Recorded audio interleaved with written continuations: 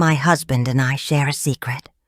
One we've kept locked away for years, buried so deep I thought no one could ever find it. But secrets, they have a way of clawing their way to the surface. It starts on a warm summer afternoon, at the school picnic. I'm standing in the crowd when I see her, Harriet, walking straight toward my husband, Michael. She touches his arm, smiles at him, and something inside me twists. We've been here before. Over the next few weeks, no matter how hard I try to keep her out, Harriet finds a way in, into my circle of friends, into my children's lives, into my home, and then into my husband's phone. But I know this isn't just about an affair. Harriet's here for another reason, a darker reason. She knows something about us, about me. And if she tells the truth, I'll lose everything. So I have to make a choice. Let her destroy my life, or stop her. Whatever it takes. This is keep her out.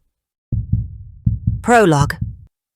I stand at the door, gazing through the little pane of glass at the person lying in the hospital bed, so still, so seemingly lifeless, their chest barely rising with each breath. Grief and anxiety claw at my own chest, because even after everything that has happened, I am stunned that we arrived at this place, that someone got so seriously hurt. Again. And I am forced to wonder, was it my fault? Could I have done things differently? Each choice I made seemed small, sometimes thoughtless. I never imagined there would be consequences like these. And now someone's life hangs in the balance, and I can't help but wonder if I could have done anything differently, so we never would have reached this point. But it's too late for second thoughts, too pointless to have regrets. The woman sitting by the bed with her head bowed lifts her head and then turns to stare straight at me. For a second, we simply look at each other, acknowledging all that has happened, all the grief and sorrow and anger and hurt. She holds my gaze for a second longer and then, taking a deep breath, I open the door. Chapter 1. Elise, 5 months earlier. Have you seen the new girl? Claire's voice holds a hint of malice-laced laughter as she nods toward the woman standing across Central Park's sheep meadow, where the garden school is having its annual preschool picnic. I don't look up from the picnic basket I am carefully unpacking. Organic hummus, cut-up carrot sticks and julienned red peppers, lusciously ripe strawberries still on the stem. I know who she's talking about, of course. There's only one new girl, and it's not Kyra Tierney, who tomorrow will be joining Class 3. It's her mother. I mean, Claire continues, dropping her voice although it still carries. What is she wearing? I take out a container of whole-grain couscous and sun-dried tomato salad before reluctantly lifting my gaze to the woman in question. Harriet Tierney, mom to Kira, new to the school as well as to New York City. I know because I learned her details when I packed her welcome bag last week. A TGS water bottle, pen, planner, insulated lunch bag, and t-shirt. Our school does a brisk trade in branded merch. The school's secretary, Marla, gave me the lowdown. They just moved from Texas, I think, Marla had said conspiratorially. Single mom, or so it seems. But the dad's listed on the form. I had glanced at said form as she said this. Harriet Tierney and Alan Downs, listed at the same address in Astoria, Queens. Marla's eyebrows were raised speculatively as she waited for me to weigh in. Was all I said, because unlike Claire and a lot of the other mothers at the garden school, I am not one to gossip. If you don't dish the dirt on someone else, you can at least hope they might return the favor.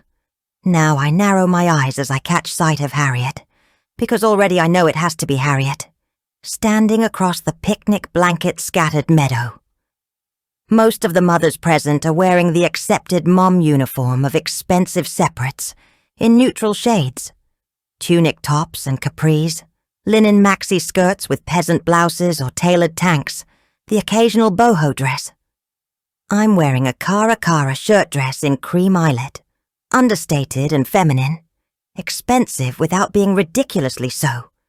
I've already had several compliments on it, to which I murmured my thanks. Harriet, however, is not wearing our unofficial uniform.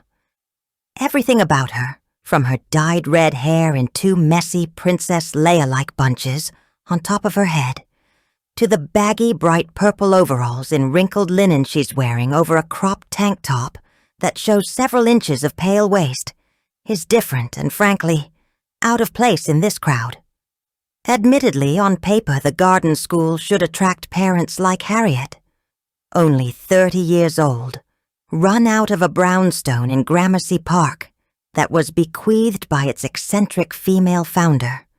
It's a school that espouses progressive, child-centered learning and offers a pedagogical buffet of Montessori, Waldorf, and Charlotte Mason with a splash of gentle parenting thrown in. Basically, whatever moneyed Manhattan parents decide is currently de rigueur, not to be too cynical about it. You would think, with that kind of educational philosophy, we'd have our fair share of hippies, or at least hippie wannabes, Manhattan style. It would be understandable to assume that the average TGS parent is open-minded and maybe even a little rebellious, willing to break the mold, or at least just crack it. But that assumption would be wrong. The truth is, the garden school really has only one kind of parent, those who applied to the city's elite and hyper-competitive private schools, and whose children didn't get in. For them, TGS is the unwelcome backup, whose philosophy they disdain, yet pretend to endorse. Because when it's your only option for your child, what else can you do? Admittedly, there are a handful of true believers, usually the parents whose kids are a little quirky or fragile, and who feel like a gentler school will be the answer to their child's issues. I'm neither of these kinds of parents.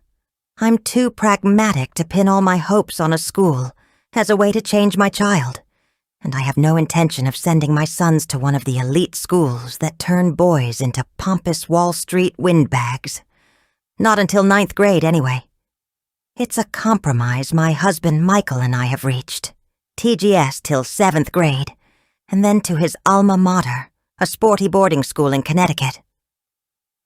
Well?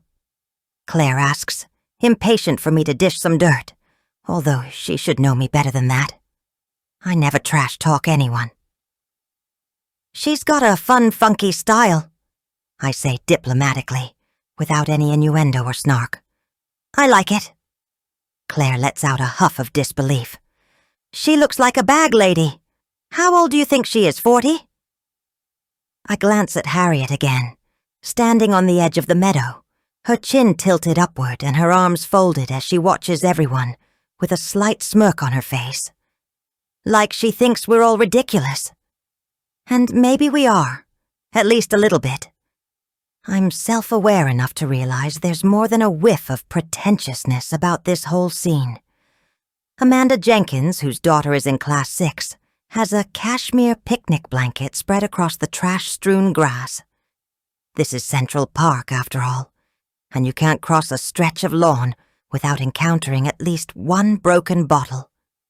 I had to keep Lewis from kicking a crumpled beer can across the meadow as soon as we arrived. 35, maybe, I tell Claire, although it's hard to gauge Harriet Tierney's age from 100 yards away. Her fashion style is certainly on the younger side, and it holds its own unique appeal. I wouldn't call her pretty, necessarily, but something about her is attractive, appealing. The thought makes my stomach swoop with nerves. Who knows? I ask Claire, my tone implying who cares. I don't want to make an enemy of the woman, simply because she wears purple overalls. But as I watch her, I'm not sure I want to be her friend either, based on the way she's surveying the scene with such narrowed eyes. Like she's above us all. She has a tattoo, I notice, that runs along her bare shoulders and down her arms. It looks like some kind of vine, twining across her shoulder blades. I heard she's an artist, Claire says, the same way you might say sex worker. Of all my friends at TGS, and I use that term loosely, Claire is by far the prissiest. I give a soft laugh. Well, she sounds interesting to me. Not really, if I'm honest, but I'm trying to be nice. Oh, come on, Elise. Claire sounds a little annoyed now. I know you're too perfect to say anything really mean, but look at her. She's trying so hard to be cool. It's actually offensive.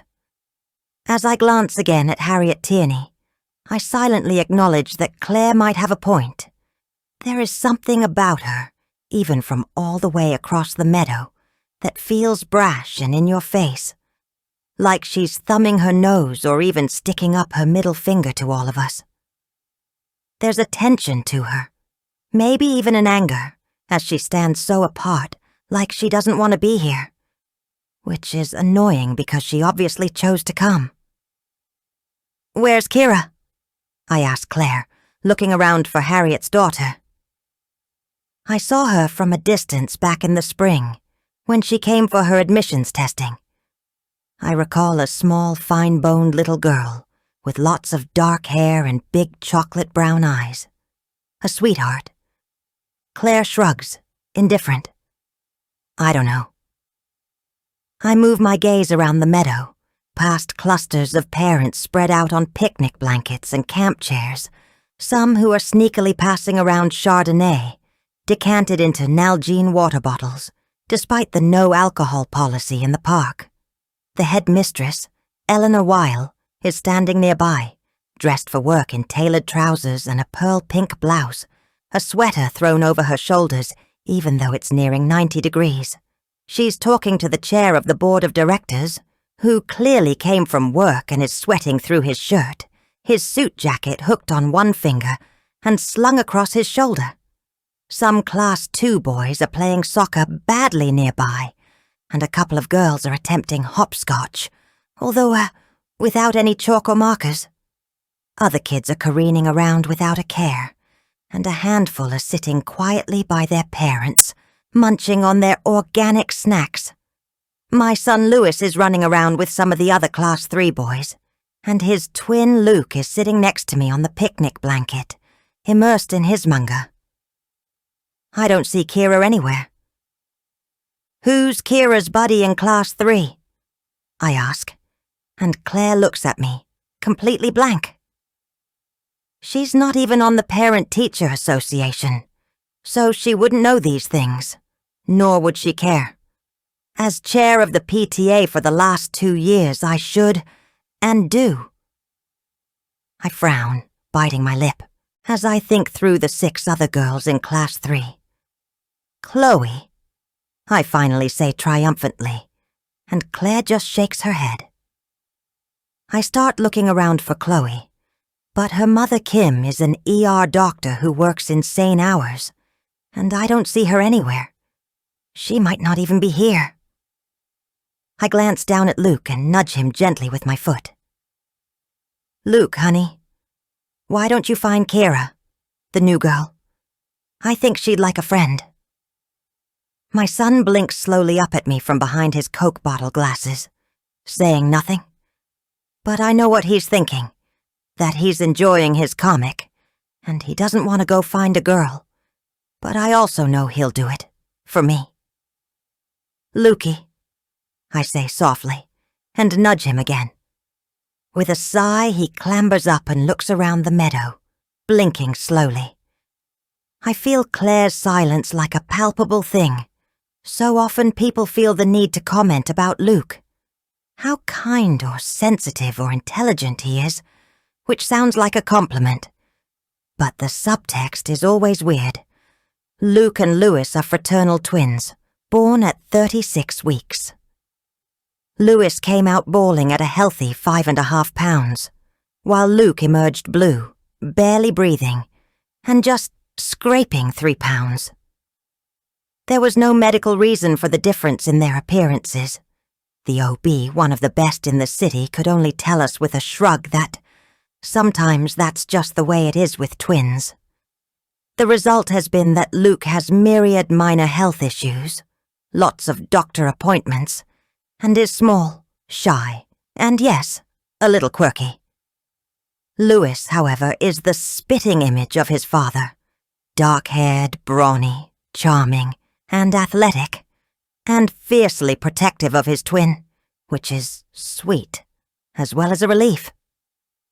I don't think I could have coped if Lewis looked down on Luke the way so many other people do, all while pretending to marvel at how lovely a boy he is. Right now, I can feel Claire hold her tongue as Luke cautiously ventures out into the meadow to look for Kira. "He's so sweet," she finally bursts out, like she just couldn't keep herself from it, and I murmur something unintelligible in reply. Her son Brand is much like Lewis, although not as accomplished, and I say that without any bias or pride. I'm not particularly enthused that Lewis made the Yorkville Travel Flag football team at only 8 years old. After all, considering all the coaching he received, it would have been worrying if he hadn't. I watch Luke's hesitant progress across the meadow, as he diligently looks for a girl I'm pretty sure he's not interested in getting to know. I lift my eyes, still scanning the meadow for Kira, but my gaze snags on her mother instead. Harriet is standing in the same place, but now she's not surveying the meadow with that superior smirk on her face. She's smiling, her whole demeanor transformed into lightness, her face lit up so she looks beautiful, in an offbeat kind of way. As I watch, she throws her head back and laughs, a tendril of 2 red hair falling against her cheek. The man standing next to her takes a step closer, lowering his head to murmur something into her ear. She smiles and shakes her head. Claire hasn't caught sight of them, and so I look away quickly, as if I never saw them at all, busying myself with all the picnic items I've brought that nobody has yet touched. Because the thing I've clocked that I don't want Claire, or anyone else to know, is that the man chatting so intimately with the new girl is my husband. Chapter 2. Harriet. What did you say your name was? I didn't, but I say it now with a teasing smile. Harriet, I reply as the dad, handsome in a manicured, moneyed sort of way, sticks out a self-assured hand. Michael Dunnett. He says his name like I should know who he is. Harriet Tierney, I reply, giving my name the same deliberate import, like he should know who I am, although of course he doesn't.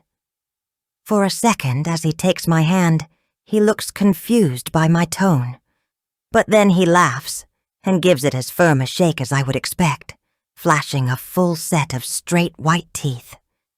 He is very attractive, like a Disney prince, a full head of thick dark hair, slightly longer than the average city businessman, big brown eyes fringed with lashes any woman would covet. He also clearly goes to the gym on a regular basis, judging from the ridges of muscles I can see beneath his white button-down shirt. This is a guy who is completely certain of his appeal, as well as his place in the world, and that quality is equally attractive and repellent to me, which probably says more about me than him. But right now I am choosing to be amused. Tierney, he remarks, rocking back on his heels, clearly going through a mental Rolodex. You must be new? Yes, my daughter Kira is joining this year. She'll be in class 3. He widens his gaze in an almost comical double take. My twin sons are in class 3, he says, like it's the biggest coincidence ever, which I find kind of funny since we're both at a picnic for a relatively small private school. What are the odds? I remark dryly. And again I get to see faint confusion cross his face, followed by the boom of laughter. Michael Dunnett has been chatting to me for the last 5 minutes in a way that is both effortlessly charming and the tiniest bit annoying. First, he pretended to be a sportscaster to the soccer game a few 6-year-olds were bumbling through, and it was as funny as it was barbed, making pointed comments about some of the kids that almost made me snicker. Then he riffed about the city's public transportation, also kind of amusing. But I have a feeling that the last time this guy took the subway could be measured in years, not months. Still, I appreciate his effort to be friendly, especially since not one person has so much as said hello since I arrived for the garden school's annual preschool picnic. Exclamation point included on the school calendar. Why Alan insisted Kira attend this overprivileged place, I really don't know. PS 166 Elementary in Queens would have suited her fine. I agreed to let her come to this school because at this point, I can't deny Alan, the father of my only child, anything. That's why I'm in New York City in the first place. So where were you before? Michael Dunnett asks, jangling the keys in his pocket. Public school? He guesses before I can answer, his diffident tone suggesting that by choosing TGS, I, or perhaps Kira, have been rescued from a fate potentially worse than death. We moved here from Austin, I reply. But yes, Kira was in a public school. Austin? He repeats in surprise. In Texas? No, in New Jersey, I think. But I keep myself from saying something sarcastic and just smile and nod. So, you moved here for work? He surmises. Or your husband's? Okay, this is starting to feel nosy, as well as just a little bit presumptuous. Since when does someone I've barely met assume I have a husband? Kind of, I tell him, with a slightly cool smile that I hope communicates that I don't want to talk about this anymore. I'm an artist, so I can work anywhere, but Kira's father lives here in the city. The way I say Kira's father makes his eyes widen, and then he tilts his head back to give me an assessing look, dark lashes lowered. He is a good-looking guy, and he knows it. An artist, huh? He asks, his tone a little skeptical. I smile blandly back. Yep. What kind? Pottery, mainly. I keep my tone casual, without so much as a hint of pride, because I really don't want someone like Michael Dunnett thinking I think I'm a big deal. I'm not, after all. I sell stuff on Etsy, so it's not like I have my own gallery. I don't even have a pottery wheel anymore. I'd been renting one in Austin, but I don't have the same setup here. And some watercolors, I add. And Kyra's father? Michael asks, and now he has moved from being friendly to nosy, and on to downright rude. Alan. He's not here tonight. Alan was hoping to come, but he backed out at the last minute, as I knew he would. I can't feel angry about it, though, and I'm not about to explain any part of my current living arrangements to this guy. My tone has turned decidedly cool, and Michael notices.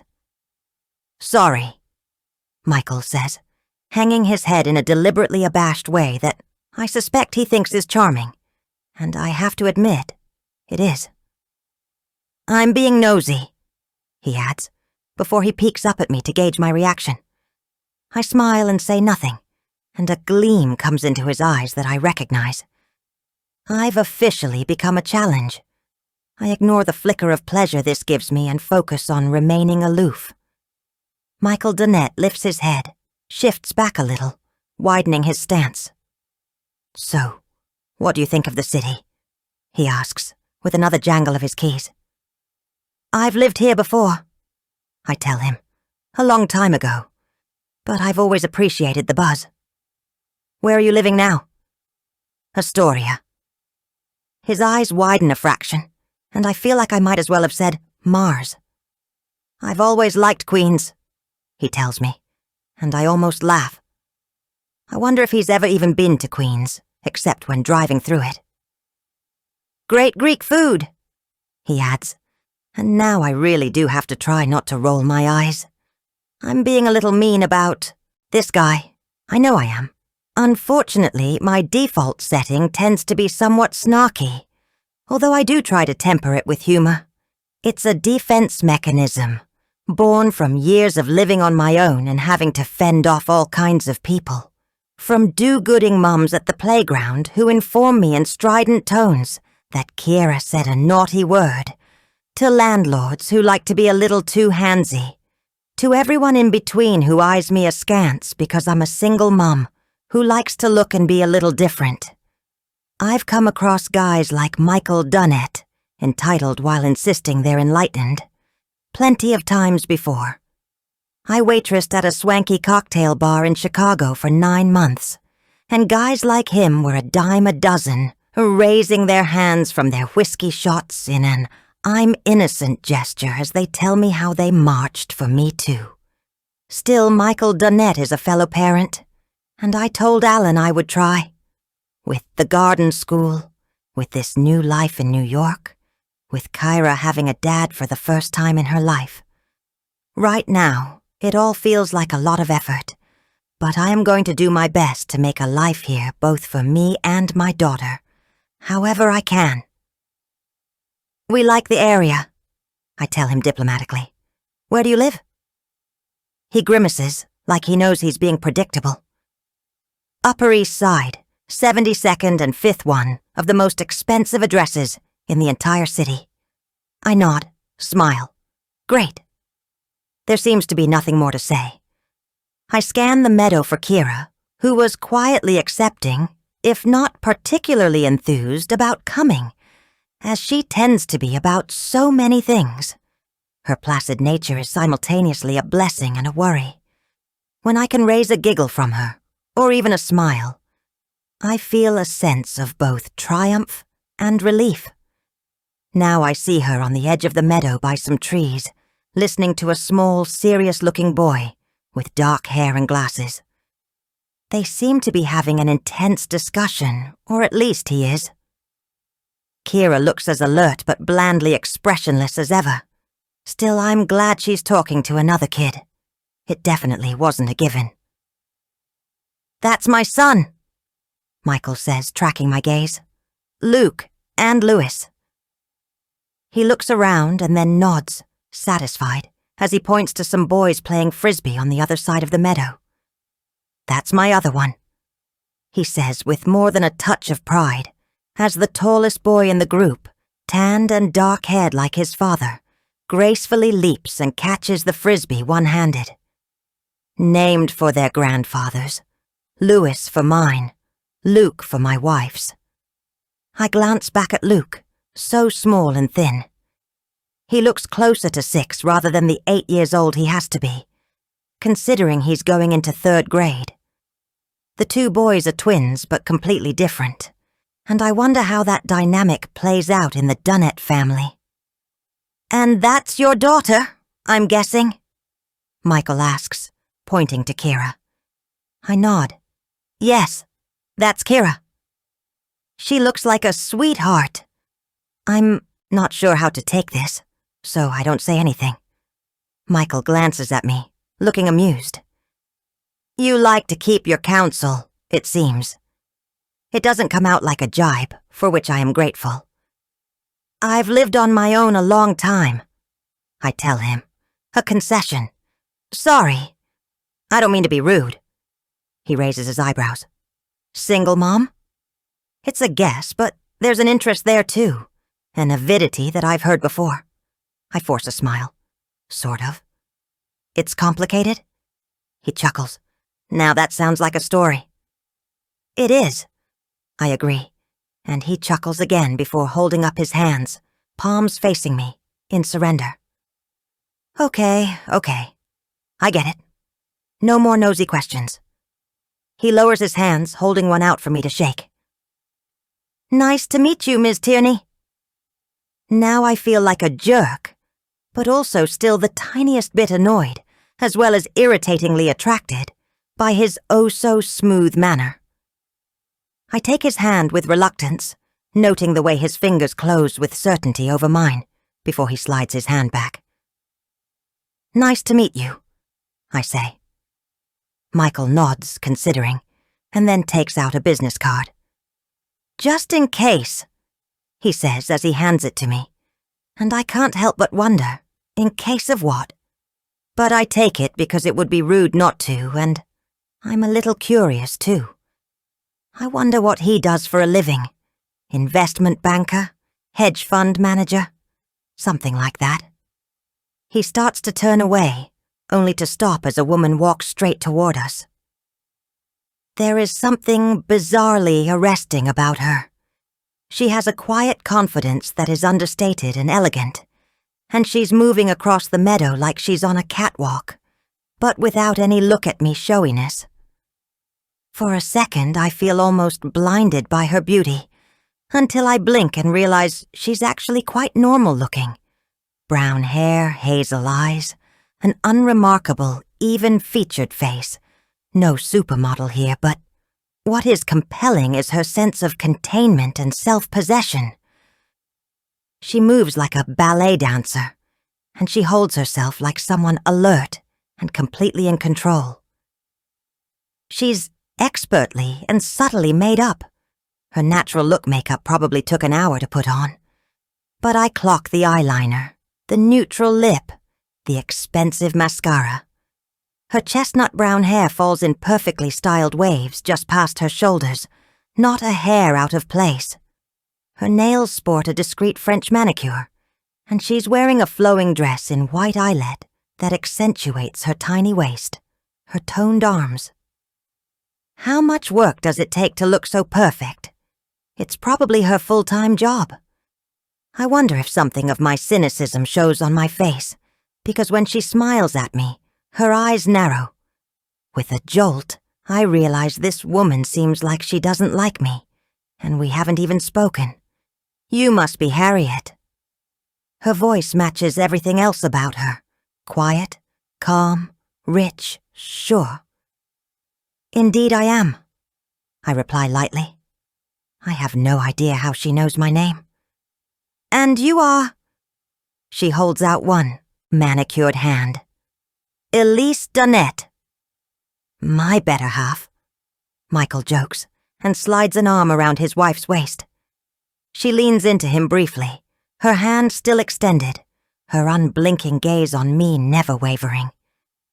This feels a little weird, and I'm not sure why. Is she annoyed that Michael was talking to me? He wasn't even flirting, not really. I decide to shrug it off.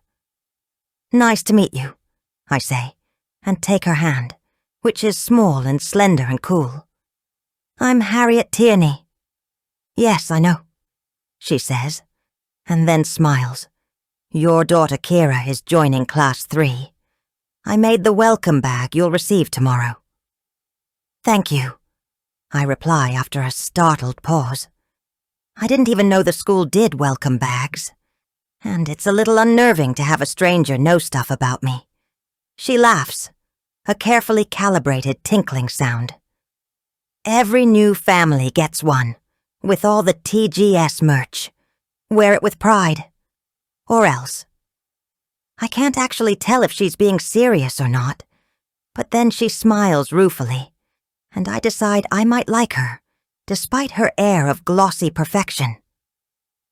"Thanks for the heads up," I say with a laughing grimace, and Elise glances at her husband, a look laden with subtext that undoubtedly comes from a long marriage.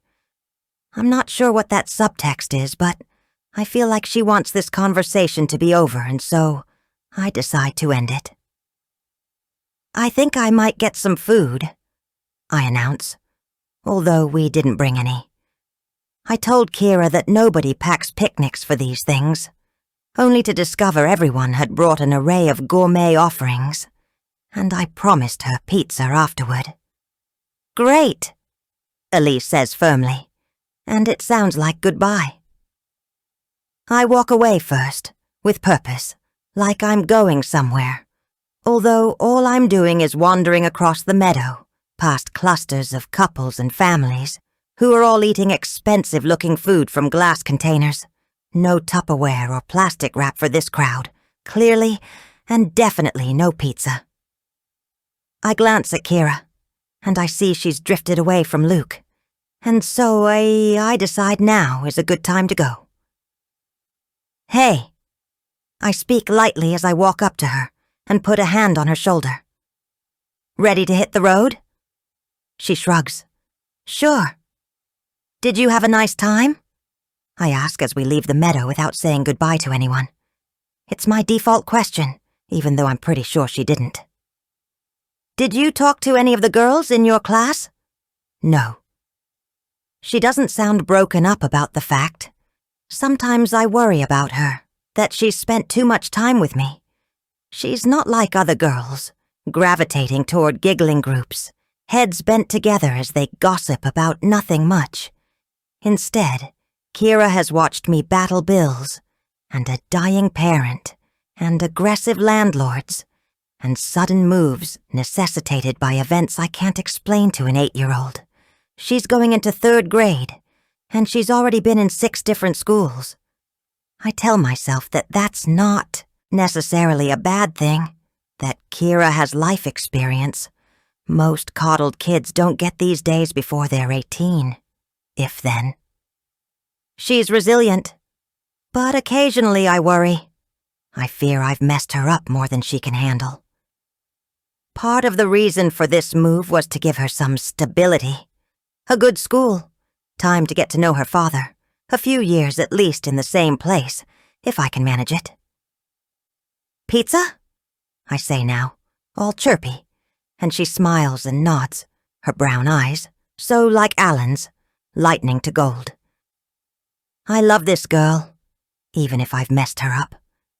Have I messed her up even more by bringing her to New York to get to know her father? It's a question I don't like to ask myself, never mind answer. We're here and we have to make the best of it, whatever that might look like.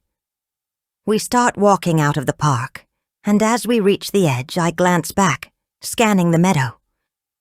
I don't realize who I'm looking for until I see Michael Dunnett's tall, broad figure in the middle of the meadow. He's talking to another dad.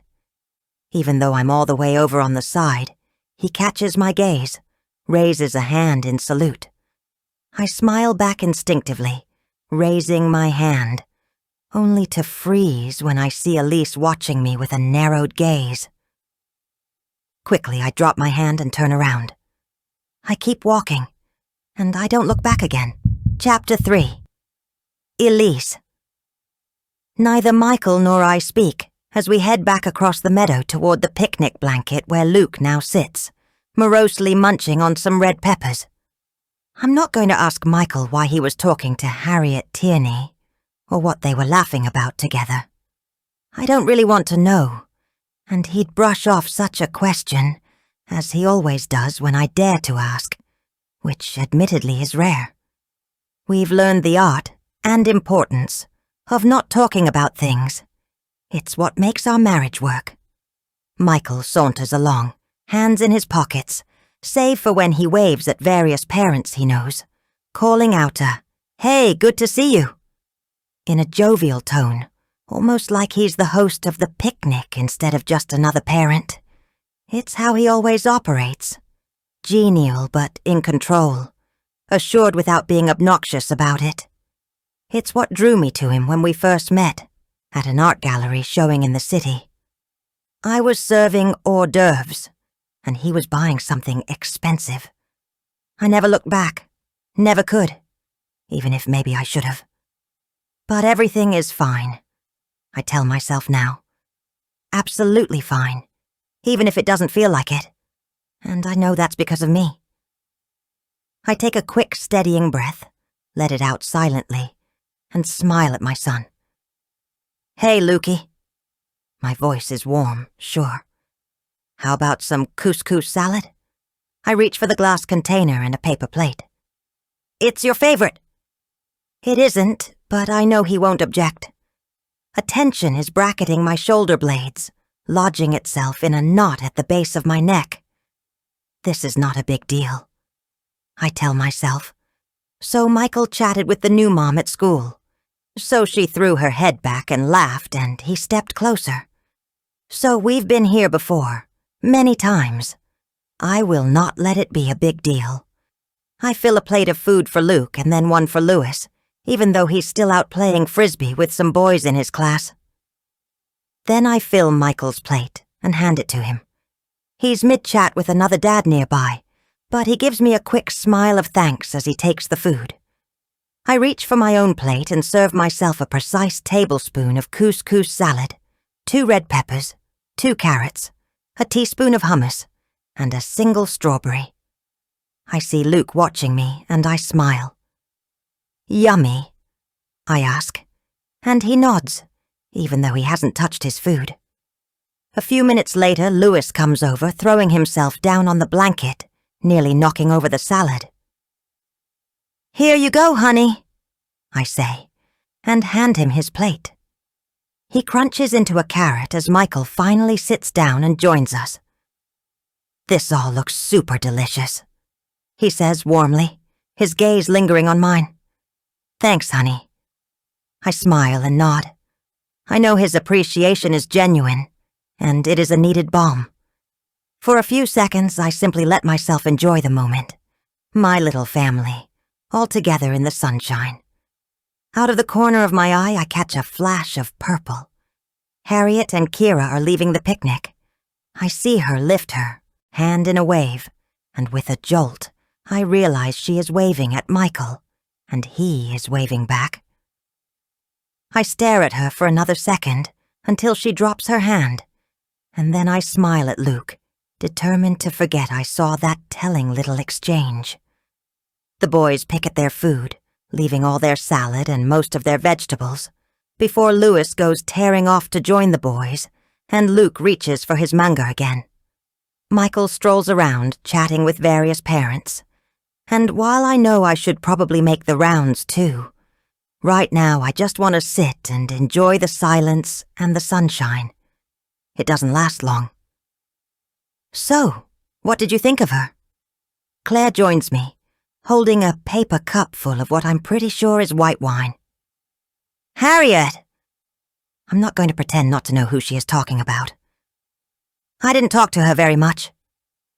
"Michael did, though," Claire remarks coyly, and I stiffen. "He was just making chit-chat," I say with a shrug.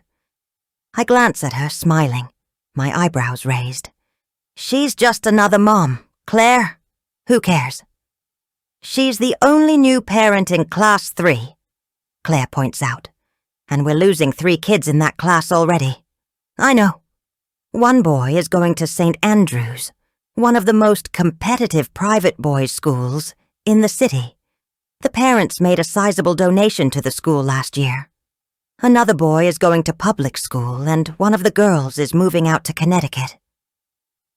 "There will only be 14 in the class," Claire continues. "That's pretty small." It is, and I know that the school is concerned about numbers. 20 in each year is the ideal, and there's not a single class right now that has that many. Progressive private education is a small world. "It's good that Kyra's joining us, then," I say. I may be the chair of the PTA, but making sure the garden school stays solvent is not my responsibility. I have enough to worry about as it is, and in any case, I don't think Claire cares all that much either. It's just her way of justifying gossiping about Harriet Tierney. My gaze drifts to Michael. He's chatting with Helene Dubois, who is stick-thin and elegant, dressed all in black. She moved here from Paris 2 years ago with her husband Jean-Paul, who works for the UN, and they have a daughter in Class 4. "I think we'd better get going," I tell Claire. I raise my voice to a cheery note. It's a school day tomorrow after all. Claire's gaze has followed mine, to Michael and Helene. "How do French women stay so skinny?" she murmurs, more in wonder than envy. Claire is pretty thin herself. I don't bother replying as I start to pack away our picnic. Claire watches me, finishing her wine before she stumbles up to standing. "All right then," she says. "I'll see you tomorrow." "See you tomorrow," I murmur dutifully. It's only a few blocks from the sheep meadow to our apartment on 72nd and 5th, and so we walk home as a family, the last of the afternoon sunlight turning everything golden. Louis bounds ahead, leaping on park benches, clambering over rocks, while Luke trots next to me, silent, with Michael sauntering alongside. A couple of times I notice he slides his phone out of his pocket to check it, but it's probably just work. He had a big surgery this morning, and he always likes to know how his patients are doing post-op. Central Park on a mellow September evening is so very pleasant. The air drowsy and warm, the sunlight filtering through the trees onto the cobbled walkway, the rumble of traffic on 5th Avenue, comfortingly muted. I try to enjoy the moment, to let myself rest in it, but the tension remains at the base of my neck, a knot I can never dislodge.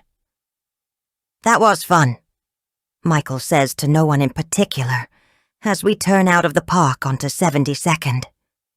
"Yes, it was," I agree, and that's all we say until we've reached our apartment, and the doorman, Raoul, greets Louis and Luke in his usual cheerful way. "Why, hello, gentlemen. So nice to see you. How was your day?" Louis buzzes by him with a yelped, "Fine," but Luke stops and gazes at him seriously. "We went to a picnic in Central Park," he tells Raoul, his tone still serious. "I had strawberries." Raoul chuckles and ruffles Luke's hair. "That sounds delicious, little man." Luke nods, looking as grave as ever. "They were." I smile at Raoul as I shepherd Luke along. Louis is already by the elevator, jabbing the button more than he needs to, and Michael claps a hand on the doorman's shoulder before we walk back to the elevator. Sometimes, in moments like this, I feel as if I am standing outside myself, watching everyone play their parts and thinking, what a lovely family this is. We're so convincing. As I step into our apartment, I breathe a sigh of relief. This is my sanctuary, my safe space, and the one place where I feel in control. I decorated it all myself in calming, neutral tones, although Michael wanted to hire an interior decorator. The entrance hall leads seamlessly into a living room and adjoining dining room, both with picture windows overlooking 5th Avenue. Heavy damask drapes pulled back from the view of the street and the park. Louis squeezes past me to run to the playroom off the living room, no doubt reaching for one of the PlayStation controllers. Luke curls up in the big taupe leather armchair in the living room with his manga, while Michael disappears into his study, promising only to be there a few seconds, and I lug the picnic basket back to the kitchen. A lot of the mothers at the garden school have help. Some have a lot of help, housekeeper, nanny, as well as a full-time assistant whose main job seems to be scheduling playdates and doctor appointments, while others manage to get by with a part-time nanny or a couple hours of cleaning a week and are seen as both superwomen and martyrs for going without. But I don't have any help. Michael has offered, and sometimes even insisted, that I hire someone, a cook, or a cleaner, or a nanny, to make life just a little easier. But the truth is, I don't want anyone else in my space, watching me and remarking on my precise ways. It took 9 years and 5 failed IVF attempts before I became pregnant with Louis and Luke at the age of 41. Why would I go through all that painful effort just to fob them off on a nanny? As for cooking and cleaning, I like things to be done a certain way. I don't need some stranger sauntering around my apartment, moving photos or reorganizing my kitchen drawers just because she can, when I have everything exactly how I like it. Besides all that, I find it calming to put things away, setting my little world to careful rights. I stack the glass containers in the fridge, carefully fold up the cloth napkins I brought that no one used. I'm just wiping out the plastic-lined picnic basket with sure, smooth strokes when Michael comes into the kitchen, a full 20 minutes after we got home. "So, back to the grind tomorrow," he remarks conversationally as he takes a bottle of Sancerre out of the wine fridge and brandishes it toward me for my approval. "You think the boys are excited?" I give a gracious nod of acceptance toward the wine. "I hope so." Last week, when we were heading home from our annual 2 weeks in Cape Cod, sandy and suntanned, Louis groaned theatrically about having to go back to school. But I think, or at least I hope, he secretly enjoys it, and I know Luke does. Michael takes out glasses and pours us both wine. "And are you going to be as busy as ever with the PTA?" he asks, as he hands me a glass. "You know the December gala is always a lot of work." "I've been its main organizer for the last 2 years. It's practically a full-time job for the whole first semester, with weekly meetings, endless administration, and plenty of planning. I have a committee of 5 or 6 other mothers, but they need to be told what to do and jollied along. Without me, it simply wouldn't happen, and that's not an understatement." Michael nods, accepting. I think he likes me being involved and important at the school, but I don't think he really takes the gala seriously, even if we usually spend about 10 grand on the silent auction, bidding for things we really don't need or want. A chef's catered dinner for 8, a photo shoot, a skiing weekend in Stowe. Last year we bid $2,000 on a sailing trip on the Hudson that expired before we ever thought to use it. "Well, don't burn yourself out," he tells me, leaning in to kiss my cheek. I breathe in the evergreen and citrus scent of his cologne. Tom Ford's Costa Azzurra. I buy him a bottle for Christmas every year. And then say, as casually as I can, "So, what is Harriet Tierney like? You guys seemed like you were having quite the laugh, back at the picnic." I take a sip of wine to dilute any potential intensity or, worse, accusation in my voice, raising my eyebrows expectantly. Michael leans back against the counter, his eyes narrowing as he takes a sip of his wine. I hold my breath, wondering if I wasn't convincing enough in my offhand remark. Then he shrugs, looking unbothered. "I made a few lame jokes that I don't think she found very funny," he says, shaking his head as he gives me a rueful smile. Frankly, I think she was barely tolerating me. I smile, relieved. It's exactly the kind of thing I wanted him to say, even if I'm not sure I entirely believe it, but I'm still glad he said it. Michael puts down his glass. "Shall I get the boys in the shower?" Between dinner and bedtime, the evenings Michael is home, is always daddy time. He took over bath duties when they were 3, and now it's become something of a ritual. After he supervises their showers, he roughhouses with them in the playroom and reads them a couple of adventure stories he loved as a kid.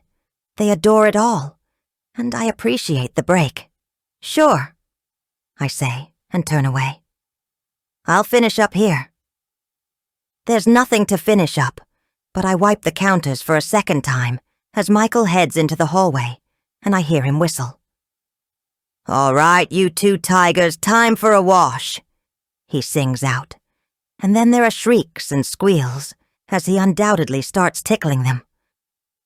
I smile, feeling better for the first time since I saw Michael talking to Harriet, her head thrown back in laughter.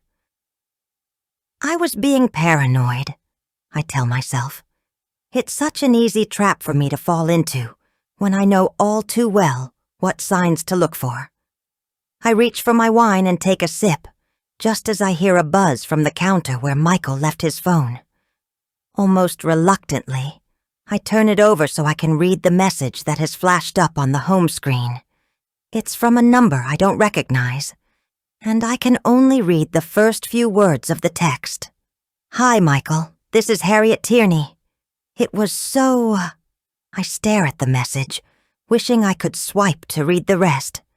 But I don't know Michael's password, and he doesn't know mine. Not as a matter of secrecy, but rather as a sign of our mutual trust. "We can have parts of our lives that are private," Michael has always proclaimed, "and still trust each other." Which made sense because he's a surgeon, and of course, he deals with confidential things every day. And in any case, I have private parts of my life too. But right now I wish I had his password so I could see what Harriet Tierney is texting to my husband. Why does she even have his private number? And why is she texting him the same evening that they met, barely an hour later? It's not a question I want to have to ask, but I already know I will do whatever it takes to find out the answer and protect my marriage. Chapter 4. Harriet. As Kyra and I head down to 59th Street to take the N train across the river, I feel the tension ease from between my shoulder blades. I hadn't even realized how tense I was until I'd left the picnic. The snooty parents, the smug air of privilege, and most of all, the weird dynamic between Michael and his wife really put me on edge.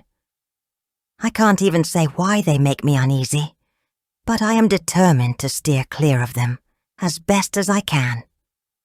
When we emerge from the subway in Queens, Kira and I walk the rest of the way to Alan's apartment on 34th Street and 30th Avenue, stopping by Mario's, the hole-in-the-wall pizza place on the corner, for Kira to get her promised slice of pepperoni. As I let myself into the apartment, I fight against the feeling that this is not my home, and worse, this is not my life. We arrived in Queens a week ago, but everything still feels unsettlingly strange. Although I tell myself we just need a little more time. Before this week, neither I nor Kira had seen Alan in 7 years, not since I was passing through New York, and he agreed to meet us for lunch. Kira was a baby at the time, and Alan had no idea what to do with her. I'd plopped her in her high chair and given her a handful of Cheerios to eat, and he'd looked mystified by it all. Fascinated but also horrified by the very presence of an infant, drooling and in diapers, so messy and loud.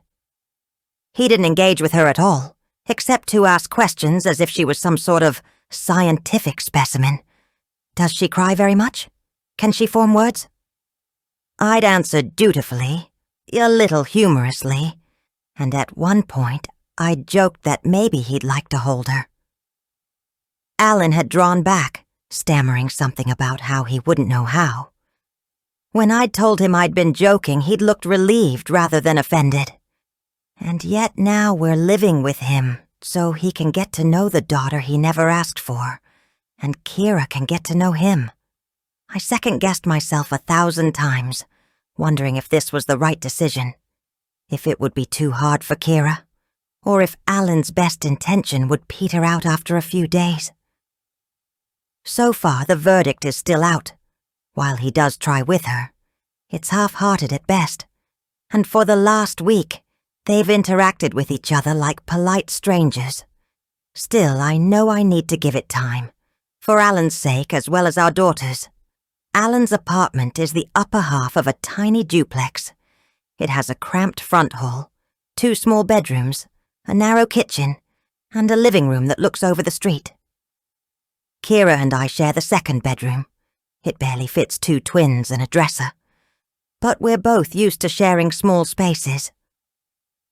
The places I've lived in over the years have never been anything close to grand or even spacious. But they've been mine. It feels weird to now share someone else's home, to step around their belongings, to make room in the medicine cupboard for my own toothbrush. I feel like a cross between a guest and a lodger, and it's uncomfortable. But I tell myself it will get better. Kira heads to the kitchen to eat her pizza at the little table for 2 by the window. and I walk slowly into the living room to check on Alan. It's an airy room with a long sash window letting in plenty of light.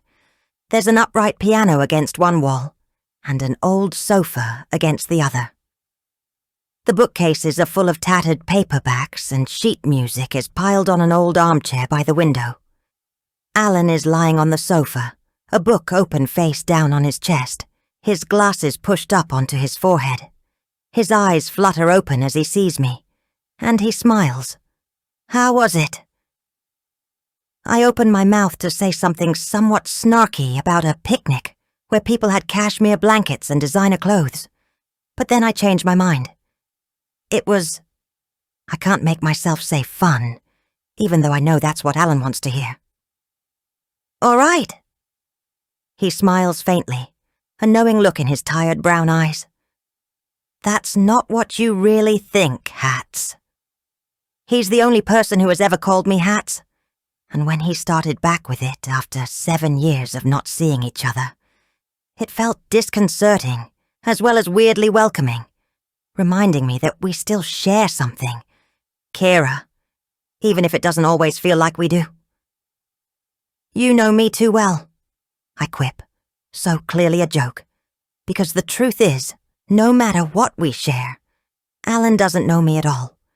We dated non-seriously for 6 months when I was living in the city, and when I found out I was pregnant and decided somewhat to my own surprise that I wanted to keep the baby, Alan was relieved by my reassurance that he didn't need to be involved.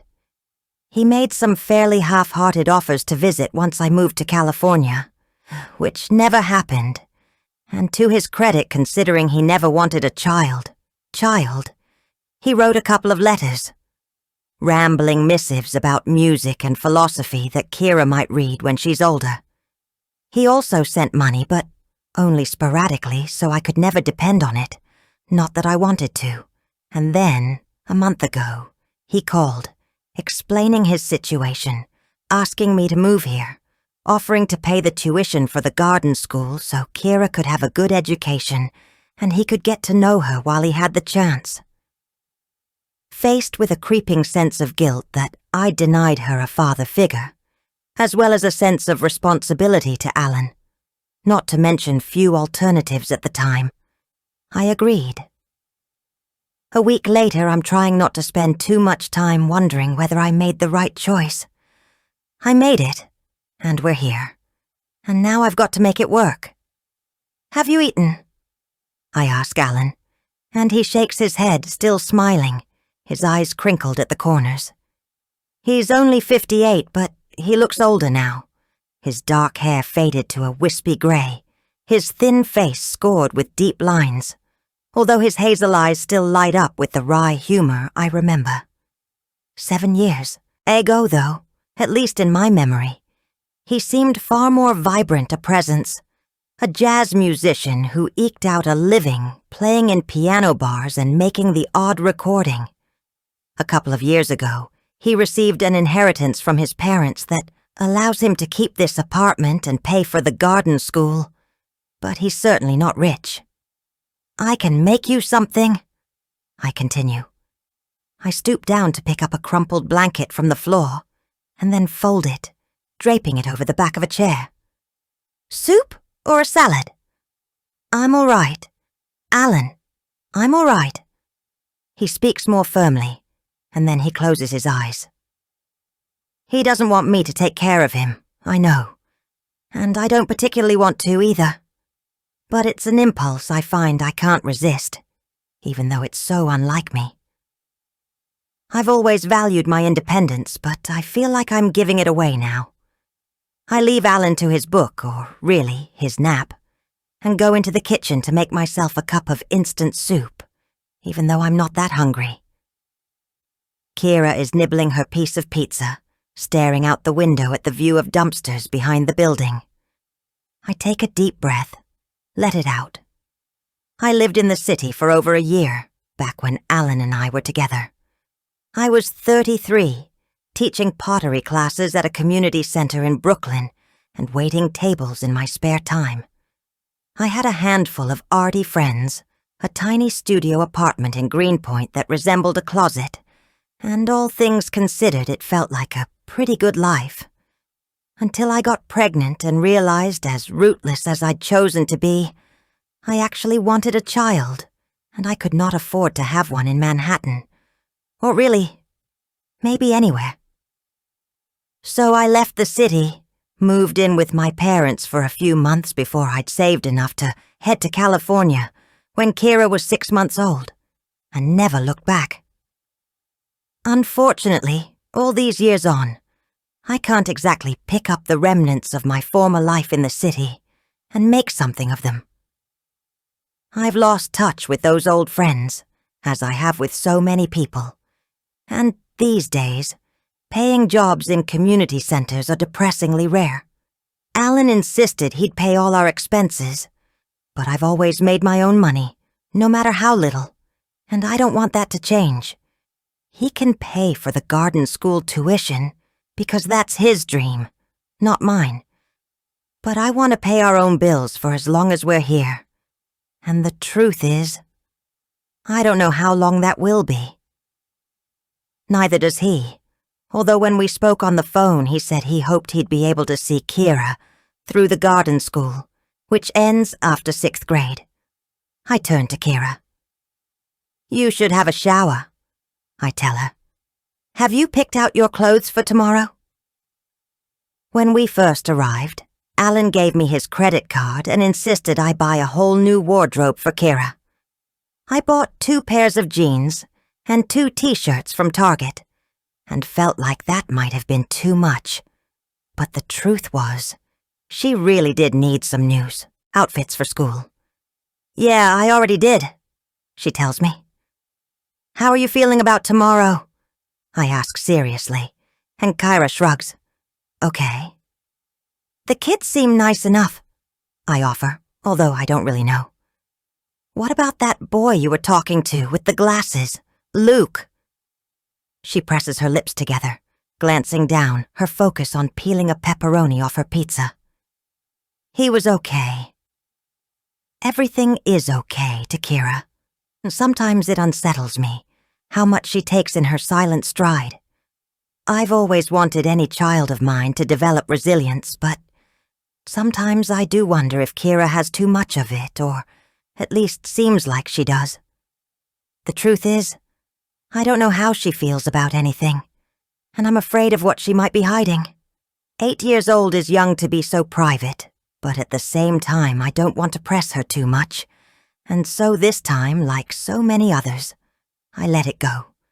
As she heads to the shower, I tidy up the kitchen, check on Alan, who has fallen back asleep, his book still laid open on his chest, and then I sip my cup of soup while scrolling mindlessly on my phone. I feel restless in a way I don't like. I've always considered myself to be a laid-back person, but I like to be busy, to have a plan, a life. Yet the nature of my arrangement with Alan is that I can't have a life. Not that he'd said that, and he'd deny it if I told him, but it's pretty much a given, considering his situation. After a second, I swipe my phone to get on Google, and then type in Michael Dunnett. I'm not even sure why.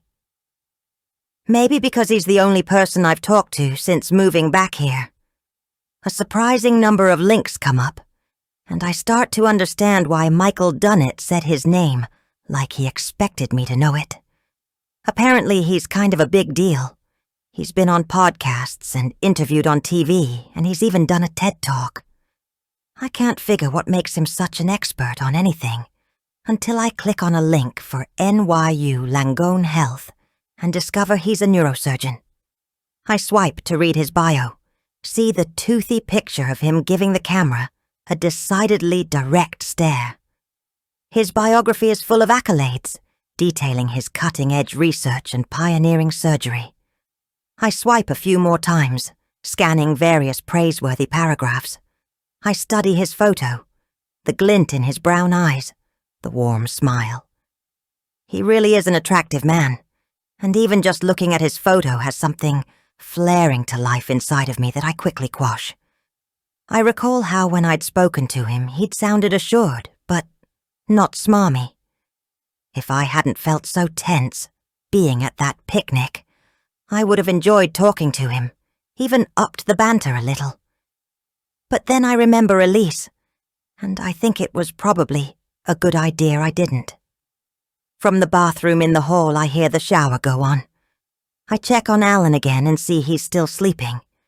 Then I go back into the kitchen and take the business card that Michael Dunnett gave me out of my pocket and type in the number. Before I can overthink it, I type out a text. "Hi, Michael. This is Harriet Tierney. It was so nice to meet you today. I hope this doesn't come across as strange, but would love to chat with you sometime, if you're free." I stare at it for a moment, wondering if it's too forward, too weird. Is he the kind of guy who would have a coffee with a mom he just met, without knowing why she asked? I think he is. I hope he is. I press send, and then I slip my phone into my pocket and go to check on Kira, who's still in the shower. I don't let myself think too much about Michael Dunnett or the text I sent him for the rest of the evening, and so it doesn't bother me that much that there's no reply. If he doesn't want to chat, I tell myself, it's fine. Most likely it wouldn't have gone anywhere anyway. Instead, I focus on Kira, approving her outfit of the Target t-shirt and jeans. The garden school has no uniform, and making sure her new notebooks and pencil case are in her backpack. I try to talk up the garden school, but she gives me a look like, "Who are you kidding?" I'm not sure how much Kyra has enjoyed any of the 6 elementary schools she's attended, but she didn't seem to hate them, at least, which is something.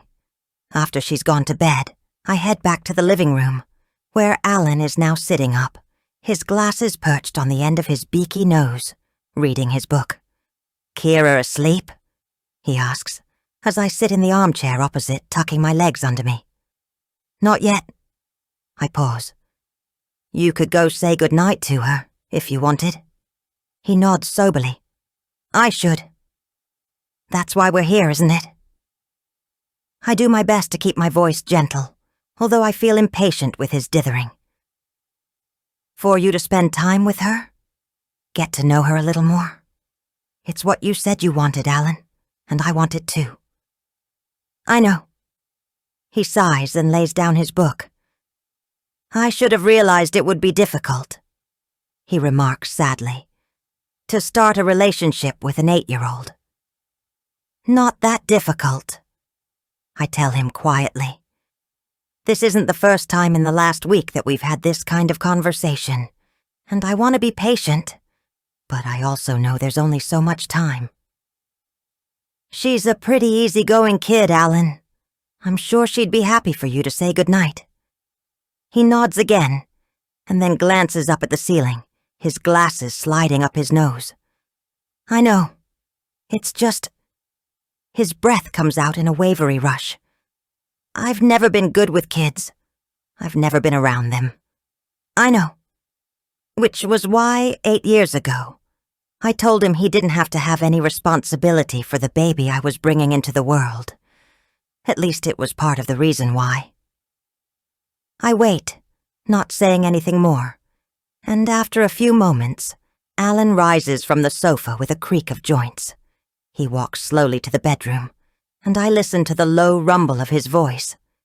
If Kira is responding to whatever he's saying, her voice is too quiet for me to hear. I stare out the window at the blur of lights from the traffic, waiting, wondering what he's saying, if Kira appreciates the effort. Also wondering what I'm meant to do tomorrow, or the day after, or the day after that, once Kira is in school. The weeks stretch ahead of me, seeming empty and endless. How can I fill them when my life here is so precarious? A minute or two later, Alan comes back into the living room. "Well, that went about as well as I expected," he says ruefully, and then sits down on the sofa and picks up his book. "It will get better," I tell him, and he nods, his gaze still on his book. I realize he's hurt by Kira's seeming rebuff, and I don't know what to do about it. You just need to keep trying, I tell him, keeping my voice gentle, and again he nods. Neither of us speak again until we're saying goodnight to go to bed. The next morning is one of those perfect September days where the city feels clean and bright and full of possibility. It rained in the night, leaving the sidewalks freshly washed and damp, and there's a slight breeze that takes away any city smell of trash.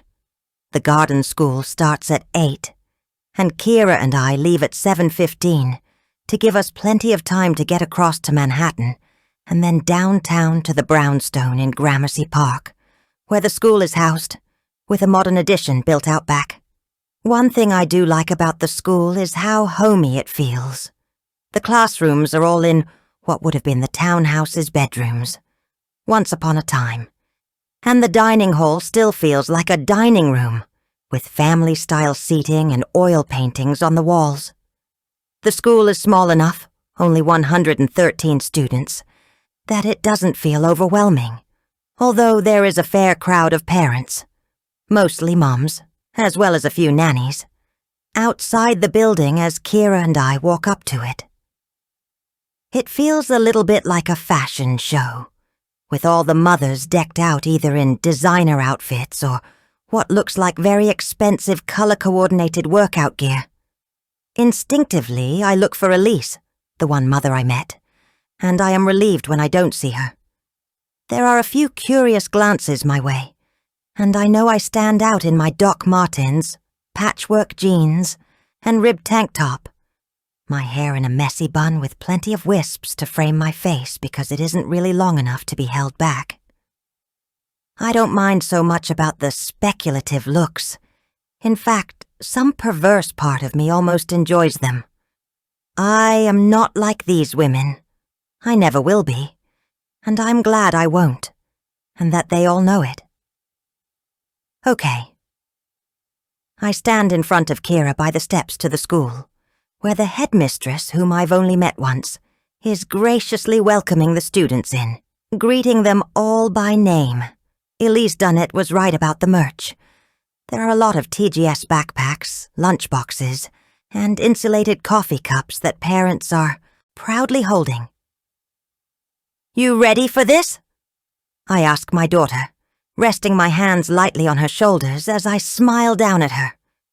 She blinks up at me, silent and accepting, her dark eyes wide in her little heart-shaped face, before she gives a tiny nod. Go get 'em, I tell her, squeezing her shoulders gently. You'll be awesome, Kyra. And I'll pick you up at 3. We'll get ice cream, double scoops, and you can tell me all about your day. I can't wait to hear everything. She nods again, and then to my surprise, because neither of us have ever been big huggers, she leans into me, wrapping her skinny arms around my waist. I hug her back tightly, kissing her on the top of her head as a sudden rush of love and fear assails me. My little girl is so strong, but have I asked too much of her this time? And she doesn't even know yet how much.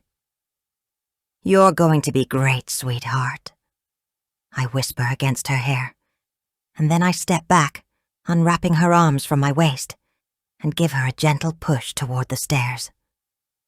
She goes slowly, and my heart aches for her.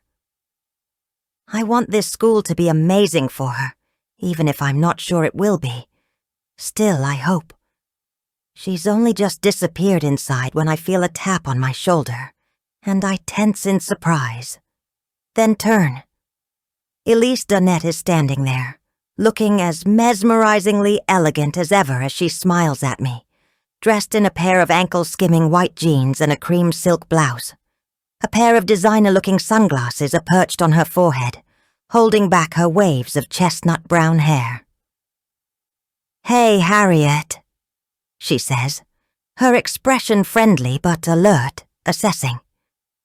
I was wondering if I could talk to you for a second.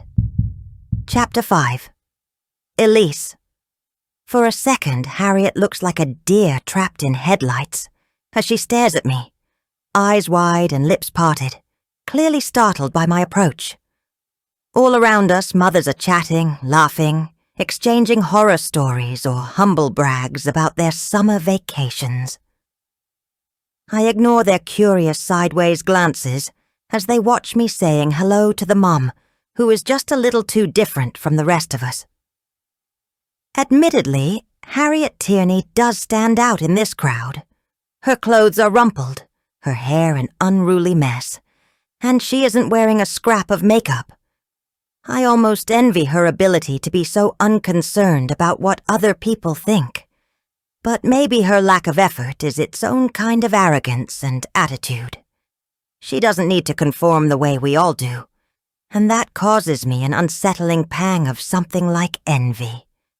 To be so unconcerned seems to me to be something akin to a superpower, and it's definitely one I don't have. In any case, Harriet still looks good, in her alternative way. She has something better than basic beauty, I realize. It's more like a natural charisma and an instinctive appeal. That's something else I don't have. I have to work hard to look so effortless, and even then, I'm not sure I have the same allure as someone like Harriet. Sure, Harriet says finally, looking reluctant. Is she thinking about how she texted my husband, and wondering if I know about it? Of course, there might be nothing to know. It could have been a completely innocent message. I haven't asked Michael about it, and I'm not going to because I know it would only irritate or disappoint him, or both. Elise, what about the trust? Trust is all well and good, but Harriet Tierney is still someone I need to keep my eye on, and this is how I'm going to do it. There's a cafe around the corner, I tell her, keeping my voice warm. How about we get coffee? My treat. She looks even more flummoxed, like she really didn't expect this, and I'm not surprised. As head of the PTA, I say, an explanation meant to mollify her. I always want to welcome new moms to TGS. Oh. I don't miss the flicker of relief in her eyes that this isn't personal. It's just my job, or so she now believes. Nothing to do with that text she sent, naturally. Okay, she says, still sounding reluctant. But I kind of need to get back soon, so... Sure, 20 minutes. I reply easily, and I usher her away from the crowd of parents by the school steps. There's so much to get on top of once they're back at school, I remark in a commiserating tone as we walk down the street. How was Kyra going in? Excited? Nervous? I cock my head, all sympathy. A little bit of both, probably, right? I don't really know, Harriet replies after a second's pause. She's kind of a closed book. It's hard to tell with her how she's feeling, but at least she went in, right? She smiles and I make sure to smile back. Oh, I'm sure she'll be fine. Mrs. Ryan, the Class 3 teacher, is wonderful, so warm and friendly. She's got 3 kids of her own, and she's sensible too. All the kids here love her. You'll probably be hearing all about her when you pick Kira up. Maybe, Harriet replies, sounding unconvinced, and I wonder if she'll even ask her daughter about her day. She seems like one of those laissez-faire parents who insist they're teaching their child resilience, when what it really is neglect. That might seem a little harsh, but while I am determined to become her friend, it doesn't mean I have to like her. I thought girls told everything to their mothers, I remark, shooting her a laughing look. I've always been afraid I'm missing out with boys. Now they hardly tell you anything. Only if you want to gender stereotype, Harriet replies, and I can't tell if she's joking or not. She shrugs, looking away. I guess every child is different. I can feel how uneasy she is, how much she doesn't like walking along with me. We don't talk until we've reached Bellissimo, the cafe that is the after-drop-off hangout of the moms who aren't hurrying to work. We left the school a little early, though, while everyone was still chatting, and so we're the first TGS parents there. I reach for my purse. "What can I get you?" "Oh, an oat milk latte, please. Thanks." Great. I order her latte and an espresso for me. Then we take our drinks to a table in the back, and an expectant silence ensues. Harriet is clearly bracing herself for some kind of nosy inquisition. Meanwhile, I'm trying to figure her out. Yesterday at the picnic, she held herself apart from everyone else, as if she was judging us, but today she seems uneasy, even nervous. The brash confidence I sensed from her before is absent, or at least hidden. It makes me feel like she must be hiding something else, and I need to find out what it is. "So, you just moved here from Austin?" I say, as we settle into our seats. New York must feel pretty different. She takes a sip of her coffee. "I've lived here before." "Oh." I raise my eyebrows as I reach for my cup. "When?" "About 8 years ago, when I was pregnant with Kira. I met her father here. We dated for a few months." She gives me a sideways glance, clearly curious to see how I react to that little nugget of information. "Are you guys still together?" I ask, making sure my tone gives nothing away. "No, we're just friends. Living together, though, so Kira can get to know her dad for a little while." "That sounds great."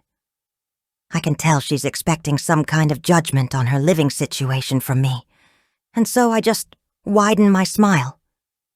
"So, you had Kira in New York," I surmise, and she nods. "I had my boys at Langone. Where did you deliver?" Her expressionless stare bores into mine. "I had a home birth I don't miss a beat." "Wow, that's so impressive. I thought about going more natural," I confide, "but with twins it's already high risk, so..." "Yeah, well, I didn't actually choose to have a home birth." She tries to speak wryly, but it comes out a touch hostile. "I just didn't have any health insurance, so a hospital stay was out of the question." A shrug, defiant, a little angry. Like it's my fault she was broke. "I'm sorry, that sounds tough." I make a face, cock my head. I'm play acting, and I think Harriet probably knows it, which I'm sure makes her dislike or at least mistrust me. I tell myself I don't care, but then I remember I'm trying to be her friend. It's just so hard when I'm pretty sure she, along with far too many other women, has a thing for my husband. "Everything went okay, though, with the birth?" I ask. "No complications?" "Not really." She sighs, seeming restless. "Anyway, it was a long time ago." I take another sip of coffee, keeping my voice casual. "So why did you come back after all these years? Was it just so Kira could get to know her dad?" She tenses like I've asked a too personal question. "That was certainly a big part of it." I am starting to understand what Michael meant, that he felt as if she just tolerated him. That's definitely the feeling I'm getting. But if she really felt that way about my husband, why did she send him a semi-gushing text just an hour later? It was so... I've thought of a dozen different ways she might have finished that sentence, and I don't like any of them. "What about you, Elise?" Harriet asks, her tone sounding a little steely. "How did you and Michael meet?" I keep my expression neutral but friendly. So she's going to turn the tables. Fine. "At an art show," I tell her, leaning forward like I'm sharing a confidence. "I was volunteering at the gallery, and he was buying some very expensive, very modern art. I remember the white backdrop with red splat marks on it that sold for $15,000. It's in his study, and it looks like someone bled out on canvas. I find it weirdly gruesome, but I remind myself that it brought us together. Harriet nods, smiling a little. That sounds like a classic meet-cute, at least for a certain demographic. And what demographic, I wonder, is that? I ignore any potential barb as I smile blandly back. As I recall, he did try some chat-up line about the art, but I was too busy making sure everyone had their fill of caviar and crackers. I give a light laugh as Harriet simply stares at me. He didn't ask me out until the end of the evening, I finish. But after that, we never looked back. How sweet, Harriet remarks tonelessly. She clearly has a chip on her shoulder about people with money. Or maybe just about me, married to the man she flirted with yesterday. I decide we've had enough chit-chat. Well, of course, the school wants to support your transition in any way possible, I tell her, launching into my formal role. Kira's been assigned a buddy in class, Chloe Lee. Her mom, Kim, is your buddy. And you should have gotten an email from her, introducing herself and asking if you had any questions about the school or life in the city, really. Whatever you might want to know that will be helpful to your transition. Harriet shakes her head. I didn't get any emails. Most likely, Kim hasn't gotten to it yet. She probably wasn't the best parent to pick as a buddy, since she's so busy. But that was the school's call. Okay, well, let me chase that up for you, I tell Harriet easily. I'm sure Kim will email you soon, I add before I lean forward, dropping my voice conspiratorially. But what I really wanted to talk to you about was the school's December Gala. It's an annual event the PTA puts on to raise money for scholarships for the underprivileged. I pause in case she wants to say something since she seems to have opinions about money and privilege, but she stays silent. Being on the committee is a great way to get to know people, I continue. We're a fun little group. We have a pretty short meeting after drop-off every Friday in the run-up to the gala, and the introductory meeting is tomorrow night at my apartment. I dangle this like the bait I'm pretty sure it is. I don't think Harriet Tierney is the type to want to volunteer for a committee like this, or any committee, but will she want to come to my house? Just in case she's on the fence, I add with a little laugh. My husband Michael plays bartender and we make it fun with a few cocktails. It's usually a great evening and we get a lot of planning done. And of course, coming to the meeting doesn't necessarily mean you have to be on the committee. Although, of course, we'd welcome your help. Oh, Harriet says into the silence, once I've stopped speaking. She sounds slightly dazed as well as distinctly unenthused. Well, I'm not really sure that I'm the kind of... I heard you're an artist. I continue for my second push. What kind of art? She blinks and then answers slowly. Pottery mainly, but also watercolors. That's so cool. I give her an admiring look. Part of the gala is a silent auction. We'd love to feature your artwork, if you're interested. She stares at me, still looking like she's not buying what I'm selling. Maybe I've come on too strong. But you haven't even seen my artwork, she points out reasonably. It could suck. I laugh, like she said something funny. Well, do you have a website or a card? I'll check it out. She hesitates and then says, I have a website, HarrietTierneyArt.com. She spells it out, including capital letters. I nod without writing it down. Wonderful. I sit back and sip my coffee. I'll definitely have a look at it. Harriet stares at me like I'm a puzzle she can't figure out, and I give her a little smile in return. I'm guessing she either thinks I'm oblivious or scheming, and at this point I don't really care which it is, as long as she comes tomorrow night. I want to keep my eye on her, and nip in the bud any ideas she has about my husband. Because one thing I've learned over the years is that Michael backs off any woman I become aware of. We never speak of it. I don't think either of us would dare. It works better if I give hints and he takes them.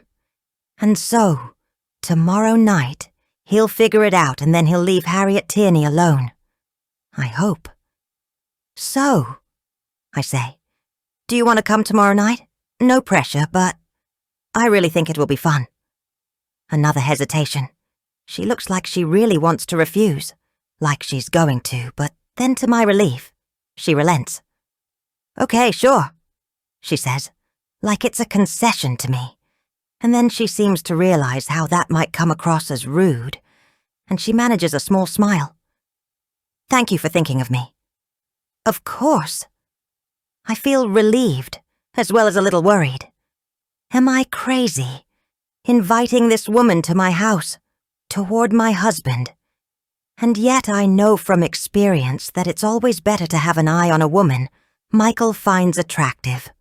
Or, God forbid, interesting. Interesting is much worse, much more dangerous, which is why I'm acting so fast.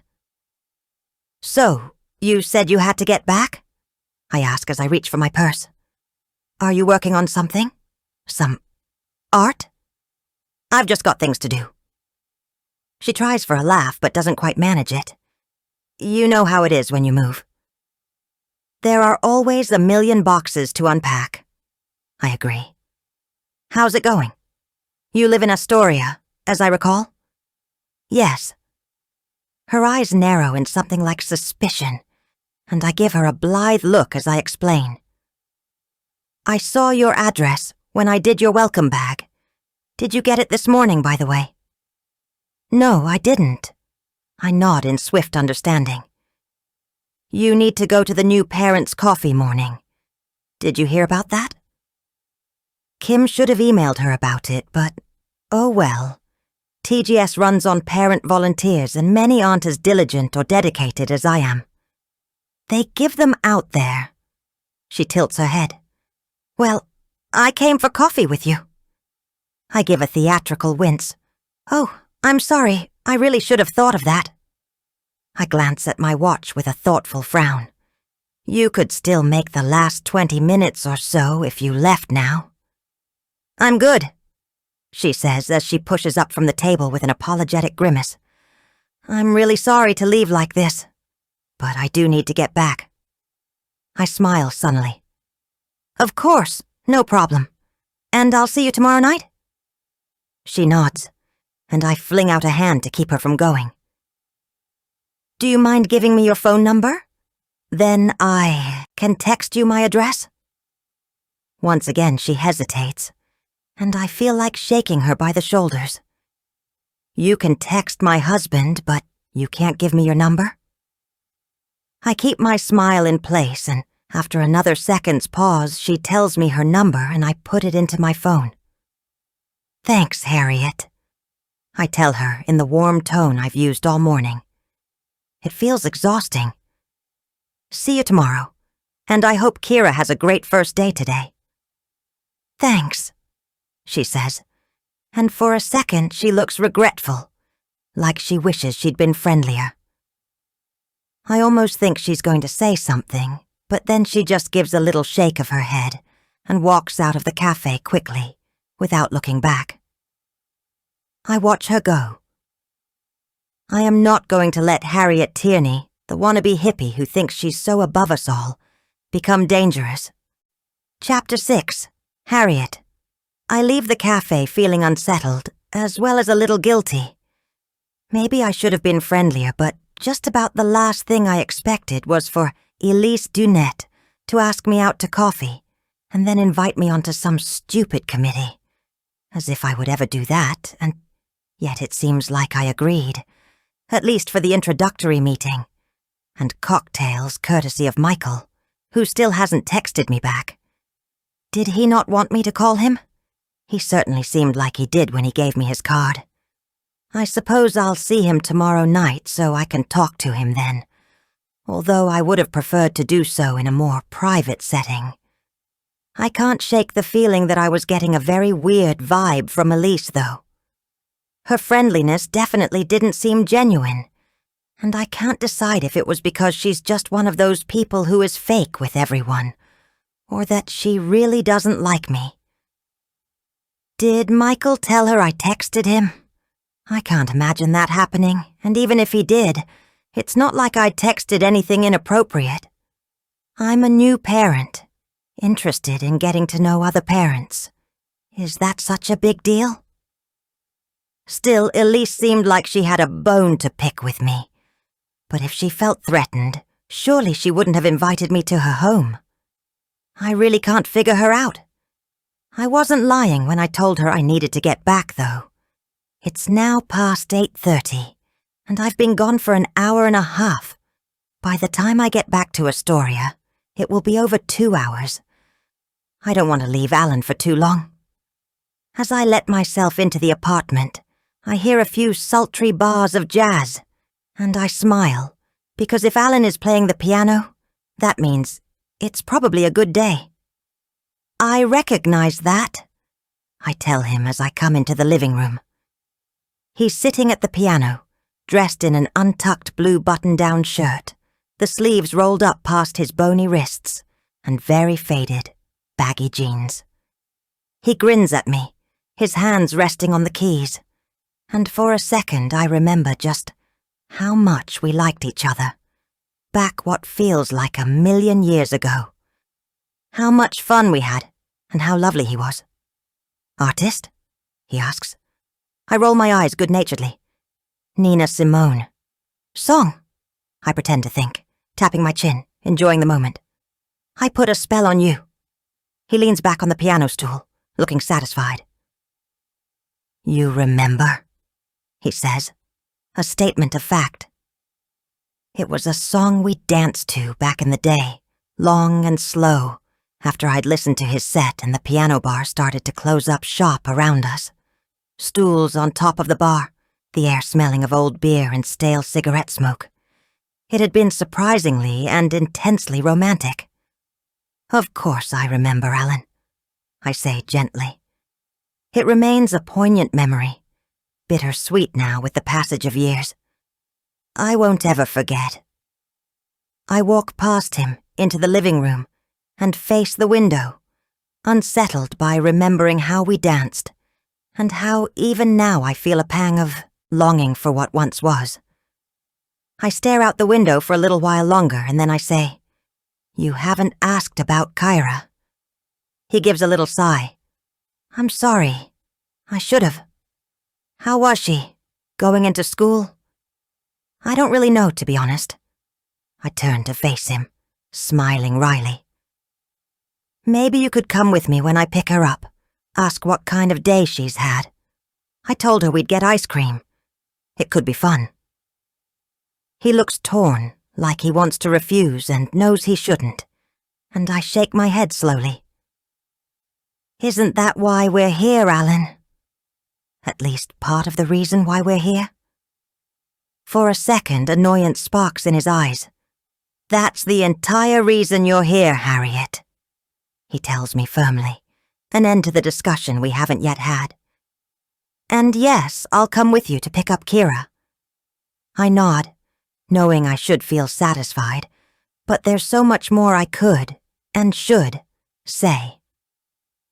I know Alan insisted we had time, that things would stay stable for months. But I'm nervous. I'm worried about what I've let Kira in for, and my nature is to make things happen, even when it's not within my power. How are you feeling today? I ask, and it's clearly the wrong question because he gives me a pointed look as he rises from the piano. I'm fine, he says shortly, and walks out of the room. The rest of the day passes slowly.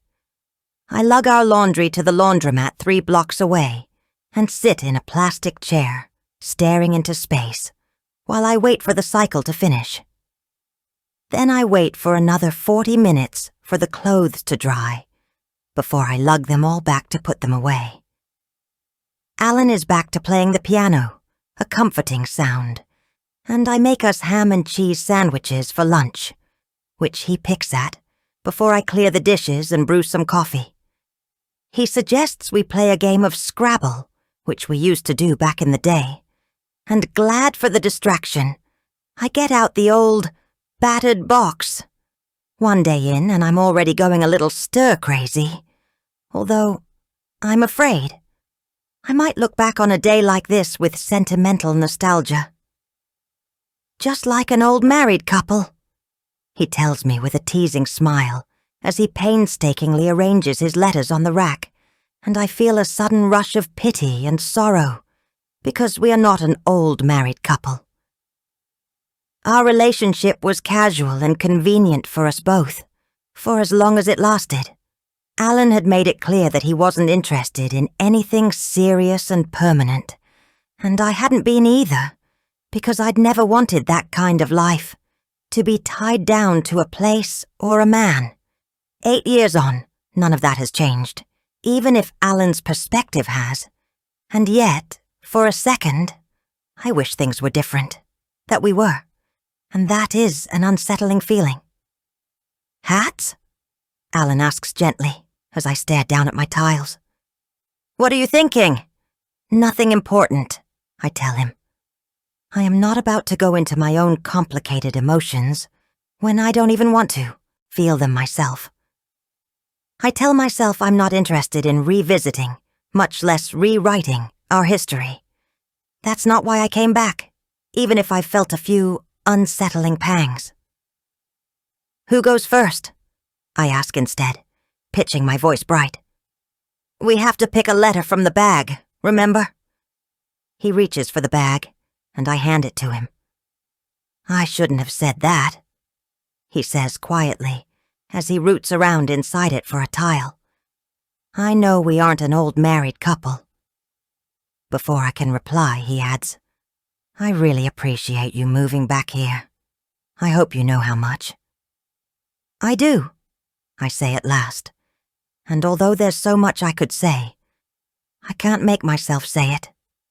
I don't know what the future looks like for Alan, for me, for Kira, and in moments like this, I seriously wonder whether I made the right choice, for my daughter's sake. I tell myself, again, that it's too late for doubts, but they still swirl in my stomach as I pick my own tile out of the bag before dropping it onto the table. You go first, I tell him, trying to smile. Life really throws you some funky curveballs sometimes, I reflect as we head out together an hour later to get Kira from school, or Alan walking slowly beside me. For most of my adulthood, I've made choices that safeguarded my independence, made sure I could always be a free agent, moving where and whenever I wanted, blazing trails and, if I'm honest, being kind of careless of who or what I left in my wake, because freedom was so essential to me. Admittedly, on the surface at least, having a baby wasn't one of those independent choices, but I wouldn't exchange Kira for any amount of freedom. And Kira, it has to be said, has never really slowed me down. And yet, despite all that, I am now living with a man at his behest, doing his laundry and tidying up after him, just like my mother once did. I never wanted to be like her, tied to a small suburban life raising 2 children. My older sister moved to British Columbia 15 years ago, and never looked back, and cooking and cleaning for a man who seemed like he could barely stand to say hello to her. Although maybe that's not fair. My dad was your classic blue-collar guy, gruff but not unkind, very occasionally affectionate, and I have no reason to believe my parents' marriage wasn't solid. But once upon a time my mother dreamed of being an artist. The only art I ever saw her make was funny little sketches for me and my sister's birthday cards. They were so clever and funny, always featuring a mischievous little squirrel and his misadventures, and I don't think I thought to save a single card, something that fills me with regret now. And while my mother never talked about her art, after she died 2 years ago, I was going through a filing cabinet and saw she'd kept a single slip of paper in a yellowed manila folder. Her acceptance to art school in Chicago, dated a year before my older sister was born. It shook me, to the core, that letter, as well as the fact that my mother had never spoken about it, not once. What other dreams had she sacrificed, so my dad could have his meatloaf and mashed potatoes on the table every night at 6? That was never the kind of life I wanted. I might not know what my dreams are, but at least I haven't sacrificed them the way my mother did.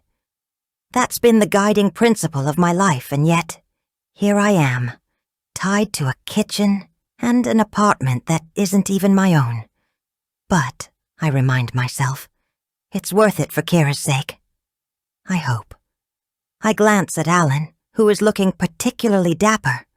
He's paired his button-down shirt and baggy jeans with a jacket in maroon corduroy and an old, slightly moth-eaten fedora. Really, I haven't sacrificed anything to be here with him, except the option of being somewhere else. I tell myself that, but I still struggle not to feel trapped, and I have to remind myself that I chose this not just to help Alan, but my daughter, to give her a relationship with her father and the sort of stability I've never been able to offer her before. We receive our fair share of curious glances as we wait with the other parents at the base of the brownstone steps for each class to be released. I look around for Elise, more to avoid her than anything else. But I don't see her in the melee of chatty moms and bustling nannies, along with the occasional dad, still in his work suit and checking his phone. I don't think I've ever asked, but how did you hear about the garden school anyway? I ask Alan. He shrugs, smiling. Google? Where else? Google, I repeat disbelievingly. Somehow I'd assumed that Alan had some connection to this school, even if just a friend of a friend or something like that. A bigger reason than it came up first on a search engine anyway.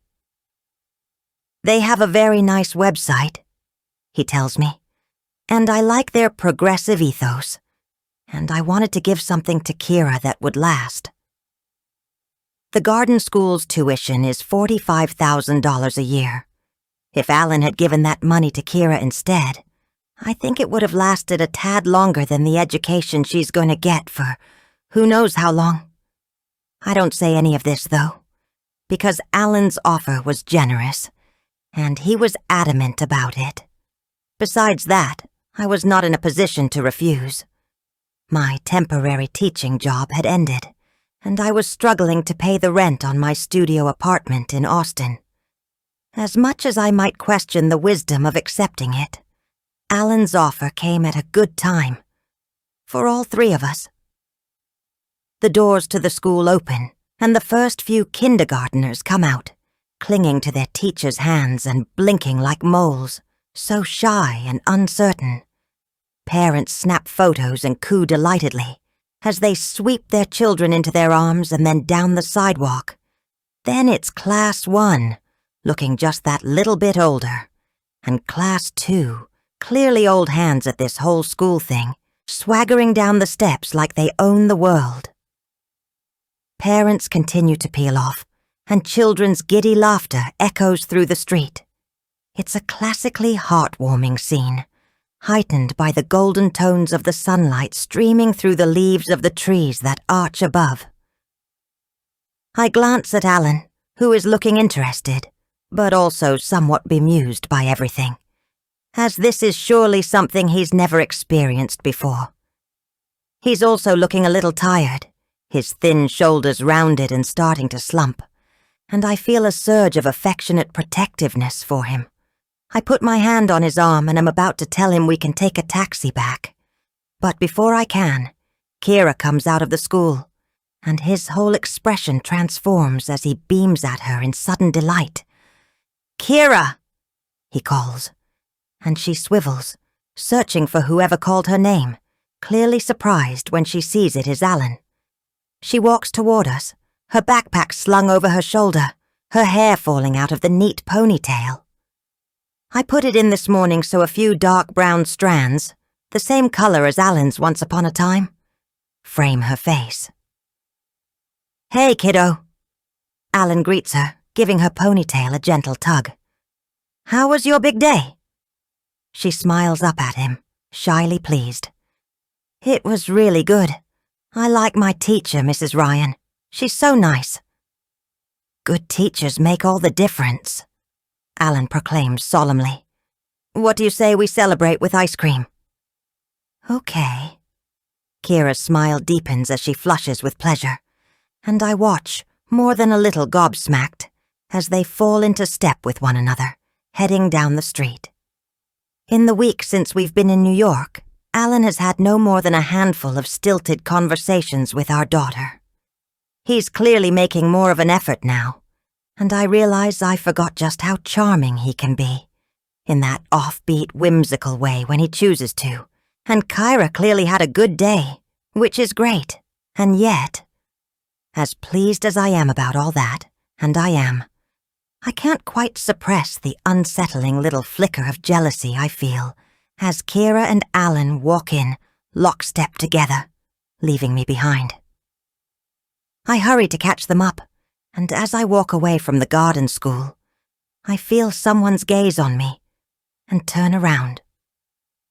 Elise Dunnett is standing by the school steps, ignoring her own children as she stares straight at me, her expression thoughtful, assessing, and decidedly unfriendly in a way that chills me. When I meet her gaze, she doesn't look away, and it feels like a challenge. Whatever the reason she invited me to join her stupid committee, it wasn't, I realize afresh, because she wanted to be my friend. Far from it, because right now, with the way she's staring at me, it feels like I'm already her enemy. Chapter 7. Elise. My father had his first affair when I was 5.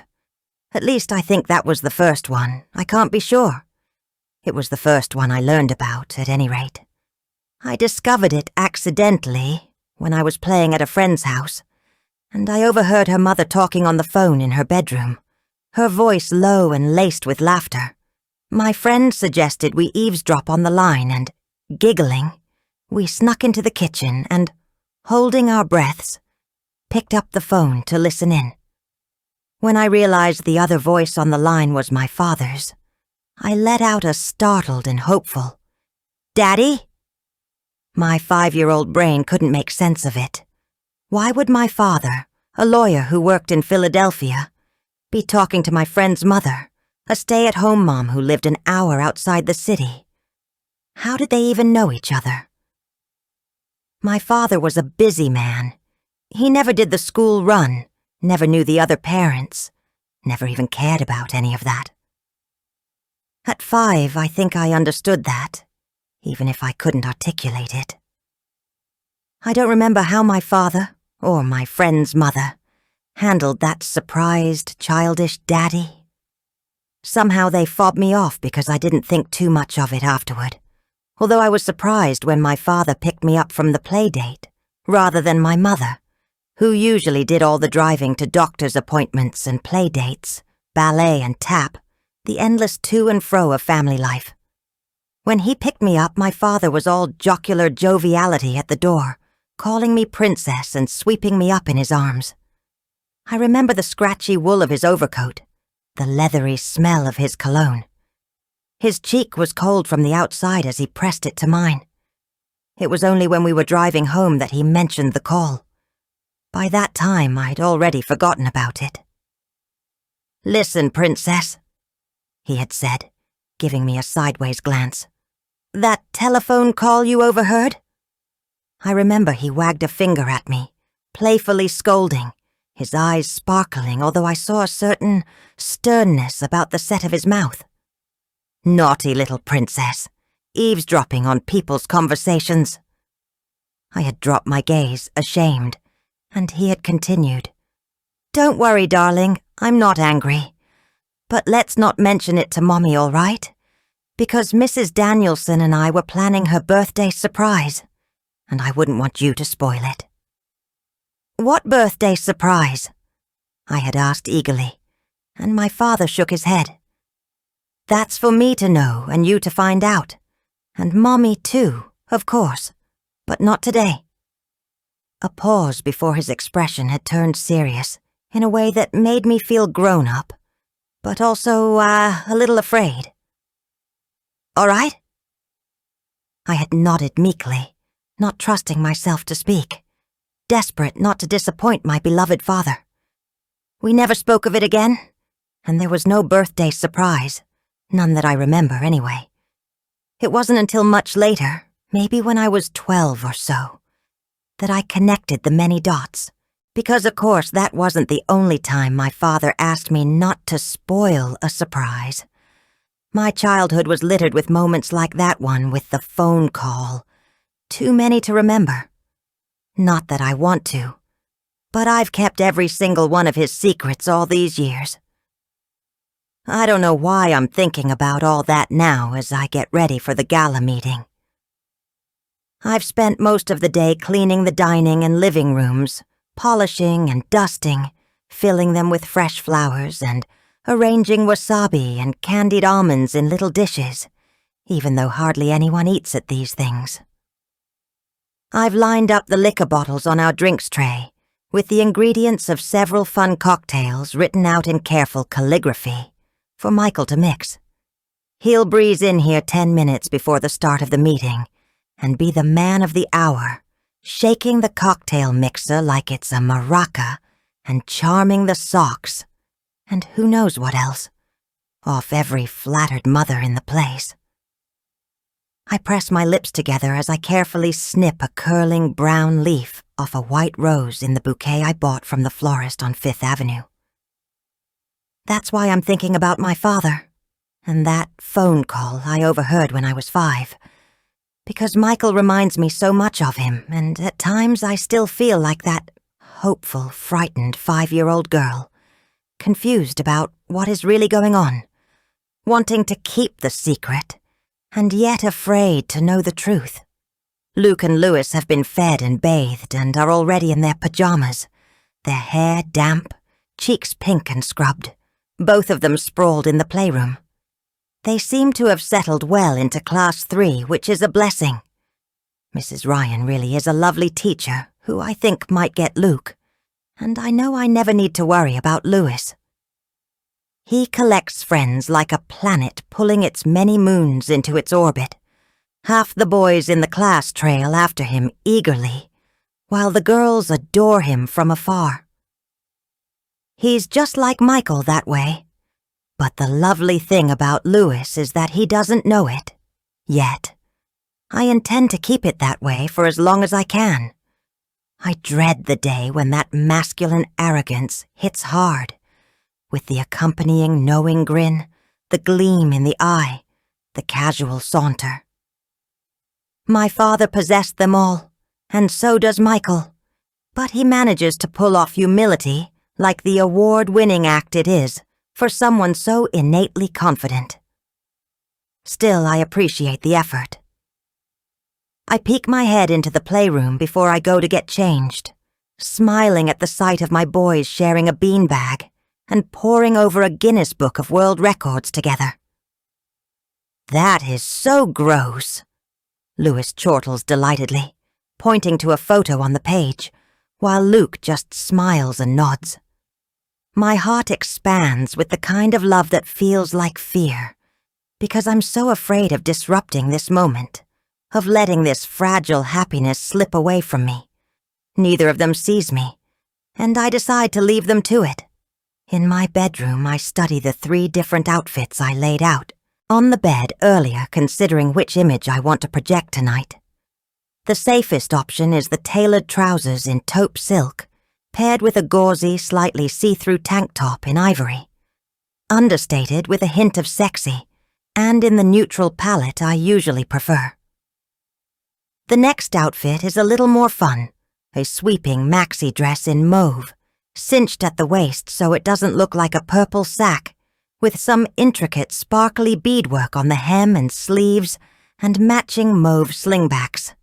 It's a party dress without being too outrageous, but I'm worried the grayish tint to the purple might wash me out.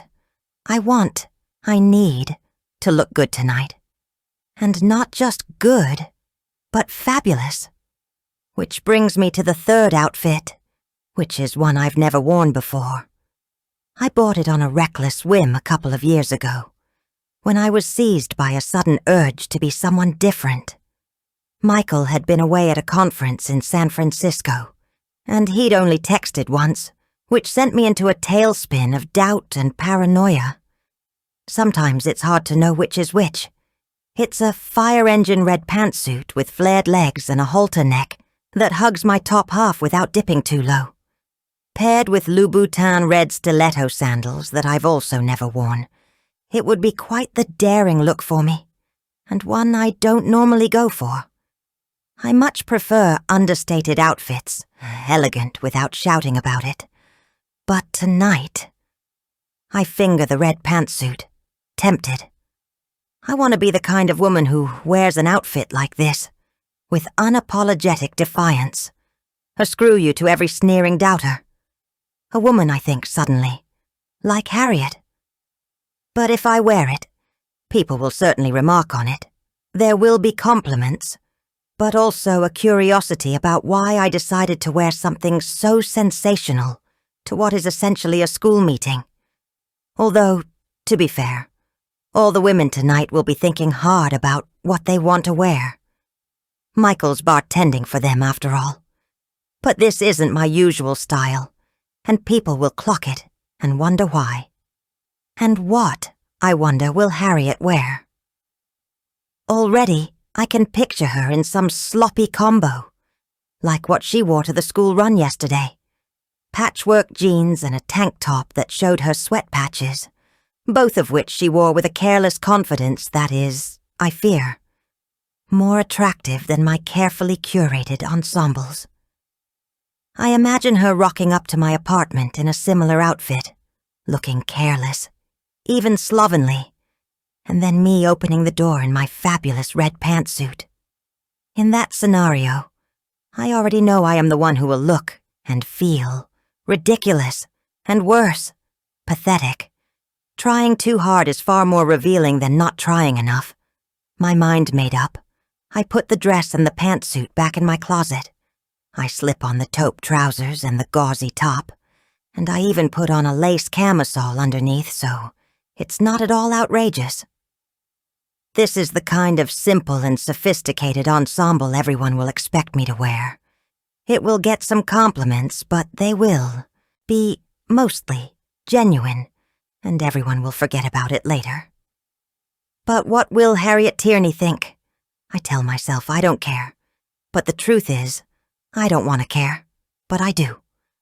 I want her to look at me in all my curated, couture beigeness and feel impressed by and envious of how effortlessly sophisticated I look, without even having to try. I want her to see me and realize there's no way a man like Michael Dunnett will be interested in a woman like her, all scrappy and disheveled, when he has a woman like me on his arm and in his bed. It's as basic and immature as that. In truth, the only reason I'm inviting Harriet into my home is so I can watch her, and so Michael can see me watching her. I need to assess and evaluate the situation, and then decide if there's anything more I should do about it. I've been here before. Many times. Harriet Tierney may think she's special, but she's not, and my outfit tonight is all part of showing her why.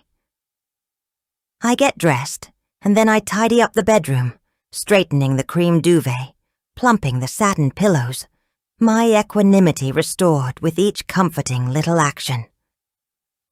I do my hair and makeup, taking my time with each, staring hard at my reflection, the neutral lip, the subtle eye, the hair in carefully, careless-looking waves. I press my fingertip to the faint line bisecting my forehead. Does it look deeper than it did yesterday? I do my best to smooth it out. In my ears, I'm wearing the diamond teardrops that Michael bought me for our 10th anniversary, and the diamond-encrusted Rolex on my wrist that was a push present for the twins. I spray my classic scent, Penhaligon's Bluebell, closing my eyes as I luxuriate in a second spritz. Satisfied, I turn away and head to the playroom to tell Luke and Lewis, who are still looking at the Guinness book together, that they need to brush their teeth before getting into bed. Once out in the living room, I put on some low jazz music and then organize my notes for the gala, color-coded in their monogrammed leather binder. I spray some air freshener around and move one vase of flowers to a better vantage point. I check the glasses lined up by the drinks tray and align them more neatly, frowning in concentration. I want everything to be perfect, to seem effortlessly so. No one knows how hard I work, not even Michael, and I want to keep it that way. At 7:15, the boys are in bed reading, and Michael breezes in, still in his suit from work. He didn't have surgery today, but he had some consultations and was speaking to some other surgeons at some consortium or other, which always energizes him. His face brightens as he catches sight of me, and then he slips his arm around my waist for a quick kiss. "You smell amazing," he murmurs against my neck. "When are these women all coming again?" "In about 10 minutes, I reply, laughing as I pull away. "Not enough time for us?" he asks, making a playful face as he reaches for me once more, and still smiling, I shake my head and go to adjust another bouquet. Michael heaves a dramatic sigh and then heads into our bedroom to change, just as the doorbell rings. I'd already told Tony, the other doorman, to expect visitors and send them straight up. I take a deep breath, smooth my hair, and then head to the door. It's Rachel, a younger mom in her early 30s who is always eager to help. Her son Josh is in Class 1. We exchange greetings and air kisses just as the next mom arrives, Taylor, who has a daughter in Class 8. TGS only goes up to 8th grade, so she's on her way out. I'm surprised she's here, really. Most Class 8 moms have given up on the school run long ago. Never mind volunteering for the gala or anything else. Then it's Joanna, who is new, with a daughter in kindergarten. She's clearly made an effort for tonight, straightening her hair, putting on makeup and a floaty top and bright white jeans. She looks nervous, and also very young. I don't think she's much past 30. At 49, I am starting to feel ancient, and I think again about that line on my forehead. Maybe it is time for another trip to the beautician for some medical aesthetics. I wonder, again, how old Harriet is. I don't recall her face looking all that lined. There is a freshness to her that doesn't have to do with her funky clothes. And then Harriet is there, stepping out of the elevators, dressed just as I predicted in one of her usual boho, or is it hobo, outfits. This time a batik print skirt, whose ragged hem brushes the floor, clunky Doc Martens, and a white crop t-shirt that reveals a good inch of pale stomach, complete with belly button ring. Compared to everyone else in their mom clothes, she looks young and rebellious, and entirely out of place. That vivid vine tattoo twining across her shoulders, her dyed red hair in frizzy waves around her face. For a second, at the sight of her, there is a startled pause. Then I swoop forward, grabbing hold of her arms, air-kissing her on both cheeks. "Harriet!" I exclaim. "I'm so glad you made it!" I don't mean to squeeze her arms that tightly, but I must have because when I step back, I realize my nails have made sharp little crescent moons in her pale skin.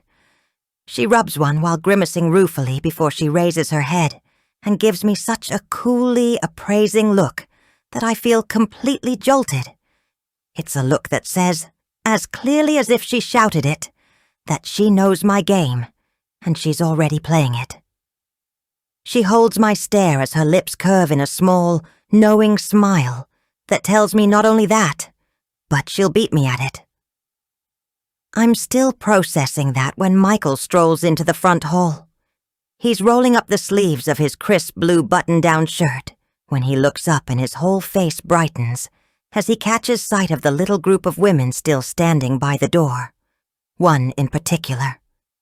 "Harriet!" he exclaims, and my stomach cramps with anxiety as Harriet's smile widens. Chapter 8. Harriet. I don't know what Elise's problem is, but she clearly has it in for me. Underneath that sickly, saccharine smile.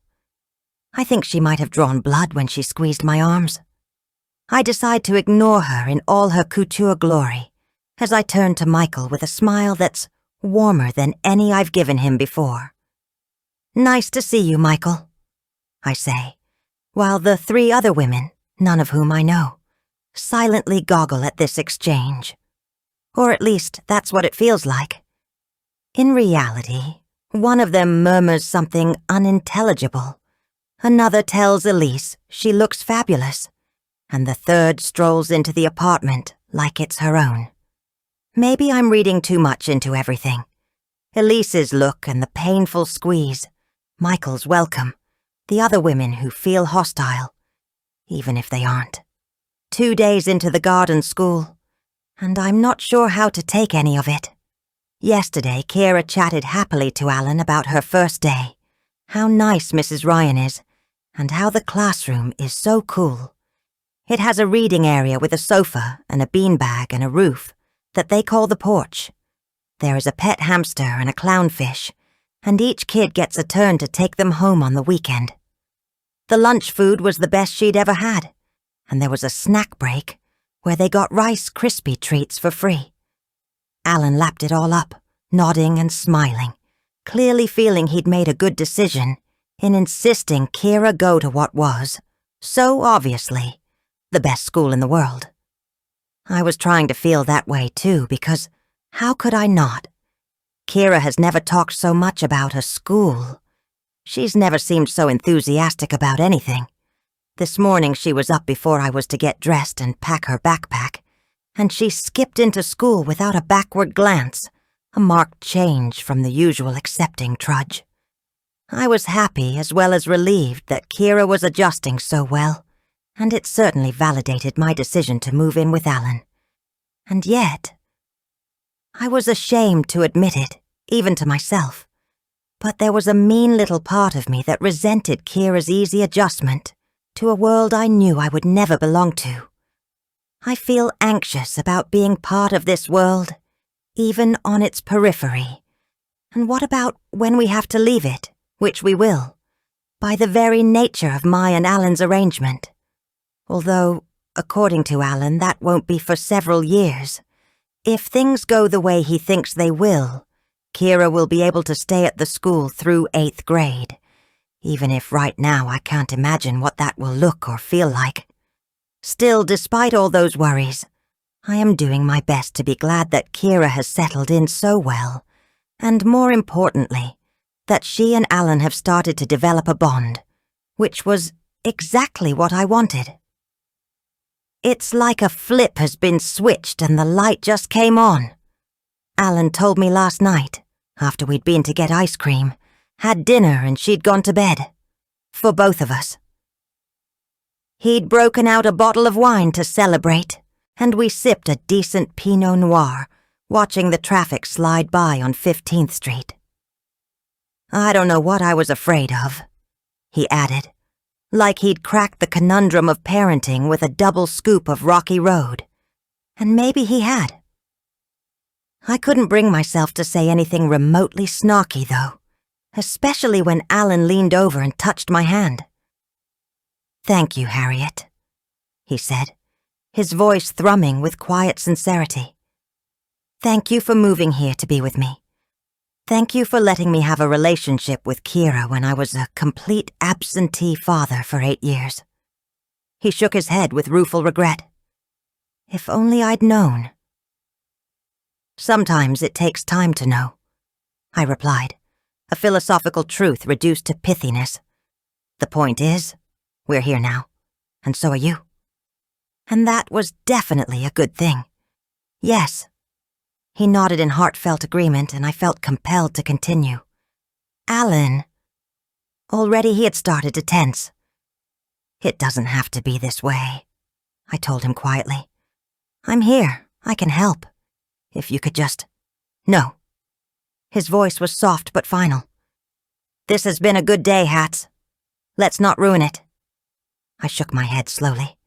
"When are you going to tell Kira?" According to Alan, he had plenty of time, but I was still worried. When you were satisfied with the status quo, days could slip into weeks and then months without anything changing. He stared out the window, his lips pressed together, his fingers trembling, before he clenched the stem of his wineglass. "I'm just starting to get to know her," he said. "Give me time." But I don't know how much time we have, which is why I'm here tonight, enduring the speculative and slightly sneering looks of these women, as well as Elise's overt hostility. Michael might not have answered my text, but I still need to talk to him. As a group, we move into the living room, and while the other women all chat like long-lost friends, I follow Michael to the drinks table. The Dunnetts' apartment is exactly what I'd expected. Enormous, on the 10th floor, with views of Fifth Avenue and the leafy enclave of Central Park beyond. Everything is carefully decorated in shades of cream.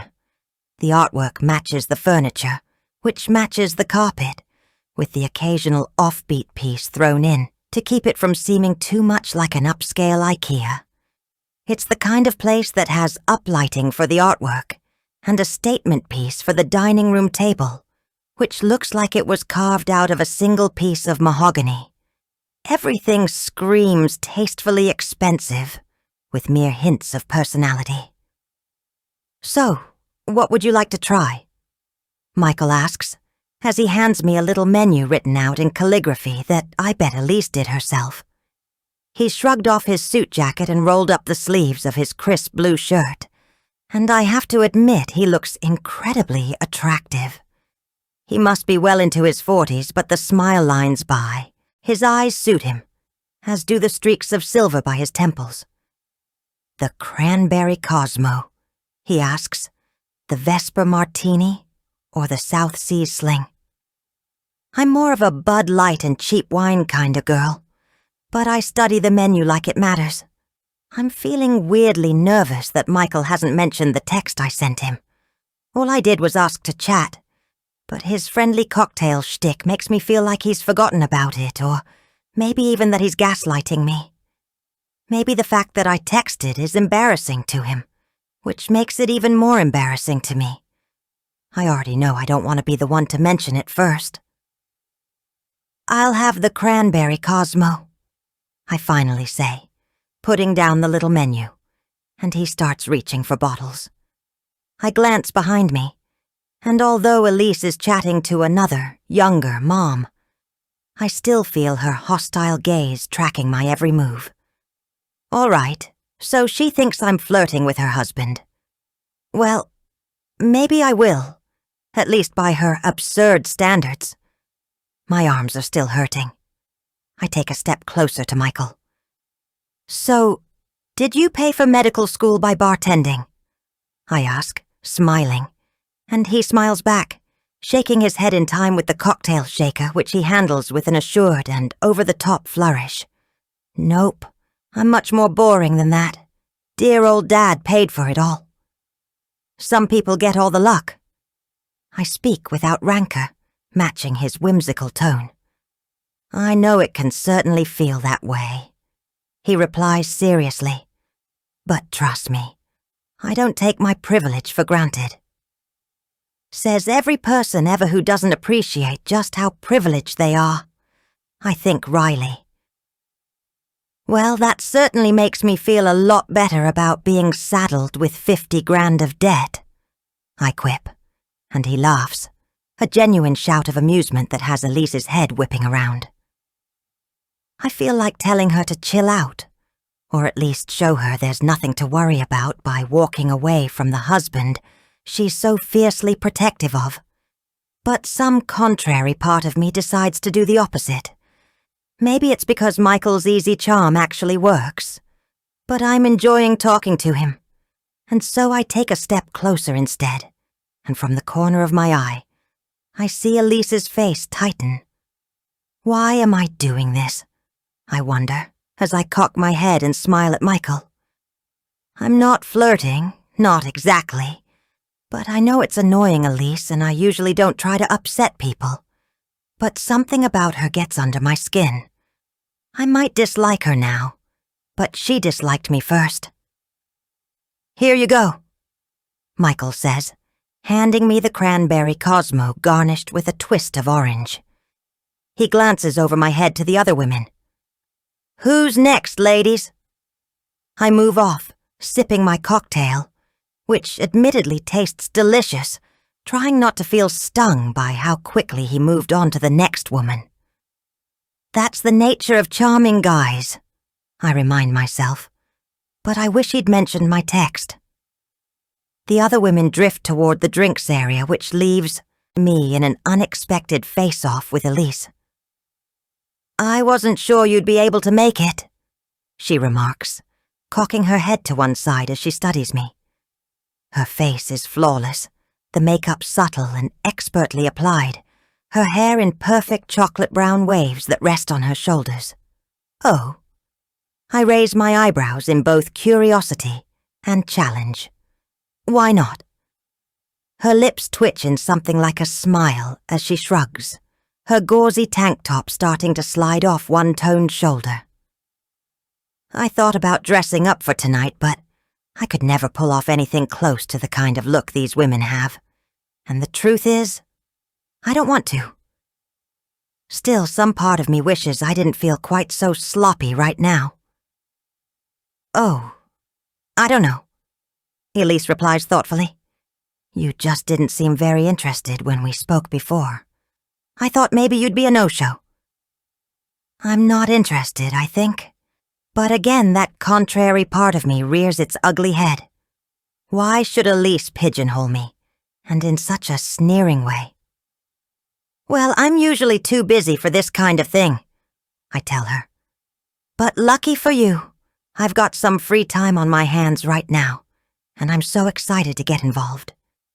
And then, matching her little cat-like smile, I stroll past her and plop onto the sofa.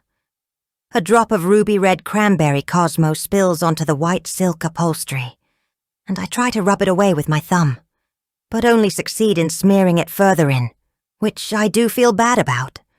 Not that Elise would believe that. When I look up, she's watching me, and her eyes are flared like she hates me. Maybe she does. I wouldn't even blame her all that much. I'm not exactly being the nicest version of myself right now, but these women get my back up, and I already feel vulnerable, with Kira settling in so much better than I have, with Alan's situation, with the fact that my life has become so tentative and uncertain in so many ways, and not in the happy-go-lucky way that I like. Part of me wants to get up and walk out right now, but I know I won't. I'm still hoping to talk to Michael after all. The other women collect their drinks while Michael chats to them in that friendly way of his that is almost flirtatious but not quite. Then he tidies up the drinks tray, disappearing into the kitchen, while Elise, sitting in a throne-like chair by the marble fireplace, takes control of the meeting. She flicks her hair behind her shoulders as she offers everyone a perfunctory smile, before launching into a clearly well-rehearsed spiel about the importance of the gala. I tune out almost as soon as she starts talking. I may have come here tonight, but she was right, I'm not interested in being on this committee, and I couldn't care less about the gala, no matter what I told her. And so, as she drones on about sourcing fresh flowers and table decorations and donations for the silent auction, I let my gaze move around the room, looking for clues to the Dunnets' lives.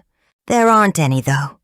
The room is beautifully decorated, but without any personal photos or anything that would give me some insight into their marriage or family life. I tell myself I don't really care, but I am curious as to why Elise seems so threatened by me. Michael and I have barely talked, yet she acts as if she's got some kind of vendetta against me.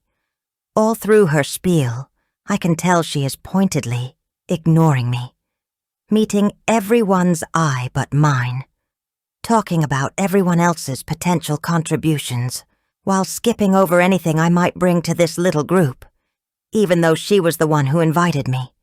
She didn't even bother with introductions, although she has to realize I don't know anyone, and she addresses everyone by name, except me. I'm sitting in the middle of the sofa between two other moms, and it's like I don't exist. It's so juvenile, so middle school, and in other circumstances I'd be amused by such obvious and petty tactics. But I can tell other people have started to notice, and that feels awkward. One of the moms gives me a sympathetic smile. Another slides me a sideways glance that is more curious than compassionate. With Elise being so passive-aggressively hostile, they're all clearly wondering what I'm doing here. And frankly, so am I. And so, halfway through the meeting, I rise from the sofa with a soft murmur of apology and ask if I can use the powder room. Elise's lips compress, and her eyes flash with ire before she tells me, in a tone of icy politeness, that it's off the hall. "Thank you so much," I reply, more warmly than I would normally, just to annoy her, and I turn away from the women and their cocktails and their gossip and head to the hall. I open the powder room door and ostentatiously close it again, and then, on silent cat's feet, I move past it to the kitchen, where I'm hoping I'll find Michael. I hear Elise start up again about the invitations as I turn the corner of the narrow hallway that leads to a butler's pantry, its glass-fronted shelves filled with expensive-looking crystal and porcelain. It opens up into a spacious, airy kitchen where Michael is leaning against the marble island in the middle of the room, sipping from a tumbler of amber-colored whiskey. His eyes flare wide when he sees me, and then he lowers his glass and smiles. "Why, hello there," he says. Chapter 9. Elise Greystone Terrace is just outside of Greenwich, Connecticut, a sprawling estate that looks like a cross between a beach house and a castle. Its immaculate emerald lawns, gracious suites with separate living area and bathroom, and a broad range of activities make it one of the most expensive nursing homes on the East Coast. My father has been living here for the last 2 years. I try to visit him once a week, although, when things are busy, it doesn't always happen. And things are busy now, as the gala gets underway. But I needed the break from the TGS drama and the constant worry about Harriet Tierney. And so, I drove out this morning, just 2 days after the meeting at my house, where I'm pretty sure Harriet and Michael got up to something. She thought she was so clever, opening and closing the bathroom door like I couldn't see her the whole time, in the huge hall mirror opposite, and then creeping down to the kitchen, a look of expectant glee on her face. I strained my ears to hear Michael's voice, that low, sexy rumble I know so well. And then I kept talking about invitations and the grade of cardstock we should use, as if I wasn't fully aware that a woman I'd invited into my own home was in my kitchen, shamelessly flirting with my husband, or worse. It's the worst that I can't stand, the utter unknowing.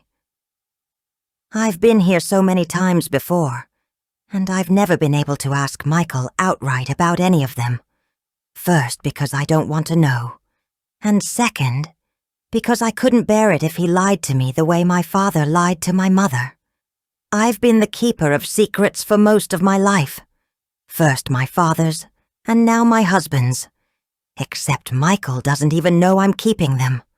The truth is, there is no unknowing with Michael. There is just pretending not to know, and learning to live with it. Now I park in front of the main house and stroll through reception, waving at Lisa, the petite, glossy-haired woman on the front desk. I know everyone who works here by name. I bring them fruit baskets any time my father has had an incident, and I tuck generous gift vouchers into their Christmas cards, pressing them into their hands with murmured thanks.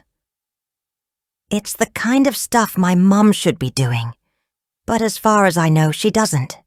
We barely speak, quietly coordinating our visits so we don't run into each other, and that works for both of us. The reception area is decorated like the living room of an English country house, with lots of wood paneling and bookcases filled with leather-bound books that nobody here could possibly read. And as I turn to the right, the double doors suggest I might be entering a library or a study, rather than what it truly is, a locked memory care unit for 12 residents, all in various stages of dementia. I press the code, wait for the beep, and then slip inside. Some of the residents are gathered in the Evergreen Room, which looks like a cross between an elegant drawing room and a school cafeteria. No matter how nicely Greystone Terrace tries to decorate, the reality always creeps in, with the wheelchairs, the medicine carts, the smell of antiseptic and air freshener covering a deeper decay that lingers in the air.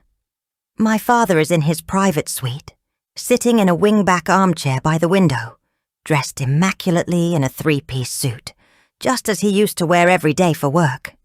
He's 79, and he was diagnosed with dementia 3 years ago. My mom managed with him at home for a year, insisting she could do it on her own. I came by anyway, wanting to help, even though she seemed to resent it. But a year ago, his needs became too much for her, and it's easier all around now that he's in a nursing home and we can both visit him separately. "Hey, Dad."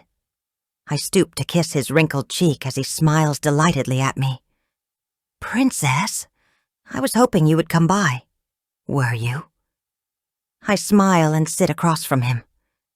I'm so thankful he recognizes me still, although the neurologist has warned me that eventually he won't. Michael, as a neurosurgeon himself, has weighed in too. He has always admired my dad, said he wants to be like him. Since he doesn't know my dad's history of affairs because I never told him, he can't appreciate the irony. "What are you reading?" I ask as I nod toward the heavy tome that lies opened on my dad's lap. When my mum moved him into Greystone Terrace, he insisted on bringing his entire library of law books, even though by that point he was already struggling to read simple sentences. Now he glances down at it with a slight frown, like he's not sure how it got there. I'm positive he hasn't been reading it, but, as ever, we both participate in a fiction that maintains his dignity. "Oh, this," he says dismissively as he closes the book. "Something very dull and dry, I assure you. But I want to hear about you, Princess. How's college?" I smile, even though something in me sinks at his question. Every time I visit my father, he freezes me in some time warp. Today it's college. Last week it was when I was just married. The week before when I was 12. And every week I play along, because according to the neurologist, as well as every specialist we've seen or website I've visited, playing along is the kindest and most expedient thing to do with someone who struggles with dementia. It shouldn't feel wrong, even though it does, because I've been lying for my father for almost all of my life, in one way or another. "College is great, Dad," I tell him. "I'm just thinking about whether to major in art history or English." "Art history?" He frowns. "You can't go very far with that?" "No," I agree, "but I do love it." He continues to frown in thoughtful concern for a few seconds, and then his expression clears, and he smiles, looking almost joyful. "Well, if you love it, I say go ahead, darling," he tells me. "Life's too short to be doing something you don't love." I nod and smile back. When I was 19 and we had this exact discussion, my father was both furious and disappointed by my choices. He wanted me to do law, or pre-med, or at least something reasonable like math or science, with the possibility of a glittering career in a field he approved of. I was his only child, and he pinned a lot of aspirations onto me. One of the reasons I visit him so regularly is because I can replay all those difficult conversations and give them different endings, with my father so warmly approving of my choices. Dementia Dad is almost an entirely different person to the father I grew up with, and yet I love them both. That's the other reason I come here so often, when most people in my situation probably wouldn't. I'm sure there are plenty of people who would say I should hate my dad for making me keep his sordid secrets. But the truth is, I don't. And I never did. You can't choose the people you love, or why you love them. You can only do whatever you can to try to get them to love you back. But it is nice, and even healing, to be able to bask in his approval now, as he asks me about my art history major, and who my favorite artists are, seeming more engaged and interested than he did when I was 19, and he was working 70-hour weeks as a high-powered lawyer. Plus, it distracts me from thinking about Harriet, or the fact that, after the meeting had ended and we were all tidying up our cocktails, she strolled out of the kitchen, completely shameless and unrepentant, despite the surprised and scolding looks from some of my friends. She'd missed almost half of our discussion, and spent that time, it appeared, with my husband. Being here with my dad also keeps me from thinking about how, after everyone had left, I asked Michael what on earth they'd been talking about for so long, keeping my voice light, even laughing, and how he brushed it off, saying, Harriet clearly wasn't into the committee and she'd just wanted to chat. I could tell he was lying. Whenever Michael lies, he busies himself with something, rolling down his sleeves, adjusting his watch, playing with his phone. He did all three as we talked about Harriet, and then I stopped asking questions because I felt too sick to hear the answers he gave.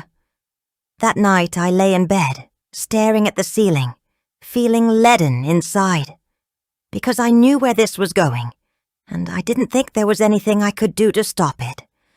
Maybe I shouldn't have invited Harriet over to our apartment. I thought I'd be the one in control, forcing her to keep away, calling all the shots, which was ridiculous, because that is one thing I never have done, even as I try to seem like I do, all the time. At 2 a.m, I got up and went to the kitchen to make myself a cup of herbal tea. At 5, Michael stumbled out of bed to get a glass of water, and found me there, his shoulders slumping as he caught sight of me by the cabinets, a look of disappointment on his face. Elise. I couldn't sleep, I said defensively. We'd been here many times before, with Michael waking up to find me elbow deep in organization. And you really needed to do this now? He gestured to the silverware drawer I was emptying out. I shrugged, refusing to make a big deal of it. I figured I might as well do something useful. He shook his head slowly. How long have you been up? I don't know. An hour? It had been 3 hours, and judging from the way he looked at me, almost sorrowfully, I was pretty sure Michael guessed that.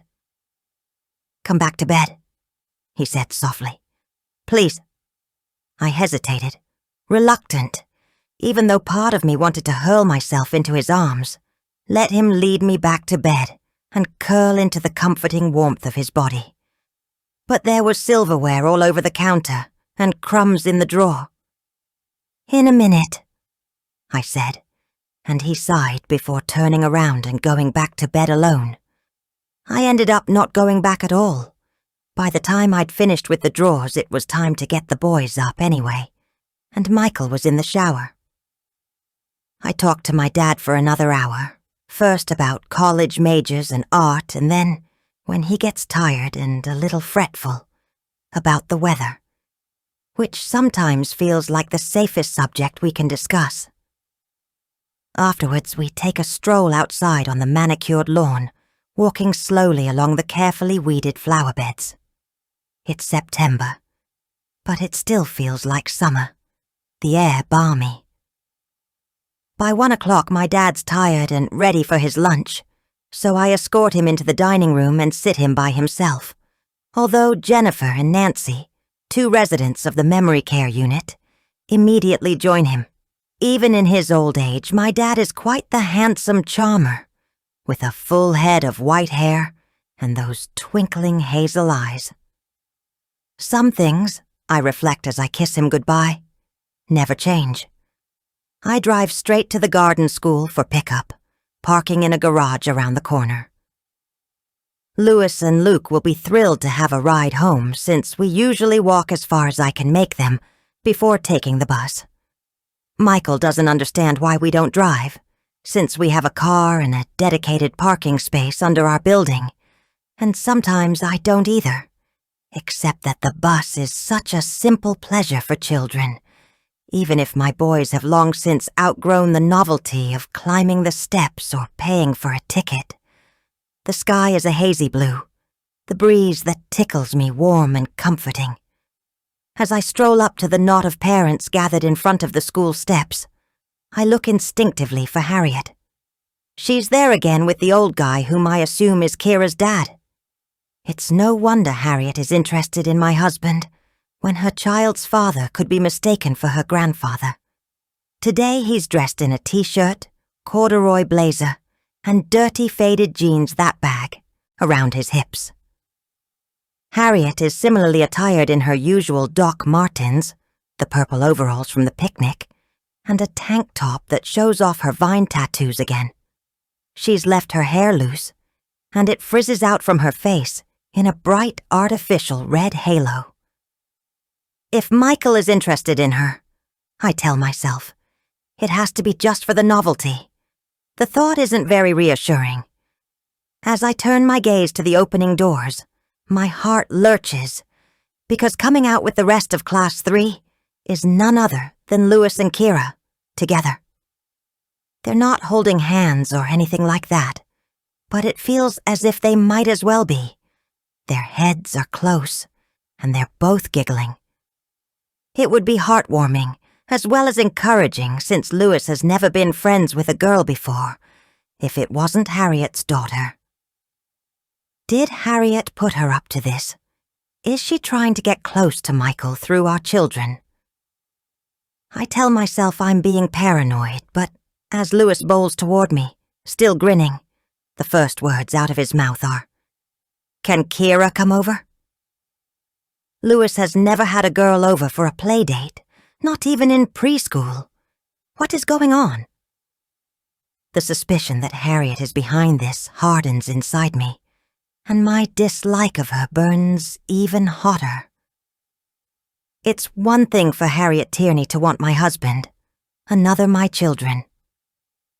As I smile at Louis and murmur something about maybe another day, I glance at Harriet and find she isn't even looking at me, but it feels deliberate, like she's ignoring me on purpose. I can't shake the feeling, the fear, that this woman has come into my life and is going to ruin everything I've worked so hard to build and protect, and I will do anything to keep her from succeeding. Chapter 10. Harriet. It's Friday morning and I don't want to be here. I wasn't planning on being here, except Kira, in the course of a single week, has somehow inexplicably become best friends with Louis Dunnett, and when she overheard Alan and I talking about the gala committee last night, she insisted I be part of it. "Kira, you know this isn't really my kind of thing," I told her, trying for good-natured exasperation. I'd been amusing Alan with my rather petty description of all the women, but I hadn't meant for Kyra to overhear or to take it seriously. "Why do you even care, sweetheart?" I asked, smiling to take any sting from the question. "It's just a boring thing for grown-ups." "Why can't you just do it?" she cried, with more feeling than I'd ever seen from her just about ever. Where was my silently accepting daughter that I worried was too laid back? The emotion I'd always feared was seething beneath the surface seemed to finally be spilling out, causing her face to flush and her voice to rise to a trembling cry as she stamped her foot. "You never do anything," she accused as she swiped at her eyes. "Everyone else's mums do. They do all the usual mum things that you never do. Lewis's mum." "I don't want to hear about Lewis's mum," I interjected sharply, and Kira glared at me, tears sparkling on her lashes. "You never want to hear about anything," she cried, and ran to our bedroom, slamming the door behind her for good measure. "Why not stay on the committee?" Alan asked quietly after I'd let her go, deciding she needed to cool off before I explained, again, why I wasn't permanently joining the gala committee. Why I wasn't a gala committee joining person, which had been okay for both of us until we'd come to the garden school, and Kira suddenly decided she wanted to be like everyone else. And I should too. Alan had mentioned their relationship being like a light being switched on, and I was definitely feeling that, although not in a good way. A little over 1 week in, and Kira loves the garden school. She loves her teacher. She loves the reading porch and the art classes and the colorful ocean murals in the hallways, the gym classes where she gets to play soccer with the boys, and the fact that the other students are always addressed as friends by the teachers, in a way I find a little cloying. Since I clearly don't love the garden school, at least not with the same intensity, I feel like I've become the enemy.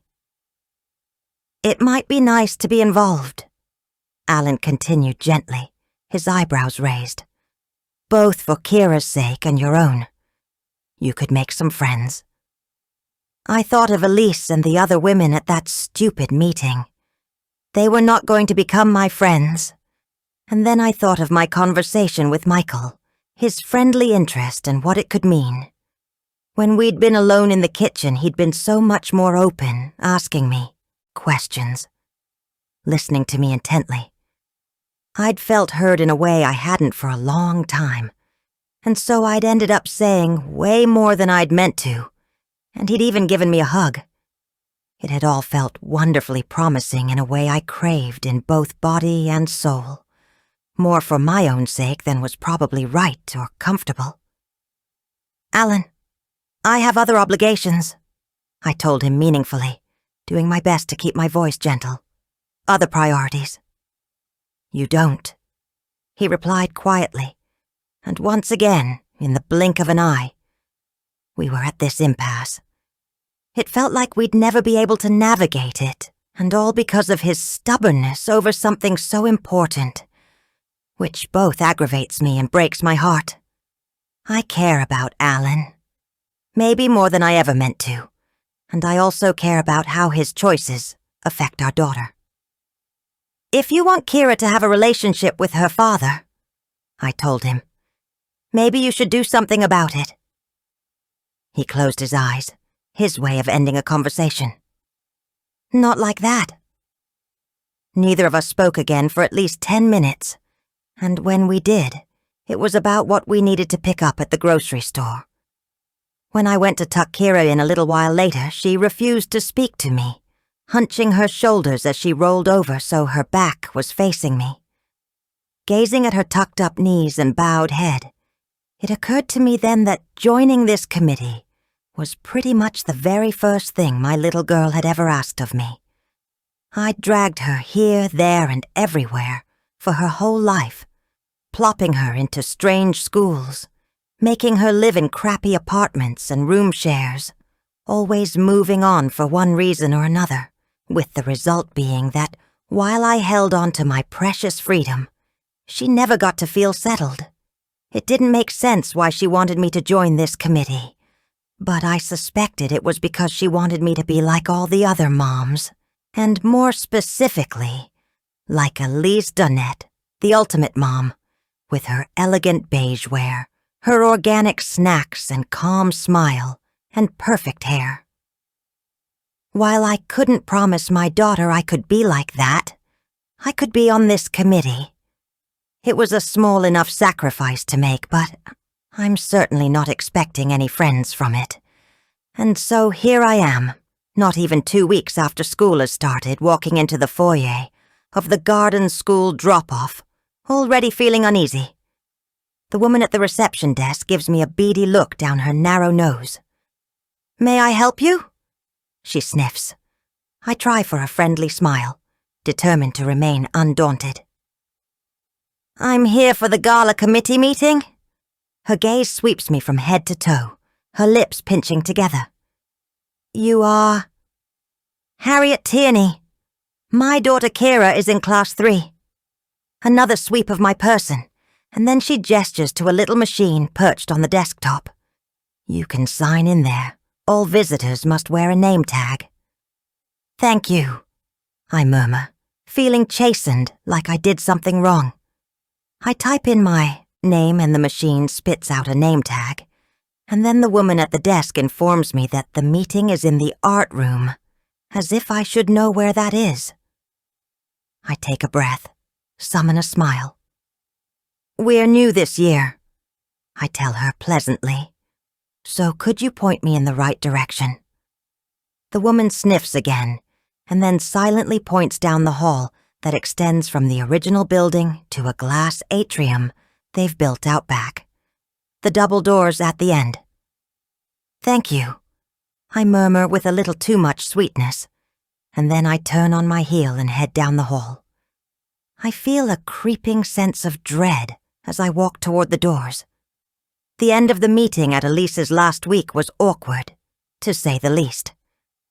I came out of the kitchen with Michael just as Elise and her friends were heading to Rasaret with their empty cocktail glasses. Elise regarded me with icy disdain while I tried not to feel guilty. I hadn't done anything wrong, after all, although missing half the meeting was, I had to acknowledge, pretty rude. And Elise and her friends looked at Michael and me like we'd just snuck out of a closet with both our shirts untucked and lipstick all over his face. It wasn't like that, but it's not something I can explain to Elise. Not that I'm all that interested in placating her in any way. When I got home from that meeting, I saw I had 5 crescent-shaped marks on each arm, and they were turning purple. The woman clearly has some serious issues, and I'm about to willingly walk into a room with her. I stand outside the double doors to the art room, steeling myself to enter the fray. I can picture it already, the waft of expensive perfume, the Lululemon gear or whatever designer I don't even know about. For the women who are serious about working out, the coffee and bagels they'll have laid out that no one will eat. Because carbs, it's all so boringly predictable, and I don't want to be part of it. But for Kira's sake, I will. Just as I'm about to open the door, a woman who must have been behind me gets there first. She's thin and blonde, perfectly coiffed and draped in a variety of cashmere garments, a pashmina tossed extravagantly over one shoulder. She reaches for the door, throws it open so it nearly bangs in my face, and saunters by in a waft of expensive perfume, utterly oblivious of me. Good grief. I want to quit already. Then I hear Elise's voice. "Grayson!" she says in that warm, rich tone that I now think she turns on like a tap of honey. "So good to see you." "Oh, are we doing muffins this year?" the woman remarks with a laugh that sounds sharp. "Will anyone actually eat them?" She laughs again, even sharper this time. I can't help but snicker because I could have practically written their script myself. But unfortunately, the door isn't closed, and they hear me. If I was contemplating tiptoeing away, and I'm not sure if I was or not, I can't now. "Hello." Elise calls, just as another mum comes down the hall. I met her at Elise's, and she looks very young, not much past 30. She gives me a friendly, uncertain smile. "Harriet, right? Are you here for the gala meeting?" "Yes," I reply, because what else can I say? "Sorry, I forgot your name." I don't think I ever knew it, since Elise didn't do introductions, but I smile like it just slipped my mind. Joanna. She brushes her hair out of her eyes. My daughter, Polly, is in kindergarten. My daughter, Kira, is in class 3, I reply dutifully. She smiles shyly and points to my Doc Martens. I love those, she tells me. I always wished I could rock that kind of look. She gives a self-conscious laugh, and I smile. I'm sure you could rock it. Doc Martens aren't all that out there, style-wise. Joanna is wearing what I've come to realize is a very TGS mom-styled outfit of skinny jeans, sandals, and a tank top with lace panels, hair straightened, subtle makeup perfectly put on. Well, I don't know, she begins, just as Elise throws open the door and stares at us, or really me, in disbelief. She's in another one of her elegantly monochrome outfits, this time flowing, sky blue linen pants with a tailored top a shade lighter. Joanna, she greets her with a warm smile, before turning to me, all trace of the smile gone. Harriet! Her voice is flat, and there's a brief look of undisguised displeasure before she manages to mask it with a perfunctory smile. Hey, Elise. I try for a smile in return, but she's having none of it, her nostrils flaring as she resumes glaring at me with now undisguised animosity.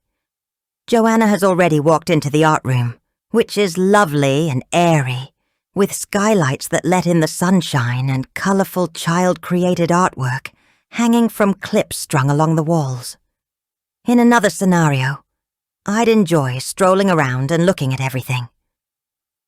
Once upon a time, I dreamed about having a studio or classroom like this, and I'm glad Kira gets to experience it. Right now, however, I feel too tense to enjoy it for myself.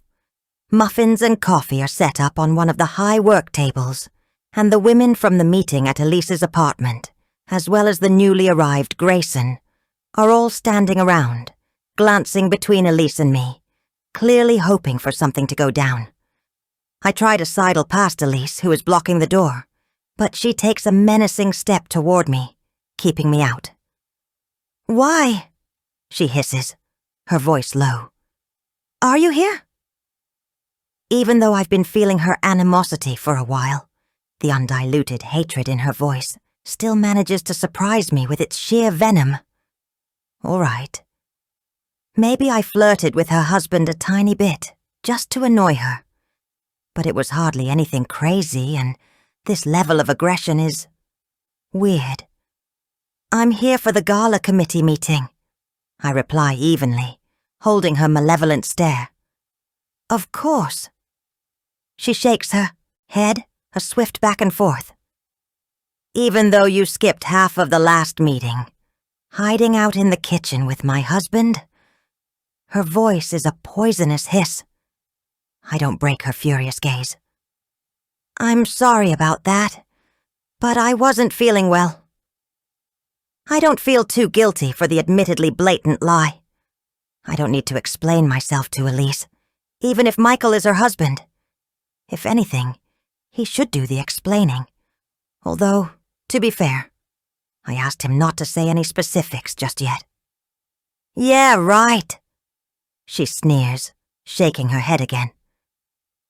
She looks like she wants to say something more, or even push me right out the door.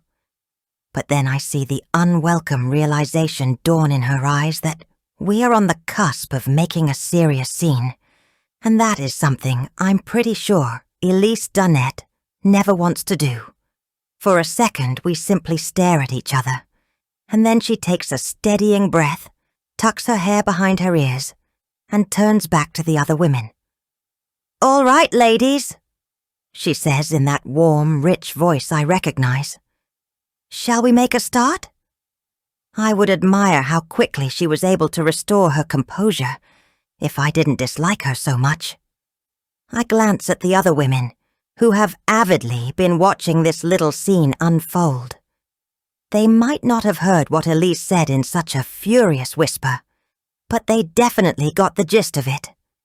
None of them look friendly, except maybe Joanna, although she looks more uncomfortable than anything else. If there's going to be a schism in this little group, I'm pretty sure I'm going to be on one side of it, alone. And while I might have been tempted to hightail it out of here a few minutes ago, now the contrary part of me comes to the fore again, and I find myself sauntering into the room with a warm smile for each and every woman there. Joanna returns it. The two other women whose names I've forgotten look startled, and Grayson and Elise both ignore me. I ignore them too, and keep smiling. I might not have wanted to be here, but, by God, I won't let Elise or any other woman push me out. Not for my own sake, and also not for my daughters, who wanted me here. Whatever it costs me, for both our sakes, I'm staying. Chapter 11. Elise. Mom, can we have a snack? Louis barrels into the kitchen, full of boy energy, looking both eager and anxious. Behind him, I see Kyra Tierney's cloud of dark hair and watchful eyes, and I smile at both of them as I usher them further into the kitchen. Of course. What would you like? Kira has come over for a play date after Louis begged me to have one for several weeks. I kept putting him off, mainly because I didn't want to have anything to do with any Tierney after Harriet gatecrashed the first committee meeting. I didn't mean to lose my temper, but since she snuck away to the kitchen with Michael, I've seen 3 texts on his phone from her. Michael has always been surprisingly careless with his phone, oblivious to what snippets I might see on the lock screen. And while I can't bring myself to ask him why Harriet is texting him, the fact remains that she is. The snippets I saw didn't give much away, and yet they still revealed plenty. Thank you so much. You don't know. Was the first. Tomorrow at 10? Looking was the second, and the third, and the most alarming. See you tonight, I'm so... Each one made acid swirl in my stomach, bile rise in my throat, and fear fill my heart. A few days ago, when Michael was in the shower, I went through the pockets of his suit jacket and found a receipt from Starbucks for an Americano, what he always orders, and an oat milk latte, the same drink Harriet had when I had coffee with her. Along with the texts, it seemed like substantial evidence that they are meeting up regularly. If I were a braver woman, I would ask Michael directly about why he's meeting her. But I'm not, and I don't, because I don't think I could bear to listen to and pretend to accept his excuses and lies, and our marriage has always existed in the plane of the unspoken. It works better that way. At least I thought it did, until Harriet crashed into our lives.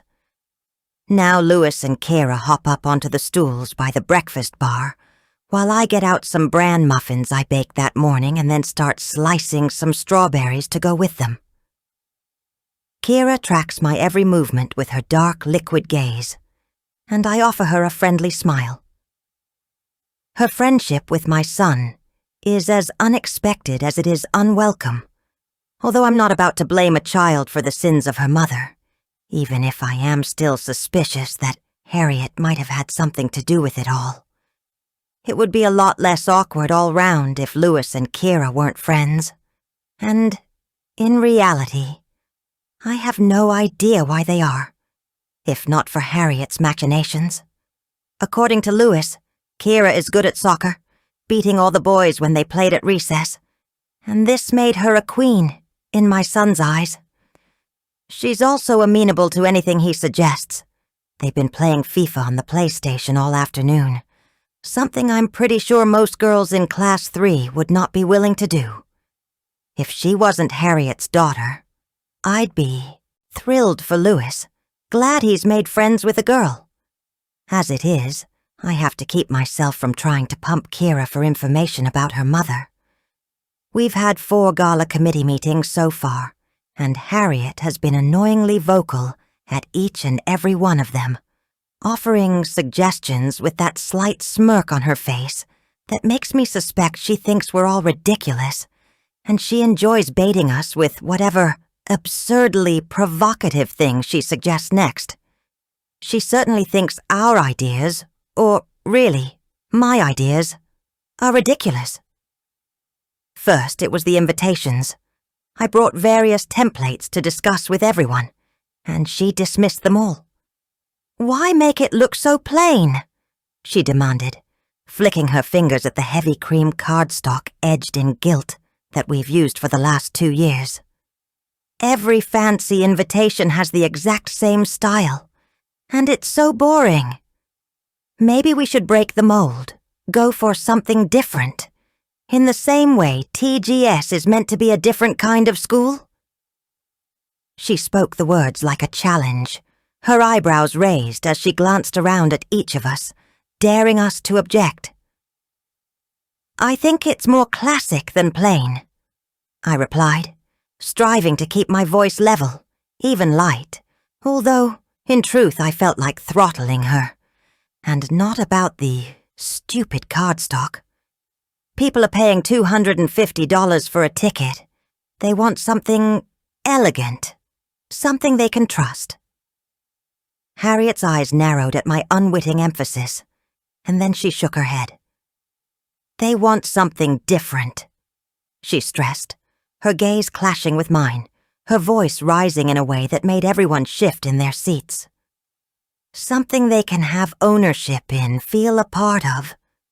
She paused before brightening. "What about having the invitations decorated by the children? Each parent gets one designed by their child. It could be an art project." I couldn't contain my gasp of horror, and Grayson let out a tinkling laugh. "I think parents go to this gala to get away from their children," she remarked dryly, and Harriet, unfazed, conceded the point. "Fair enough, but I still think we should try something different.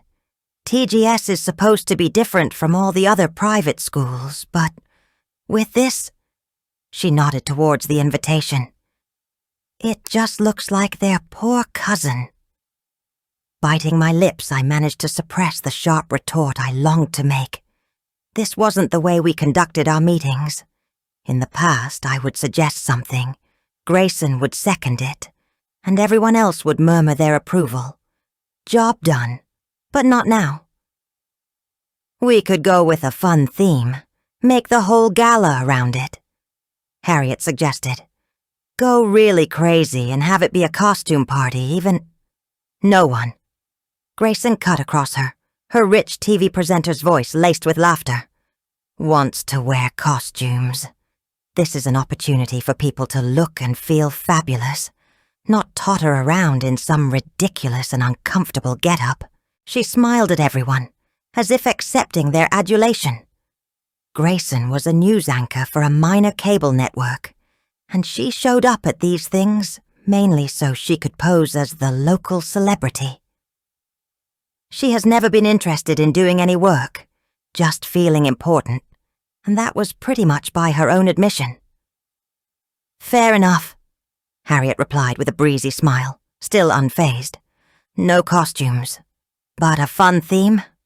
I think that could really work, especially with this crowd." Did Harriet even know what this crowd was? TGS parents were not like her, and I was pretty sure she was aware of that. This crowd wanted what I'd been giving them, a standard, elegant event with good hors d'oeuvres and an open bar that they can enjoy, and then forget about. Why did she have to be so difficult? "Well, I suppose it depends on what the theme is," Grayson replied thoughtfully, giving Harriet a quick smiling flash of her gleaming white veneers. In that moment, it felt as if the mood of the room had shifted. My tight control of this little group was slipping away from me, and all because Harriet was so different, a novelty, a non-entity. But right then no one seemed to be able to see how irrelevant she was meant to be. They were fascinated and charmed by her contrary spikiness, and where did that leave me? If I couldn't be the calm, modulated voice of authority and expertise, what was I? And how on earth could these women, my alleged friends, be listening to Harriet? It's only gotten worse since then, with Harriet weighing in on absolutely everything. Some of her suggestions are so blatantly outrageous they don't deserve to be discussed. Like having the theme be a Mexican fiesta, complete with maracas, piñatas, salsa dancers, and a taco stand. But the irritating and alarming thing is that instead of being annoyed, everyone is amused and admires her originality. Rachel told her she likes how Harriet thinks out of the box, how artistic and creative she is. Joanna said she was so fun. She seems to have brought a breath of fresh air into the group that I really didn't think we needed. And every time someone reacts to her suggestion with enthusiasm, she flashes me a quick, smirking look, as if to say, "See? I can do this better than you can, and I'm not even trying." It's starting to feel like she can be a better me, which is ridiculous because she's nothing like me. And yet she's usurped my place on the committee. She's taken my place with my husband. I'm pretty sure she knows I know about the texting and the coffee, and I'm afraid to think what else. "See you tonight" echoes in my mind endlessly. And she's rubbing my nose in it all by coming to the committee meetings and then firing all her ideas at us like bullets that shoot down my own suggestions. 4 weeks on, we finally decided to go with an opera theme. And the invitations, instead of being tasteful and expensive, look like something run off a home printer for a suburban theater group, complete with a pair of opera glasses and a single red rose. The dress code is old world glamour, whatever that means. And Grayson is going to ask an opera singer friend of hers to sing. It all sounds cheesy and cringeworthy to me. But everyone, including the headmistress, is going for it, claiming that fun is what we need right now. And Harriet is so smug about it all being her idea. "So, Kira," I say now, pitching my voice playful, "are you settling into life in New York? You guys live out in Queens, right?" Kira looks up from the bran muffin she's been picking at, blinking at me slowly. "Yes," she says. "We live in Queens." "And it's you and your mom and your dad?" Inwardly, I cringe at how blatantly I'm fishing for info. But she's 8 years old. She won't notice, and I need to know more about Harriet Tierney's life. Is she with that old guy, Alan? Does he know about her meetings with Michael? Kira regards me with that quiet intensity that is both impressive and unnerving. "Yes," she says simply, and goes back to her muffin. "What does your dad do for work?" I ask like I know and just need to be reminded.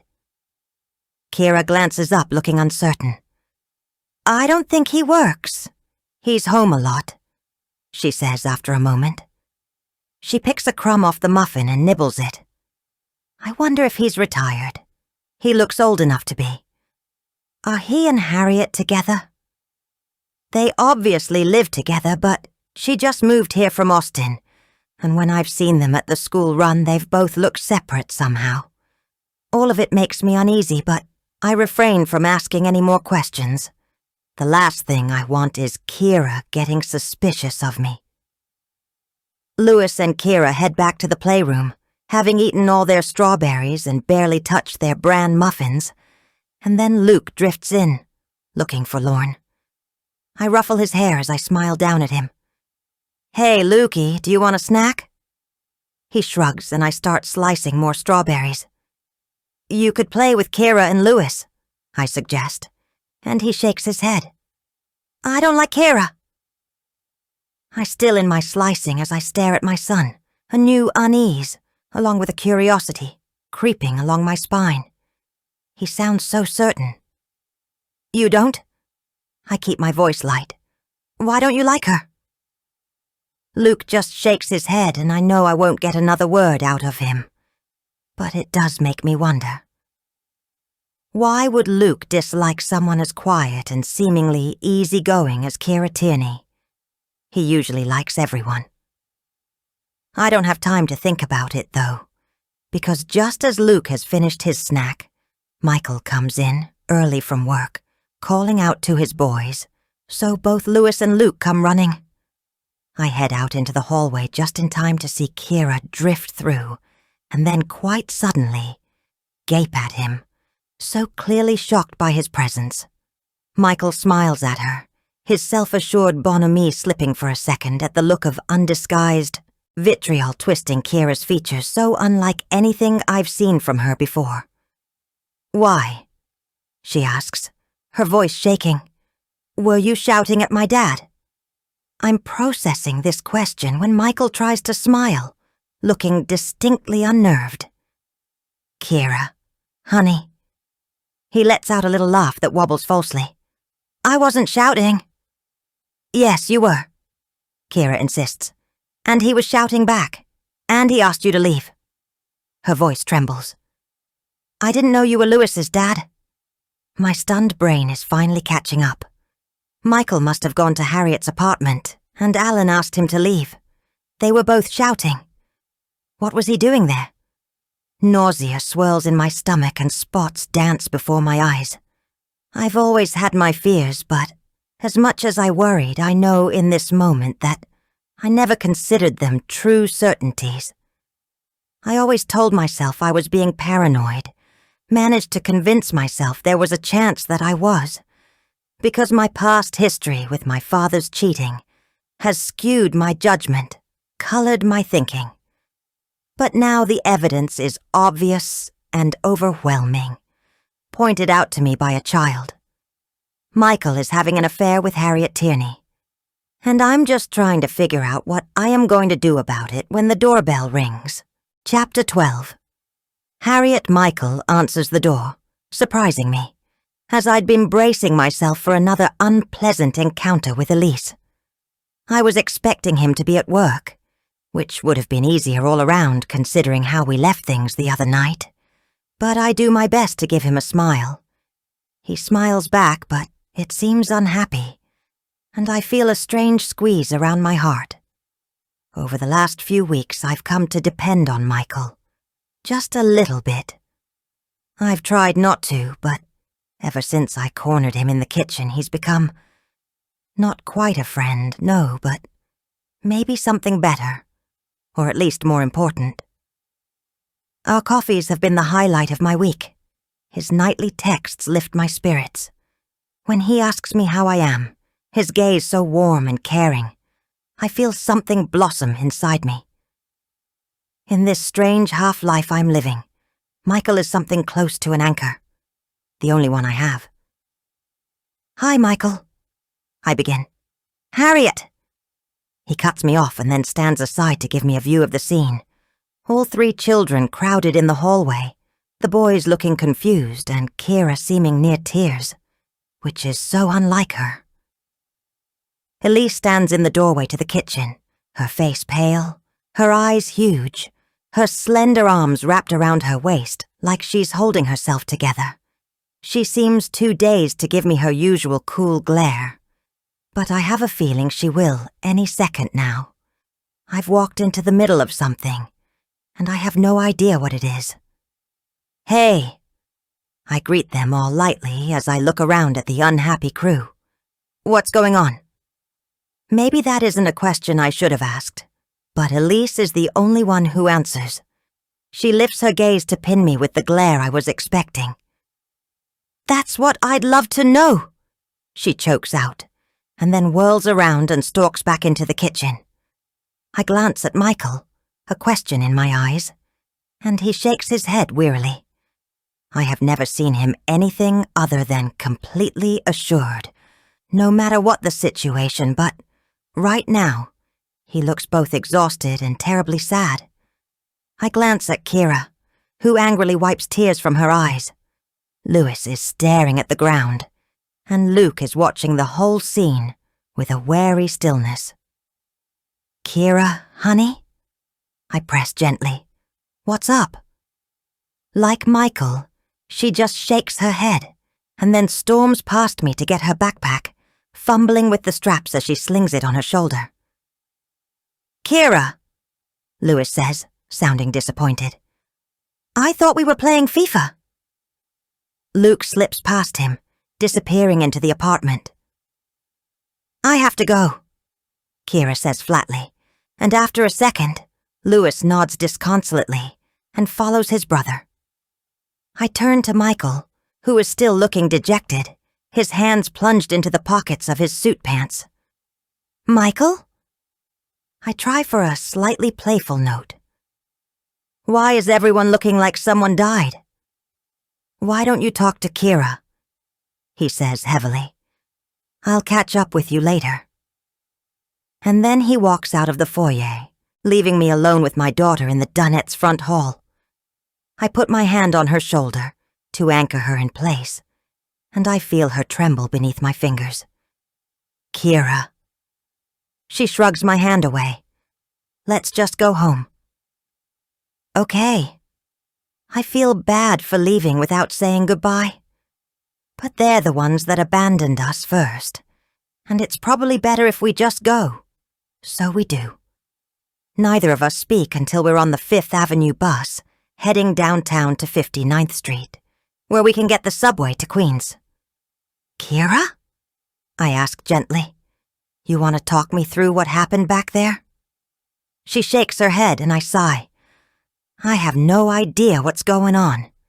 You've got to help me out here, kid. Kira glares up at me. Why was Lewis's dad yelling at my dad? She demands in a low voice that throbs with confusion and hurt. I stare at her for a second and then I lean back against the hard plastic seat and briefly close my eyes. This is not the time or place for this conversation, and yet I know I can't put it off for much longer. I've been asking Alan to talk to her for weeks, and he always prevaricates, insists he wants a little more time with Kira, which I understand, but it still frustrates me. We both need to be thinking about what is best for Kira, not Alan, at least in terms of telling her. I thought you were asleep when that happened, I say honestly, and she shakes her head mutinously. I try a different tack. Why were you so upset today, at the play date? That happened a few days ago. Because I didn't know it was Lewis's dad. Oh, honey. I put my hand on her head, but she ducks away. Considering it was Alan and Michael who were shouting, I'm not sure why she's so mad at me, but maybe it's simply because I'm here and I'm safe. I know you aren't going to want to hear this, I say, but it's complicated. Mrs. Dunnet doesn't like me, she says abruptly, and I realize afresh just how complicated this whole thing is. I think, I tell my daughter, that it's me she doesn't like. Kira frowns suspiciously. Why not? I am not about to go into all of that. I don't know. Sometimes people just don't like each other. There's not much you can do about it. Wanting to be fair, I add. I haven't done much to make her like me. I'm kind of different from the other moms. I pause. I know you don't always like that. Kira shakes her head. This wasn't about that. It felt different. We've reached 59th Street, and so we can't continue the conversation, which is just as well, because I really don't know what to say. Kira may seem older than her years, but she's only 8. I can't possibly make her understand the complicated and, frankly, unhealthy dynamics of the adults in this situation, and she shouldn't have to try. But I do need to give her some answers. There's no opportunity to talk on the platform or in the rattling subway car, and we walk home through the mid-October dusky twilight without saying much at all. 5 weeks since the start of school, and some things are better than I could have ever expected, while others are definitely much worse. Alan and Kira have formed a fledgling relationship that is tender and sweet, and while it unnerved me at first, now I only want to enjoy it, for however long it lasts. Seeing Kira unfurl like a flower with her father is wonderful, but it's tempered by the knowledge of its fragility. which makes me think of Michael and how difficult that conversation where he and Alan were shouting at each other was. How much I wanted it to help, to work, and it didn't. And that makes me think of Elise and how I suspect she's assumed all this time that something is going on between Michael and me. That's not necessarily my fault, especially as Michael will presumably be telling her there's nothing between us. But it certainly makes things difficult, and if I am honest, Elise also hates me because I've disrupted her little fiefdom, the gala committee. While I never expected to enjoy being a part of that select little group, the truth is, I have, and Elise can't stand it. She can't stand that the others have agreed to my suggestions and are looking to me for creative advice and ideas. And fine, maybe I've subtly rubbed her nose in it a little. It's hard not to when she's always giving me murderous looks. But I recognize that it is petty of me, and I probably should stop. But I never wanted Kira to get involved in any of this drama. As glad I am that she's finally made a friend, I really wish it wasn't Louis. We are silent as we climb the stairs to Alan's apartment, and I let us in.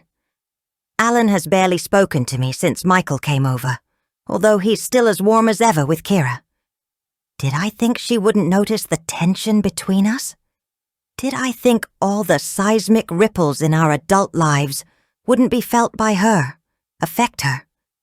As always, I go to the living room to check on Alan.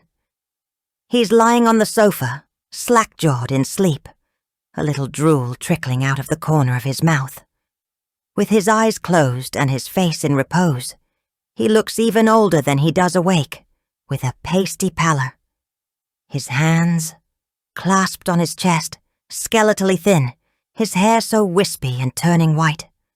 My heart aches for him, but it also throbs with anger. It doesn't have to be this way, and he knows it. As if sensing my presence, his eyes flicker open. For a second, he looks confused, and then his expression clears. He has to swallow several times before speaking, each movement painful to witness, and a new development in the last few weeks. Every day I worry that we won't have as much time as Alan thinks we will. "What's wrong?" he asks, and I realize I must be glaring down at him. "You need to tell Kira," I say quietly. "It's time." His face crumples a little. "Harriet." She overheard Michael Dunnett when he came by the other night. Alan's eyes flash and his expression darkens. "That," he says quietly with dignity, "was not my fault. I know that, but—" I trail off, shaking my head. I'm so tired of fighting this battle, for the sake of my daughter. "Alan, Harriet, I've made my decision," he says implacably. "It's a reasonable and informed one. You just need to accept it. So does Dr. Dunnett. And you need to accept that wanting a relationship with our daughter affects all your other decisions, including this one." I snap, goaded into anger by his sheer stubbornness. I shake my head, caught between fury and despair. "Alan," I ask quietly, "don't you realize you're being selfish?" He meets my gaze unflinchingly, unapologetic. "Is it selfish to not want Kira to see me like that?" he asks quietly. I can't be so cruel as to point out that she'll see him like that anyway, and undoubtedly sooner than either of us want or hope. "You need to tell her," I say instead, again, and he sighs, just as a voice, trembling and small, sounds from behind me. "Tell me what?" Kira asks. Chapter 13, Elise. It is a testament to either my self-control or my stupidity that I do not confront Michael after Harriet and Kira leave our apartment, slipping out like thieves after that painfully awkward confrontation. Michael goes into the bedroom to change, and I start making dinner. I don't even bang the pots and pans, By the time he comes in 20 minutes later, I am calmly slicing shiitake mushrooms. Louis and Luke are doing their homework at the breakfast island, heads bent over their worksheets while I look benevolently on. We are the prototype for the perfect family. Take a picture of us, please.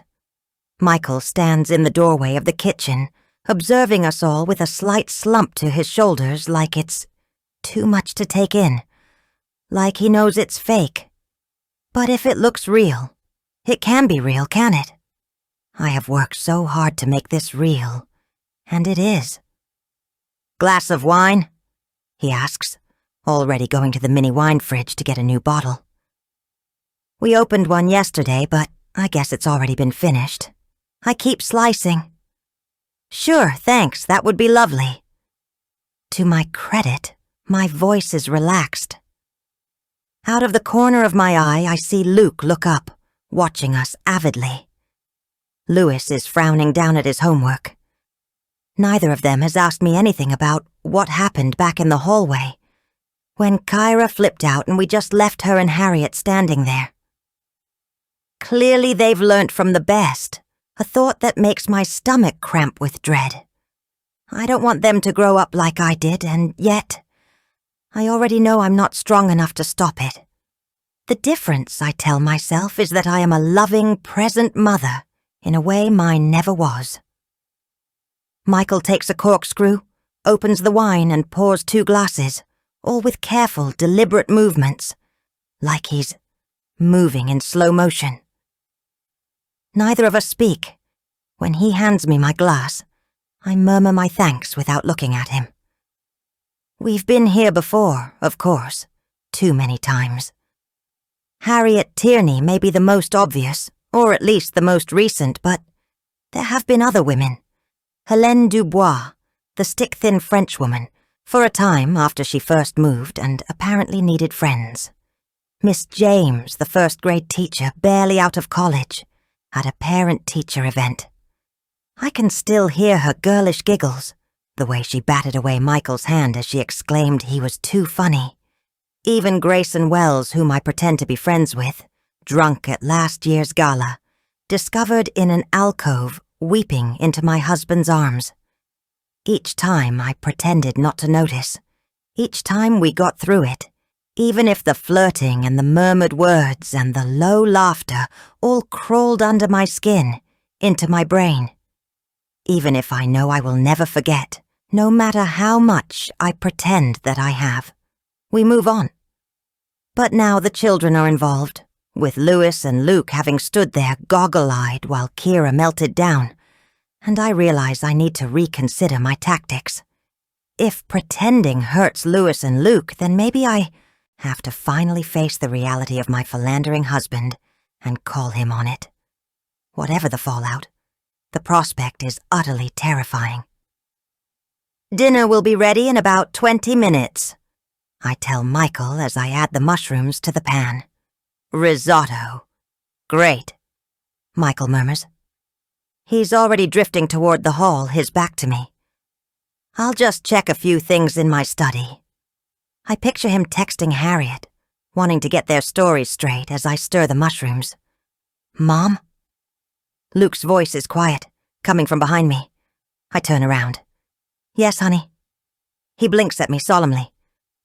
"Are you okay?" he asks, and my heart twists. A child should never have to ask that question of his parent.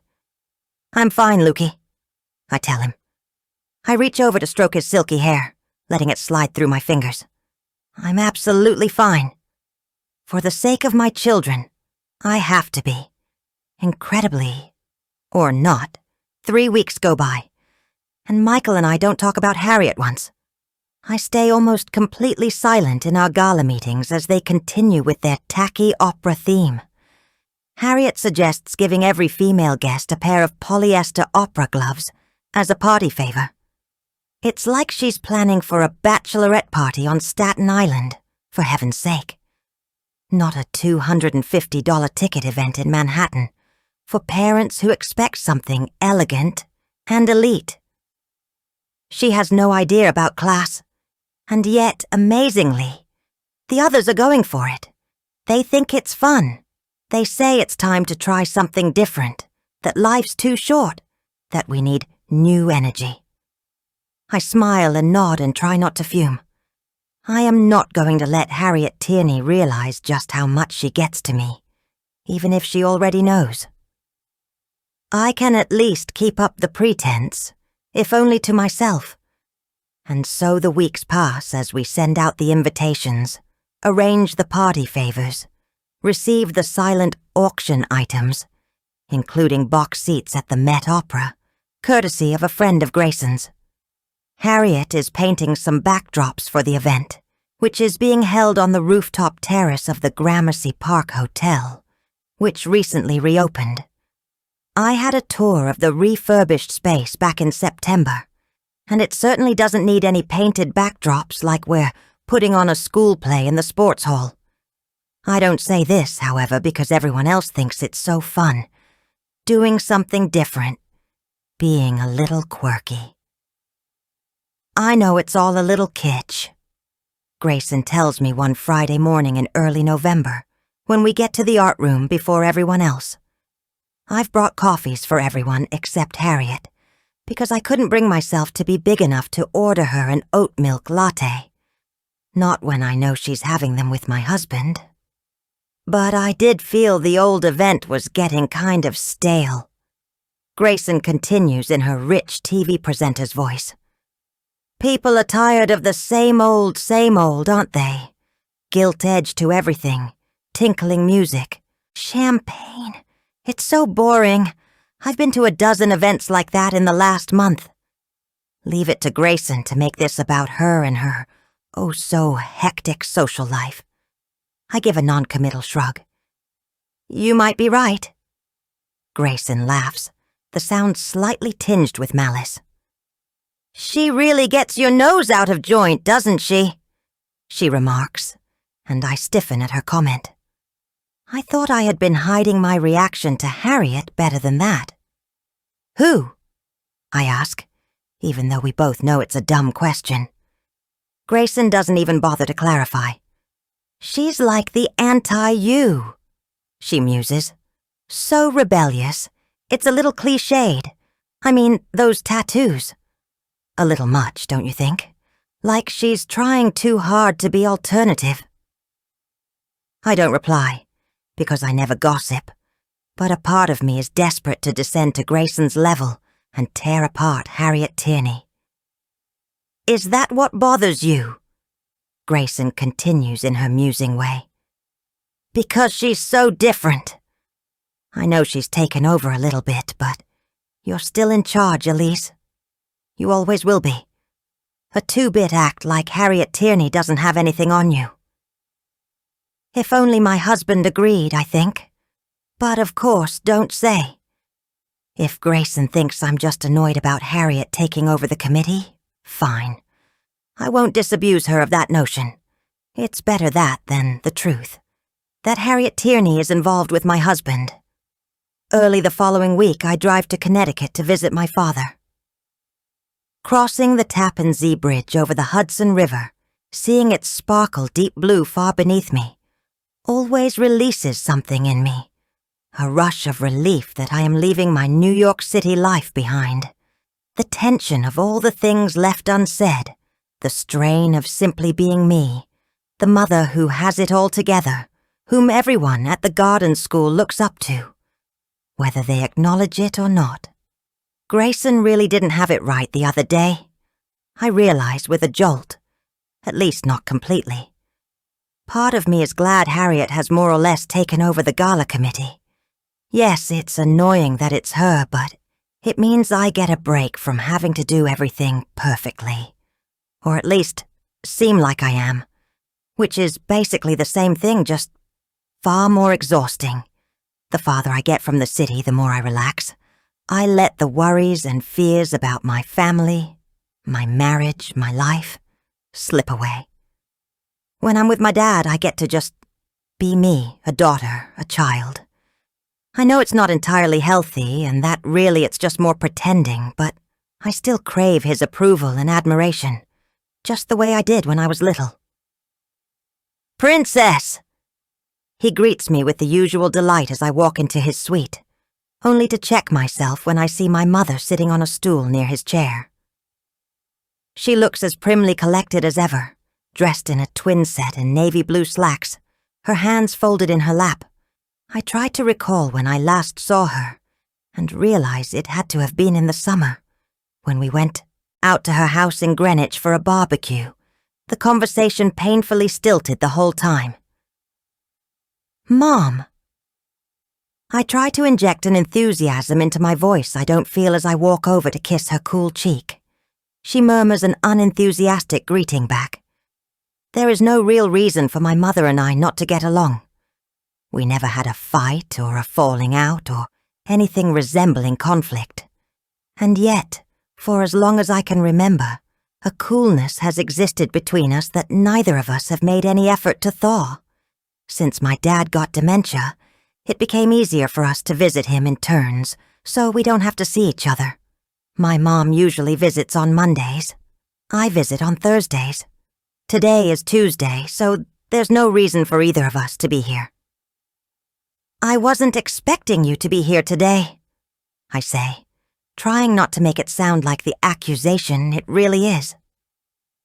She raises her thin, arched eyebrows, her lips pressing together. Am I not allowed to visit my own husband when I choose? I hold back a sigh. I didn't mean it like that, Mom. I glance at my father, who is watching our interaction, with a look of befuddlement on his face. Another reason I don't visit my dad when my mother is present is because I am worried he'll let something slip. Since his dementia diagnosis, he's said a few things that I would have trouble explaining to my mother. I've kept his secrets for this long. I don't want to have it all be for nothing now. Anyway, I say firmly, wanting to move the conversation on. How are you, Dad? Oh, I'm fine. He nods to the legal pad on his lap. Just making some notes for my latest case. The pad of paper is blank, but I nod along. Sounds like you're pretty busy, I say with a smile. Oh, I'm always busy. He smiles back at me, but not too busy for my princess. I feel my mother's tension as she shifts in her seat, recrossing her legs. Maybe that's part of the coolness between us. My father has always adored me. Admittedly, it's been in his own, ultimately, self-centered way, but he possesses the kind of charisma that makes you long to be drawn into his orbit, spared a single glance, just like Michael. On my wedding day, my mother, rather acerbically, pointed out this truth. I always heard that girls marry their fathers, but I didn't think it was true until I met Michael, she said, as she twitched my veil over my shoulder. He's the spitting image of your father in every way. They do look alike, I acknowledged, longing to leave it at that. I didn't mean in looks, my mother replied flatly, but as long as you know what you're getting into. For a single heart-stopping second, I thought she was referencing my father's affairs, but she couldn't know about them, or at least that I knew about them, I told myself. Could she? If she had, she would have said something. She would have left him, surely. Then she continued. Loving someone who has the whole world at their feet can be exhausting, frustrating, but as long as you know where you stand, and that they love you back even if it doesn't always feel like it. She paused. Well, then you can manage.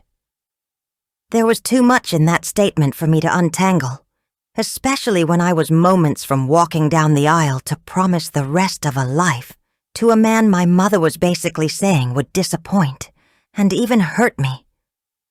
Mom, I began, but she quickly bent to kiss my cheek. More, I thought, in an attempt to end the conversation than as a gesture of affection. Congratulations, my darling. Now I glance between my parents, wishing there was a way I could extract myself from this situation. I was up for a casual chat with my dad, A little of his usual cheer, but not managing the passive aggression from my mother. Not after the last few weeks. "How's Michael?" she asks with a sniff. "He's fine. Busy, you know, as usual. He's been doing some more teaching in addition to the surgeries, so..." I let that trail off. "And the boys?" my mother asks after a moment. My mother comes into the city once a month or so and takes the boys out by herself, usually to a restaurant where they have to behave and come back practically twitching with restless anxiety. Neither of us have ever suggested increasing the regularity of those visits. Michael's parents live in California, and we don't see them nearly as often as we should, as they're so busy with their retirement lives, golf, tennis, European cruises, wine tastings, weekends away, an endless stream of moneyed entertainment. The result is that my boys don't have much of a grandparent presence in their lives. Before my dad got dementia, he'd come for the weekend and take them to the movies or the park, before spending the evenings drinking whiskey with Michael. I miss those days. "The boys are fine," I say dutifully. "How's Luke's health?" My mother always asks this question like Luke is the next thing to an invalid, rather than a little boy with a few minor health issues. Myopia, hence his thick glasses, asthma, slight hearing loss, and mild anxiety, all of them under control. "He's fine," I say firmly, and her eyes flash ire, like I've rebuked her. "Really?" I add, softening my tone. "He got a new glasses prescription last month, and he hasn't used his inhaler since September. He had his hearing tested at his well check in August, and the pediatrician still thinks he doesn't need hearing aids." She sniffs, sighs. "Poor boy." My hands clench into fists, and I smooth them out. I don't think my mother means to be rude, but it's been obvious since the boys were born that she favors Louis. Louis, who is made in the mold of both Michael and my father. When we named the twins after our fathers, she was annoyed that Luke was named after mine. She didn't say as much. How could she without being utterly offensive? But I could tell. "There's no need to feel sorry for Luke," I say as mildly as I can. "He's incredibly smart and happy, and he manages all his health issues without any problems." "Still," my mother says like that's a reason.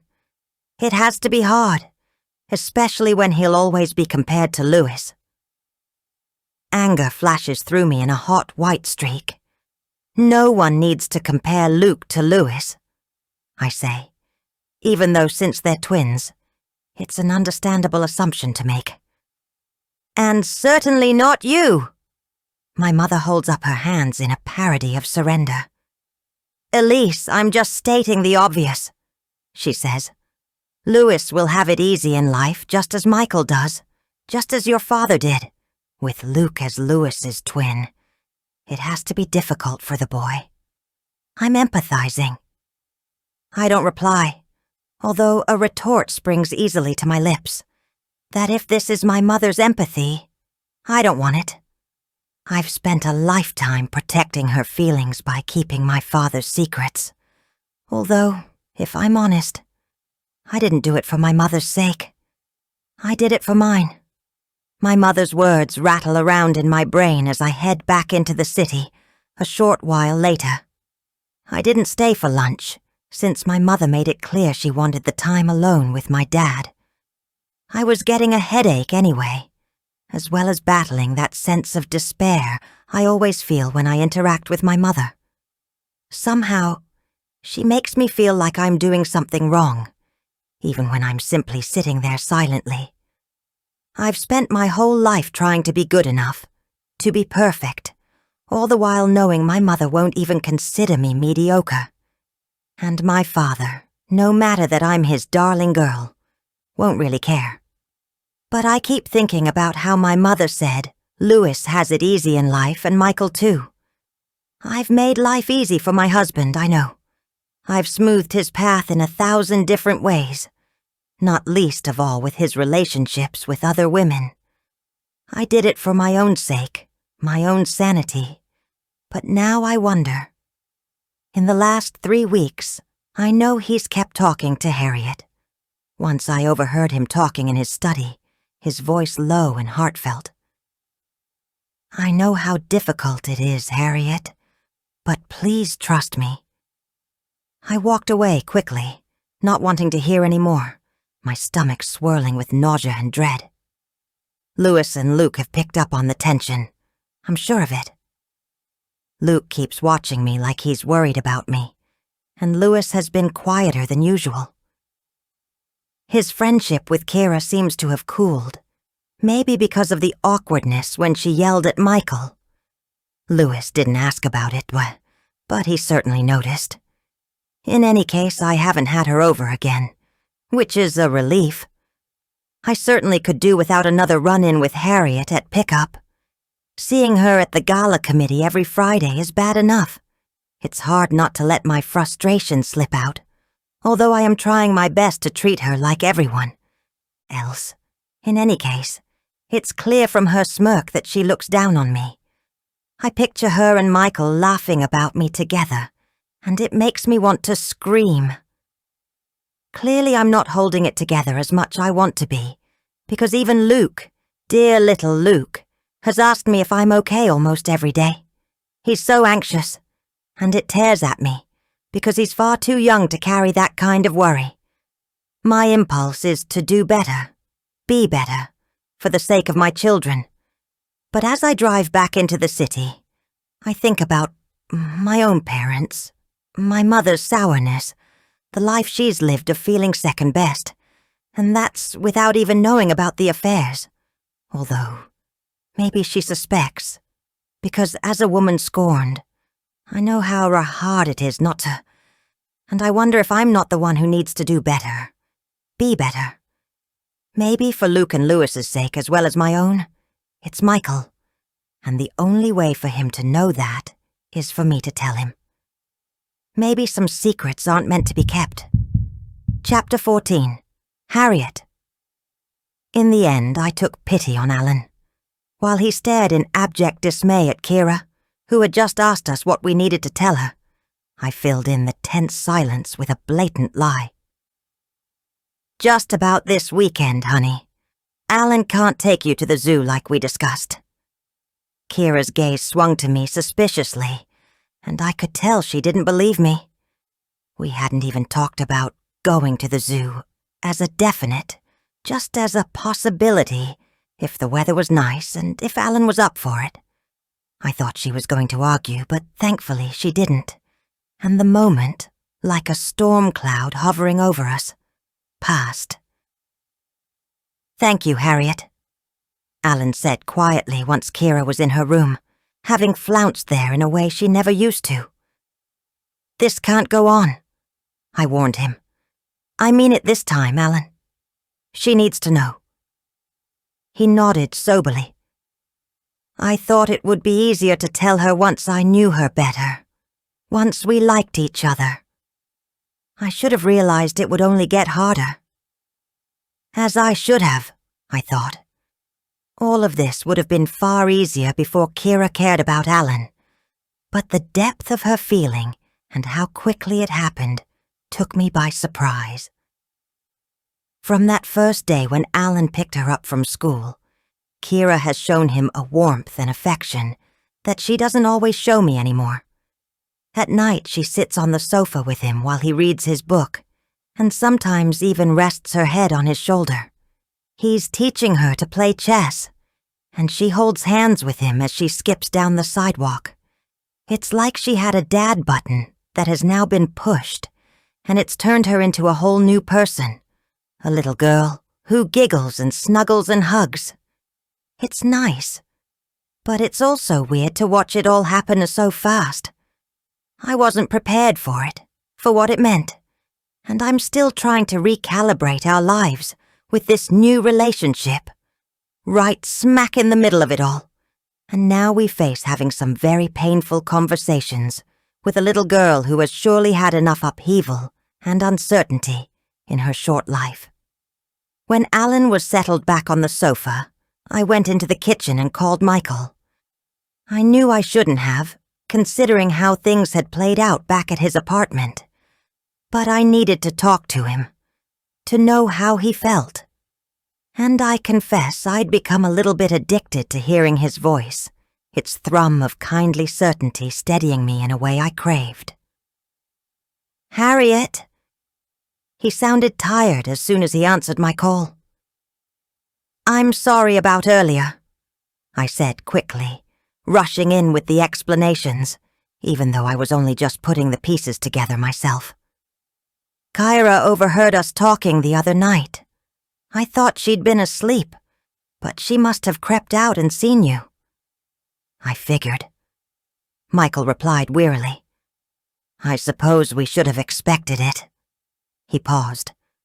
"Unfortunately, it's created a very awkward situation here. Kyra got really angry, said I was shouting at Alan. And Louis and Luke had no idea what was going on. They still don't, and I'm not really sure how to explain it to them." "And Elise?" I asked after a moment. My knuckles ached as I clenched my phone. I pictured her furious look, and my stomach cramped. As much as I didn't like her, I didn't want to be the cause of her misery or fury. I've told myself I wasn't doing anything wrong, but she doesn't know that, obviously. "I don't know what Elise thinks," Michael replied after a moment. "I hardly ever do, but I must say she certainly seemed surprised when she heard Kyra talking like that. That wasn't my fault, but I still felt guilty. I was the one who had requested Michael not explain the nature of our relationship, not until Alan had talked to Kyra. And today was yet another missed opportunity for that conversation to happen. "I'm sorry," I said after a moment.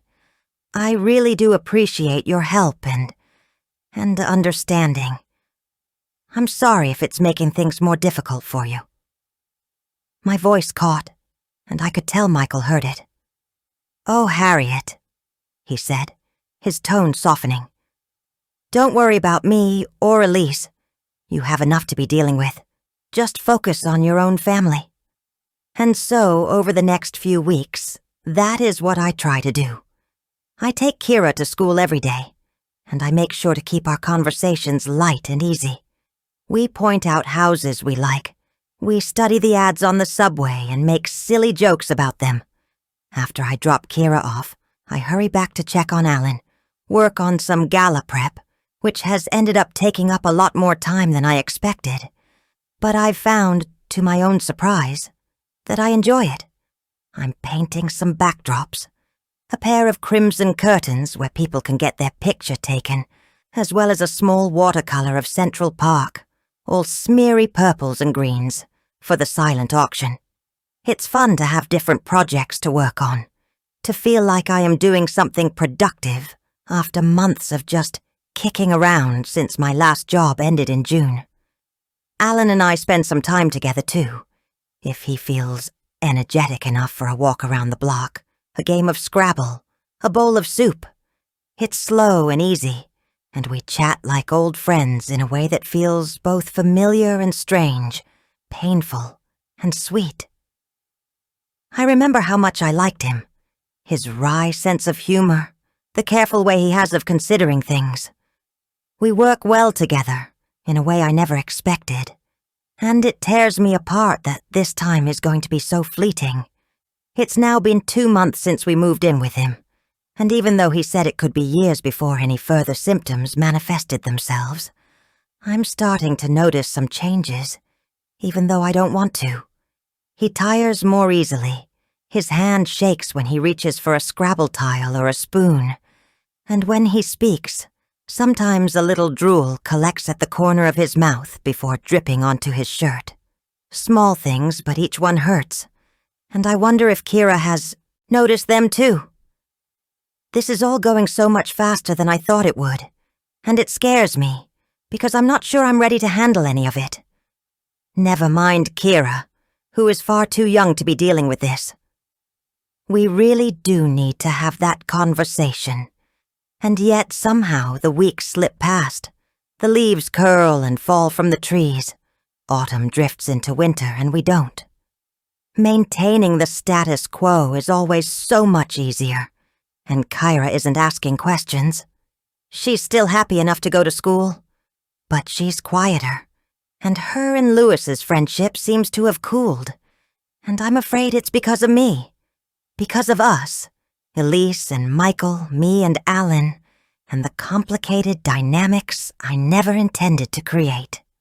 In some ways, though, it's nice to have the old Kyra back, quiet and calm, not trying so hard to be a TGS kid, or have me be a TGS mum.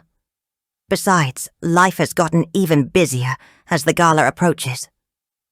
During the Friday morning meetings, Elise pretty much ignores me, but it's harder for her to do so when, in late November, we start meeting on Wednesdays too.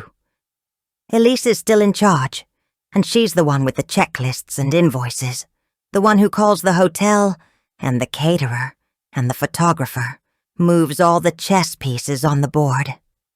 Really, it's her show, but I can tell she feels like it's become mine, because I'm the one with the ideas, the one the others instinctively look to for any creative decision. It has to be a bitter pill for her to swallow, and I am not above letting her know I know that, especially when she tries to, subtly, it's true, cut me out. I have lost track of the number of times she turns to me with a look of faint surprise, like she's forgotten I'm there. Once she brought coffees for everyone, except for me. "I couldn't remember what you drank," she explained, her eyes rounded in innocence, and I just smiled and said I hadn't wanted coffee anyway. Then there are all the passive-aggressive comments about my ideas, how the backdrops are kind of cute, with a wrinkled nose like she really doesn't understand why we need to have them, how I might be confusing the musical Phantom of the Opera with actual opera. "Have you ever seen real opera, Harriet?" she asks, with her eyes extra wide in curiosity. And then there are the comments about my own art, how she hopes someone will bid on my little watercolor. Although people prefer more established artists, don't they? Such a shame they're not willing to try someone new. And on and on and on.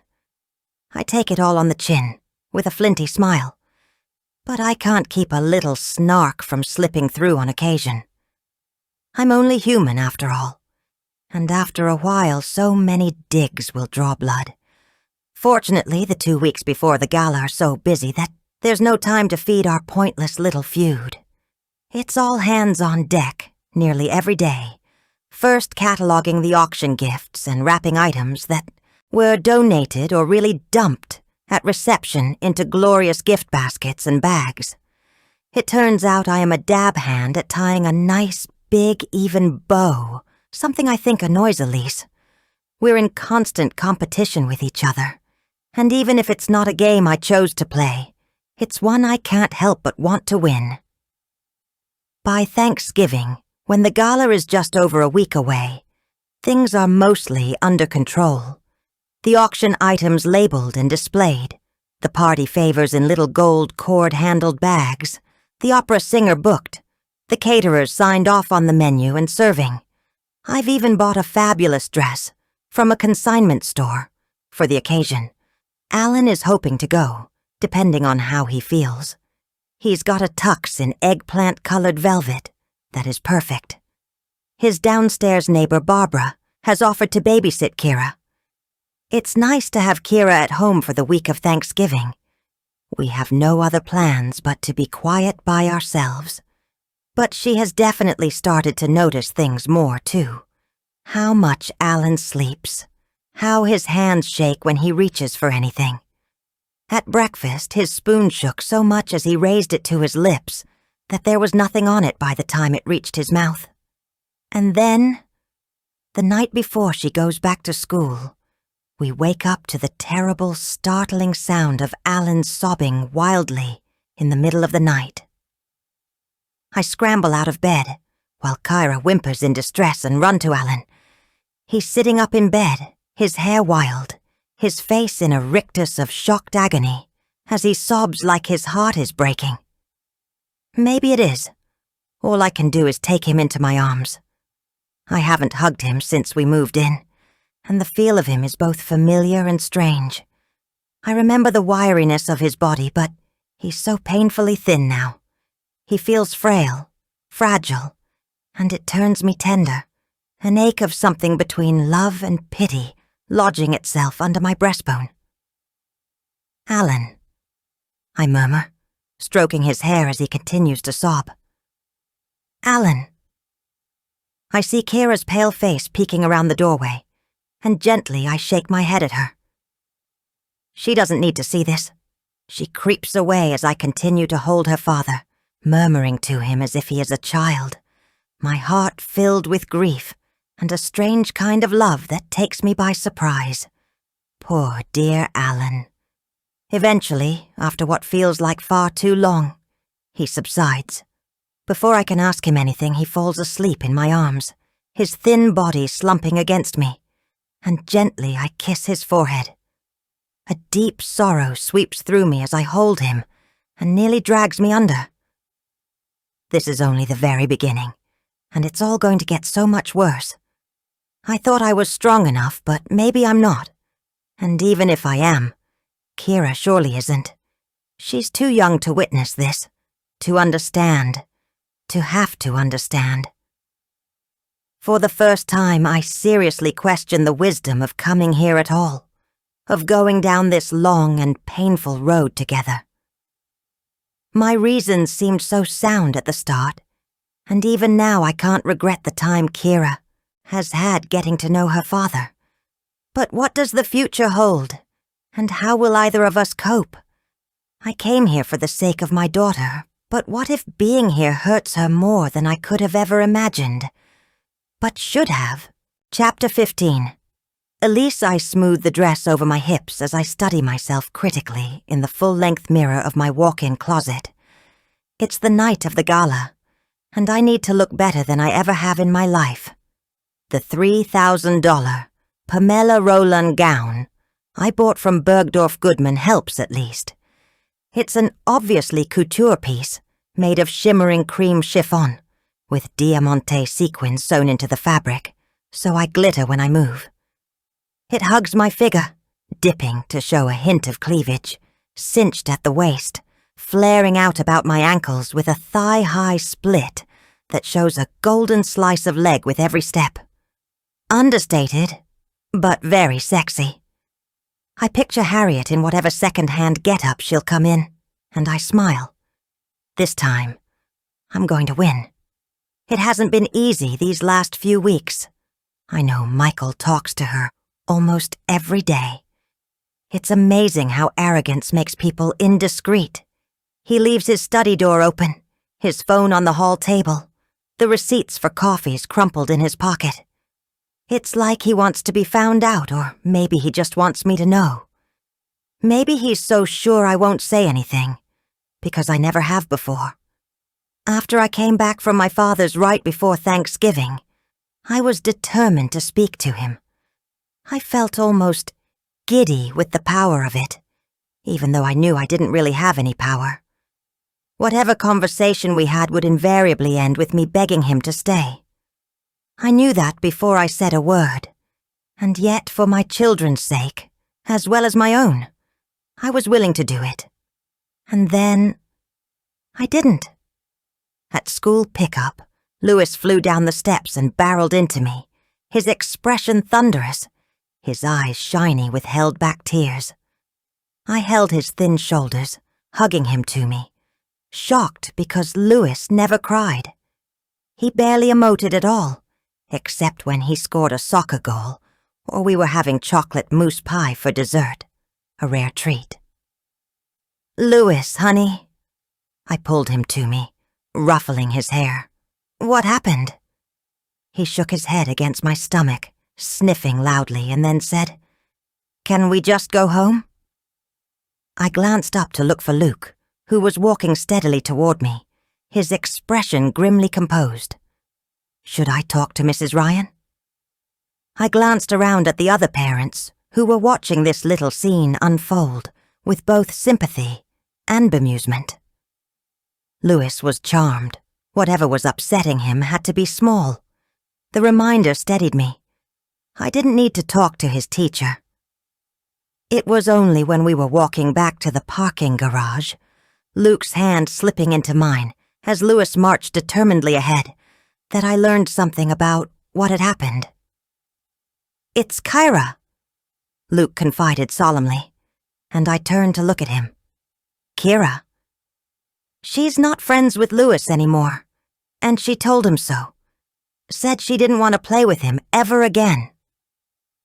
Luke stated this matter-of-factly, although I thought I heard a note of satisfaction in his voice that I didn't understand. He was sad about it. Why? My mouth was dry. "Why isn't she friends with Louis anymore?" I asked, although I already knew. Because Louis's dad had shouted at Kira's dad. Because the grown-ups' complicated lives made their children's lives confused. I don't know. Luke shrugged, seeming determinedly unbothered. She just came into school and told him she wasn't his friend. And Louis was that upset? Part of me knew I should not be pressing Luke for information on his brother, but I was both desperately curious and nervous. How much had our drama affected our children? Luke shrugged again, slipping his hand out of mine.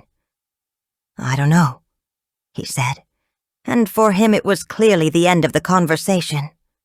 But it was enough to make me hesitate, and in truth I knew I didn't need much of a reason when it came to confronting Michael. I watched Luke put an arm around his brother's shoulders, and with my heart squeezing with love, Louis lean into his brother's half-hug. "This is my family," I thought fiercely, "and I will do whatever I can to protect them." And that, I knew, meant not rocking the boat with Michael. Now, the night of the gala, I am trying to put all that behind me. After tonight, I will avoid and ignore Harriet Tierney completely. I can pretend she doesn't exist, and pretending, I remind myself, is almost as good as the real thing. Carefully, I dab at my eyeliner, studying my reflection critically. My makeup is subtle as always, but is it too understated? Do I look washed out? It's so hard to maintain the balance between effortless and not trying. But if I change anything, add a crimson lipstick or a cat flick eyeliner, people will notice and comment. They'll wonder why, and they'll whisper about how I must be trying to prove something to somebody. I can picture Grayson already, eyeing me up and down with that slightly superior smile on her face. "Oh, Elise, you look amazing. I love your new look. So different." Just thinking about it makes me wince, and I quickly stop, running my thumb along the line bisecting my forehead that is thankfully now much fainter due to a trip to the salon. Why, I wonder, does everything have to be so exhausting? As I stare at my reflection, I find myself thinking of a vacation we took when I was 10 or so. I don't remember why. Maybe our usual place in the Hamptons had been already booked, but we ended up in a little cottage on the Finger Lakes, far from the life I already knew too well. Private school, ballet and tap classes, etiquette lessons every Saturday, holding a teacup and crossing my ankles. I was on the waiting list for cotillion by the time I was 6. That summer by the Finger Lakes was magical. I splashed and swam and read books on the beach. I went for walks by myself and stared up at the blue sky. There were no tennis or pony riding lessons. No swanky dinners where I had to use the right silverware and never speak. No saying hello to slightly drunk strangers who came to talk to my parents about business or golf. It felt like freedom. If I could travel back in time and live those 3 months over and over again, I would. I don't know why I'm thinking of them now. They certainly feel very far away from my current reality. I turn away from my reflection and go to check on Luke and Louis, who are eating dinner under the smiling eye of Rosita, our Guatemalan babysitter, who is the closest thing I've ever had to a nanny. She's known them both since they were born. "You look so beautiful, Mrs. Dunnett," she exclaims, her hands clasped to her chest. "Thank you, Rosita." I smile, doing my best not to smear my lipstick. "Behave, you two, all right?" I drop kisses on their foreheads, moving carefully in my designer dress, feeling like I am made of glass, the skirt shimmering as I take little mincing steps. "Bedtime at 7:30, I remind Rosita, who smiles and nods. I've arranged a car to take me to the Gramercy Park Hotel, so I don't have to either deal with parking or wait in the frigid December air for a taxi. I'm getting there a full hour before guests arrive to make sure everything is perfect, even though I was on the terrace all morning, doing the exact same thing.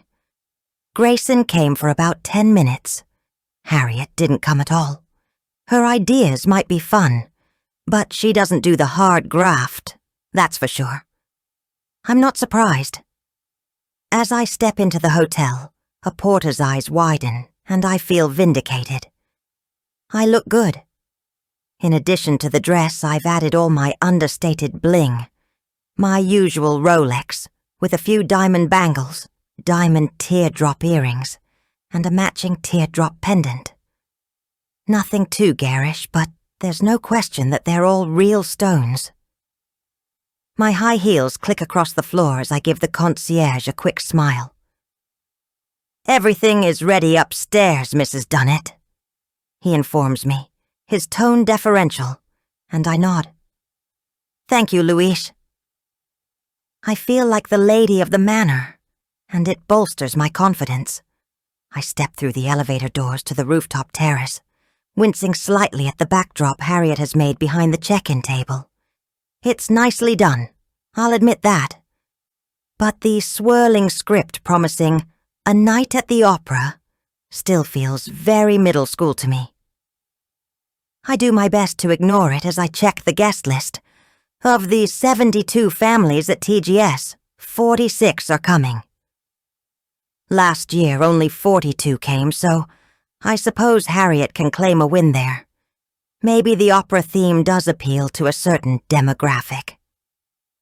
I walk through the empty rooftop terrace, the glassed-in roof letting in the orange-hued twilit sky. The silent auction items are on a velvet-covered table with framed descriptions of each item and a box for sealed bids. The mahogany bar gleams. The champagne flutes are lined up on top, ready to be filled. The string quartet should arrive any minute, along with the opera singer Grayson booked. There's nothing more to do, and so I simply stand there, savoring the moment. Forget Harriet. I made this happen. In my little beaded bag, my phone buzzes.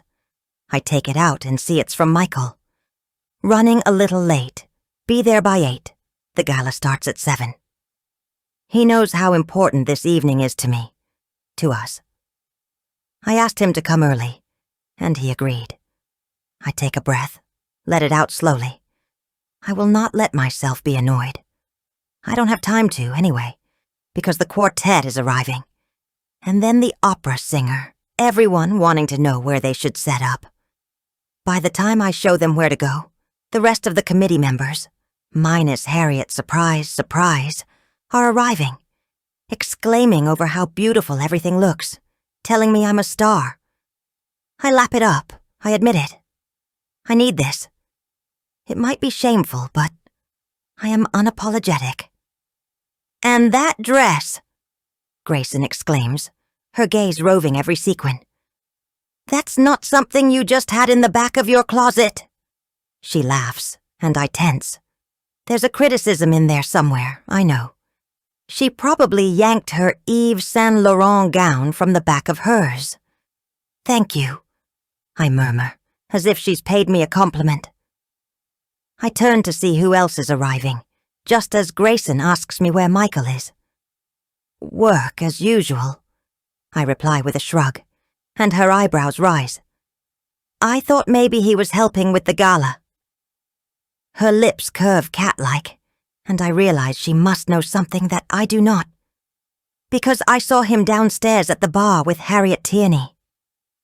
For a second, I can't breathe. My lungs freeze, and so does my expression. Grayson notices, and her smile widens.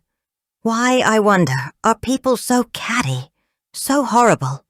And why is Michael in the bar with Harriet? Why is he lying to me about running late? After way too long, my sense of self-preservation kicks in. Oh yes, I forgot about that, I say airily. They arranged a meeting before the gala. Something about showcasing her artwork at his office. You know how Michael likes to help people out. I want to turn away, to blink back the tears that are coming to my eyes, to give myself a moment to scrape my composure together. But I know Grayson will see that as a victory, and so I keep her stare, smiling slightly. She smiles back, a face off, and then suddenly, I can't stand participating in this farce for a single second longer, and so I turn and walk away without a word. It's not my usual mo, and Grayson's probably delighted that she raised a reaction from me. But right now I can't even make myself care. Michael is in the bar downstairs with Harriet. I could go down there, force a confrontation. Finally have all these secrets out in the open. But I know I won't. I walk to the bar, where a black-jacketed waiter is filling up the flutes with champagne. Guests are about to arrive. The gala is going to begin. I take a flute of champagne without looking at him and guzzle it down. I've barely eaten today, and so I feel the buzz almost instantly. My head is light, and the tension eases from my shoulders. I put the empty flute back on the tray and walk toward the check-in table. Joanna is there, sorting through the party bags. I think we have enough, she murmurs, sounding anxious and so desperate to please. It doesn't matter if we don't, I tell her. Do people really need a pair of polyester gloves and a plastic set of opera glasses? She eyes me uncertainly, and I realize I might already be a little drunk. Quickly, I take a breath, paste on a smile, and reach for a bag. I was just joking, I tell her. It'll be fine. I made extra, so there's absolutely no need to worry. Okay. The first guests are arriving, and I turn to face them, raising my voice, letting it carry. Welcome to a night at the opera, I exclaim grandly. Come and find your seats. Soon people are exchanging greetings, shedding coats, oohing and ah-ahing over the decorations. Joanna checks names off the list while I hand out the gift bags and explain about the auction. In addition to the cheap opera favors, each bag contains a pencil and gilt-edged notebook to write notes about the items. This is so fun, Claire enthuses as she takes the gloves out of the bag. Was it your idea? No, it was Harriet Tierney's, I reply, and her eyes widen. I forgot she was on the gala committee. She gasps. How was that? I've barely seen Claire all fall. She's brought Lewis and Bran to soccer a few times, but otherwise our paths rarely intersect, and while we keep saying we should get together when we cross paths at the school run, I haven't minded. It was fine, I tell her smoothly, only to realize my mistake when Claire smirks. Fine, she repeats, and I know I should have said it was great or fun or interesting. Fine suggests it was anything but, which is, of course, the truth. That bad, huh? I smile pointedly. Genuinely fine. Enjoy the evening. I turn to the next guest. Half an hour passes of checking people in, everyone exclaiming and effusing, words pouring out of my mouth in a sure, honeyed stream. Oh yes, check out the week in Tuscany. For sure. The villa is amazing and it's such a steal. And make sure you try the canapes, especially the lobster with ikura. I know. Can you believe it's already almost Christmas? I keep an eye on the elevator, waiting for either Michael or Harriet to step through, everything in me tensing every time the doors ping open. But they don't. 7:30 passes, and they still haven't arrived. I know Michael said 8, but what on earth are they doing down there together? Then, at 7:40, when the arrival of guests has slowed to a trickle, the doors open, and Michael steps out, with Harriet. I don't recognize her at first because she looks so different. She's dyed her fake red hair midnight black and smoothed it into gleaming waves like a 1940s Hollywood star.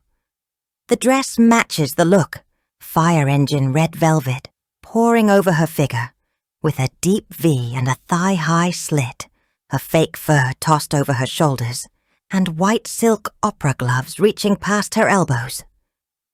She looks amazing, gloriously over the top in a way I've always been afraid to be, and I immediately feel like a bland beige potato. In this moment, I realize that not only have I been striving my whole life to seem perfect, but also to be invisible. And that's how I feel as Michael and Harriet step onto the terrace, with Harriet's partner, if he even is her partner, behind them, wearing a tuxedo in shabby purple velvet. I stand frozen by the check-in table, shocked that Michael could be so blatant with this other woman, but he doesn't even see me. Neither does Harriet. They're caught up in their own little world, smiling at each other, both me and Harriet's partner forgotten. Michael's hand on the small of her back, and something in me snaps clean through. "Welcome to the party," I call over to them, my voice shaking. I realize my hands are shaking too, and I place them flat on the table. "So good of you to turn up." A few people nearby pause in their conversations, glance at me uncertainly. My voice is vibrating with anger, with hurt. I know I should stop, rein it all in, and pretend as I always do. But this time, I simply can't. Michael finally sees me, and his expression tenses as he gauges the look on my face. I'm not even sure what it is, but it certainly isn't friendly. Harriet looks guarded, and then she turns to her partner, murmuring something to him I can't catch. "Elise," Michael begins. "No, really." I cut him off. "You're only 40 minutes late, but who's counting?" I suppose it was hard to tear yourselves away from the bar downstairs. A pained look crosses Michael's face, as if I'm being difficult, as if I'm the problem. I reach for Harriet's gift bag and thrust it at her hard. "I guess you've already got the gloves." She takes the bag, slips it over one gloved wrist, frowning, her other arm looped through her partner's. "I'm sorry I'm late," she says with dignity. Something came up. I let out a laugh, a high, sharp sound like the crack of a limb. "Oh, right," I say. "Sure." Harriet's eyes widen like she can't believe I'm acting this way. And I understand why.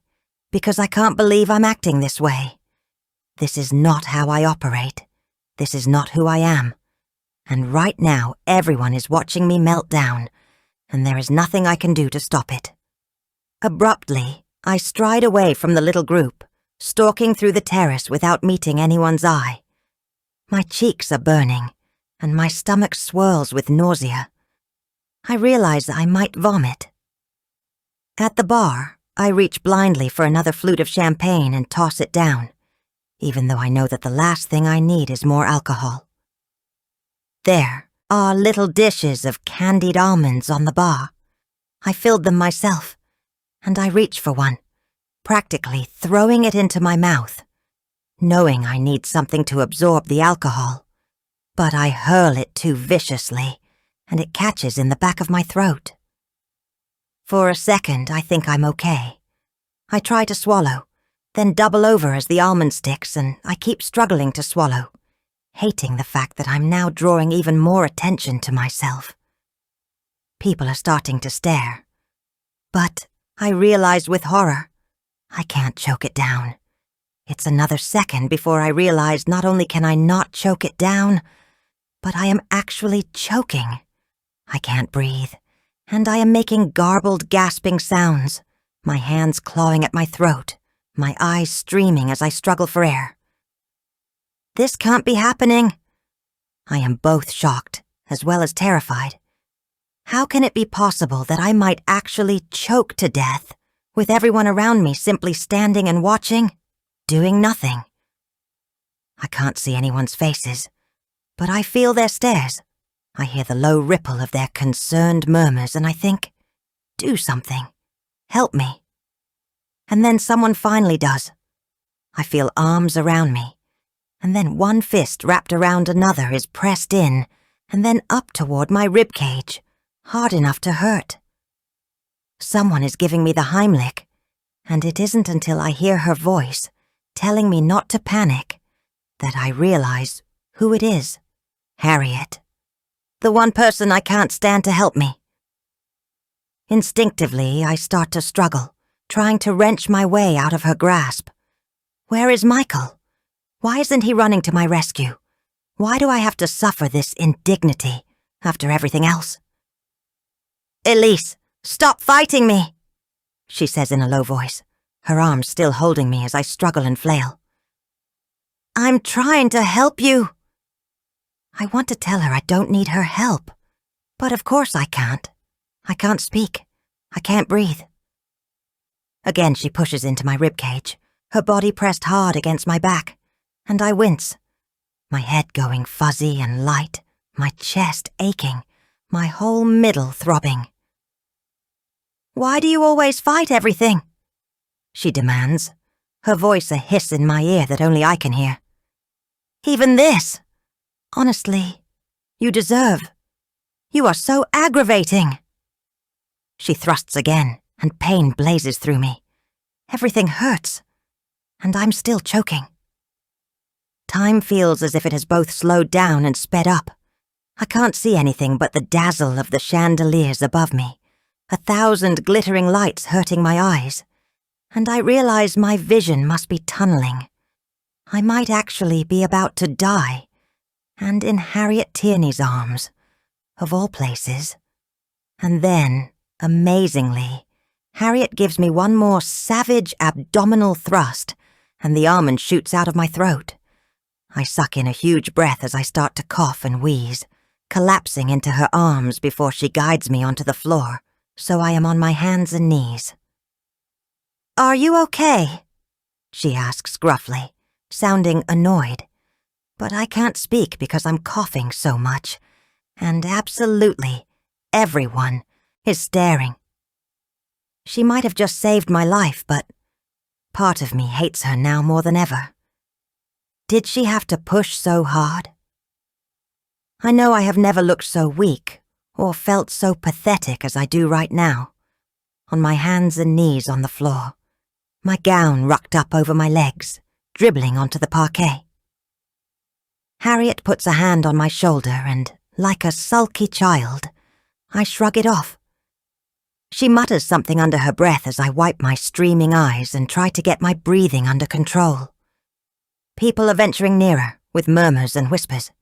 Elise, you scared me. Are you okay? It's Claire, bending down toward me, but I can't even look at her. I only want Michael. Where is he? Let me get you a drink of water, Harriet says, and I force myself up to standing, even though my entire body aches like I've done 100 crunches and have the flu. My breath is still coming in gasps, and there is drool on my chin. Somehow I manage to speak, the words dragged from me. Please, I whisper to Harriet, my voice a croak. Just get away from me. I'm not looking at her, but I feel her freeze, then recoil. I haven't even thanked her for saving me, but I can't. Not now, and maybe not ever. I think of her voice in my ear telling me I deserve. What? This question mark. And yet right now I look like the big jerk, because everyone heard me. A murmur of surprised speculation ripples through the crowd at my ungrateful words. This will feed the school gossip mill for weeks. Then, without a word, Harriet turns on her crimson stiletto heel and walks off, leaving me still gasping, trying to hold on to the last piece of dignity I have. Chapter 16. Harriet. She really is crazy. I walk away from Elise, adrenaline coursing through me from the whole episode, and trying not to feel furious that, after I saved her life, her first words were for me to get away from her. Fine, I will. A few people I don't know try to stop me as I cross the terrace, wanting to know what happened. But I shrug them off. I still feel shaken, and I need to find Alan. He probably shouldn't have come tonight, but he was adamant that he wanted us to be here, together. It's hard to believe that just a few moments ago, I was so full of hope, buoyant with it. After talking to Michael downstairs in the bar, I finally felt like we had a future.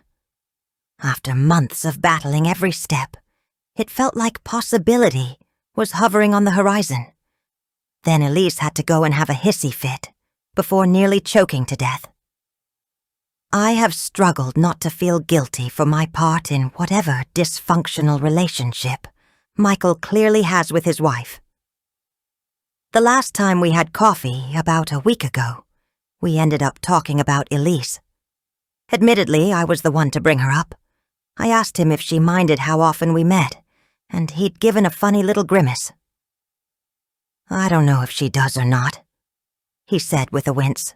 I'm not sure she even knows. You haven't told her? I asked in surprise. Somehow, despite my insistence on confidentiality, I had thought Michael would have explained something. Some stupid part of me felt shamefully pleased that he hadn't. I was his little secret. Something he wanted to keep hidden from her. I knew I shouldn't have been thinking that way.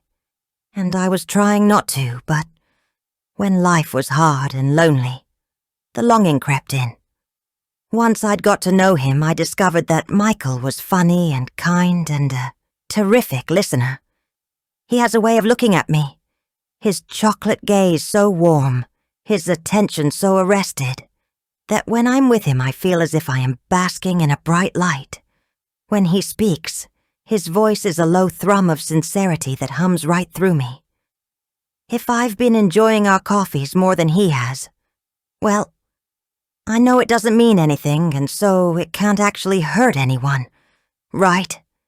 Except maybe it already has. Elise's and my marriage works best when we don't talk about serious things, he said last week, the words spoken on a sigh. Whether that's good or bad, I don't know. It doesn't sound particularly good, I ventured cautiously. I was curious about his marriage, too much so, and I admit part of me loved that he was talking to me about it, confiding in me. The uneasy ripple of guilt I felt about that fact I pushed away. I wasn't hurting anyone. No, maybe not, he replied. But Elise, she grew up with very controlling parents. She's not controlling with others, he clarified quickly. Not at all, but she controls herself. He gave an unhappy little smile. She actually has fairly severe OCD, he went on. I'm not talking about just wanting things to be neat, but her having to spend all night organizing the kitchen drawers, having to arrange the food on her plate in exact 90-degree angles, wear only one color at a time. When she puts the boys to bed, it can take ages because she twitches every blanket, lines up all the shoes. I try to do it as often as I can, just so they can get to sleep. And it was the same with bath time. She was scrubbing their skin until it hurt. I haven't let her give them a bath in years if I can help it. A sigh escaped me, long and low and weary. And then she has these weird little rituals she has to do, like walk around our bedroom 3 times every night. He stopped abruptly, like he'd said too much. but I was fascinated. I had no idea Elise had these hang-ups. It definitely sounded more than being a little too neat. A lot more. "I'm so sorry," I said, and Michael shook his head. "I shouldn't have said anything. She wouldn't have wanted... well..." He let out a breath. "It doesn't matter. The point is, it's better if Elise doesn't know some things, because she'd obsess over them." I nodded, the pieces falling into place. Michael's words were wise, but also, I feared, too late. I was pretty sure Elise was already obsessing. But that's not my fault, I told myself as Michael hugged me goodbye. He was definitely a hugger, and told me to hang in there. "I'm not doing anything wrong," I reminded myself as I headed toward the subway. Now the adrenaline is still churning through me, along with the guilt, as I wander to a quiet corner of the roof terrace, leaving the whispering crowds behind. Because what if Elise had died? Everyone was simply standing there staring at her, as she started to gasp, thinking no doubt that she was having some kind of mental health crisis after the little display she put on when Michael and I arrived. I figured out she was choking only because I've seen it happen before, when I used to be a waitress. There have been a couple of times with Alan too, where I've wondered whether I need to give him some help. I'm glad I sprang into action, but it still all feels like it was way too close. I take a deep breath and pass a hand over my face. I was looking forward to this evening, but now I feel like it might as well be over. I need to find Alan and make sure he's okay. But just as I'm about to move on, a hand claps down on my shoulder. "Harriet!" It's Grayson, looking, I think, like she's delighted with all the drama of the evening. "You are the hero of the hour," she proclaims in her showy way, one hand still on my shoulder, the other clasped dramatically to her chest. "Or should I say heroine? You literally saved Elise's life." I try to shrug her hand off, but it's not moving. I just did what anyone would do in that situation. "And yet no one else did," Grayson points out. "I think we were all just so shocked." She drops her voice to a husky, just you and me murmur. "But really, I think you were especially amazing. You know, considering." I tense and then take a step away, so she has no choice but to drop her hand from my shoulder. "Considering what?" I ask warily. I'm not sure I want her to explain. "Well," Grayson gives a throaty laugh. "I mean, you and Michael." She smiles playfully as her eyebrows lift, or at least as much as they can considering how much Botox she must have had done. I freeze. "Grayson, there's nothing going on between me and Michael. Even if I've enjoyed our coffees together way too much, even if getting a text from him is enough to lift my spirits, that's a far cry from an affair, which is clearly what Grayson is insinuating." "Oh, come on, Harriet." She gives another laugh, this one with an edge, and with a jolt. I wonder if she's jealous. "I saw the two of you down at the bar." I shake my head slowly. "If you saw us, then you also had to have seen Kyra's dad. He was with us the whole time." She cocks her head, her eyes narrowed like she's trying to figure me out.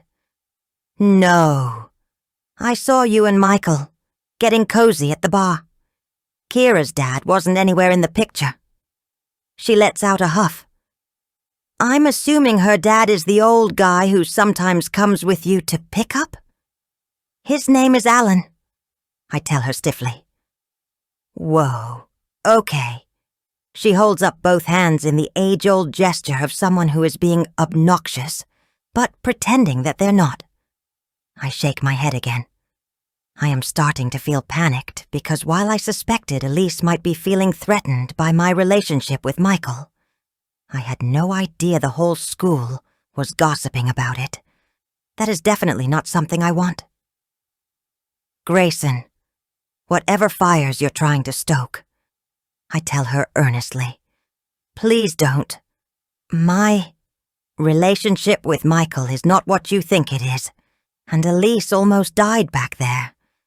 Let's just leave it. Grayson is clearly not someone who likes being told what to do. She draws herself up, flicking her platinum blonde hair behind one fake tanned shoulder. I think you're the one who just needs to leave it, Harriet, she snaps. Leave him. You can offer up all the excuses you want, but I saw the two of you at the bar, looking very cozy. And trust me, I know just how charming Michael Dunnett can be. Her smile turns brittle as her voice takes on a sharper edge. He makes you feel like the center of the world. His world. But you aren't, so be grateful for the warning. Then, without waiting for her reply, she turns and stalks off. I stare after her, my mouth agape. Grayson clearly has some personal experience with Michael. Maybe Elise is so suspicious of me because there's history here. A fact which, I am ashamed to realize, causes me a flicker of entirely inappropriate jealousy. It's just as well Michael, Alan, and I had that chat this evening, because things are finally going in the right direction, and I don't need to keep texting Michael for support, even if I know I still want to. But right now, I need to find Alan. I look around the terrace, scanning the various clusters of couples scattered around the space. Everyone seems to have recovered from the drama of Elise's choking episode, including Elise herself, who is standing apart from everyone else with Michael, his arm around her shoulders, her face like a mask. I make a mental note to avoid them all evening. In fact, I'm tempted to just go home. The pleasure I took in arranging so much of this, although I didn't do nearly as much as Elise, has completely vanished. I just feel tired, as well as anxious, both for Alan, whom I still can't see, and Elise, whom I fear I've treated badly. More badly even than I ever realized. I knew she was anxious about me and Michael, but I let it spin out because I told myself it wasn't my problem. I knew I wasn't doing anything wrong, so what did it matter if she didn't? That was for Michael to tell her, not me. But right now, it doesn't feel that simple. Excuse me. A man approaches me, someone I don't recognize. Aren't you with the guy in the purple velvet tux? That's certainly an easy way to identify Alan.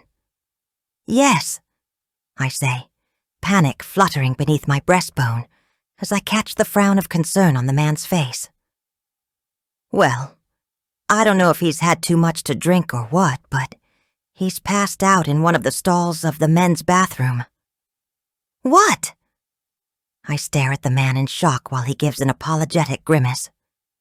I was just about to inform the management, but there's no one else in there, if you want to check. Thank you, I mutter, wishing the man had been a little more proactive. How long has Alan been on the floor of the bathroom? Because that's where I find him, sprawled in a stall, his cheek resting on the tile, his arms and legs twitching, his eyes rolling back into his head. Alan! Oh, Alan! A sob catches in my throat as I kneel on the cold, hard tile and try to take him in my arms. I'll call 911. No. He blinks me into focus. His voice is a slurred rasp as he tries to grab my arm and ails. No. I'm fine. Just weak. Help me get up, please. Oh, Alan. Tears streak my cheeks as I do my best to get him into a seated position, his whole body slumped as he takes a few gasping breaths that tear at his chest. I've never seen him this affected before, and it terrifies me.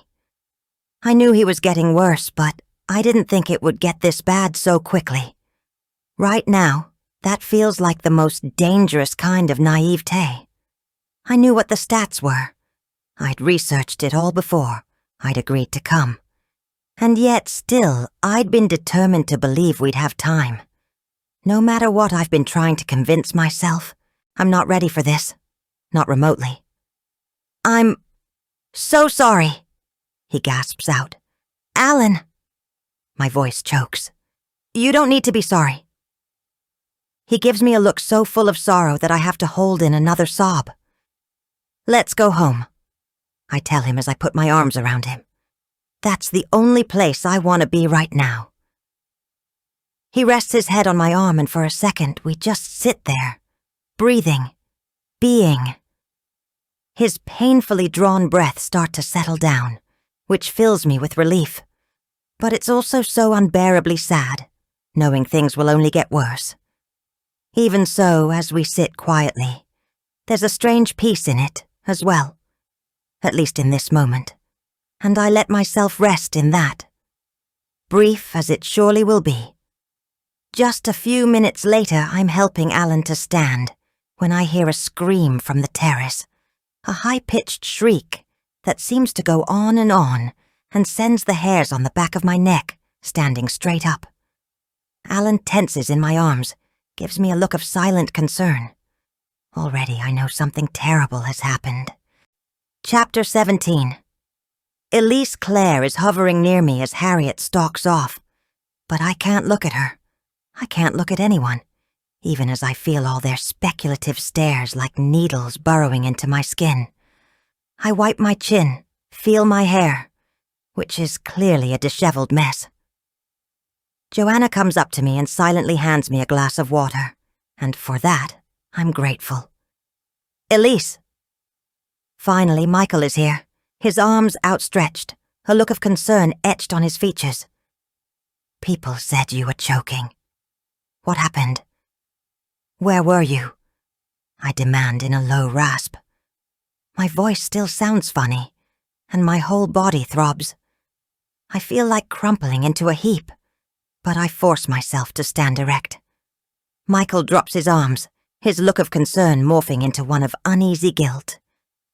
I was putting our coats away. Our coats? Not his and mine, because I hung mine up when I arrived before everyone else, but his and Harriet's, that stupid fake fur. Suddenly I can't stand there for a second longer. I need to clean myself up, I say abruptly. I thrust my glass of water at Michael, and then head for the bathroom, on shaky legs, praying no well-meaning friend tries to follow me. I need to be alone. In the bathroom, I force myself to look at my reflection, and it's about as bad as I thought. Hair like a bird's nest, makeup smeared, with raccoon eyes and lipstick on my cheek. There are specks of spittle on my chin, and I grab a paper towel and wipe them away. I'm still feeling shaky from the whole episode, and my chest and stomach are throbbing with pain. Harriet certainly used enough force when she gave me the Heimlich. I'll say that much. But worse than any of that, worse than the humiliation of having created such a scene amongst people who I know will gossip about it under the flimsy pretext of concern, is Michael's betrayal. It's like a sucker punch and a stab wound all at once, and it leaves me breathless and reeling in a way that has nothing to do with how Harriet manhandled me. How can I go on pretending after this? The door to the bathroom opens and I tense, waiting for the simpering question. Oh my goodness, Elise, are you okay? I was so scared, but instead I see it's Joanna, who simply smiles at me in sympathy and hands me my little beaded bag. You left it on the check-in table, she explains quietly. I thought you might want it now. The simple kindness is almost enough to undo me. Thank you, I whisper as I blink back tears. She hesitates, lingering by the door. Do you want anything else? She asks after a moment. Or just to be left alone? I try to smile, but my lips wobble and a shudder escapes me. I don't even know, I reply, putting my bag down and bracing my hands on the sides of the sink. I wipe my eyes as discreetly as I can. Is everyone talking about me out there? Some people are. Joanna admits with an honesty I appreciate, no matter how raw I feel right now. I've only been at TGS for a couple of months, but I've already seen how gossipy some people here can be. Her tone turns wry, although with a hint of hurt. The first week I showed up in workout clothes, and some woman I don't even know asked me in fake surprise, "Oh, do you work out?" while glancing at my stomach. She does a parody look of surprised malice, and I can picture it perfectly. I give her a small commiserating smile, and she grimaces.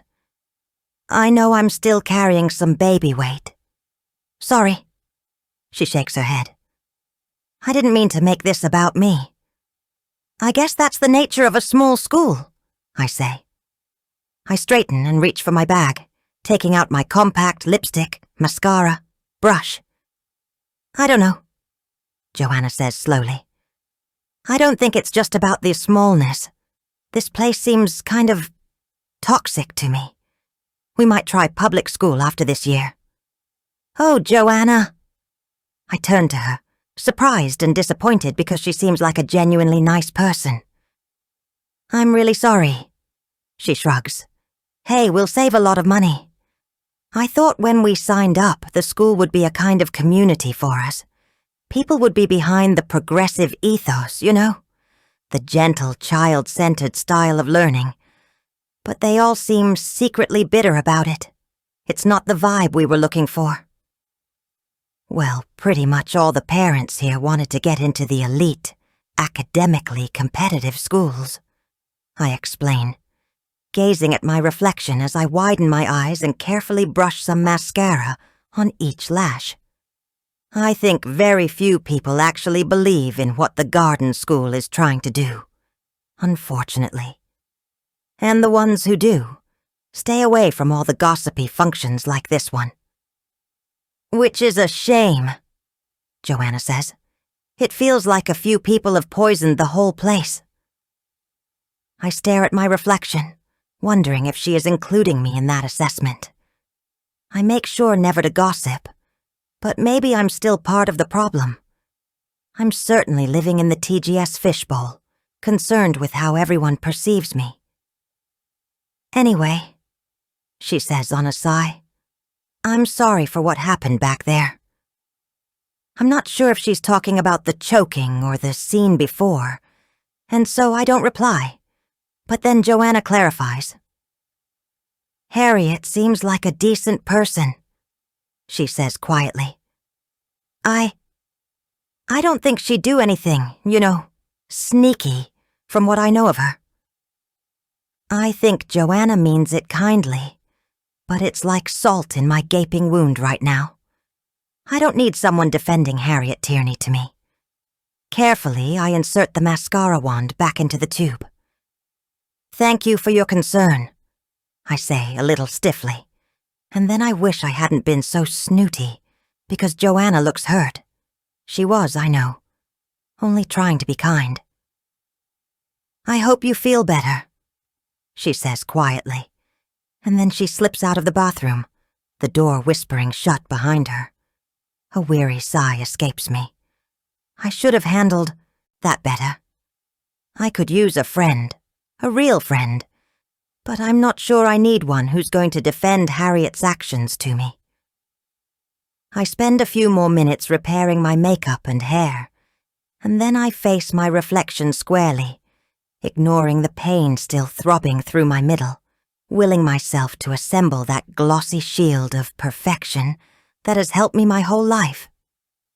Nothing can touch me, I tell myself, and then I head outside to the fray. A few different people accost me as soon as I emerge, nails digging into my arm, faces thrust close, and somehow I manage to put them all off, laughing lightly, assuring everyone I'm absolutely fine. Yes, it was scary. So scary. But thank goodness everything ended well. And why don't we all have champagne? They seem in equal parts relieved and disappointed. The drama is over, but at least I'm okay. I can't see Michael anywhere, or Harriet. Could he really be so insensitive as to be with her now? Maybe he's making sure she's okay, rather than me. I picture him comforting her, his arm around her shoulders. Harriet, you're so brave. Such quick thinking. Are you okay? As a doctor, I know how handling that kind of emergency can really shake you up. I close my eyes. I don't think I can stand this for another moment. Elise. I turn, and Michael is there, his arm under my elbow, then sliding around my shoulders, his expression one of tender concern, although I see anxiety in his eyes. Is he worried I'll create another scene? I was worried about you, he says, pulling me toward him. Are you feeling better? Just repairing the damage, I reply coolly. Even though I crave his closeness, I edge away from him. I don't know how to be with him anymore. Our marriage, I realize, depended on the pretense we have both so carefully maintained all this time. What do we do when it's gone? When we have to face who we really are and what we've really done? How do we even talk to each other? Elise, Michael says, I need to tell you. Not here, I say quickly. If he's going to say he's leaving me, I cannot hear it in the middle of a crowded room, filled with parents, just after I've had a near-death experience. Not tonight, I add. There's been enough drama, and the auction is starting soon. As the head of the PTA, I'm meant to give a little opening speech and introduce the auctioneer. I'm not at all sure if I'm up for it. There's no drama, Michael says, his voice tinged with exasperation. That's what I'm trying to tell you. We cannot have this conversation here. I feel the curious stares centered on me like a dozen lasers. A hot flush sweeps through my body, and for a second I feel dizzy. Michael is shaking his head, looking both aggravated and troubled, and it feels like my whole life is hinging on this moment. I know I'm not strong enough for it. Not right now. Please, Michael. I whisper. He cocks his head, looking concerned. Elise. I shake my head, take a few steps away from him, and then suddenly stumble. I fling a hand out, which he catches, but I'm barely aware because the room is spinning and my body is shaking. Worse than that, though, is the pain that has suddenly started radiating through my stomach, all the way up to my shoulders, like someone has stabbed me all over.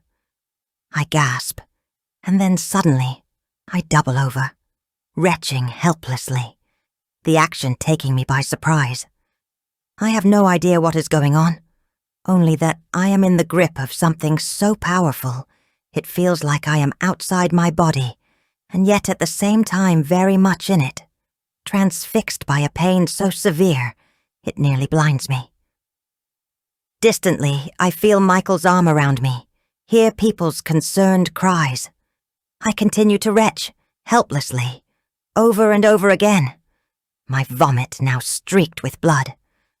I'm in too much pain to be afraid, but for the second time tonight I wonder if I'm about to die. I have no idea what's going on, but it feels like it will never end. And then it does. The room spins, and again, for a second, I see only the lights, dazzling high above me. Michael's arm is still around me, and he's saying something. I have no idea what, as the pain takes over, like a blanket being pulled over my head. As I crumple to the blood-spattered ground, I hear someone scream. Chapter 18. Harriet. By the time we get back to Alan's apartment, he is grey-faced with exhaustion, his arms and legs twitching again, leaning heavily on me all the way up the steps. I am exhausted, too. It's certainly been a night to remember, and not in a good way. When I stumbled out of the bathroom with Alan, a crowd of people were clustered in a knot, and someone was crying, I couldn't see who or what they were standing around, but somehow I just knew. I grabbed someone's arm, a stranger. What happened? The woman looked both unhappy and excited, the way people so often do when there's a crisis that doesn't involve them. Elise Dunnett just collapsed. What? I was deeply shocked, and yet not surprised at the same time. And meanwhile, Alan was practically lolling in my arms. I didn't have the time or ability to stick around and see if Elise was okay. Besides, that wasn't my job. I'd saved her once tonight already. Somehow, half staggering, I managed to get Alan to the elevators and downstairs. With all the furore around Elise, no one noticed our ungainly exit.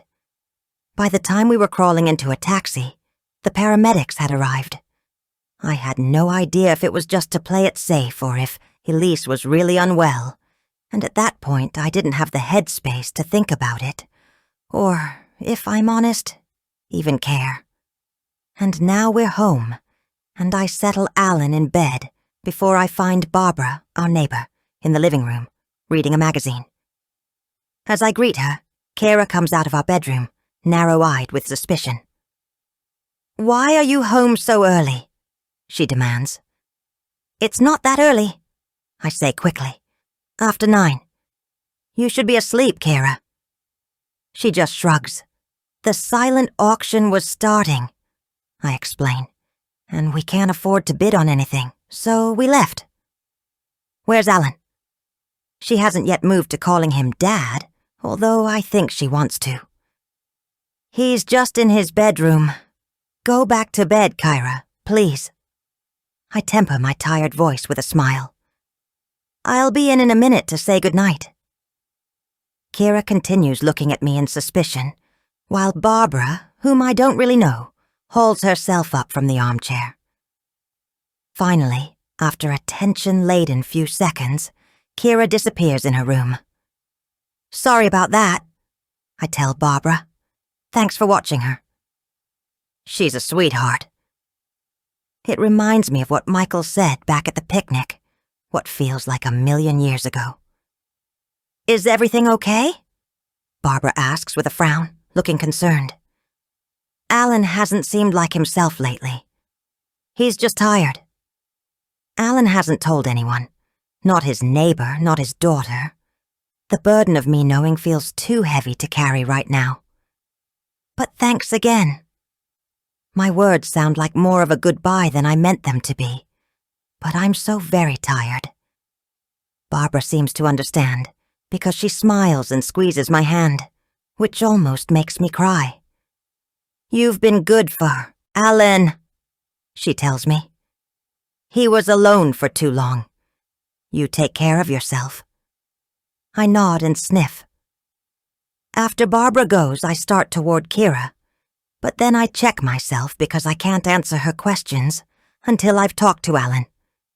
His eyes flutter open as I come into the room, and he smiles tiredly, his face still possessing a grayish cast. "I'm sorry about that," he says, his voice a little slurred. "It's not your fault." I perch on the edge of the bed. "You pushed it today." "Yeah." He sighs. "I wish it wasn't that way, but it is." I rest my hand on his, which is laying atop the blanket. "Alan." I know. He jerks his chin down in a nod. "I need to tell Kyra. I will. Tomorrow. I can't push him anymore. Not when he's like this." "Okay." He glances up at me, and his hazel eyes are glassy with unshed tears. "Sometimes..." He pauses, his throat working as he struggles to swallow. "Sometimes I feel like I threw my life away." "Oh, Alan." I don't know what to say. I imagine everyone feels a little bit like that. I venture after a moment, especially when they're facing what you are. "Maybe, but..." He sighs. "Why didn't we stay together?" That surprises me, and yet I understand where he's coming from. It's easy to put everything in a rosier glow when you're looking backward. "Because we wanted different things out of life," I remind him gently. "What did you want, Harriet?" He glances at me searchingly. What do you want now? I trail off, not knowing how to answer that. What have I ever wanted? Freedom, the agency and ability to make my own choices, to not be beholden to anyone, to not be like my mother, tied to a stove and a vacuum cleaner and a man coming home every night at 6, grumpy and hungry. You were always so restless, Alan says with a faint smile as his eyes flutter closed again. Always moving on to the next thing. That much is certainly true. I'm 41 years old, and I haven't held down a job for more than a year, usually less. I've kept my art going all this time, in a haphazard way, telling myself I can take or leave it. I can take or leave anything, except, of course, Kira. She's my one anchor, and yet seeing her blossom here, both at the school and with Alan, it makes me wonder if my restless heart has hurt her. If I haven't thrown my own life away, but hers. The thought is unbearable, especially as we are about to hurt her more now than she could ever imagine, although maybe she's guessed, at least the gist. Maybe that's why she seemed so suspicious tonight. I don't want to tell her.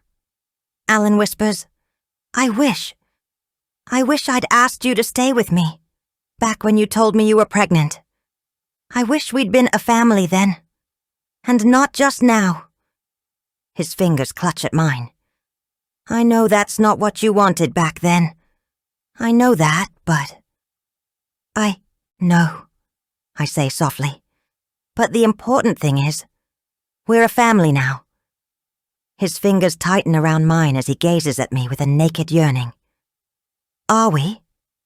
With a rippling sense of surprise, I realize we are.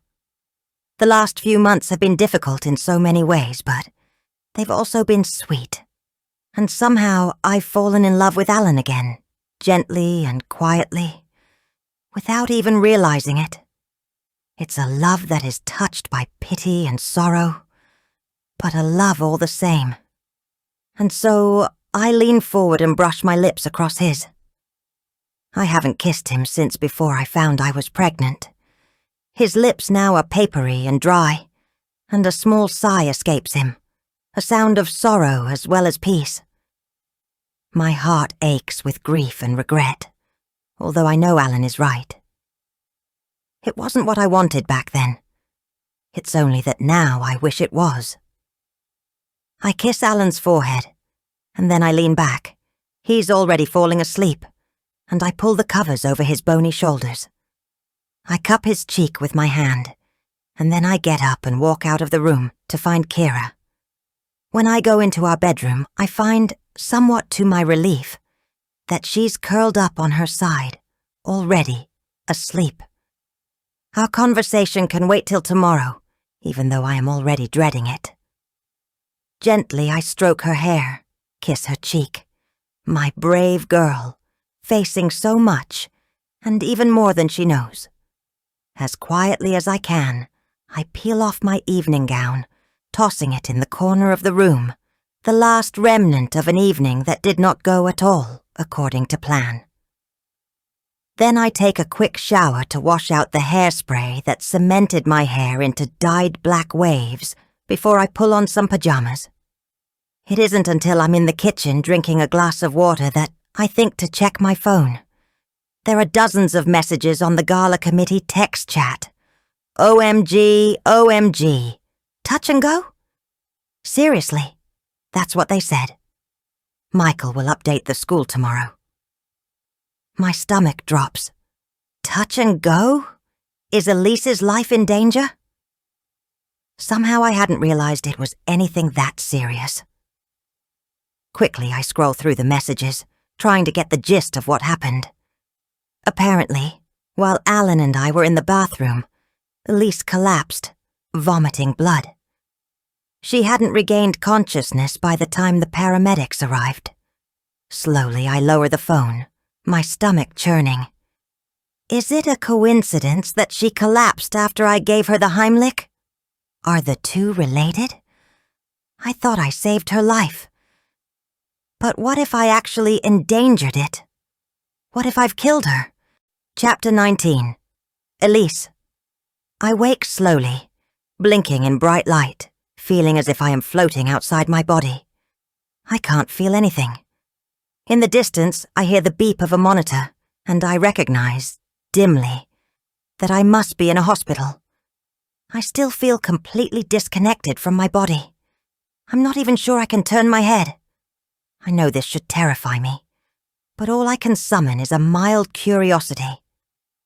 For a few seconds, or maybe even minutes or hours, I am simply existing in this free-floating state, and it feels weirdly comforting.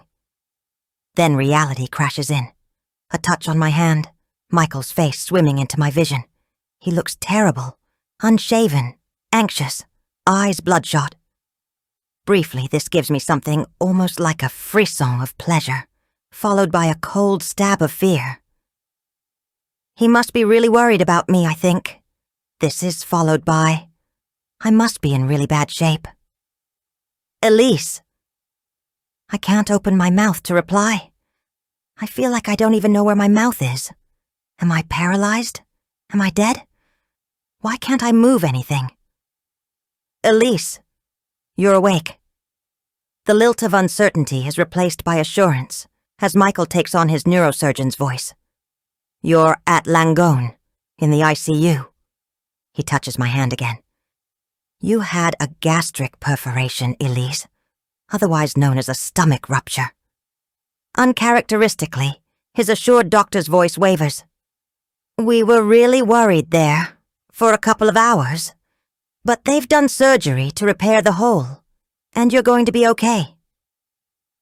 I blink at him, saying nothing. I still feel completely separate, not just from my body, but from everything. I want to go back to that free-floating state, where the whole world was white and bright and lovely, and I didn't have to make sense of all the words Michael just threw at me. Elise! Michael's voice falters as I close my eyes. Maybe you just need more sleep, he says. I sink down into unconsciousness, letting it swallow me whole. When I wake again, I have no idea how much time has passed. I turn my head. I have come back into my body and look out the window at the pale blue sky. I feel every part of my body now, my arms and legs leaden, my middle numb yet strangely also throbbing, my head heavy. I try to move my arm, but I can't, and just the barest twitch sets a monitor beeping angrily. I do my best to lift my head and manage maybe a half an inch. I see that I have tubes and bandages all over me. My heart flutters inside my chest, and I feel the first real stirrings of panic. I am truly unwell. It's a strange thought, because I've been healthy for most of my life, beyond the occasional cold and the terrible morning sickness I had with the twins. I have never known what it feels like to be really sick, but already I know it's awful. And where is Michael?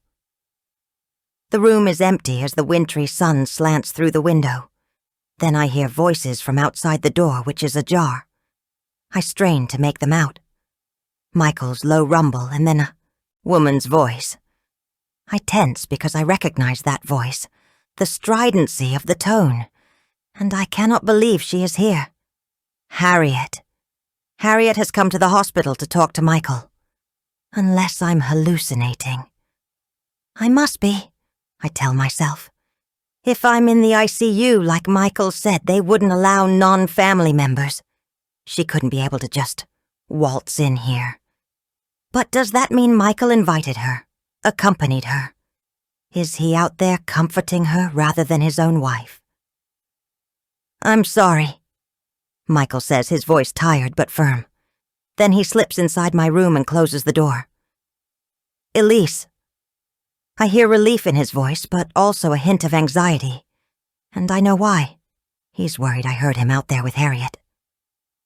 Thank God you're awake, he says, as he comes to sit next to me, reaching for my hand. You've been asleep for nearly 48 hours. They moved you out of the ICU early this morning. You're on the mend, sweetheart. So I'm not in the ICU. Harriet could have been out there, is all I can think. Elise, darling. Michael's voice has softened, turning abject. You're going to be okay, I promise. Tears are running from my eyes down the sides of my face, soaking my hair as well as the pillowcase. I can't even lift my hands to wipe them away, but at least I have the strength to shake my head. Were you... My voice is a rusty croak. I can't believe this is the first thing I have to say to my husband after waking up from surgery, for what surely was a near-death experience. Were you talking to Harriet out there? Elise. The exasperation as well as the apology are both audible underneath the tenderness, and he doesn't need to say anything more. I know that he was. Let's focus on your recovery, he tells me, so you can leave me as soon as I'm better. The question spurts out of me before I can think better of it. I'm in too vulnerable a state to guard my words, to be as careful as I usually am. I close my eyes. Why don't you just go now, while she's waiting? Elise. Michael's voice manages to sound both gentle and strident as he takes my hand. You've got it completely wrong. There's nothing between Harriet and me, I promise you. I open my eyes, mainly to judge the truth of what he's saying by the expression on his face. He is gazing at me steadily, his dark eyes wide and clear. Why all the coffees, then? I force out. My voice sounds like it's been through a cheese grater. The texts and the phone calls. Did you think I didn't notice? He shakes his head slowly, clearly surprised by my admission. I guess I didn't, he admits. Or if you did, that you didn't mind. Or maybe you just didn't want to talk about it. He shrugs helplessly. Those are 3 different things. I know. His voice is soft, sad as he gazes down at his hand resting on top of mine. Please believe me when I say there's nothing going on between me and Harriet. I start to shake my head against the pillow, but it hurts too much, so I stop. I don't want to talk about this anymore, I say, and then I close my eyes and will myself back to sleep. Before I drift off, I feel Michael let go of my hand. When I wake up, I'm alone. I also feel much more present, my mind clearer than it's been before. It's nighttime, and I have no idea how long it's been since I last woke up, and Michael and I spoke. Since he denied having an affair with Harriet, and I didn't know whether to believe him or not. I still don't know what to think. The door opens, and a nurse comes in, smiling at the sight of me. Ah, you're awake, she says in the briskly cheerful tone that all nurses seem to have mastered. Michael's just getting something to eat in the cafeteria.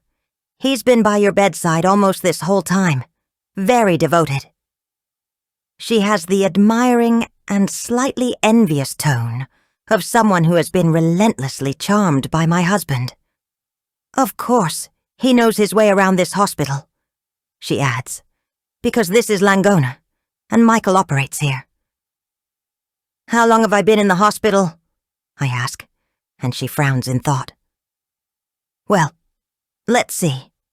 You came in Friday night and they moved you from the ICU on Monday morning. And now it's Monday night, so 3 days? 3 days? And Michael has been my bedside? As gratified as I should be, I feel only alarm. Who has been with Louis and Luke this whole time? I move restlessly, as if I would get up from bed, but of course I know I can't, and all I do is twist my IV tube. The nurse clucks and comes over to fix it. Don't worry, she says soothingly. Everything's fine. You're recovering well, and you have a wonderful husband to support you. I really do not need to hear about how wonderful my husband is right now. I get that all the time. How lucky I am to have a man like Michael. I don't know that many people are telling him how lucky he is to have me. The nurse is just stepping away from my bed when Michael comes in, holding a paper cup of coffee. His face brightens as he sees me, and then immediately his expression turns wary. "Elise, I'd like to sit up, please." I speak coldly, and the nurse notices. She glances between us in silent curiosity, and then uses the remote controller to raise the top half of my bed. I feel better when I'm not lying flat on my back, even if I'm in a hospital gown with tubes and wires and bandages everywhere, feeling like a broken old woman. "I'll check back in a little while," the nurse murmurs and slips out of the room. Michael eases himself into the chair next to my bed. "Where are Luke and Lewis?" I ask. "Who's taking care of them?" "Your mom." "My mom?" I am incredulous. She's never had them overnight before. "She offered, and Rosita wasn't available. I've been checking in every night with the boys. They're doing okay."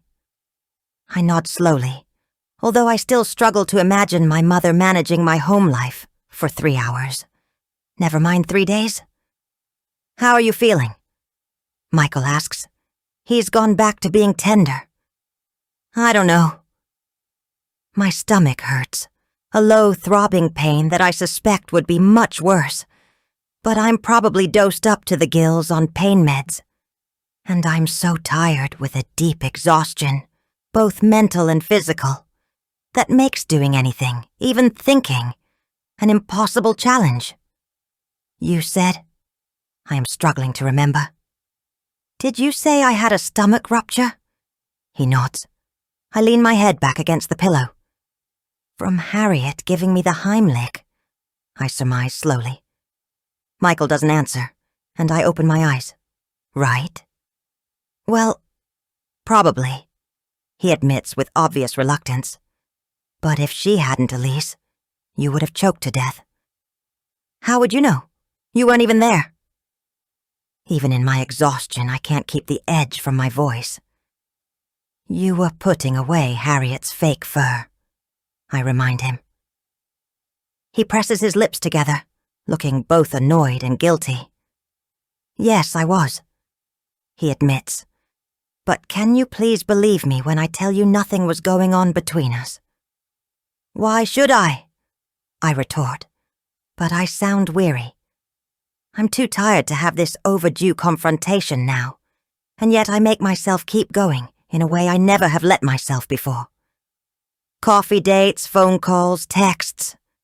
"Michael." I shake my head slowly. Finally, talking about this is, in its own way, a relief. "Why on earth should I believe you?" "Because I was meeting with Harriet to support her," Michael replies, a throb of feeling to his voice. "It wasn't personal, Elise, honestly." He pauses, seeming to debate whether to tell me anything more, and then says, dropping his voice like he's sharing a secret, "This is confidential, but I think for the sake of our marriage, you need to know. Kira's father, Alan, has ALS, Elise. That's amyotrophic lateral sclerosis, or Lou Gehrig's disease, the disease that is progressive neurodegenerative. He informs me, even though I already know. So you eventually lose the ability to walk, talk, even breathe. Most patients with ALS die within 2 to 5 years of diagnosis, from respiratory failure. It's frankly an incredibly difficult way to go." He pauses. "Alan has had it for 8 months already." I stare at him, trying to absorb what he just told me. The steady and slightly scolding look on his face suggests that I should be chastened, horrified, and deeply apologetic for all my assumptions. But I'm not. At least that's not all I'm feeling. Yes, I'm relieved there's a reason. I'm very sorry for Alan, a man I've never spoken to, but whom I have sympathy for, of course, for having to face something so frighteningly overwhelming and terrible. But Beyond all that, all those coffees? All those texts? And Michael couldn't tell me about any of it? Well, Michael prompts, and he sounds like he wants an apology. Do you believe me? That Alan has ALS? I lean my head back and close my eyes. I am already feeling too tired to keep this conversation going. Yes, I believe you about that. But the rest, my tone implies, that Michael isn't involved with Harriet Tierney? Of that I am not at all convinced. Chapter 20. Harriet Saturday passes slowly. I keep checking my phone for updates on Elise, but there's nothing. I have no idea why she collapsed, how unwell she truly is, or, more worryingly, if I had anything to do with it. Meanwhile, I have something else to focus on. Telling my daughter the truth about her father's condition. We've left it far too late as it is, and it's never going to get easier.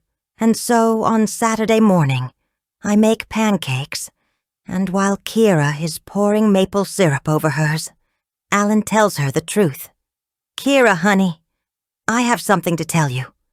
His tone is grave, his eyes drooping at the corners, and Kira stills, holding the bottle in mid-air so syrup floods her plate. I quickly rescue it, returning it to the table. There's no easy way to say this, Alan continues, his voice choking. He's already emotional, and he's barely begun. One symptom of ALS is uncontrolled laughing or crying, but this is something different. This is the pain of death, right in the midst of life. Pancakes on a sunny Saturday morning, my daughter's sleepy expression suddenly turning alert, the grueling reality we have to face. What is it? She asks, her voice full of uncertainty. Kira, sweetheart. He swallows several times, each movement convulsive and full of effort. Kira, I can tell, notices. I have a disease, Alan tells her. I've had it for a little while. It's why I get so tired sometimes. He stops, running his sleeve across his eyes, and my heart aches for him. For my little girl. For us. Last night, after I'd said goodbye to Alan, I'd lain in bed and tortured myself by imagining a different life for all of us. One where I had stayed with Alan, where we lived as a little family, right here in Astoria. I kept up my art classes, he did his music, we raised a great kid, and we had fun together. A small, simple, and so very satisfying life, far from the restless searching I ended up doing, without even knowing what I was looking for. After just a few minutes I had to stop imagining because it hurt too much. No matter how much I tell myself it wouldn't have worked, that we were different people then. Some part of me still wished it had happened, that it could have, that I could have been the person who chose that, who wanted it. And now this. What kind of disease? Kira asks in a small voice. It's called ALS, Alan says shakily, or sometimes Lou Gehrig's disease because he was a famous baseball player who had it. She gives a little shake of her head, baffled by the information. It means I'll keep getting tired, Alan explains, and I'll have trouble walking or even speaking or eventually doing anything. He stops, his expression going distant as we all are forced to envision that awful, impending reality. Even now, when I see the evidence of Alan's debilitation right in front of my eyes, it's hard to imagine the future, or maybe it's just I don't want to. None of us do. And then what? Kira asks into the silence, her voice so terribly small. And then? Alan draws a ragged breath. His face is slack, his eyes full of despair. And then? Another swallow. And then I'll die. He finishes in a whisper. I'm so sorry, Kira. Maybe I should have told you sooner, but I couldn't bear to, when we were just getting to know each other. He gives her a small, sorrowful smile, while Kira simply stares at him, like she can't process the words, like she doesn't know what that means. And yet I know she does, because when she was 6, we lived with my dad for 3 months, while my mother was dying of cancer. She watched me sit with her, her claw-like hand resting in mine, my mother's breaths becoming slower and slower, each one a gasping rattle. Kira saw it happen. She remembers. I know she does. She understands death more than a lot of kids her age do. But, I say into the silence, trying to inject my voice with an appropriate level of cheerfulness, Alan can take some medicine that will slow down how the disease progresses, and that will give us all more time together. Kira turns to stare at me, her eyes bright with both tears and hope. You mean he can get better? Not better, no, honey, he says, his voice full of sadness. Just a little more time before I get worse. If he goes back to the neurologist and gets the prescription, as I've been trying to get him to do for months. Before the gala, Michael finally convinced him, or maybe Kira did. I know it's because of their relationship that Alan is willing to prolong his agony, which is how he's seen taking any medication, and why he's been fighting me about it ever since I moved in. So, you can't get better? She asks, and now she almost sounds angry. Ever. Kira. Alan's voice is a plea, although what he's asking for, I don't know. Neither does Kira because she just shakes her head. Then she slips off her chair and runs to the bedroom, closing the door behind her with a soft click that somehow feels more devastating than a slam. She hasn't touched her pancakes. I don't know how I expected that to go, Alan remarks after a moment, his head bowed. There's no good way, is there, to give her news like that? I shake my head as I stare down at my own uneaten pancakes. I have no appetite. No, I say quietly, wishing we hadn't had to tell her this, wondering again if I should have ever brought her into this situation. There isn't. On Monday, Kira is still quiet and withdrawn as I take her to school. Alan and I both tried to engage with her over the course of the weekend, but she shut down every conversation before we began. We didn't press, partly because we didn't want to pressure her, and also because we didn't know what to say. What encouragement could we offer? The medication isn't a magic pill. No matter how much Kyra or I or any of us wants to hope, it will just stave off the inevitable, slightly for a little while. But at least now Alan thinks that's worth doing. On Saturday night, after Kira had gone to bed, Alan told me he was going to call the neurologist on Monday morning. For Kyra, he said heavily, I have to. I don't want to get her hopes up, never mind my own. But if there's a chance I can have a little more time with her. Time like this. His voice caught as he slumped onto the sofa, and I put my arms around him. Neither of us spoke, and it made me both happy and sad to sit there like that with him, because it reminded me of what we'd missed, as well as what we still had to lose. Here we were in the in-between time that felt so poignant and fragile. I was doing my best to hold on to it, to let it be enough, for both of us. And now, as I approach the entrance of the garden school, my thoughts return to Elise. There's been no more messaging on the group chat, which makes me think they're probably texting each other privately. I wasn't close enough to anyone to warrant that kind of communication, but I also wonder uneasily if it's because people might blame me for her collapse. I might have saved her from choking, but what if, in doing so, I caused something even worse? And if I'm already half-blaming myself, what are other people doing? I'm afraid to ask anyone about it all, but as I approach the school, someone rushes up to me, eager to impart either condemnation or sympathy. I'm not sure which. Oh, Harriet, how are you?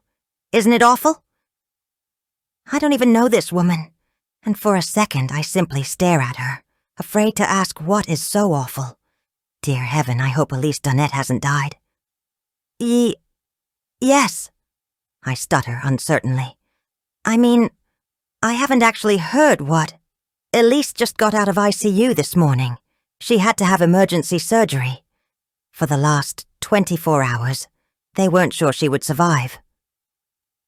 The unknown woman imparts all these details with the kind of relish that turns my stomach. I'm glad she's doing better, I say faintly. I thought she was being sympathetic until she lays a hand on my arm.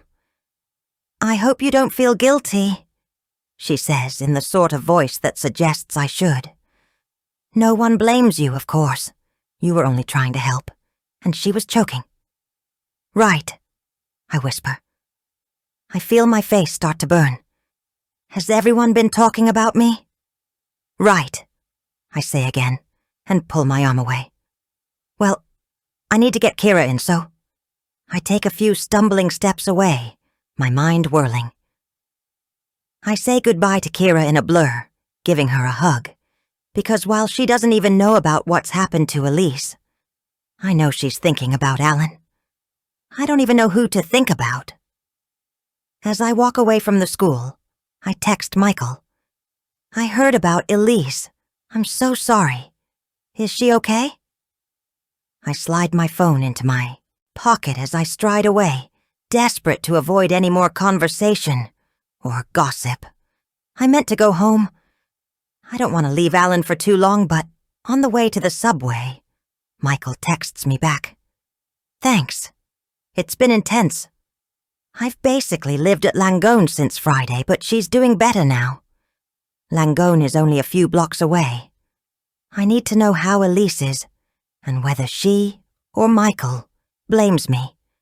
And so, somehow, against all my better judgment, I end up walking to the hospital on First Avenue, where she's recovering. I know I probably shouldn't go, that Michael probably won't want to see me, and Elise certainly won't. But I can't help myself. I need to know what's going on. I need reassurance that Michael, at least, isn't blaming me. At the entrance to the hospital, I think about texting him again, but I end up just bluffing the receptionist and asking for the ward Elise Donnette is staying on, using a chatty tone and enough personal information that she's convinced it's okay to tell me. It's amazing what you can get away with, as long as you have confidence. The mood on the ward feels somber. A few nurses in rubber-soled shoes walking quietly by. The steady beep of machines, a muted backdrop. I hear hushed voices behind half-closed doors, and I stop when I find Elise's, tapping once. Even though I really do know that I shouldn't, I poke my head around it. Hello, I whisper. Michael jerks up from where he is sitting by Elise's bed. She's barely a bump under the sheet, completely motionless and surrounded by tubes and machines, all of which horrifies me. And Michael is horrified too, by my presence. I can tell by the way his face drains of color, and his jaw goes slack. Harriet! He sounds shocked, as well as a little disapproving. What are you doing here? I just had to see... I begin feebly. I realize I've made a big mistake. There is no way I should be part of this situation in any shape or form. I was worried. I try again.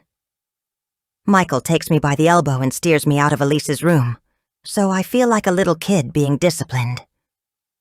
You shouldn't have come, he says shortly once we're in the hallway.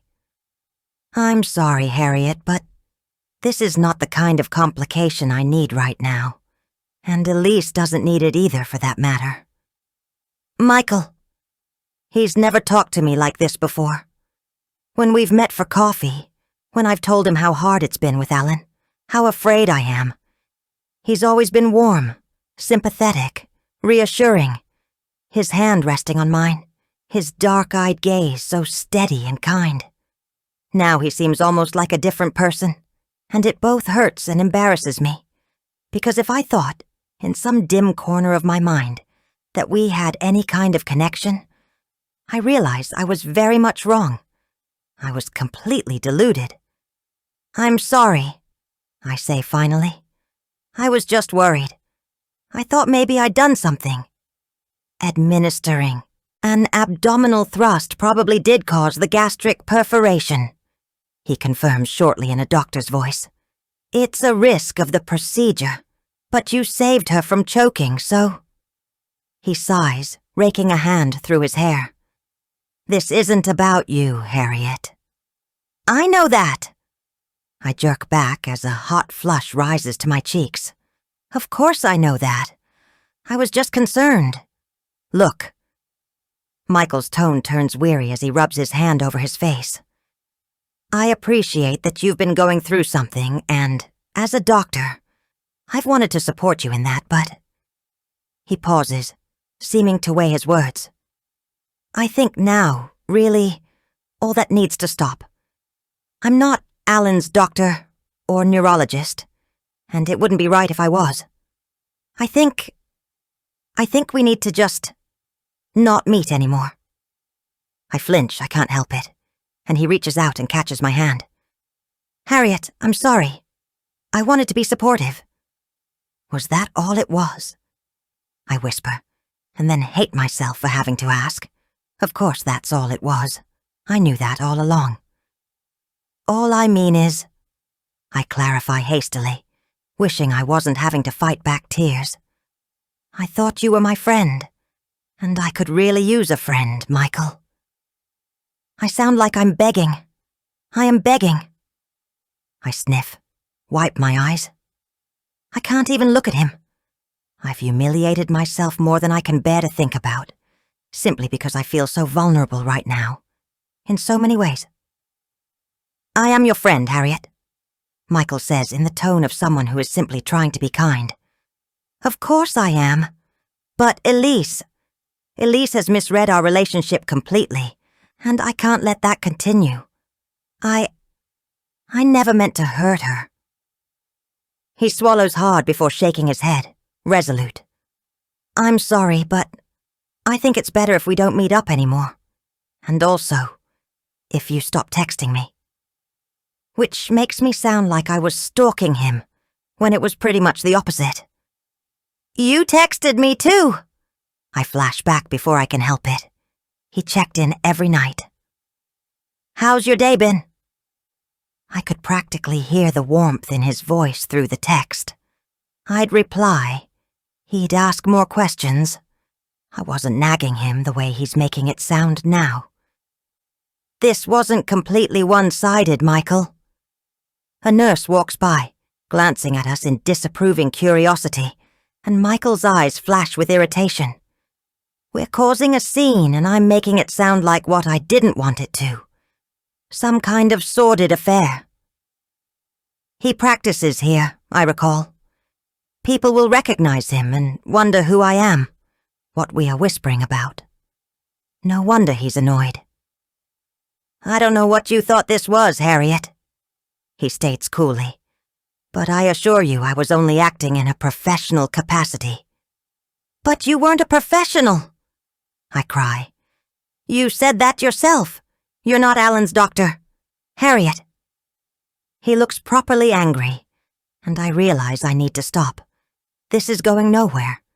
If I didn't feel so fragile over Alan's health, if I wasn't so worried about Kira, and feeling so tired and scared and lonely, questioning just about every decision I ever made, I wouldn't be acting this way.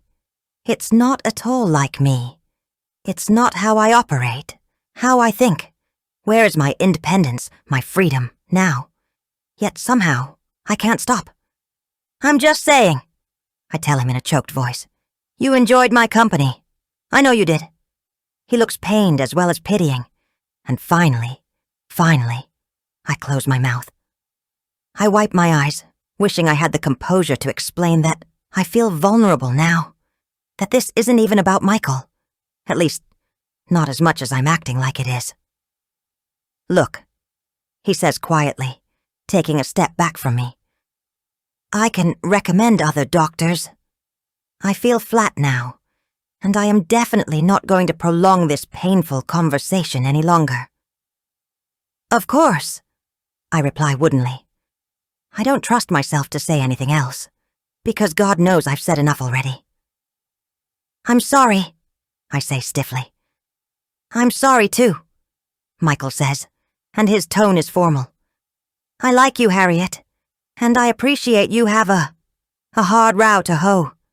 But I need to focus on Elise now, which is totally understandable, but it still makes hurt flash through me. Understood, I tell him, and then I walk away. I'm sorry, he says one last time, and burning with humiliation, and worse, hurt. I force myself to keep walking. Chapter 21. Elise. By Wednesday, I am feeling more myself, although I'm still swathed in bandages and sometimes my stomach hurts so much I can barely breathe. My doctor has started weaning me off the opioids, and I can feel the difference. Still, I am determined to get better, and to get out of here. I walk up and down the corridor, holding onto a Zimmer frame, desperate to get stronger. I take a shower, covering my bandaged stomach in plastic, grateful to wash away the grime of dried sweat and the crusted adhesive of bandages and tape of the 4th.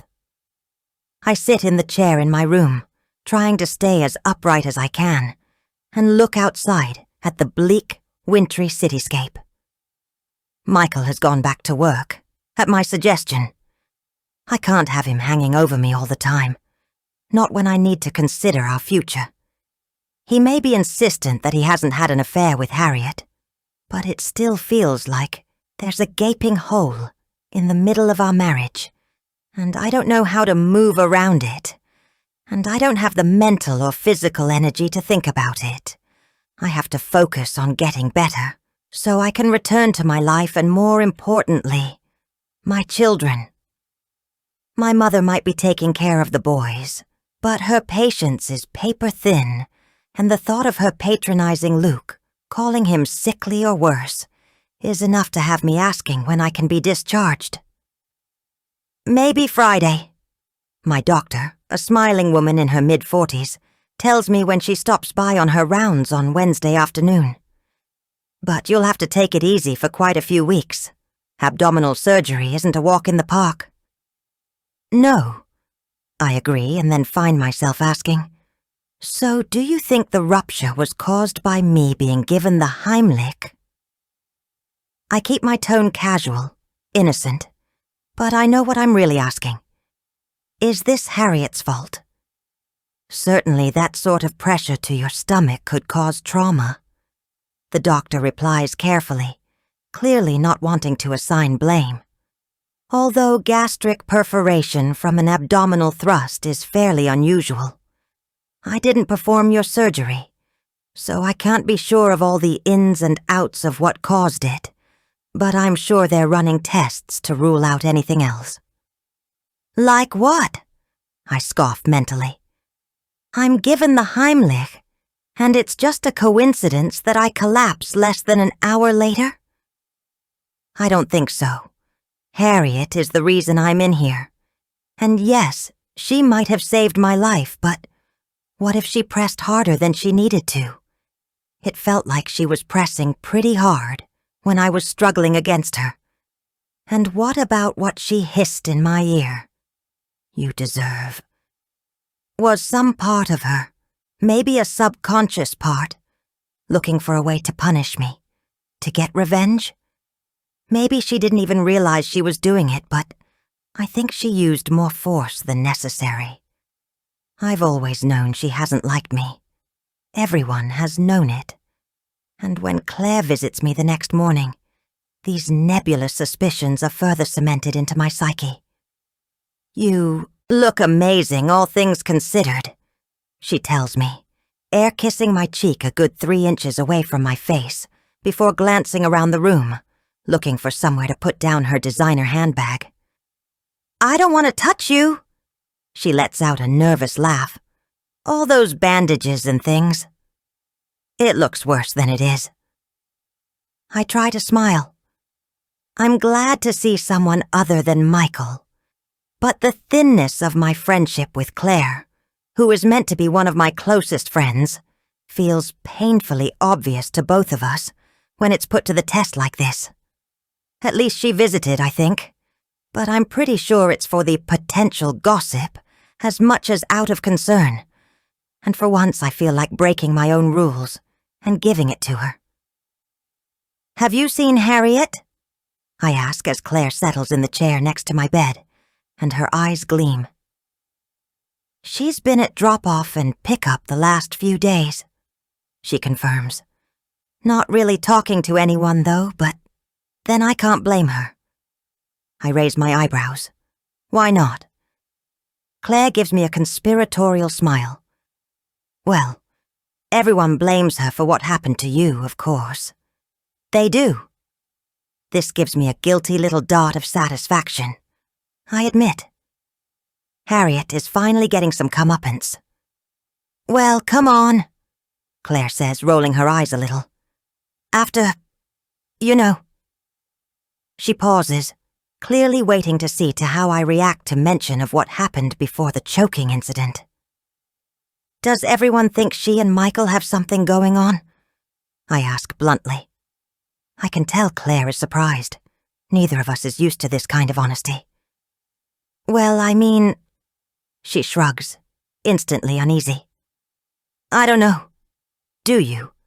I ask, curious now. After years of prevaricating and pretending, I realize I finally want to face the truth. Not just from Michael, but from everyone. How many lies have I been living? "I don't know," Claire says again, but she sounds so uncertain. I straighten in my hospital bed, even though it tugs painfully at my stitches. "Claire, come on. We're friends, aren't we?" I let those words hang in the air for only a second before I realize I don't want her to answer that honestly, right now. "Tell me the truth, please." Claire shifts uncomfortably. It's so much more enjoyable to gossip about someone, I realize, than to tell them the truth to their face. "I mean, maybe," she finally says, each word dragged out of her with reluctance. "But not an affair, you know. I think probably just more a flirty thing. You know how Michael is?" Yes, I know all too well how he is. He flirts as naturally as he breathes. A relentless charm offensive aimed at absolutely every woman, from Rosita to the lady at the grocery checkout to our children's teachers to the mothers at school. For years I told myself that didn't mean it meant anything, or went anywhere, and I could almost convince myself that was true. But maybe now I finally have to face facts. "But with Harriet," I press, "have people been talking about it? Them, I mean. Elise." Claire almost sounds impatient, as well as grudgingly sympathetic. "You know how everyone at school is." I think of Joanna, feeling so disillusioned about the community at TGS. "So they are?" I surmise. Claire lets out a short sigh. "Of course they are." I feel as if I am peeling back the curtain on all the perfection, except maybe I'm the only one who couldn't see the truth. Has everyone been talking about me and Michael all these years?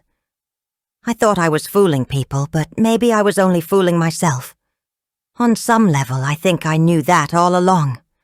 But I convinced myself that it didn't matter, that fooling myself was enough. I turned to gaze out the window. The sky is the kind of heavy white that promises snow, the city a muted landscape of concrete and brick. It's only a few weeks till Christmas, but it feels impossibly distant, the whole world, my whole life, completely remote from this room, this moment. "I mean, you must have known that, right?" Claire says into the silence, still sounding uneasy. "People at TGS talk about everyone, but especially me," I reply quietly. "I'm the head of the PTA, the mum who always looks flawless, whose husband is so unbearably charming. The person they love to hate, maybe. But it never bothered me before." "Right?" I say, turning to look at her. Claire stays silent, I sigh. So what are they saying? I ask. This time. Another silence as Claire shifts in her chair. Just, that maybe Harriet went a little too hard on the whole Heimlich thing, because she was mad about you outing her. Grayson saw them together in the bar before the gala, Yes, I know. I glance at Claire. She seems slightly disappointed that this isn't a revelation to me. Well, I don't know how Harriet can be mad at you, she huffs, when she was being obvious about it all. I mean, meeting up in the bar where we have the school gala? Ridiculous. To both our surprise, I start laughing, softly because it hurts my stomach. Claire frowns, her eyes narrowing. Elise? What's so funny? I don't even know. I wipe my eyes. I'm not sure if they're streaming, because I'm laughing so much, or if I'm crying. My stomach throbs with the effort of it all, and I force myself to stop, subsiding on something like a hiccup. Just this whole microcosm, I try to explain. It's all so petty, so puerile and stupid. Well, she draws herself up, seeming affronted by my judgment. We are talking about your marriage. No, we're not, I tell her, and she blinks, clearly annoyed by what sounds like a scolding. We're talking about everyone else and how they feed off people's problems and pain. My breath catches in my chest, and I turn back to the window because I suddenly feel as if I could sob or scream. I don't want to be part of this petty world anymore. I want out. I appreciate you're going through something, Claire says after a moment. But you don't have to sound quite so sanctimonious, Elise. I mean, people are concerned, and they're on your side. Some people were even saying you should consider suing her. I turn back to Claire, shocked. Sue her? Claire nods solemnly. For malicious intent. You know the Good Samaritan law that protects people who help someone out? Yes. Vaguely. Well, you can sue someone for allegedly helping you if you can prove intended malice. Kim Lee was telling me about it. Kim Lee, Harriet's supposed school buddy, who was meant to email her and probably never did, now selling her down the river with her knowledge of law. And what did she say about it?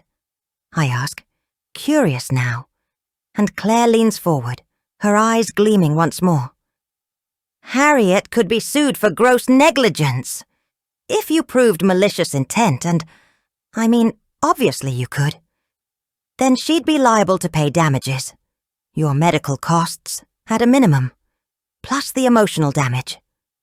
She pauses to take a breath. And if your lawyer thought you had a case for it, it could become a criminal case. Harriet could face a prison sentence for assault. Claire sounds positively gleeful now, and it turns my stomach. I already know I don't want Harriet to go to prison. She has a small child, for heaven's sake. And yet, even with our excellent medical insurance, this hospital stay is going to cost a pretty penny. And as for the emotional damage, what about the torment she's knowingly caused me for the last 3 months, let alone for my children, my marriage? I think you have a case, Claire states, clearly wanting me to weigh in. And you have plenty of witnesses to what happened. Yes, practically the whole school. But do I really want to keep the gossip mill churning? Trot out every acquaintance I possess to explain how Harriet's been messing around with my husband? The old me wouldn't. Not in a million years. Never mind what it might do to Harriet, it would be far too painful for me. It would be my absolute worst nightmare to have all my secrets spilled out in a courtroom, to be dissected by all and sundry, strangers and friends alike. And yet, aren't they already? This new me, the one who is lying in a hospital bed with a broken body and maybe a broken marriage, thinks differently. This new, battle-worn, broken down me, is tired of pretending to be perfect, that nothing bothers me, that I can't be hurt. This new me, I realize, wants someone else to pay for once. I might look into it, I tell Claire, and she can't resist giving me a triumphant grin, like she's convinced me single-handedly, which maybe she has. I smile back as the certainty settles into me. Yes, I am definitely going to look into it. For once, I'm not going to be the one picking up the pieces, trying desperately to glue them all back together and pretend nothing's been broken. For once, I'm not going to pay that price. Harriet is. Chapter 22. Harriet. I feel the looks as I approach the school pickup. I hear the whispers, too, like a malevolent serpent slithering around me, hissing and spitting. Something has changed since Monday morning.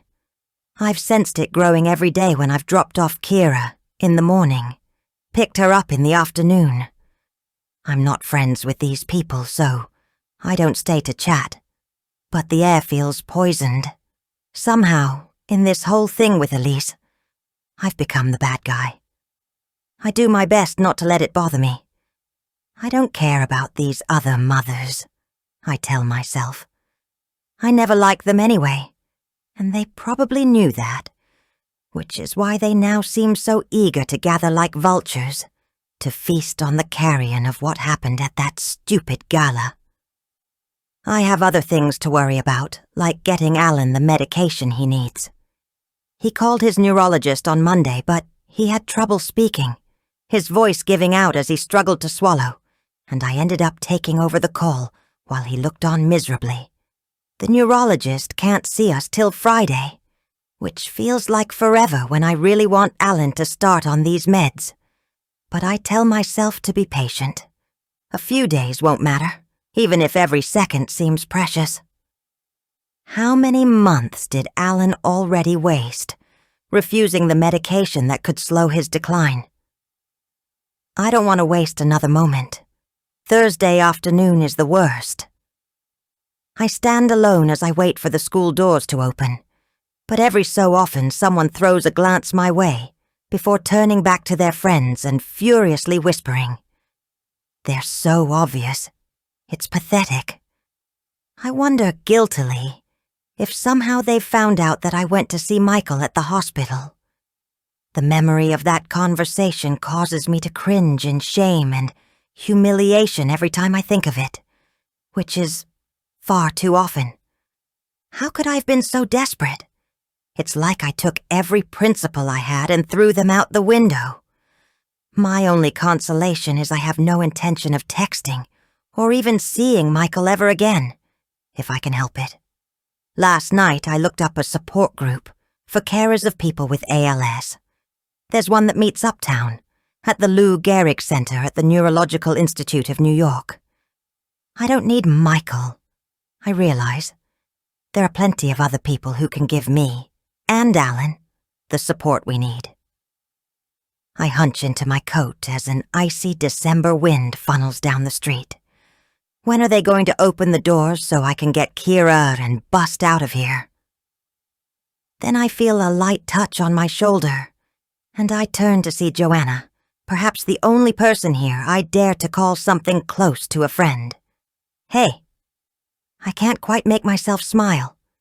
Hey. Her voice is soft, her smile sympathetic. Recklessly, I decide to face the gossip head on. Am I being super paranoid?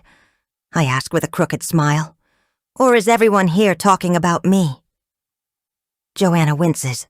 Not everyone, she says, and I almost laugh. Really? About what? Elise? With a frisson of fear, I realize that maybe I shouldn't have asked. Maybe they're gossiping about me and Michael, and I really don't want Joanna to have to tell me that. But after what Grayson intimated at the gala, people here just like to gossip, Joanna says with a shrug. It's like an Olympic sport here.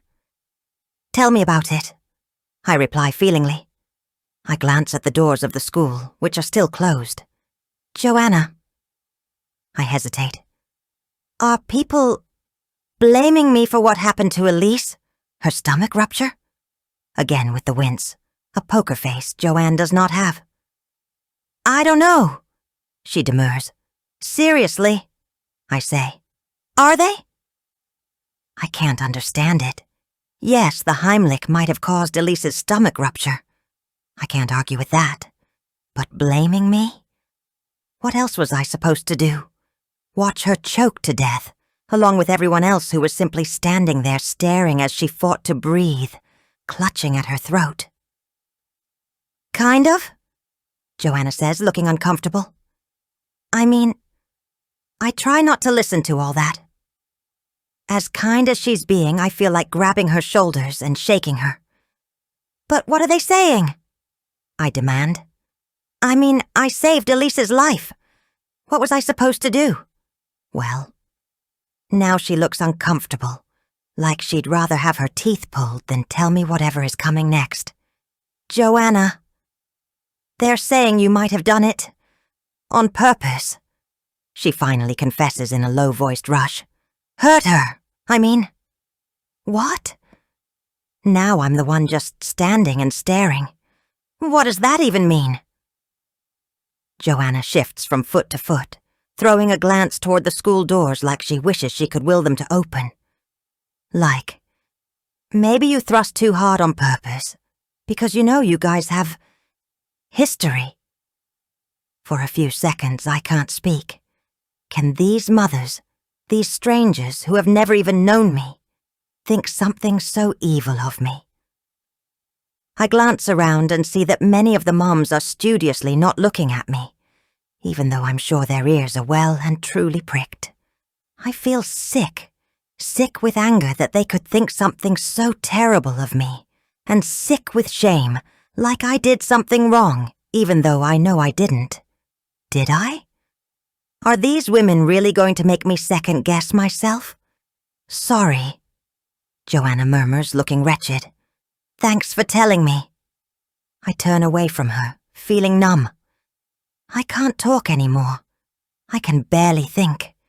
If all these women think I was malicious to Elise on purpose, deliberately trying to harm her, what does she think? What does Michael? And how is it going to affect my daughter? As if on cue, the school doors open and the first children trickle out. Joanna gives me a smile of apology before going to collect her daughter Polly, while I scan the huddled children for Kira.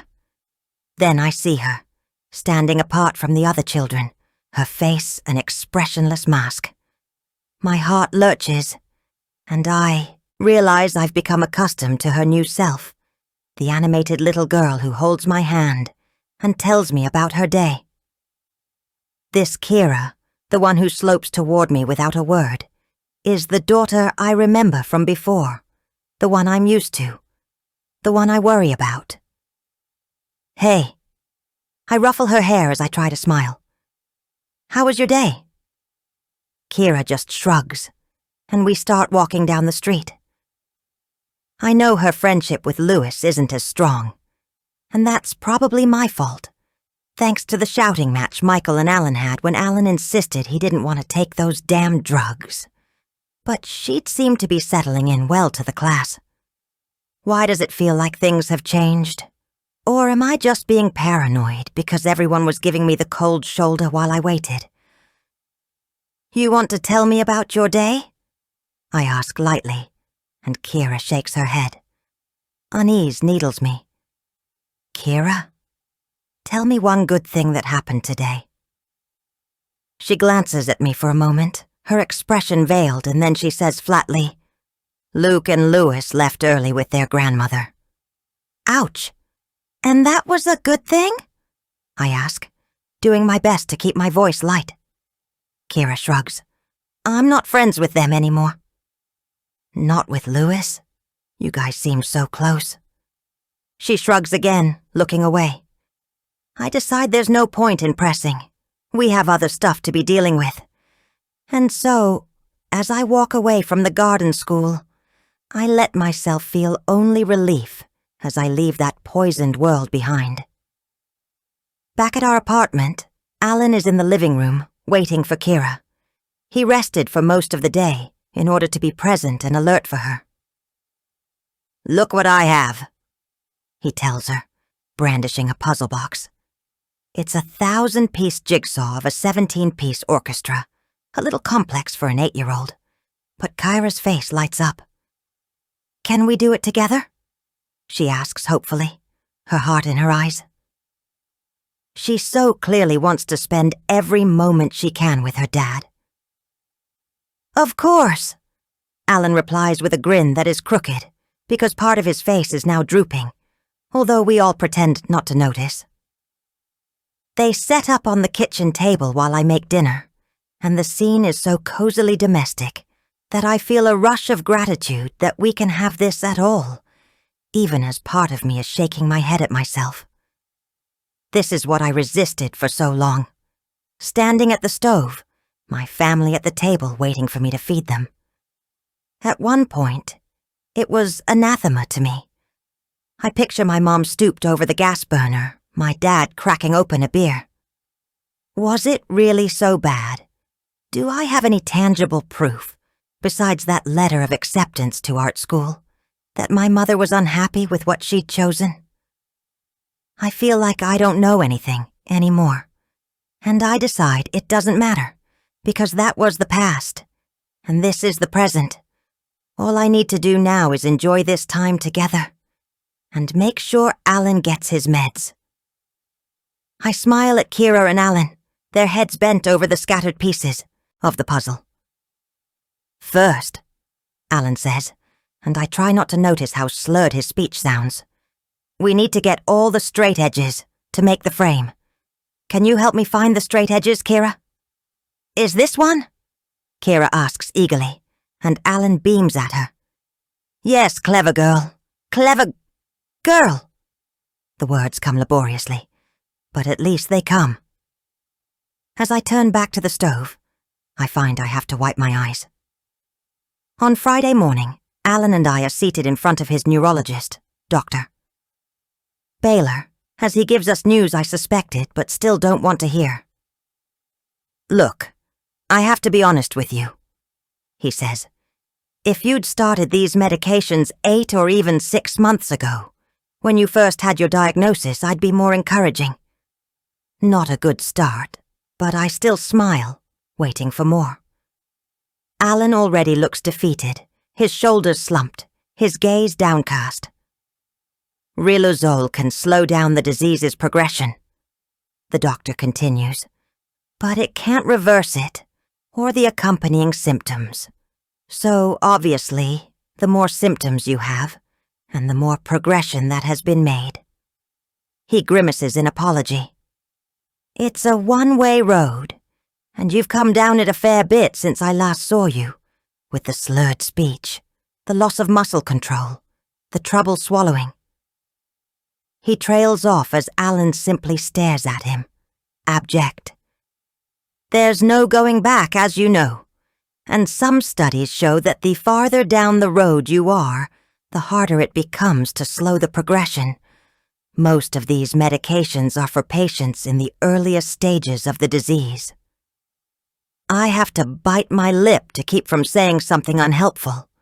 All the arguments Alan and I had, all the pleas and tears and shouting, none of it did any good, but, oh, if it had. If only it had. "But," Alan speaks slowly, doing his best to enunciate every word, "is it still worth doing?" "It's always worth doing, Alan." Dr. Baylor's voice is gentle. "You have a daughter, don't you?" Wordlessly, his eyes bright, Alan nods. "Well then," he says, like that's the end of the argument. He looks down at his notes. "Now you'll take Riluzole orally twice a day on an empty stomach, and there are side effects. Nausea, dizziness, drowsiness, and sometimes numbness in the mouth." "Okay." Alan nods again, resolute, determined. "There are some other medications we can look at to control some of the symptoms, such as the uncontrolled laughing or crying. But I also should mention something that's relatively new to the market, which is The drug tofersen. It was only approved by the FDA a couple of years ago, but it's had some really promising results in terms of slowing progression. We can run some tests to see if you're eligible. You need to have a certain gene mutation, which is evident in only 10 to 20% of ALS patients. And besides that, medical insurance doesn't always cover it because it's so new, so I don't want to get your hopes up. Trust me, Alan says with his crooked smile. My hopes are not up. Dr. Baylor smiles back at that, but it's a smile tinged with sorrow, because every time we come up against this disease, it reminds us just how unrelentingly awful it is for everyone involved, and Alan most of all. How can I think or care about Elise Donnette when this is the reality I'm facing? And yet it's Elise I am forced to think about when I go to pick up Kyra that afternoon, grateful that it's the weekend, and I don't have to face the firing line outside school for 2 whole days, and Christmas vacation begins in less than 2 weeks. A woman I barely recognize, with frosted blonde hair and an avid expression, grabs my arm as she thrusts her face close to mine. You should know Elise is coming out of the hospital soon, she says, her nails digging into my wrist. No thanks to you. The comment is absurd, but I get the gist. It's thanks to her doctors and surgeons, I imagine. I reply as politely as I can. I try to remove my arm, but the woman holds on. Everyone knows you did it on purpose, she hisses, and I flush, because even though it's what Joanna said, it still feels like a shock to hear it from someone who believes it. Would you have rather she choked to death? I ask shakily, and with effort, pull my arm away from her grip. What is it with these privileged women and their talons? So you say, she scoffs, and I shake my head. Did this woman not see Elise gasping for air and clawing at her throat? I'm very sorry that Elise had a stomach rupture, I tell this woman, my tone turning cold. I don't think there's anything more to say. Well, I think there is, she spits. I stay silent, waiting for her to reveal whatever ace she thinks she has up her sleeve, because clearly there's more. Elise thinks it's your fault too, she tells me triumphantly, and that you gave her the Heimlich with intended malice. She pauses and then delivers the hammer blow. She's planning to sue you for gross negligence, so get ready to pay up. Chapter 23. Elise. On Thursday afternoon, my mother visits me with the boys. She took them out of school early, and she lines them up by the door like little soldiers. I'm just glad Michael texted me with a heads up, so I don't look like death barely warmed over. I've put on clothes instead of a hospital gown, and I'm sitting in the chair by the window instead of in my bed. I'm no longer attached to an IV, and I had a shower this morning, so I should feel fairly normal. But the truth is, all this effort has completely exhausted me. I'm meant to be going home in the next day or two, but I can't imagine being ready. Mom. Louis comes in first, looking eager and then uncertain. Granny said we can't touch you. I imagine one of Louis's bear hugs, and I think that was probably sage, if rather cold, advice. Why don't you squeeze my hand? I suggest, holding one out for him. It's so good to see you, sweetheart. Louis takes my hand, while Luke hangs back by the door, my mother behind him. Lukey. I keep my voice soft as Louis squeezes my hand, hard enough to make me wince. I definitely couldn't have coped with a hug. Come say hello, darling. I lift my gaze to my mother, who is looking as stiff and formal as ever, dressed in gray slacks, a navy twin set and pearls, her hair in its neat, silvery bob. She's also looking tired. Taking care of my twins must not be easy for her. Thank you, I say, for being there for them. Well, what else was I to do? She replies, and gives Luke a little nudge. Go on, Luke. He takes a few hesitant steps forward. Come on, Luke, I say, smiling.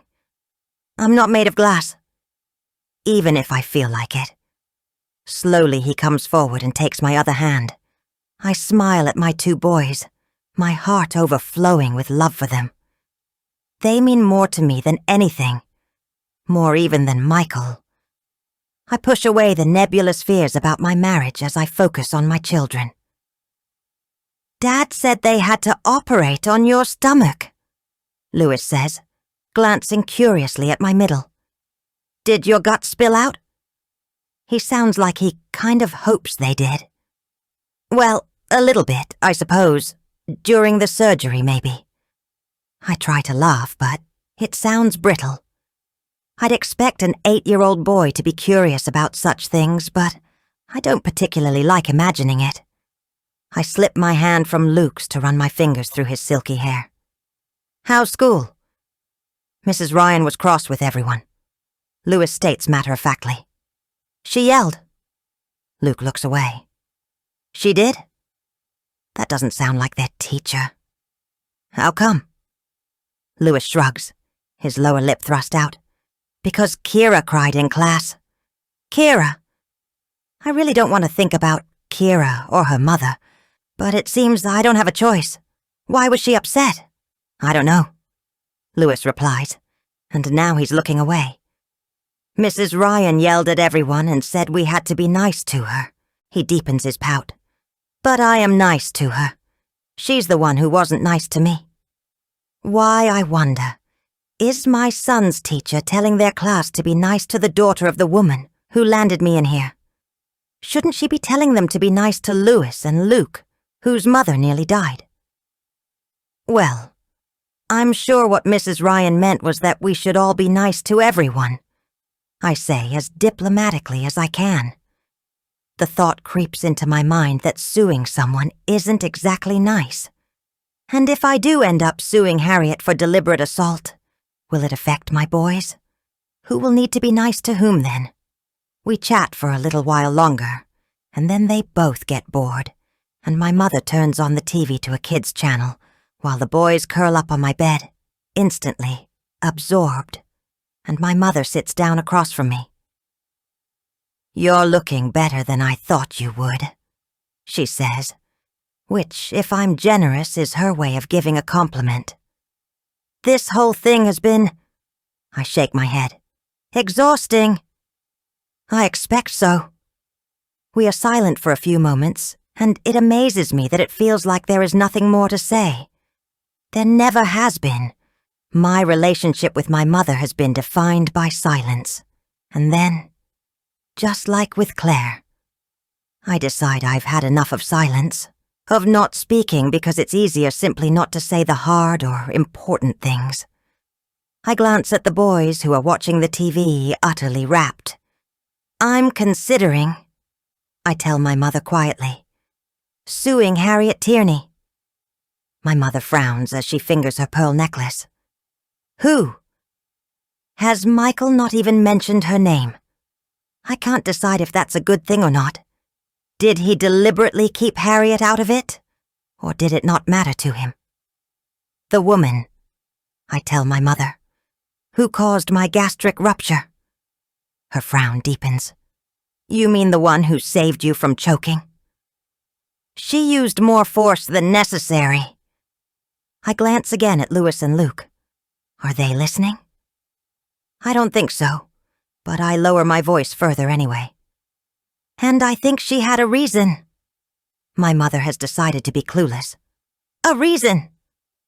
Michael, I mouth soundlessly, and my mother's brows snap together. Are you serious? She asks, sounding annoyed. Are you saying what I think you are? For a second, I feel scolded, like the little girl I was with my dad. I did the wrong thing. Naughty little princess. But I didn't, not this time. Yes, I tell her defiantly. I am. My mother hisses between her teeth, shaking her head, seeming disapproving. Of me. And what do you suppose that will accomplish? She demands. Luke looks up from the TV, gazing at us searchingly, and I give him a reassuring smile. I wait until his attention has been drawn back into the luridly neon-colored world of computer animation before I answer my mother. It's not about accomplishing something, I tell her. It's about what's right. Justice. Justice! My mother repeats scornfully. Elise, have you lost your mind? I recoil a little because she's never spoken to me like that before. Our relationship has always been cool, stiff, but polite, scrupulously so. Now my mom almost sounds angry, and I don't understand why. Some part of me thought she'd be glad, or at least her version of that emotion, to see me so vindicated, to realize I'm not going to take it lying down, the way I always did, the way she always did. We have never, ever talked about my father's affairs, but considering what I know about Michael, I can't believe my mother doesn't know about them. She must at least suspect, even if she doesn't know that I know. But maybe, like me, my mother prefers pretending not to know, and now I'm no longer following our silently agreed-upon script. Well, too bad. I have definitely not lost my mind, I tell her shortly. In fact, I think I've gained it, or cleared it at least. I know exactly what I'm doing. My mother makes a snorting sound of disbelief. Airing your dirty laundry for everyone to comb over.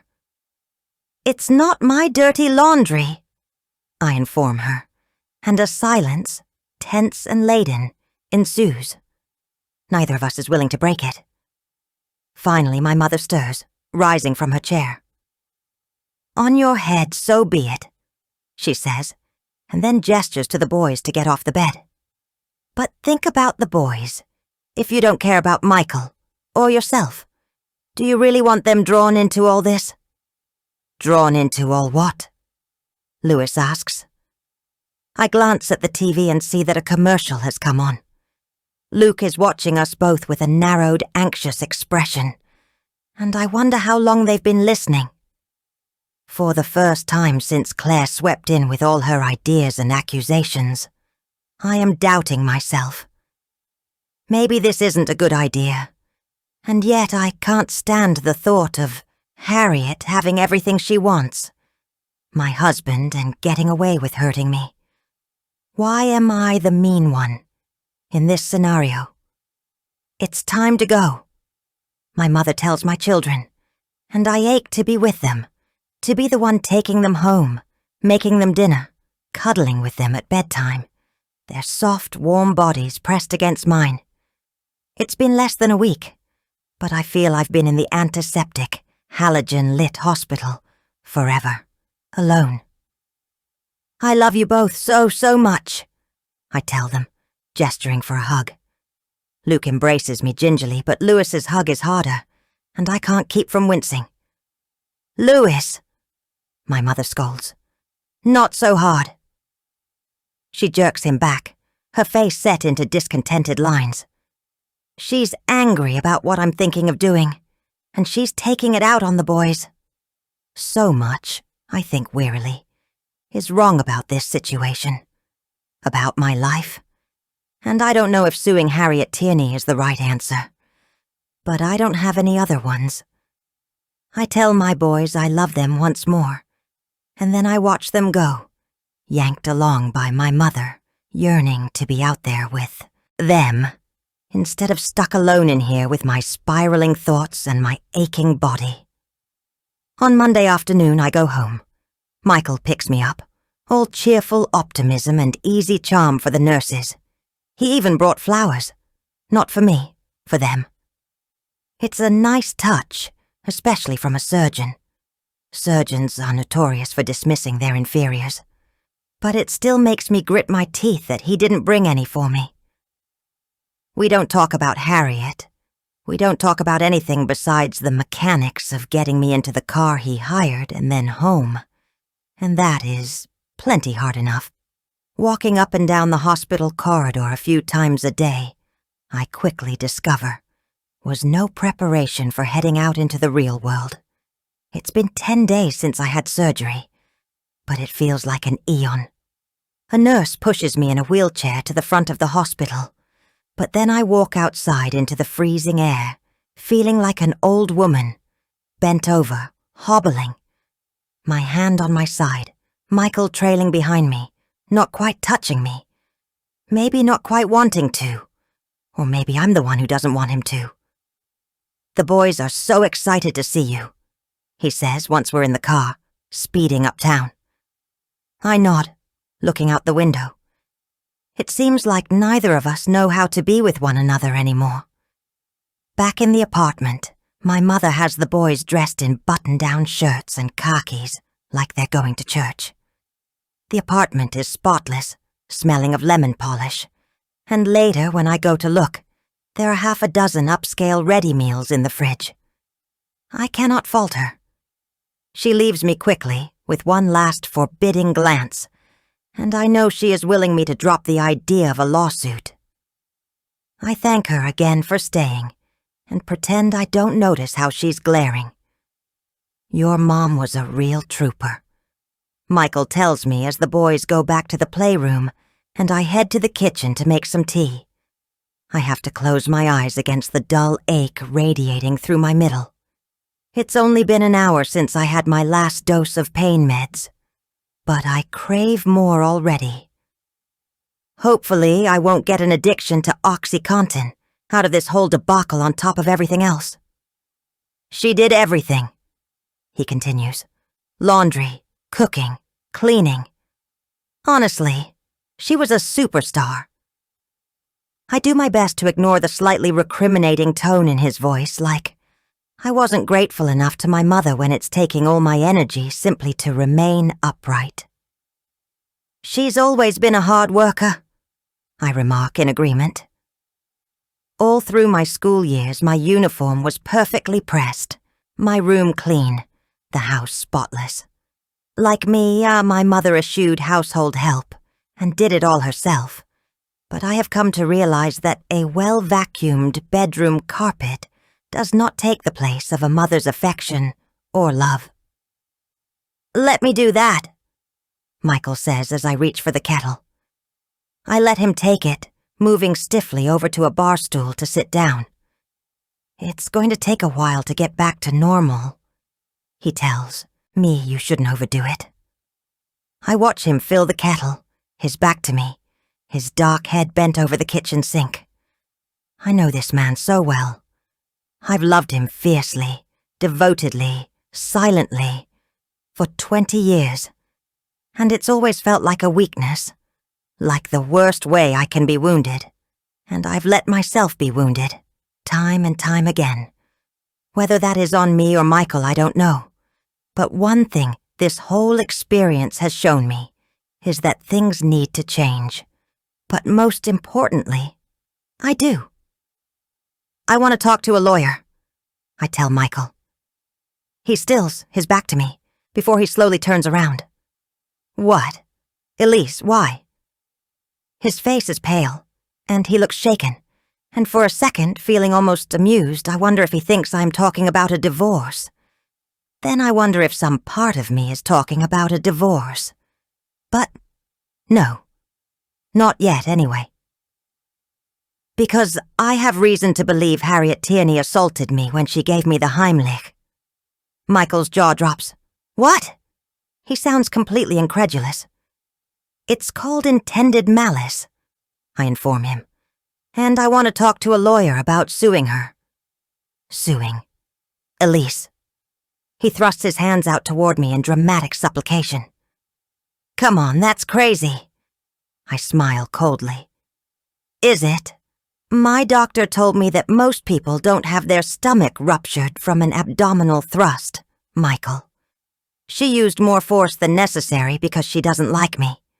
And," I add, my tone turning even icier, "you know why she doesn't like me." "She saved your life," Michael responds, his voice rising. "Elise, don't do this.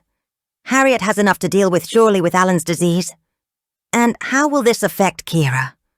Or our children, for that matter, when word gets out that we're pursuing a lawsuit against someone who was trying to help you? He shakes his head helplessly, like he simply can't believe I'd be so cruel. Elise, come on.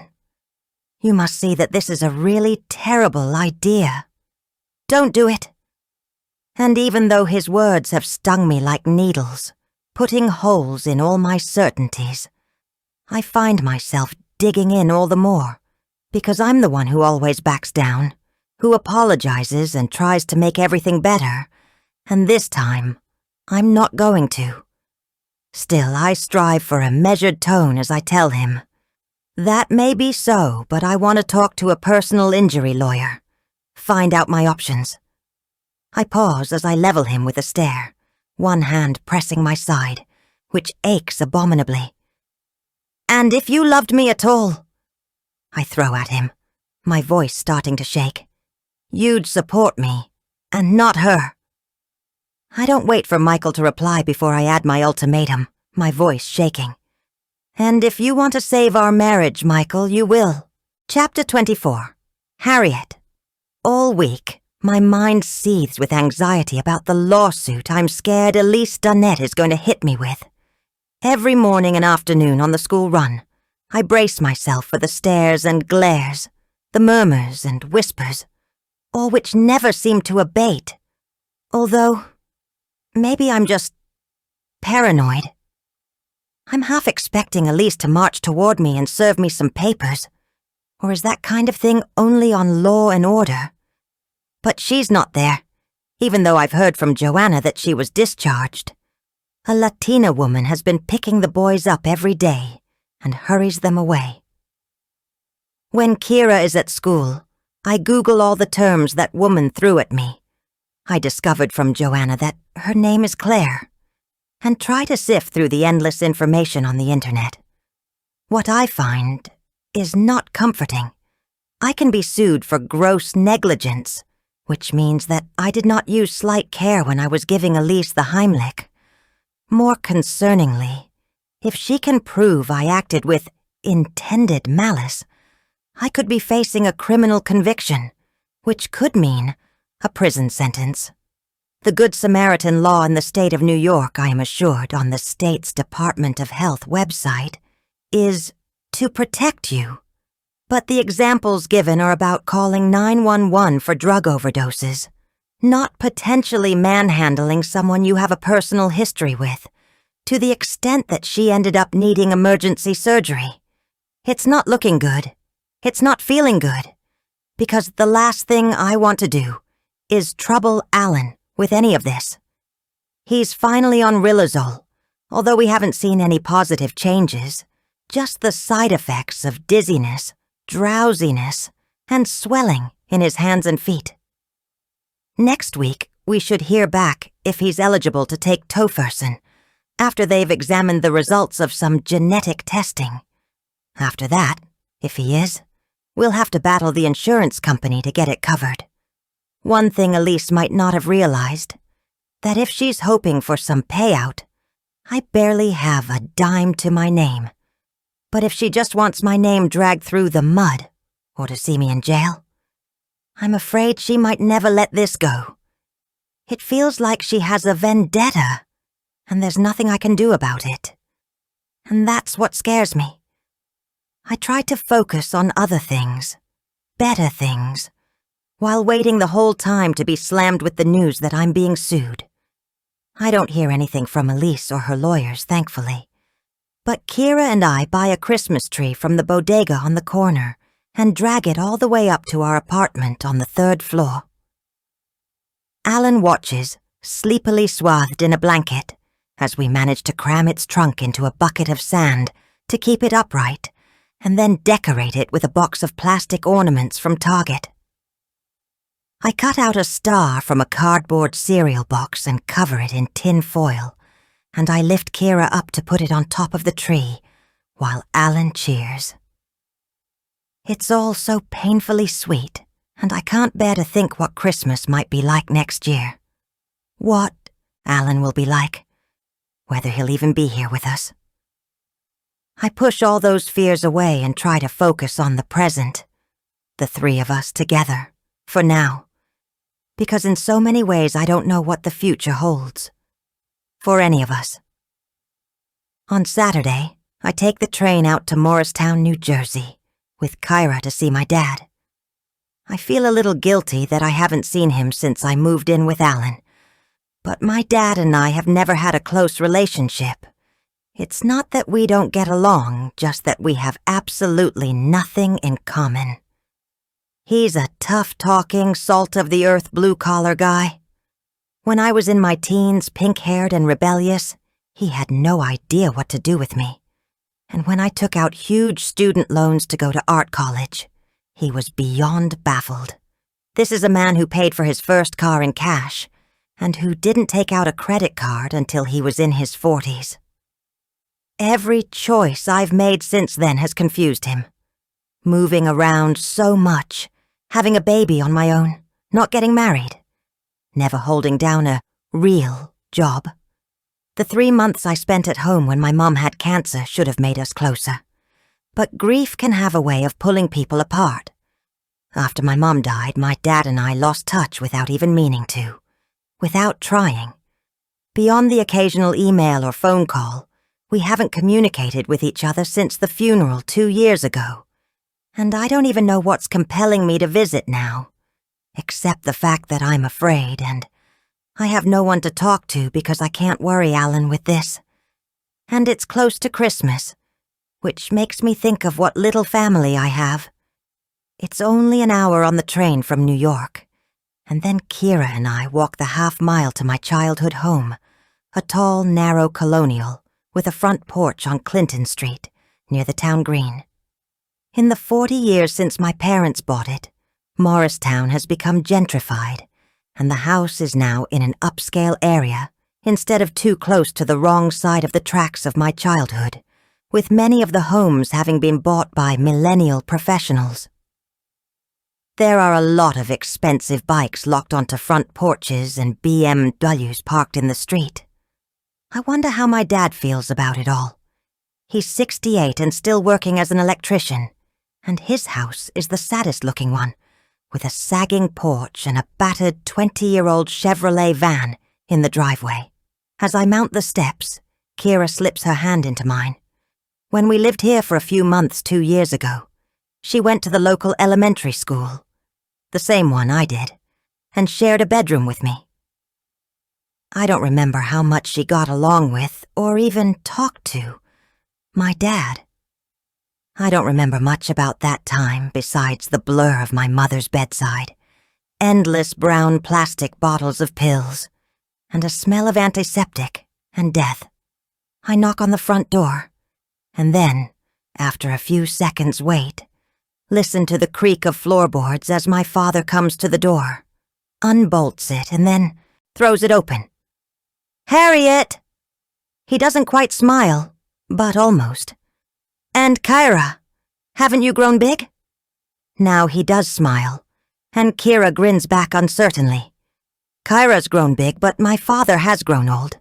His hair is now white, when I remember it as distinctly salt and pepper, and his face looks more lined and tired than it did before, with deep creases from his nose to mouth fanning out from his eyes. His shoulders are slumped, his paunch straining against the buttons of his plaid button-down shirt. I step forward as if to give him a hug, but then I don't, and he shuffles aside to let us in. The whole encounter already feels both weird and sad, and I wonder why I came. "So, you're living in New York now?" my father asks, as we head back to the kitchen, which has the same dark green metal cabinets of my childhood. He opens the fridge and peers inside. "I've got water and beer," he offers with a slightly shamefaced smile. "Sorry, I should have bought something. There's coffee too." I think of my dad's instant Folgers granules floating in a cup of barely boiled water and smile. "It's okay. Water's fine."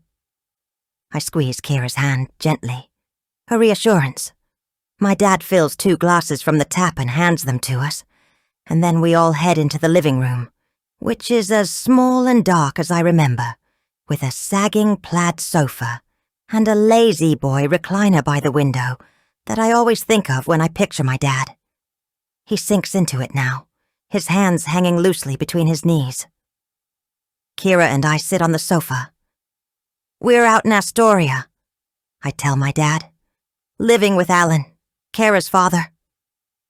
My dad stiffens slightly. I know he has always found my domestic arrangements uncomfortable. But then he nods. "Well," he says, and then again, "Well, that's something." "My dad is sick," Kira states quietly, and both my dad and I look startled. My dad because Kira announced it so abruptly, and me because I've never heard her call Alan her dad before. The fact that it slipped out now is significant, and yet I know it's not the moment to make something of it. Still, I think Alan would be pleased. He'd be thrilled. Sick? My father leans forward with an attempt at a smile.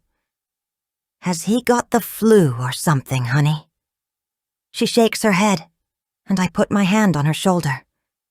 I didn't really want to get into Alan's diagnosis today, but I see that I'll have to. Alan has ALS, I tell my dad. A motor neuron disease, like Lou Gehrig.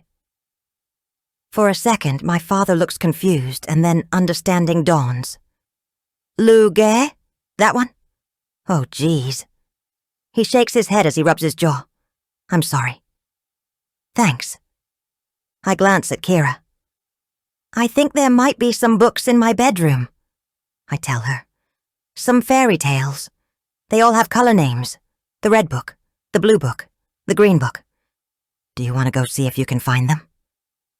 It's a pathetic ploy, and she sees right through it, but she nods without complaint, slipping off the sofa to head upstairs. My dad watches her go. "Must be hard on her," he remarks quietly. "On all of you." "It's not easy," I agree, and we lapse into silence, which feels far more familiar. I can probably count the number of significant conversations I've had with my dad on one hand, but at least there was no real animosity between us. Still, I'm trying to remember why I came, what I was hoping to accomplish here. For Kira to see her grandfather, yes, but I wanted someone to talk to as well. How on earth did I think it could be my dad? And yet, I remind myself, he's always been sensible, no nonsense, steady. These are all qualities I realize I appreciate and admire more now than I did as a rebellious 16 or even 26-year-old. They're what I need in my current situation. "I think I might be getting sued," I blurt, and his shaggy eyebrow rises. "Sued?" He repeats. "What for?" Haltingly, but as quickly as I can, knowing that Kira could come downstairs at any moment, I repeat the gist of the events on the night of the gala.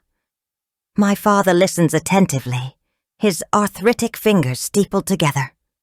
As I finish, he leans back in his lazy boy, and it creaks in protest.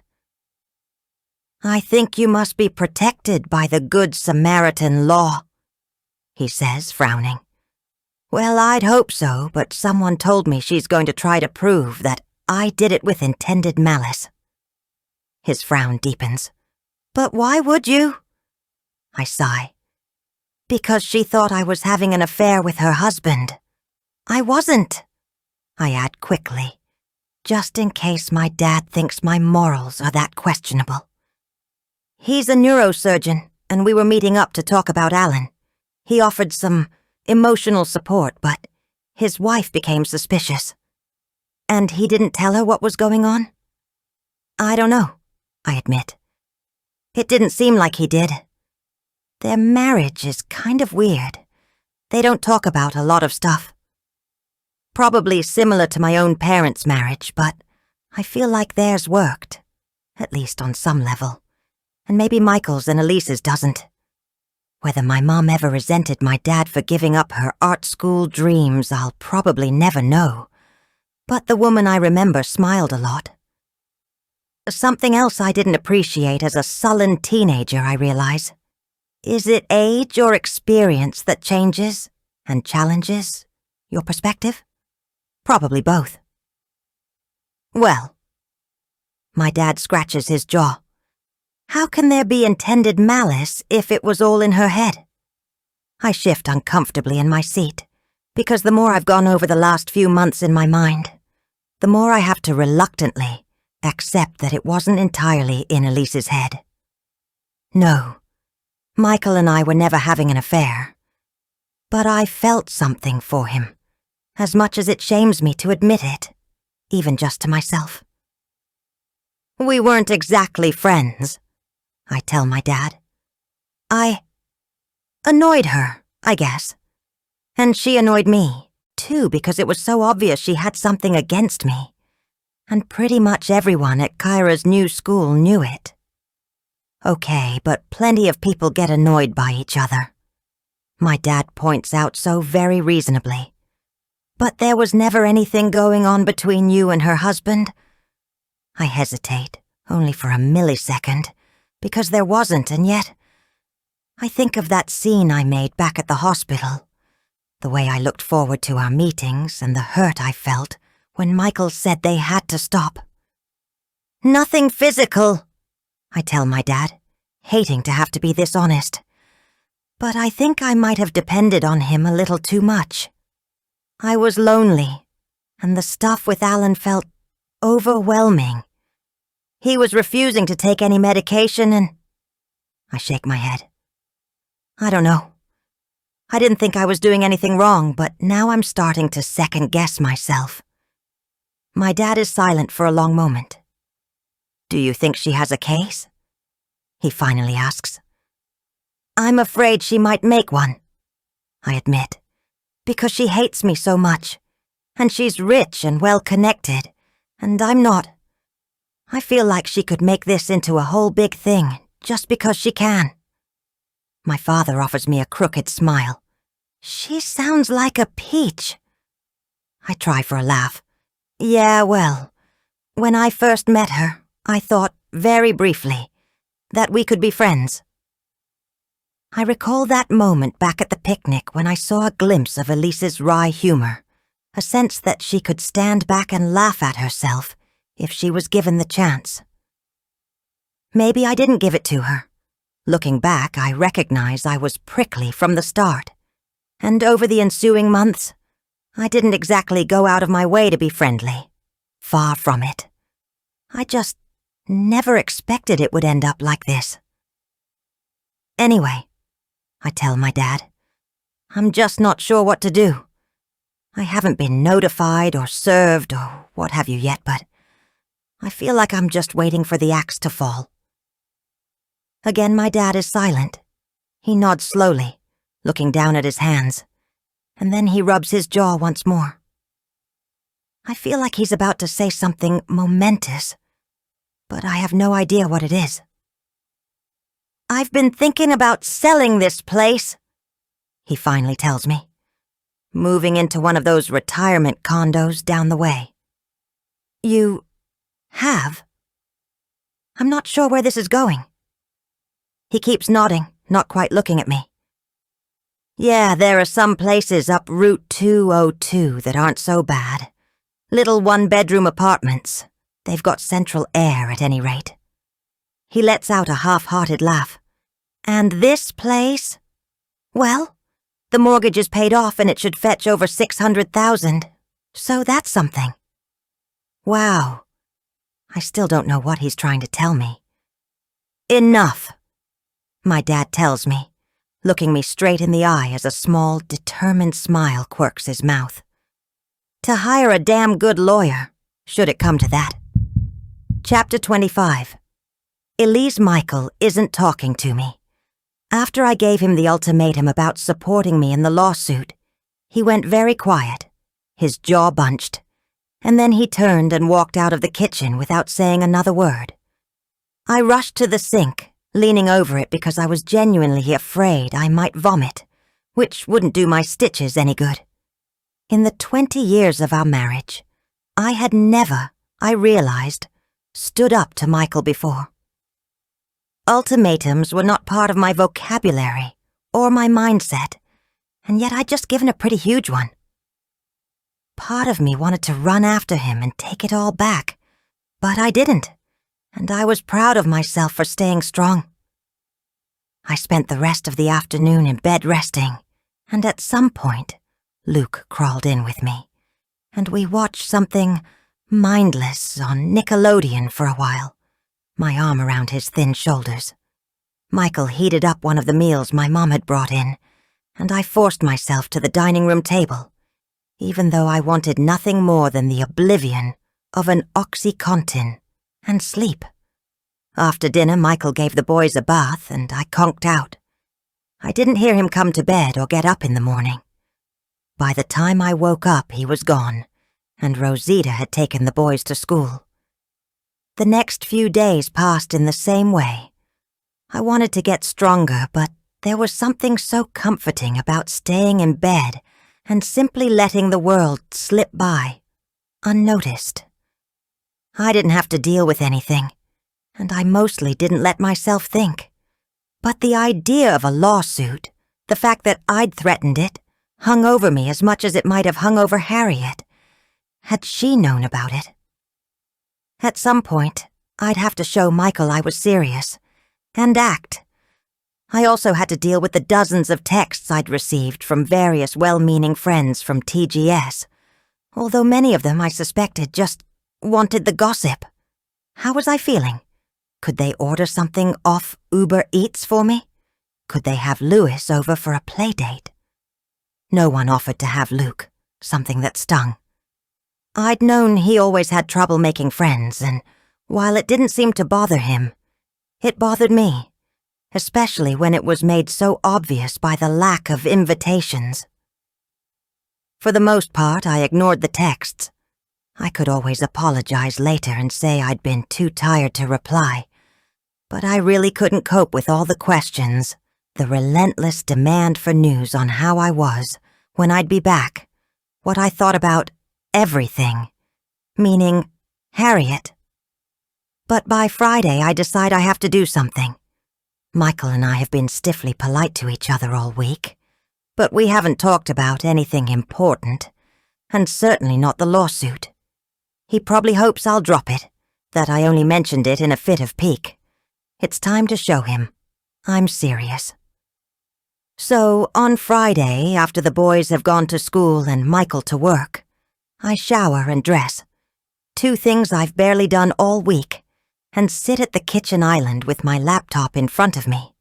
I don't want to involve our own lawyer, who isn't a personal injury expert and is Michael's squash buddy, and so I have to rely on Google. Lawyer for personal injury brings up millions of search results, the top being some major law firms in the city. I have no idea which one to choose, what even to look for.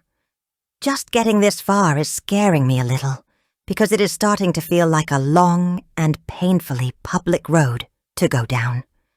And yet, if I don't do it, who wins? Michael and Harriet.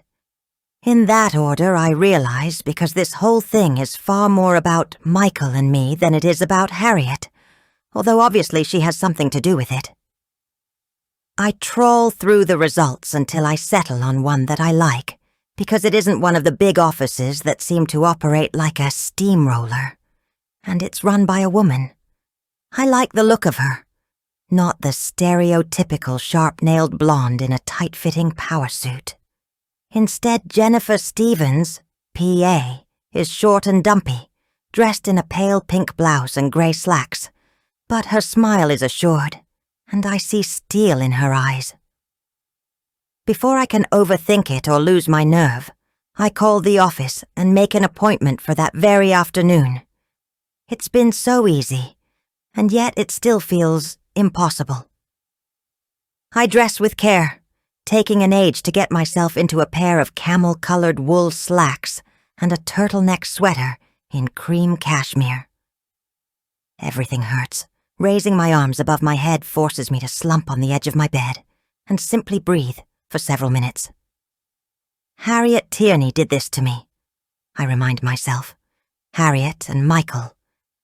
And so I keep going, adding jewelry, subtle makeup, styled hair.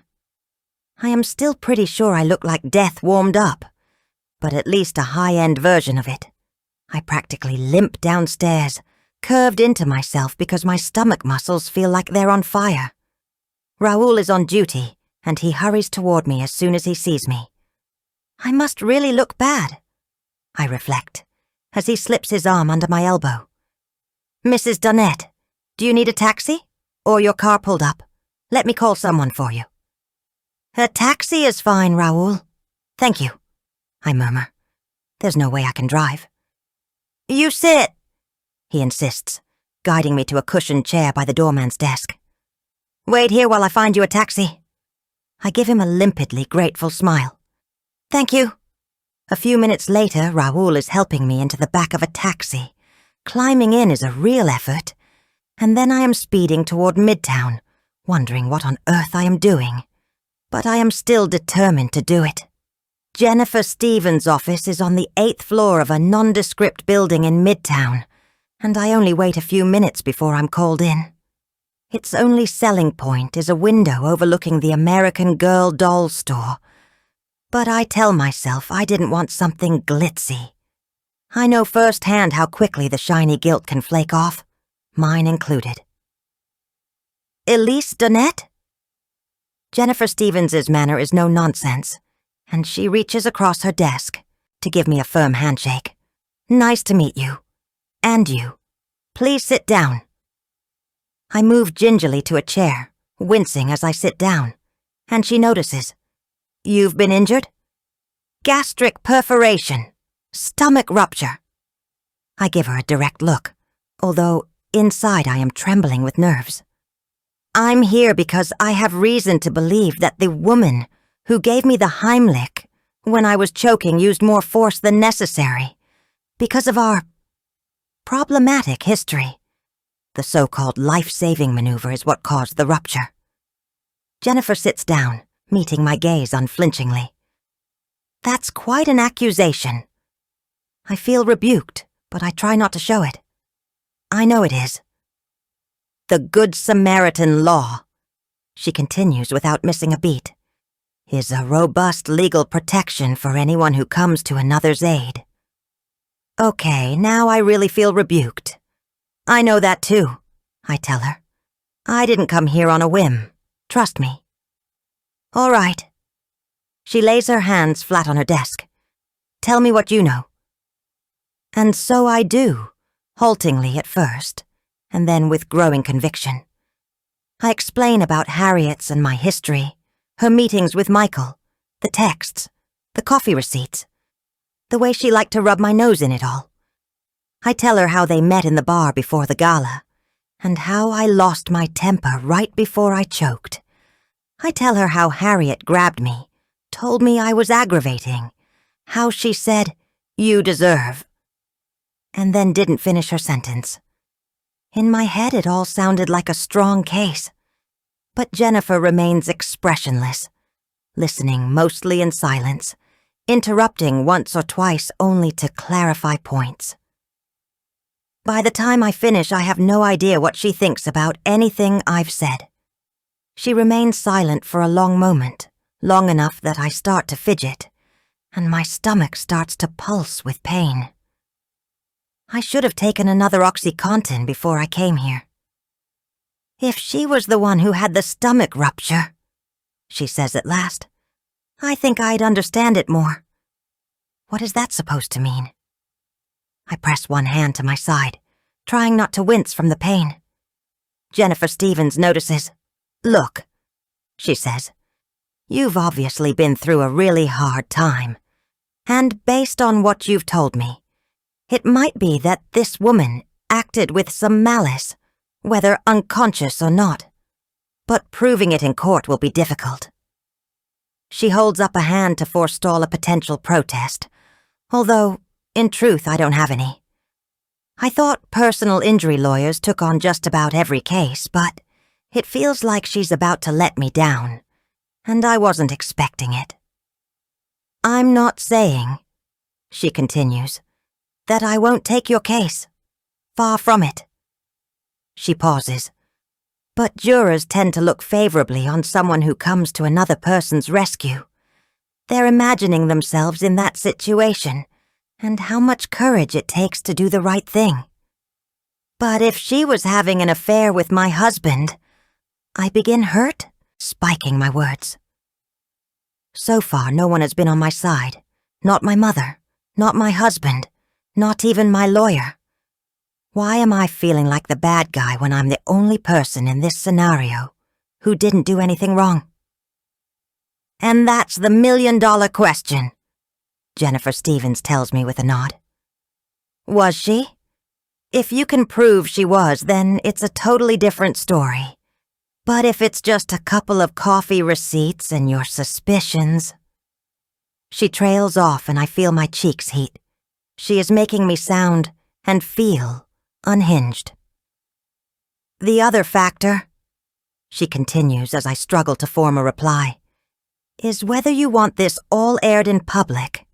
Cases like this can attract national media attention, and it won't necessarily be favorable for you." My cheeks are burning now, and stupidly tears come to my eyes. "I'm only saying this to warn you," she tells me, gentling her tone. "I know sometimes pursuing a lawsuit can be a knee-jerk reaction.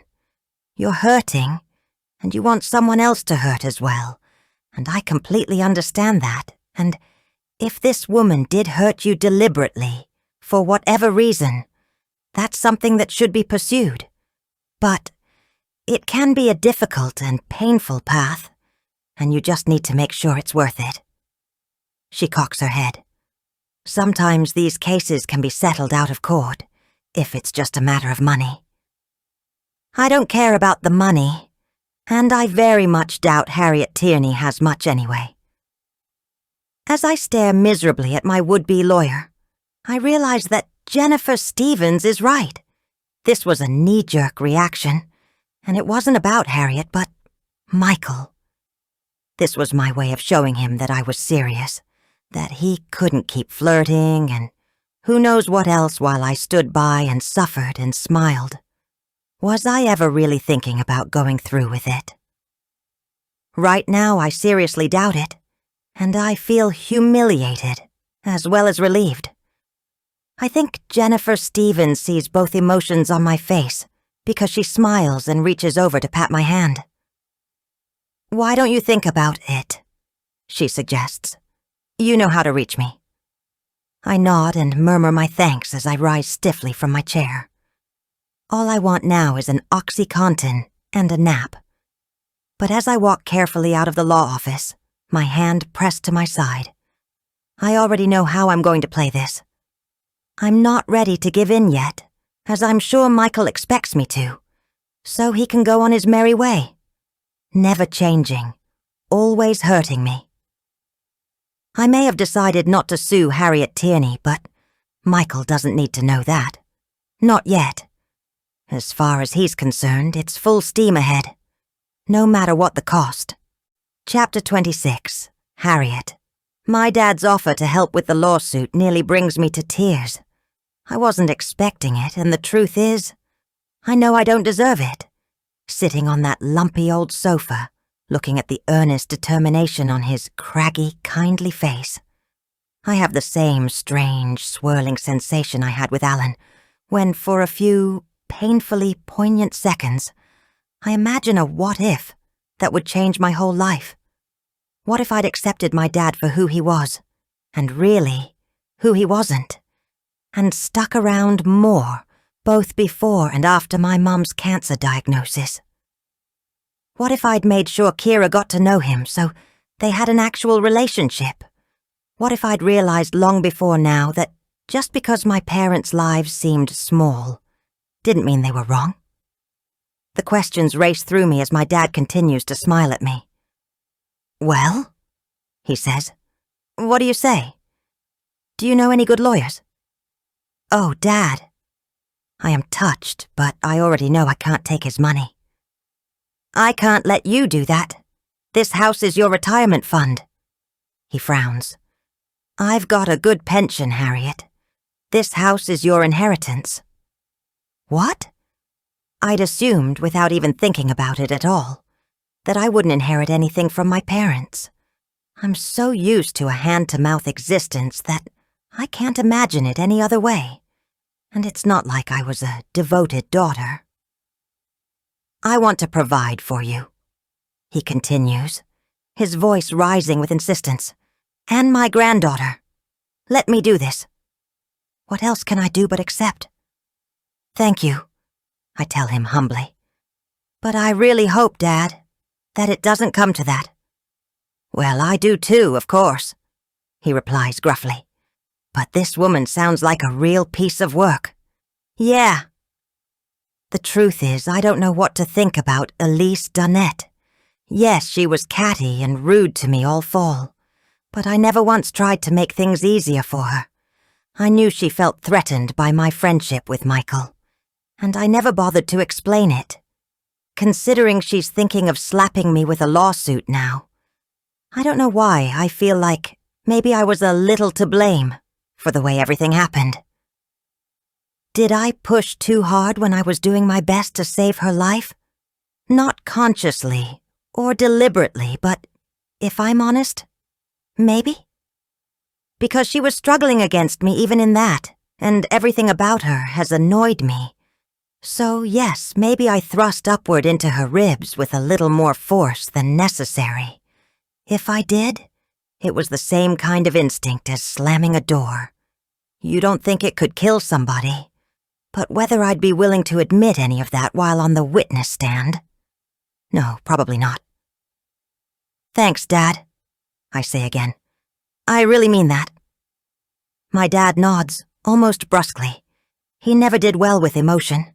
When my mom was dying, he sat in that very chair and drank a beer. But I am coming to realize there are different ways to cope and different ways to grieve. Kira comes back downstairs, and my dad suggests we order pizza from Cornelio's. And all in all, we spend a pretty pleasant afternoon together. My dad asks Kira a few questions about school, her interests, what she thinks of New York. For him, it's a lot of effort, and I appreciate it. When we're saying goodbye, a sudden thought occurs to me. "Dad, what are you doing for Christmas?" I'm ashamed I didn't think to ask earlier. My dad shrugs, shoving his hands into the pockets of his jeans. "I don't know. Just hang around here, I guess." Last Christmas, Kira and I were in Texas, and I didn't even call him. "Why don't you spend it with us?" I suggest. "You can stay the night if you want, if you don't mind sharing a room with Kira. I'll have to sleep on the sofa, but that's okay." My dad looks taken aback, and for a second I think he's going to refuse, and all the strides I feel we've made today will evaporate. But then he smiles and nods. "All right then," he says.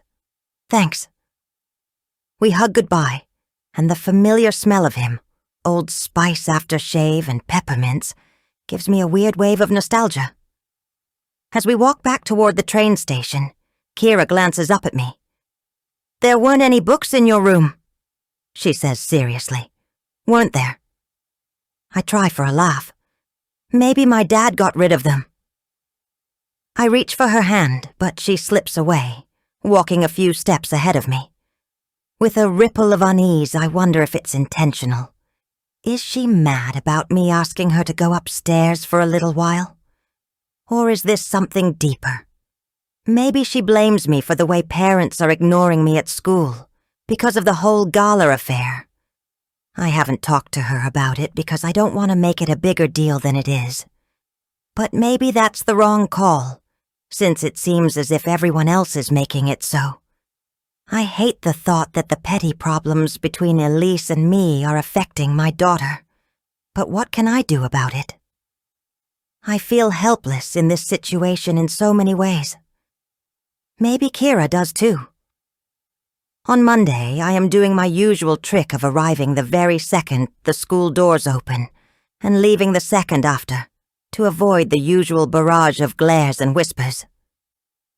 This morning, however, I have to check myself, because walking down the street toward me, an ethereal vision in white cashmere, is Elise Donnette herself. I haven't seen her since I saved her life and she hissed at me to go away, and now I am both stunned by how effortlessly glamorous she looks, as usual, but also how wan. Her face is pale, her cheekbones more prominent. I suppose a stomach rupture has an effect on your appetite. She's wearing a pair of off-white wool trousers with a white cashmere turtleneck sweater and a long cream trench coat that she's left open despite the freezing weather, and the effect is a little bit like looking into the sun. As soon as she reaches the front of the school, she is swarmed by concerned admirers who flutter around her like moths to a beautiful, elegant flame. She gives them small, martyred smiles, and I hear her voice carry to where I'm standing, a good 20 feet away, as I clutch Kira's hand. Thank you, yes. It's been really difficult, but I think I'm finally feeling better. Nothing like a brush with death to give you a little perspective. She laughs lightly, her gaze roving over the crowds, and I have an awful feeling that she's looking for me. I take an inadvertent step back, just as that harpy Claire swoops down on Elise, kissing her extravagantly on both cheeks as she coos how wonderful it is to see her. Elise bestows a grateful smile on her, and the whole effect, from over here at least, is pretty nauseating. I glance at the school doors, willing them to open. Then I hear a little gasp, and when I lift my gaze, unwillingly, to the crowd of mothers surrounding the angelic Elise, I see Claire glaring at me furiously, while Elise looks away, her lips trembling, clearly pained. Claire slips her arm through Elise's and walks her toward the school doors like she's an invalid. And who knows? Maybe she is. I just can't take any more of the drama, the stress. Is Elise Donnette going to sue me or not? And how come everyone here seems to have forgotten that if I hadn't given her the stupid Heimlich, she would have died? Hey, I turn and see Joanna smiling at me. How are you holding up? The gossip must be truly horrendous, I think, if she needs to know how I'm holding up. The school doors open, and I try to give Kira a hug goodbye, but she squirms away and heads toward the entrance without looking back. Once again, I wonder if I should talk to her about what's going on. I will this afternoon, I decide. I will not allow this absurd drama to affect Kira any more than it already has. I'm okay, I tell Joanna, and then nod toward Elise, who is entering the school. And I wonder if she's going to talk to the headmistress about how I'm such a problem. Maybe I'm being paranoid, but a week of glares and gossip has taken its toll, and I see accusation and aggression everywhere, even in my own daughter. I see she's recovering, at least, I remark to Joanna. Yeah, I don't think I could look that good 10 days after emergency stomach surgery, she replies, and then winces. Sorry. So even Joanna seems to assume it's my fault. Her friend said she's thinking of suing me. I tell her bluntly. Can you believe that? Judging from Joanna's expression, she can, and it's not a surprise. Does everyone here know? I ask her. I don't know why I thought they wouldn't, considering how these parents gossip, but I guess some part of me hoped it was just Claire being nasty. It's been going around, she admits. You know how this place is. Yeah, I tell her grimly. I know. And right now, I am extremely tempted to walk away from it, all and never look back. For Kira's sake, though. I'll stick it out. Although she's gone quiet again, I still think she likes the garden school, and the last thing she needs is more disruption in her young life. Hey, Joanna touches my sleeve. Do you want to go get a coffee? Her brown eyes are warm with sympathy, and even though I know I should really get back to Alan, I find myself nodding because I could really use a friend, or even just a friendly ear. Sure, I say, managing a smile, even though I feel both fragile and angry about all of this. Thanks. We avoid the cafe I went to with Elise back in September, since it's often swarming with TGS parents, and head for a Starbucks a few blocks away. I offer to buy the coffees, but Joanna demurs and insists she'll treat me. I accept, grateful for even a small kindness. So, what are they really saying? I ask her once we're seated in the back with our drinks. I'd rather know than not know, so please be honest. Well, Joanna glances down at her latte. I'm not really in the loop. I'm new this year, and I don't know. I haven't vibed with a lot of the other moms, unfortunately. She makes a face. You must have heard something. I protest. Well, a little on the class chat. I didn't even know there were class chats. Is there one for 3rd grade? If so, I was never added. Something that wouldn't have bothered me before, but now stupidly stings. And what are they saying on the kindergarten mom chat? I ask with a feeble laugh, like this is funny instead of awful. Well, Joanna really looks like she doesn't want to have to tell me. Just, that Elise might be justified in suing because of, you and Michael. I feel my cheeks heat. You know there's nothing between me and Michael, right? Joanna nods quickly. Yeah, of course I know that. I mean, I breathe out. We were meeting up for a medical reason. But obviously that kind of thing is private, so...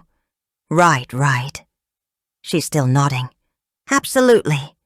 If random kindergarten moms think Elise is justified, she must feel like she's got the whole school community on her side, I realize. This really isn't looking good for me. This is so unfair, I suddenly burst out, unable to keep myself from it. Joanna reaches over to pat my hand, a clumsy gesture of comfort, but one I appreciate. If I hadn't saved her from choking, who would have? Everyone else was just standing around staring. I shake my head. Part of me wishes... But no, I can't bring myself to finish that sentence. Elise had it in for me from the first time I met her. I tell Joanna, fury and hurt spiking my words. Just for talking to Michael when he was the one who spoke to me first. I guess, Joanna ventures cautiously. She's a little bit of a control freak. A huff bursts out of me like a gunshot. You know she's got OCD, like severe. Michael told me he has to give the boys baths because she was scrubbing them so hard, and she has to walk around their bedroom 3 times every night before she goes to sleep. And she sometimes stays up all night cleaning out their cupboards, and she can only wear one color at a time. Which is probably why you always see her in fricking angelic white. I break off to catch my breath. Joanna is looking both horrified and fascinated, and recklessly I continue.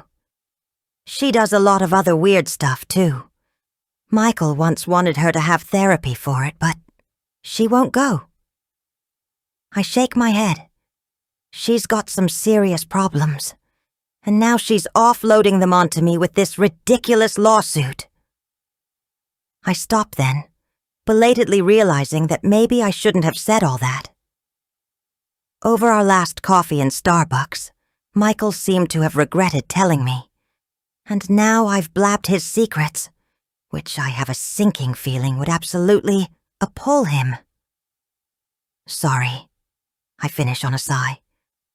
I shouldn't have said all that. It's obviously confidential. But this whole thing is driving me crazy, and there's no one else I can talk to.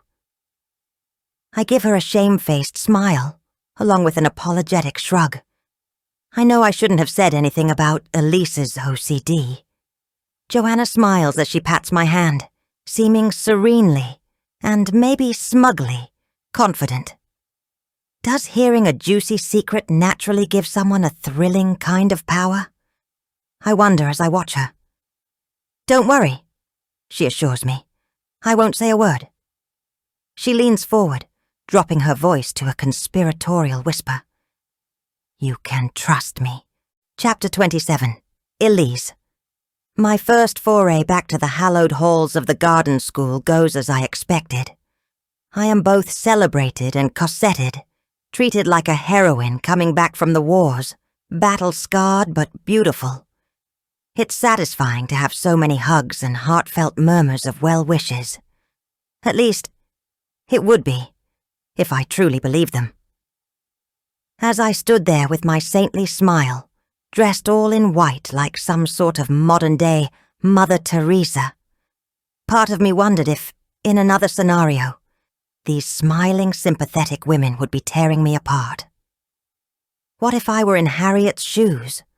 Would all these so-called friends be gleefully throwing me to the wolves, dissecting my nefarious motives, insisting they knew all along I had it in me to be so completely diabolical as to harm someone gasping for life? These are the kinds of terrible things they've said to me about Harriet, and I know for a fact that most of my friends haven't exchanged more than 2 words with her since September. So, how can they possibly be so sure she's evil? All in all, these thoughts are more troubling than I want them to be. I want this to be a black and white situation with absolutely no shades of gray, but already it's feeling murky. I haven't called Jennifer Stevens since I met with her, and despite my saintly act outside the garden school's doors, I'm feeling decidedly agnostic about everything, to my own annoyance. I keep thinking of what Jennifer said to me, so sagely. If she was the one who had the stomach rupture, I'd understand it more. Maybe I would too. Michael is still not speaking to me, except about the minutiae of life maintenance, and then only because he's had to pick up the slack while I recover. I see disappointment rather than anger in his eyes, though, and that makes me feel even more unsure. I know now that I wasn't planning on actually suing Harriet Tierney, but how can I explain that to Michael or anyone when Claire has made sure to let everyone know? The frantic whispers in front of the school assure me that my imminent lawsuit has been burning up the class chats, and I never meant it to get that far. At least, I don't think I did. In any case, I tell myself I can reel it all back in. Be the magnanimous one who graciously decides to forgive, if not quite forget.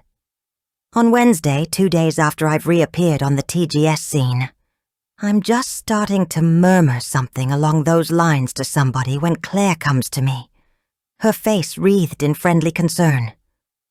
"Oh, Elise, how are you?" she asks, grabbing my arm, and my stomach sinks because something has happened, and I don't know what it is. "I'm fine," I reply cautiously, and then wait for more, which Claire clearly is dying to give me. "I was worried you might be upset about what people are saying," she explains, dropping her voice to a confidential whisper. "Honestly, I think if we were all just real with one another, we'd say similar things. Everyone's struggling in one way or another, aren't they? We just don't like to admit it." "I suppose," I reply after a second's startled pause. I wish I knew what on earth she was talking about. And, you know, it's practically de rigueur to have a diagnosis these days, right? I mean, there's no shame in it. She nods sagely. "Honestly, I think you're brave for admitting it, Elise." "Admitting what?"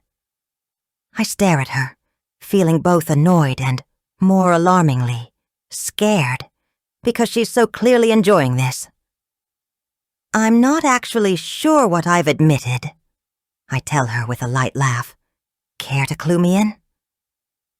Claire's eyes widen theatrically, Clearly, she is going to enjoy giving me whatever gossip she's heard.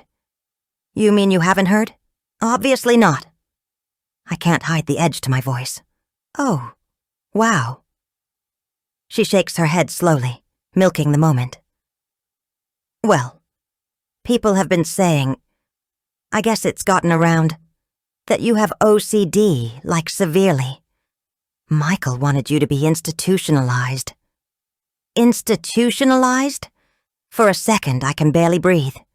She makes me sound like I've lost my mind. It's not like that at all. But how on earth do the parents of TGS know this? We all have something, right? Claire continues, her tone syrupy with sympathy. Like I said, there's no shame in it. I mean, most people say they have OCD, but I guess they're not walking around their bedrooms 3 times every night. She smiles to show she understands, but what she's really doing is rubbing my nose in the fact that she knows these humiliating details. But how does she know this about me? And I didn't realize that's why you only wear one color at a time, she adds, and I stand there rigidly, gritting my teeth so hard my jaw aches. But you always look good, so... She shrugs. Elise Donette, the mum who seems so perfect, the envy of everyone, clearly isn't. In fact, she might be crazy if she has to do stuff like that. Of course, it's a shame that it's affected the boys. She goes on. Who has been saying all this? I cut her off, my voice a rasp. Claire's eyes widen, and I know she's gotten the reaction she hoped for. I am horrified that people are talking about the boys. What are they saying? What do they really know? It feels like my skin has been peeled back, my nerves exposed. My image isn't just suffering from a hairline fracture, it's shattered. Someone else admitting they had OCD, severe or not, might be no big deal. In this crowd, you might get a grimace of sympathy, a raised eyebrow. But the fact that it's affected my family, and that my whole persona has been based on perfection, it's devastating. Because I know while I've been admired, I've also been envied. And so many people at this school can't wait to see my fall from grace, my so-called friend included. But worse than that, far worse, is the knowledge that the only way anyone could know this is because Michael told them. My husband is the only one who knows about my little rituals. He's been endeared and alarmed by them in turns. And yes, at various points when I was really struggling, he asked me to get help. But he's never wanted me to be institutionalized, although I know that's how gossip works. With sudden certainty, I realize I know where this particular gossip came from. Harriet. Michael must have told her in one of their many conversations, and she told someone at school. And from there, it raged like wildfire. The betrayal is as deep as it is complete, of all the things Michael could have let slip. Except maybe it didn't slip at all. Maybe he was complaining to Harriet while she comforted him.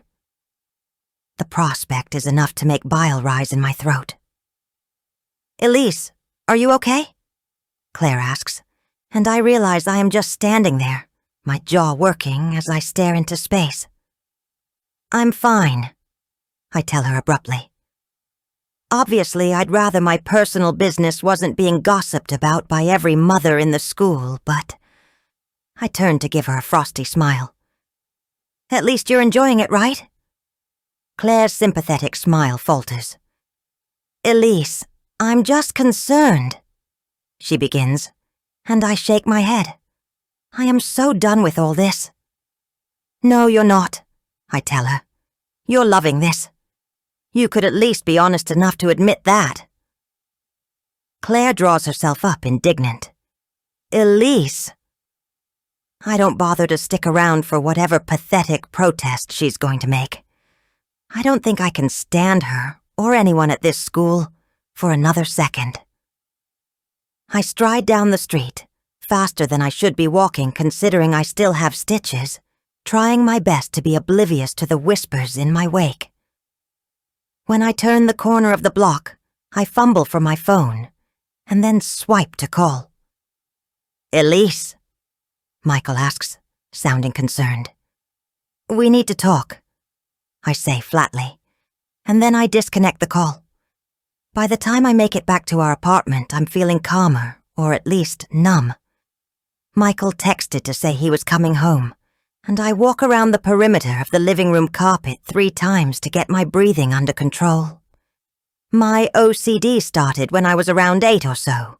At least that's when my mother noticed it, and found it completely embarrassing, a habit I indulged in that was both ridiculous and make-believe. Whenever she saw me lining up the food on my plate, straightening all my shoes, or refusing to wear different colors, she'd harangue me, insisting it was an affectation, and that allowing it would just spoil me. I wasn't angry with her about it because I pretty much felt that way too. I mean, even as a child, I knew it was weird. It looked weird, it felt weird. And yet, I have never been able to stop myself from doing it. Food arranged precisely on a plate. Cabinets organized in the middle of the night. Brushing my teeth till my gums bleed. Strict routines that cannot be changed. Coffee, then a single poached egg and half a grapefruit, followed by vitamins every morning after breakfast. If that changes, my whole day can fall apart. Over the years, though, I've become adept at masking it all. You'd be surprised at how much you can hide if you want to. Freshman year, I did the perimeter of my room 3 times every night, without my roommate noticing.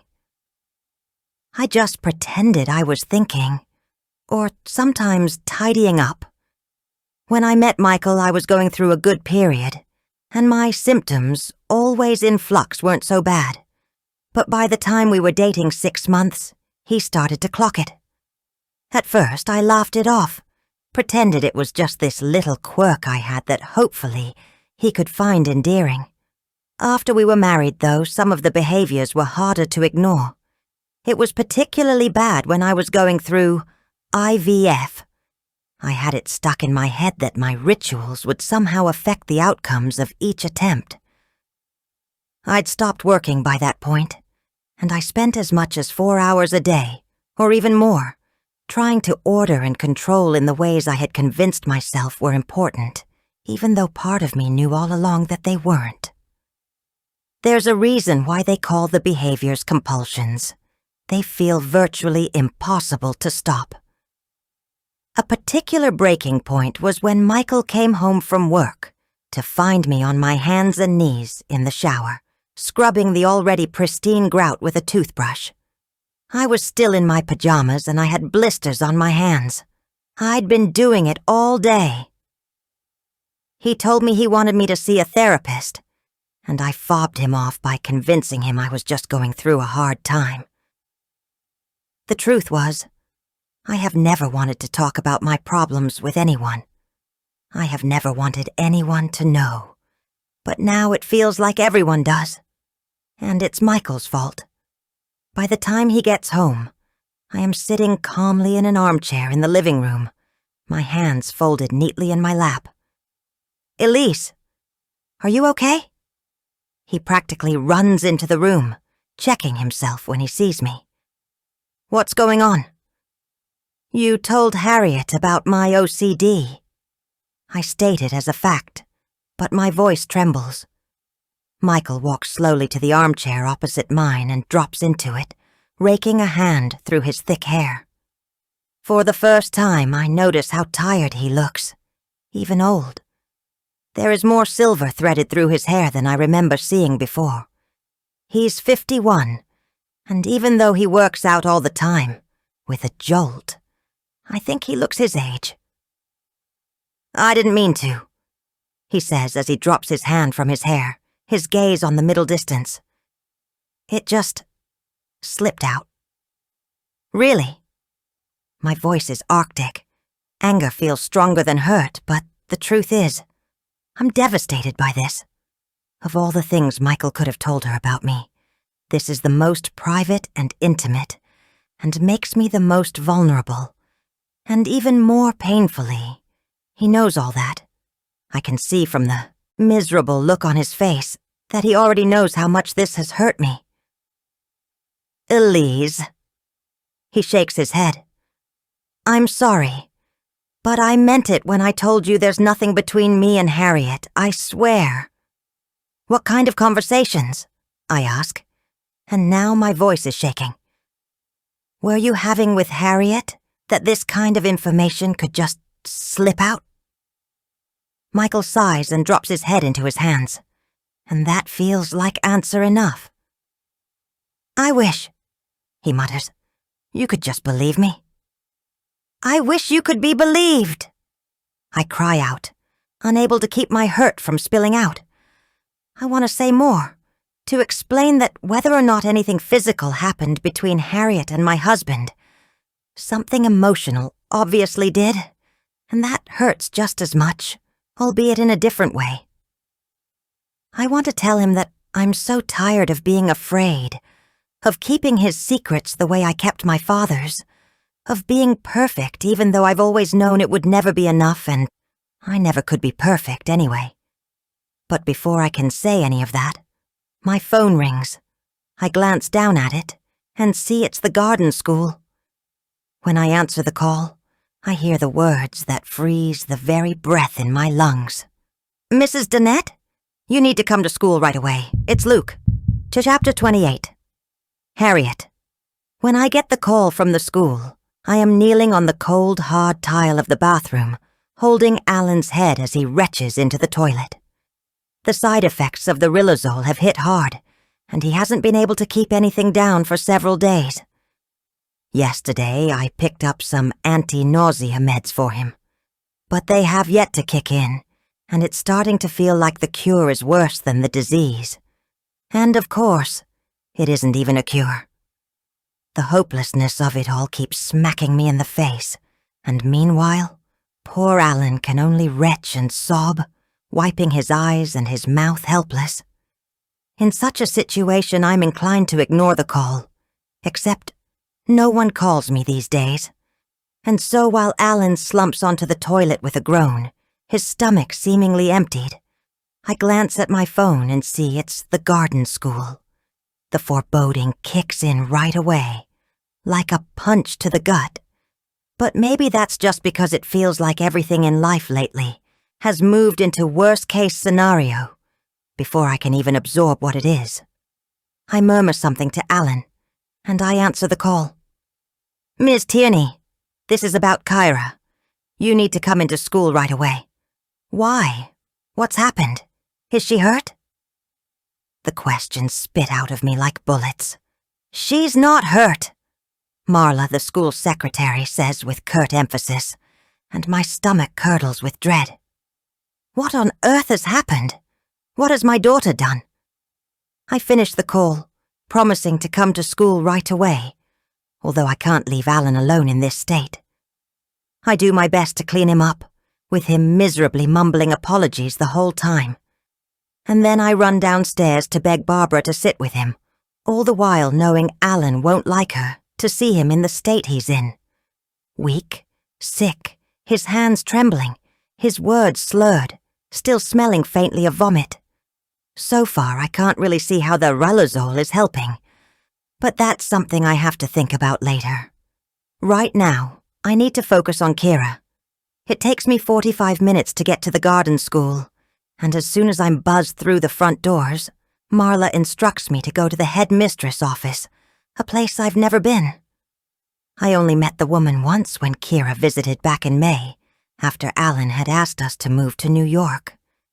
Now I feel like she might hold our fate in her hands. Is this serious? Is Kira in trouble? Part of me wonders if this is the excuse to leave this school behind forever, because God knows I've had enough of it. As I step into her office, I come up short, because Michael is sitting in front of Ms. Weil, looking exhausted and anxious. Ms. Weil's eyes narrow as she catches sight of me, and she presses her lips together. Thank you for coming, Ms. Tierney. I thought, in a school where all the students are called friends, we might be on a first-name basis with teachers and staff, but apparently not. It wasn't presented to me as a choice, I reply a little stiffly. I can't look at Michael. The last time I saw him, I was near tears, trying to argue that we'd shared something. The memory makes me cringe like a snail in salt, everything in me curling up in mortification. I'm afraid the situation is serious, Miss Weil says gravely. Very serious. Eleanor, Michael begins, and I give him a sharp look. Okay, so he's on a first-name basis with the headmistress of this wretched school. Of course he is. She's probably the twins' godmother or something. If you could just tell me what's going on, I state in what I hope is a firm but neutral tone. I sit in the chair next to Michael's, scooting it a foot farther away from him. I wonder why Michael is here, and where Elise is, and what the hell has happened. This morning, Kira attacked Luke, Ms. Weil states in a voice that suggests she thinks Kira is one step up from a serial killer. I blink, trying to take in her words. Eleanor, Michael says again, in a voice that is half jokey, half pleading. Attacked? I repeat. She pushed him in the playground, and he fell and hit his head, Ms. Weil states coldly. And then he immediately had a seizure. He's currently at Hassenfeld Children's Hospital, awaiting further treatment. He's stable, Michael adds quietly to me. They don't think there's been any damage, but they're keeping him overnight, just in case. My mind is a blank void of shock and fear. Kira pushed Luke? Why? And why is the headmistress acting like my daughter tried to kill him? I'm very sorry, I say carefully. It sounds like an unfortunate accident. From what Mrs. Ryan said, Ms. Weil replies carefully, it seems that Kyra pushed him intentionally. Naturally, that's a concern to us, not to mention the certain behavioral issues Kira has been having in class. Behavioral issues? Until this moment, I didn't realize she had any. For a second, I can only gape at the headmistress. I feel like I'm being set up. This has Elise Dunette's fingerprints all over it. Did she threaten the headmistress if she didn't come down hard on Kyra? Or me? It might not be rational, but I could see Elise intimating she might withdraw their annual gift if appropriate measures weren't taken or something like that. I know Luke is hurt, but surely this had to be an accident. I wasn't aware she had any issues, I tell the headmistress, my voice decidedly cool. And if she had, I would have expected the school to contact me directly and immediately, so we can work through them together, as a family, for Kira's benefit. I meet her implacable gaze with a steely one of my own. I am not taking this lying down. No way. So, it's a little bit of a surprise, shall we say, to hear you talk about this like it's been an ongoing concern. Miss Weil, fortunately, has the grace to back down. Not ongoing, necessarily, she murmurs. But her teacher, Mrs. Ryan, has had some concerns in the last few weeks. Considering everything else that was going on, there wasn't the opportunity to discuss them with you. And I think Mrs. Ryan was hoping they might settle down on their own. They often do with children, don't they? She smiles and then suggests in a friendlier tone, perhaps we should call her in, and she can tell you herself what happened. That seems like a good idea, I reply evenly. Ms. Weil rises from her desk, giving both Michael and me a quick professional smile. I'll just go find her. She leaves the room, plunging the two of us into an awkward silence. Michael breaks it first. How are you? He asks. How is Alan? He's finally on Rilazole, but the side effects are tough, I reply briefly. How is Luke? Is he okay? "He will be," he says in a firm doctor's voice. "Naturally, a seizure is scary, but he's had a few before. The doctor thinks he'll grow out of them eventually, but..." He shrugs. "Luke's health has always been a little compromised. We work around it." "And Elise?" I ask finally. Michael hesitates before answering carefully. "Recovering." I fold my arms and look away. I can't bear to talk to him anymore, because when I do, all I can think about is how much I embarrassed myself the last time we met, in the hospital. "Harriet," he begins, leaning forward in his chair. "I know this isn't the best time to mention this, but did you tell someone what I said about Elise and her OCD?" I force myself to look at him, even though I don't want to. His expression is anxious, even haggard, and a wave of guilt crashes over me. I did mention it to one person," I admit. "I didn't mean to. It just slipped out." He finishes wearily, without any real judgment, as he slumps back in his chair, shaking his head. "What a mess." "Why?" "It got around the whole school. Elise feels humiliated. She shouldn't," he adds quickly. "I mean, everyone's got something going on, right? Half the mothers at this school are addicted to something or other. Booze, Vicodin, Xanax. And obviously that's not even the same kind of thing as..." He trails off, sighing. "I never should have told you. And I never should have told Joanna. I know that. I'm surprised and disappointed that she gossiped about it, considering how condemning she was of others' gossip. But I'm hardly in a place to point fingers. I wish I'd never said anything. I wish Michael had never told me." "I'm sorry," I say quietly. "I was angry about her threatening a lawsuit." He straightens in his chair. "You know about that?" I let out a huff of something that can't quite pass for laughter. "Michael, the whole school knows about that. It seems like everyone is talking about it, judging by all the whispers and glares I get whenever I come to school." He presses his lips together as he shakes his head. "I didn't know that everyone was talking about it." "But you knew Elise was planning to sue me?" I surmise. "I knew she was thinking about it," he admits. "I told her it was crazy." "I bet that went over well," I mutter. "I don't want to think about all that right now. We need to focus on our children." "I hope Luke is going to be okay," I say. Michael nods graciously before asking, "Do you know why Kara might have pushed him?" I shake my head. "I have no idea." "She and Louis were friends. I think that might have ended after she shouted at you at your apartment," I interject dryly. But I didn't think she had any issue with Luke, and frankly, Kara's never been one to stir things up. "She has a lot going on, as you know," I tell Michael quietly.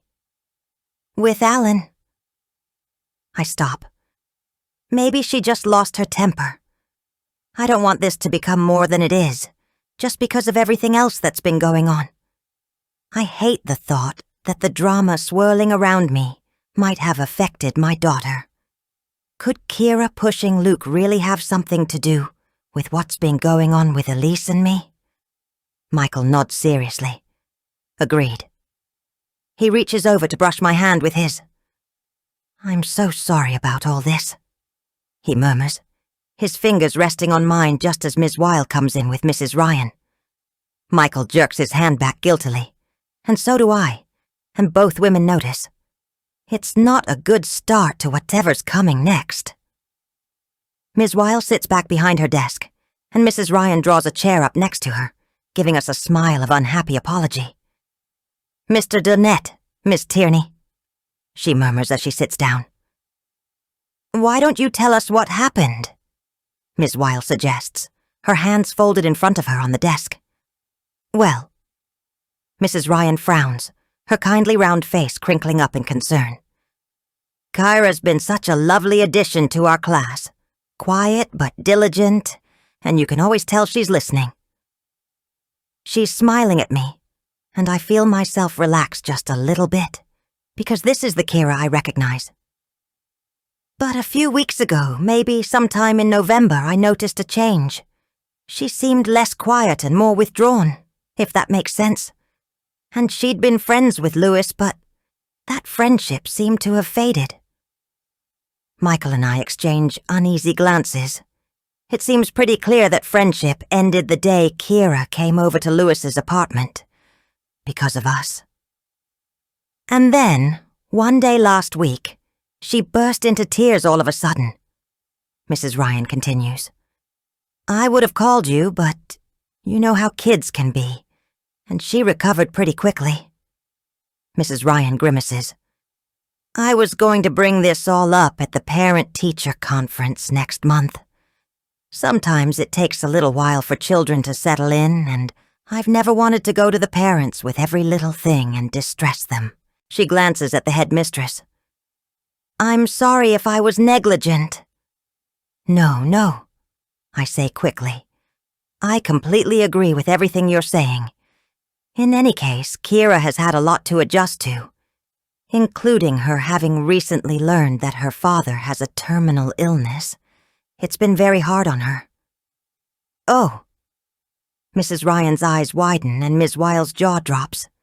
Belatedly, I realize that I should have had this conversation earlier, gotten Mrs. Ryan on board so she could be supportive of Kira. With all the stress around Elise, I didn't think of it. I'm so sorry, Mrs. Ryan murmurs.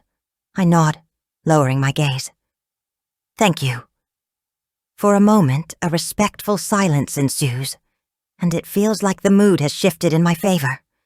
Suddenly, Kira pushing a child in the playground might not seem like such a big deal. And yet the question remains, why did she do it? And what is she hiding that I don't know about? Chapter 29. Elise. I sit by Luke's bed, his hand lying limply in mine. He's sleeping now, his eyes closed, his dark lashes fanning across his pale cheeks. When I think of what could have happened to him, when Marla from school called me, I could have never imagined this. My little boy, attacked, suffering a seizure, and now staying overnight in the hospital. Luke has suffered in so many small ways, yet this feels like something bigger. Michael was, in his I'm a medical professional way, somewhat dismissive of it all. Luke has had seizures before, he told me calmly. This is not that unusual for him. Yes, when he was a baby with a fever, I had snapped. Not when he hit his head after he'd been attacked.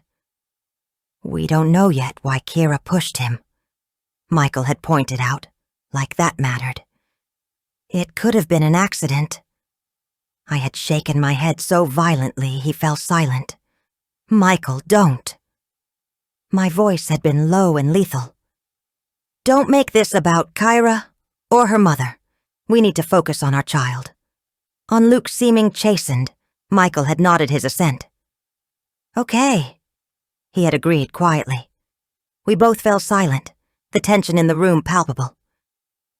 They'll run some tests and keep him overnight just in case, Michael said, his voice gentling. But, Elise, I really do think he's going to be fine. And even though I knew he was trying to be comforting, his words infuriated me. It was like he considered this whole thing to be no big deal, thought I was making a fuss over nothing. He was acting as if defending Kira was more important than worrying about his own son. And that suspicion was sealed when, after Luke had woken groggily, smiled at me, and then been moved to a room on the pediatric ward, Michael suggested he head back to the school. I think I should be there to find out what happened, he said. Eleanor's asked Harriet to come in as well. And somehow I just knew he wasn't going back to school to make sure we, and Luke, knew the whole story. He was going to make sure Harriet was okay. Fine, I told him as I sat down next to our son. Go. Elise, go, I said again, savagely. My head turned away from him, and with a sigh, he did. That was 3 hours ago, and he hasn't returned or called or even texted. The silence from him feels damning. The school called before either of us had been able to say anything about what was going on between us, and the truth is, I don't know what I'd been going to say. Never mind what Michael would have said, or what the state of our marriage is now. But right now I have to think about Luke. I called Rosita to pick up Louis from school. She can stay till dinner time. But after that, Michael will need to be home for our other son. I've already decided to stay the night with Luke, even though sleeping on a recliner is not going to be easy with my stomach still hurting. I can't leave my little boy alone overnight in the hospital. It isn't until 8 o'clock, when the ward has settled down for the night and everything is dimly lit and quiet, that Michael returns. How is he? He asks in a whisper as he comes into the room, looking a little haggard. Where have you been? I demand in a low hiss. You didn't even call. He grimaces. I'm sorry. I was at school, and then with Louis. Where is Louis? He's asleep. Helen is watching him. Helen is a widow in her 70s who lives on the same floor as us. Occasionally we've asked her to babysit, but she isn't the best with children and she's usually reluctant anyway. I turn back to Luke as Michael comes to stand at the foot of his bed. How is he? He asks again. He woke up a little while ago and managed to drink some juice, I say woodenly. I am angry at Michael, but I don't want to give in to that now. Did you talk to him about what happened? He presses. No, he doesn't need that right now, I reply, unable to keep from sounding sharp. Did you find out what happened from the school? Not really. Kira's been unhappy at school, apparently. I don't want to hear about Kira, I snap. I cannot believe Michael is making this all about Harriet and her daughter, rather than his own family. She's part of the bigger picture, Elise, Michael replies, and now his voice is rising. Luke stirs, and we both fall guiltily silent.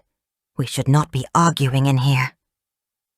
All I'm saying, he continues in a quieter voice, is that there's more going on than maybe we realize. Did you know Kira burst into tears at school? I recall Luke telling me that, although I didn't feel it was my concern, and I still don't. Louis was crying at school too, I tell Michael. Maybe you should be thinking about that. Louis was.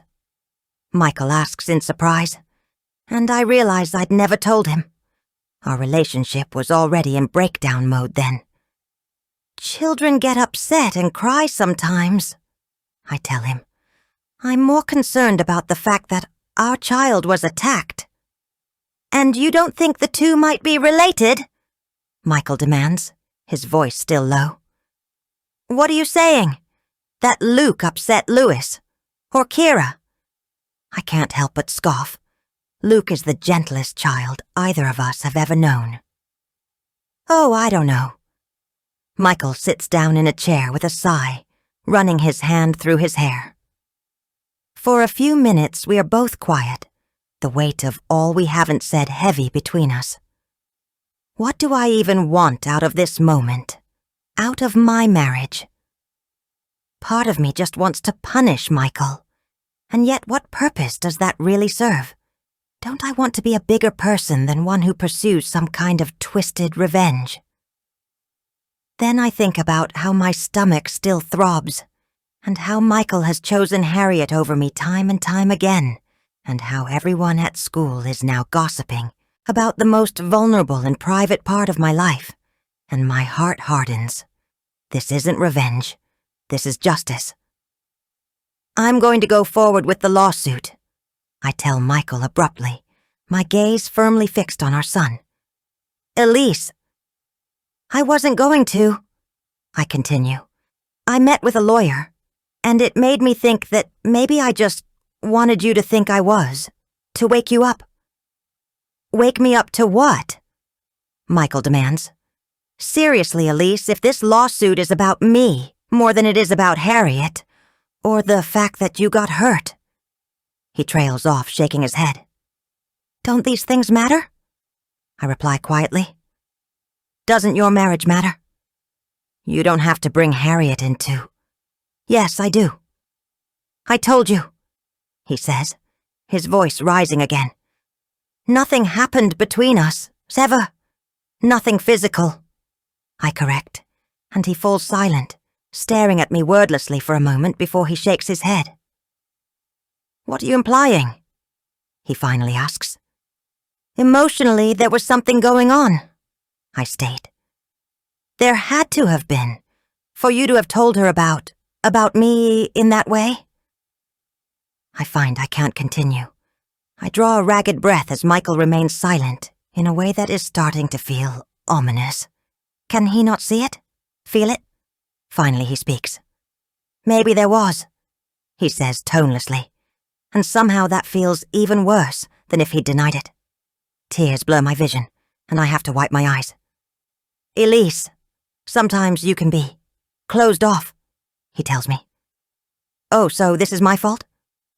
A ragged laugh escapes me. Number. He leans forward, earnest now. It's just, talking to Harriet made me realize how little we talk. I mean, really talk. I feel like there's so much we never say, we never tell each other. Like about Helene Dubois? I interject, my voice touched with acid. Or Grayson Wells? Or Miss James? Michael stares at me, looking flummoxed. Who? What? Was nothing going on there either? I fill in sarcastically. What? He looks so surprised I feel a sudden wave of doubt, like the ground is shifting under my feet. Come on, Michael. I saw you with Grayson at last year's gala, your arms around her. His expression clears before his brows snap together. I was comforting her, because she was getting divorced. And Miss James, at the parent-teacher conference, all the flirting, she kept touching you. I wasn't... He rubs his hands over his face. Elise, I have never been unfaithful to you. I swear my life on it. Our boys' lives. What you've seen as flirting. I guess that's just how I am. I let out a hard-edged laugh. Oh, trust me, Michael. I know that's how you are.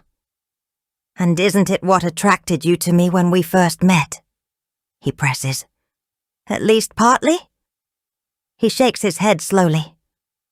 I wish we'd talked about this sooner, Elise. I wish I'd known how you felt. Are you saying you didn't? I demand. Michael, it takes two people to not talk. You never once started a conversation. Don't make this all about me. And don't make this all about me, Michael replies quietly. Who then?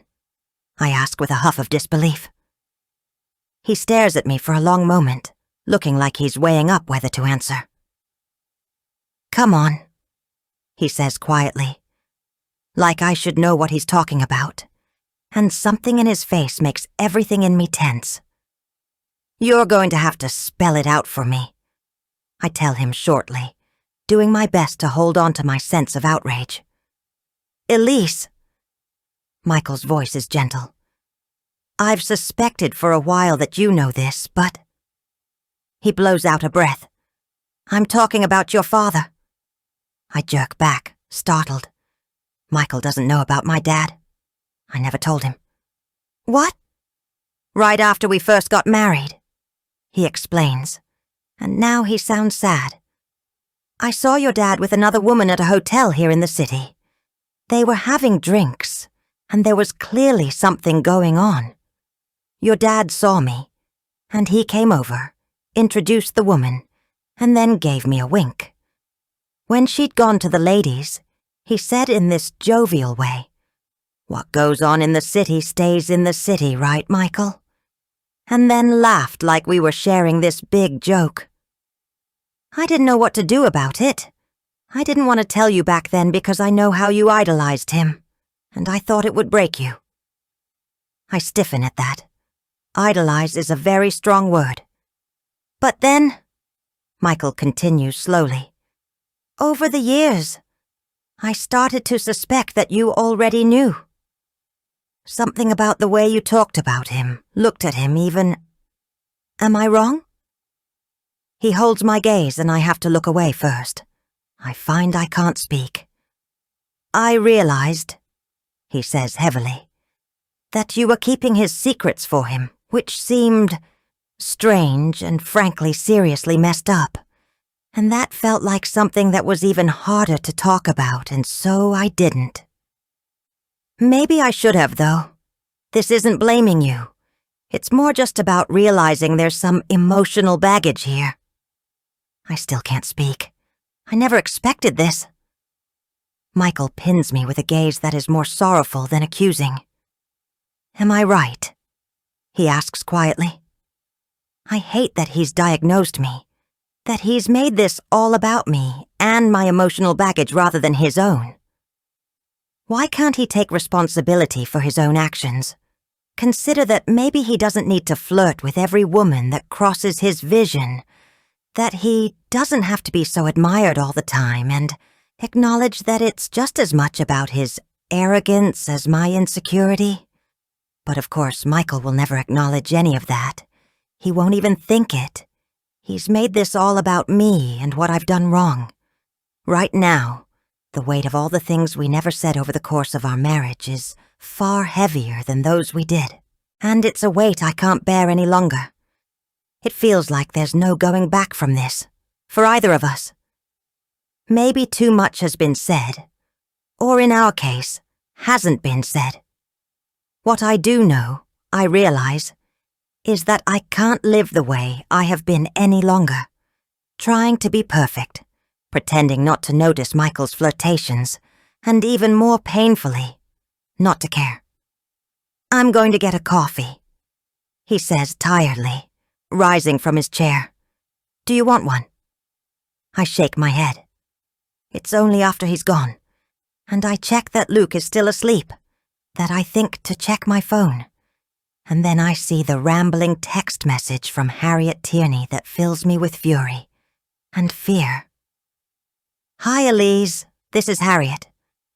I'm so sorry that Kira pushed Luke today, and I really hope he's recovering well. When I talked to her, I found out some things. What things? That could possibly justify her daughter attacking my son? The gall of the woman is unbelievable.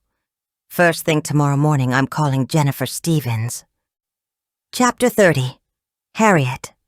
I still don't know why Kira pushed Luke when I leave Ms. Wiles' office. She seems to have softened to me since I told her about Alan, which is something. I go to pick up Kira. I'm dreading another afternoon outside the school doors on this cold December day, doing my best to ignore the glares and whispers, although today they don't seem to be so bad. Maybe these mothers finally have something else to talk about. The Christmas concert for the 4th through 6th grade tomorrow night.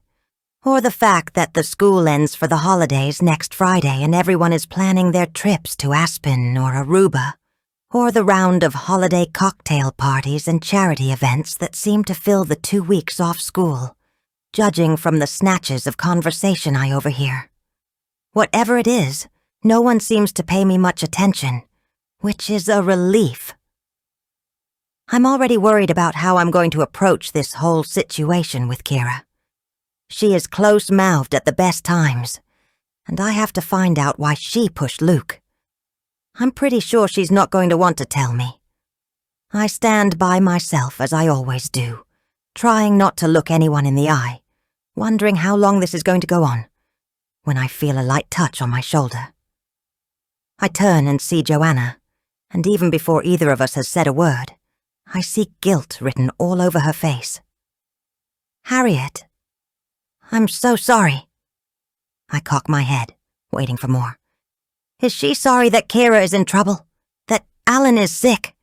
Or that I'm about to be sued? Or, I wonder, Is she sorry that she let Elise's OCD slip? Will she even admit she was the one who spilled the secret? I shouldn't have said anything, she continues wretchedly, and my esteem for her goes up a notch, so she is going to be honest. I didn't mean to. I was just talking to another mom, and she mentioned having OCD like a joke, and I said something about Elise. She shakes her head. I kinda get the gossip thing now, she admits in a low voice. I mean, for a few seconds there I felt important, because I had some dirt. It was awful. She closes her eyes and I realize she is near tears. Joanna, it's okay. I pat her shoulder awkwardly. I shouldn't have told you in the first place. I know, but... She opens her eyes, blinking hard. I thought I was better than that, you know? I've been standing here in judgment over all these gossipy moms, and then I just do the exact same thing. A shuddery sigh escapes her.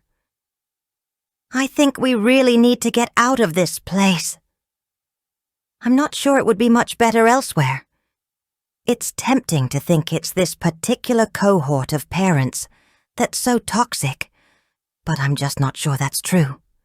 Gossip and malice are everywhere, but so are discretion and kindness. I think of Mrs. Ryan, who is trying her best for all her young charges, and my ever-patient neighbor Barbara, who is always willing to be with Alan, no questions asked. My dad, who, out here just his silent, stoic way, supported me more than anyone else has. I just wanted to ask your forgiveness, Joanna says humbly. I hope it didn't cause any problems for you. I forgive you, of course, I reply immediately.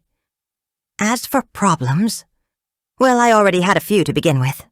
What's one more? I'm not sure it's made much difference to me, I tell Joanna, and then add the words aimed as much at myself as my friend. I think it's Elise we both need to apologize to, if word is getting around. Joanna cringes, but she scares me a little. She always seems so perfect. Well, obviously she's not, I tell Joanna with a small smile. For the first time in a long while, I feel a stirring of sympathy for Elise. Maybe if I talk to her, she'll drop this lawsuit idea. Maybe we just need to speak honestly to each other. I can't help but feel it's a vain hope, but right now it's the only hope I've got. I can't think about it too much more, though, because the doors to the school open and children start coming out, some running, some slouching, parents holding out their arms, nannies tugging them along. Kira is one of the last third graders to come out. Out of the corner of my eye, I see the Dunnetts' babysitter collect Lewis. He doesn't look upset that his brother is currently in the hospital. Children really are resilient, Kira, I hope, included. Kira trudges out toward me, shoulders slumped, not meeting my eye, and immediately I know she knows I was summoned to school. Shall we get a hot chocolate? I suggest. On the way home? Kira glances up at me suspiciously. Am I in trouble? Does a hot chocolate sound like you're in trouble? She shrugs in reply. Come on. I put my arm around her shoulder. Let's get a hot chocolate and talk about what happened. To my surprise, Kira presses her head against my shoulder.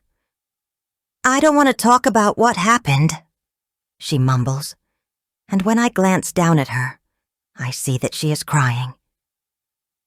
Kira. I cup her cheek as she wipes her eyes. Honey, can't you tell me what's wrong? She shakes her head and then shrugs off my arm and keeps walking. This is going to take some patience, but already I'm feeling anxious, desperate to know what is going on in my daughter's mind. I don't try to get anything out of her until we're seated in Starbucks, with 2 hot chocolates, topped with whipped cream and chocolate sprinkles. I know I need to get back to Alan, but right now this feels more important. Okay, so, I try to take a matter-of-fact voice. Ms. Weil said you pushed Luke and he fell and hit his head. Is that what happened? No reply as Kira dips her finger into the swirl of whipped cream topping her mug and then licks it off. Kira! I strive to keep my voice gentle. I'll settle for yes or no answers for now, but I need to know what happened. Did you push Luke? With her gaze lowered on her mug, she nods. I let out a small, soft sigh. I knew that already, of course, but at least she's being honest with me. Was it an accident? I ask. Were you two playing or something? A shake of her head, vigorous enough for me to realize this might really be serious. Okay. I rack my brains, trying to think of another softball question she might answer.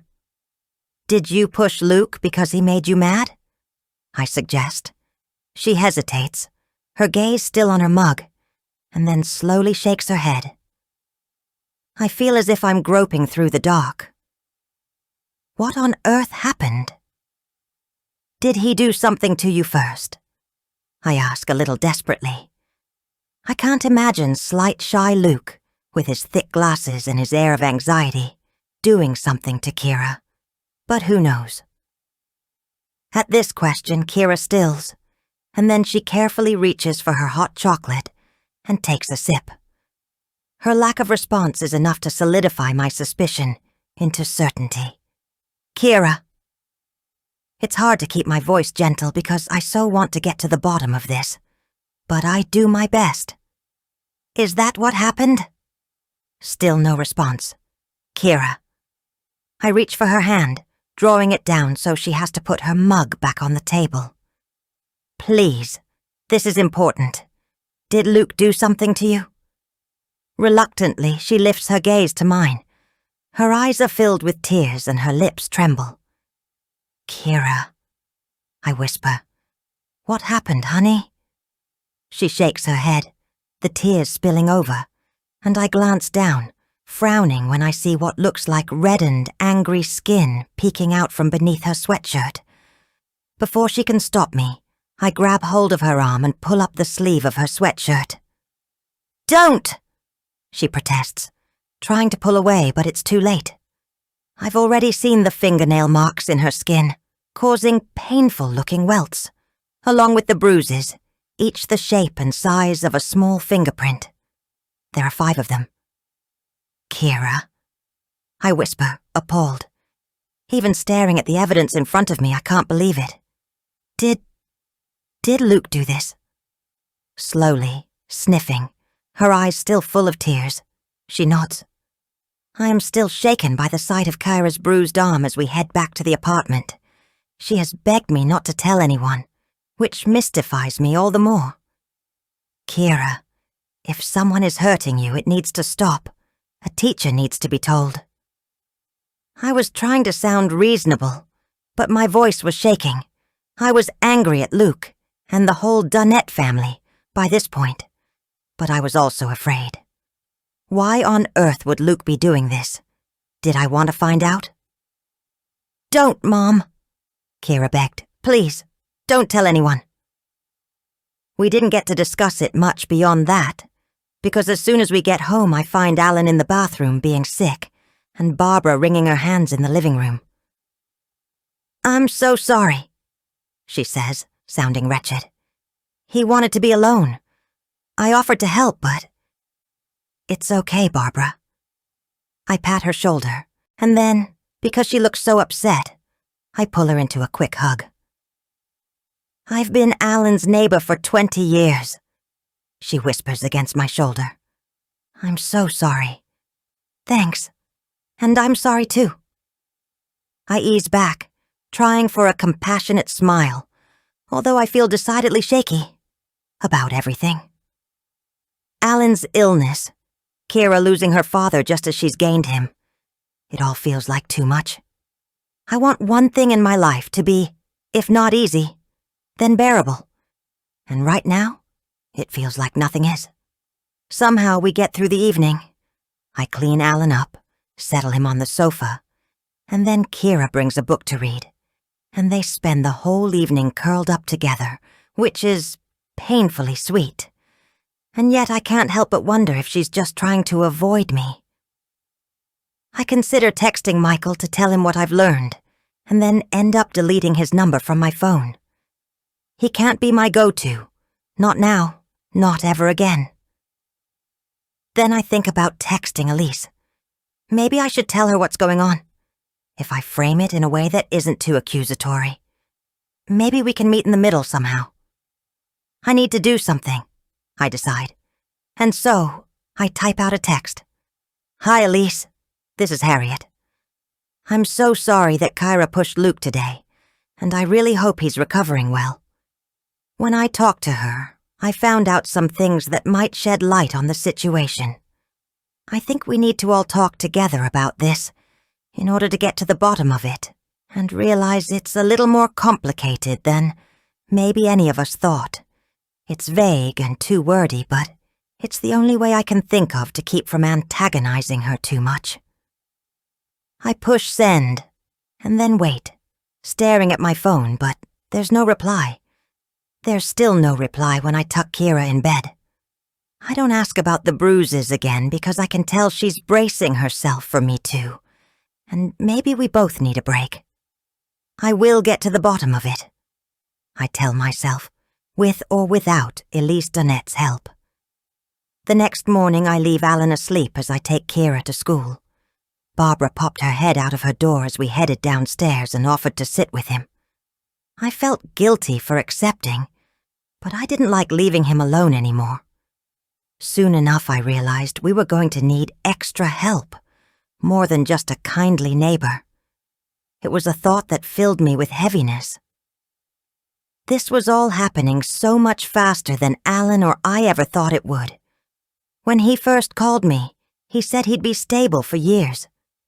Maybe I should have recognized wishful thinking when I heard it, but I wanted to believe him so much. I want you to have a great day today, I tell Kira firmly, holding her gently by her shoulders as I gaze down into her wide-eyed face as we stand in front of the school doors. I want to imbue her with all my love and strength and certainty. I wish it could be absorbed through my touch, through my words, through my very breath. Luke won't be at school today, I continue in a low voice, and we can talk about the bruises on your arm later, okay? But for now, just have a good day, because you have a great teacher and some good friends, and I love you. I'm not great with emotion or displays of affection. I guess I get that from my dad. But now my voice trembles, and I pull her close for a hug she returns. Thanks, Mom, she says softly, and then she's heading for the doors. She's just disappeared through them when I feel a tap on my shoulder.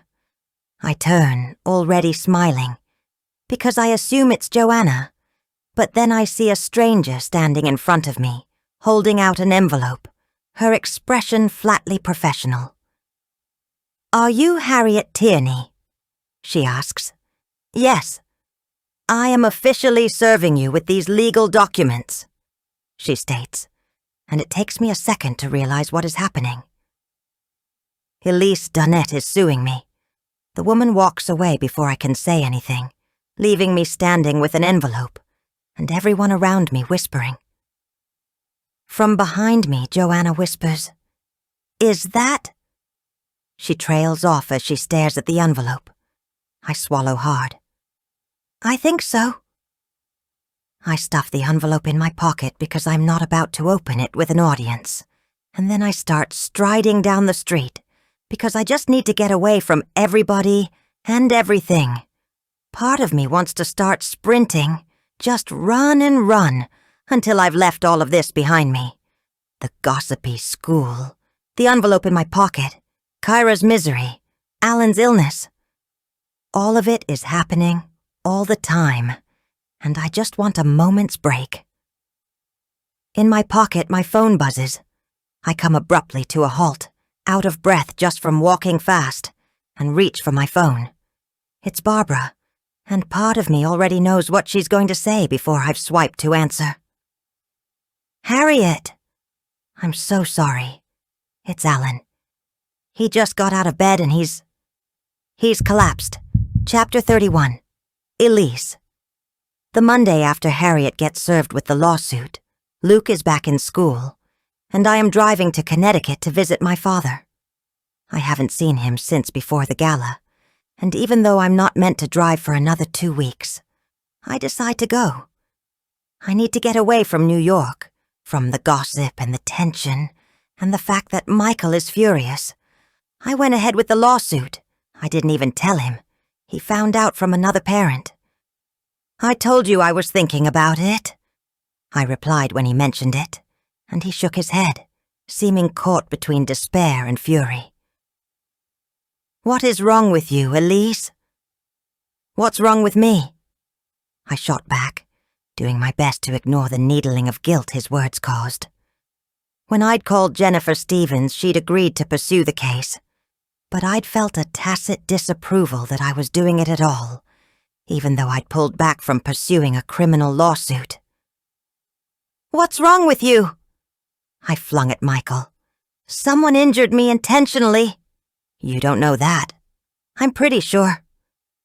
I've gone over those few, frightening seconds in my mind time and again, and I am more convinced than ever that Harriet did use excessive force. I remember the feel of her fist in my stomach, her voice in my ear.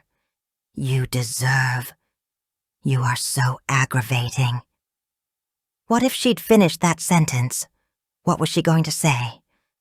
I don't want to think of any of that now as I head across the Tappan Zee Bridge, the water glittering wintry white below me. I wonder at what age my dad will freeze me today, and I realize I am looking forward to play acting anything but who and what I am now. Let me be 10 again, or 18, or 30. Any of those will feel like an escape. Princess! His voice is filled with delight as I walk into his room, and my heart lightens. I stoop to kiss his cheek, wincing slightly at the pain pulling at my stomach. Hey, Dad. I sit gingerly in the chair across from him. My dad has no book or notepad today.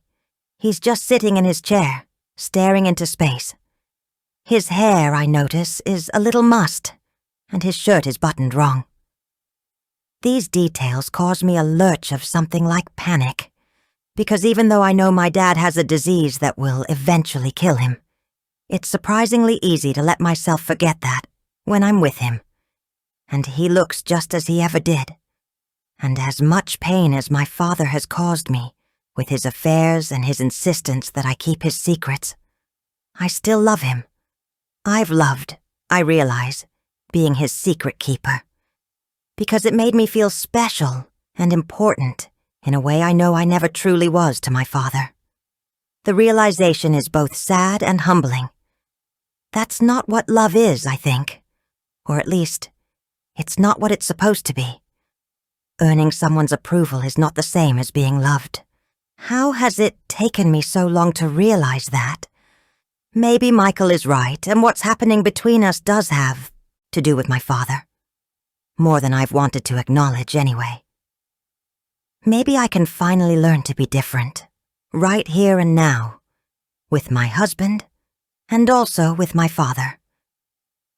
It feels like a frail hope, considering that, as of this morning, Michael still isn't speaking to me. So how are you, Elise? My dad asks seriously, and I realize for once he has not pinned me at a certain age, allowing me to escape back into the past with him. He's staring at me with an honest and even somber expression, and I think right now he sees me exactly as I am. I don't know how to reply. I shake my head helplessly. I've been better, Dad, honestly. Oh, honey. He puts his hand over mine, and it is intensely comforting, large and dry and strong. Life can be so tough, can't it?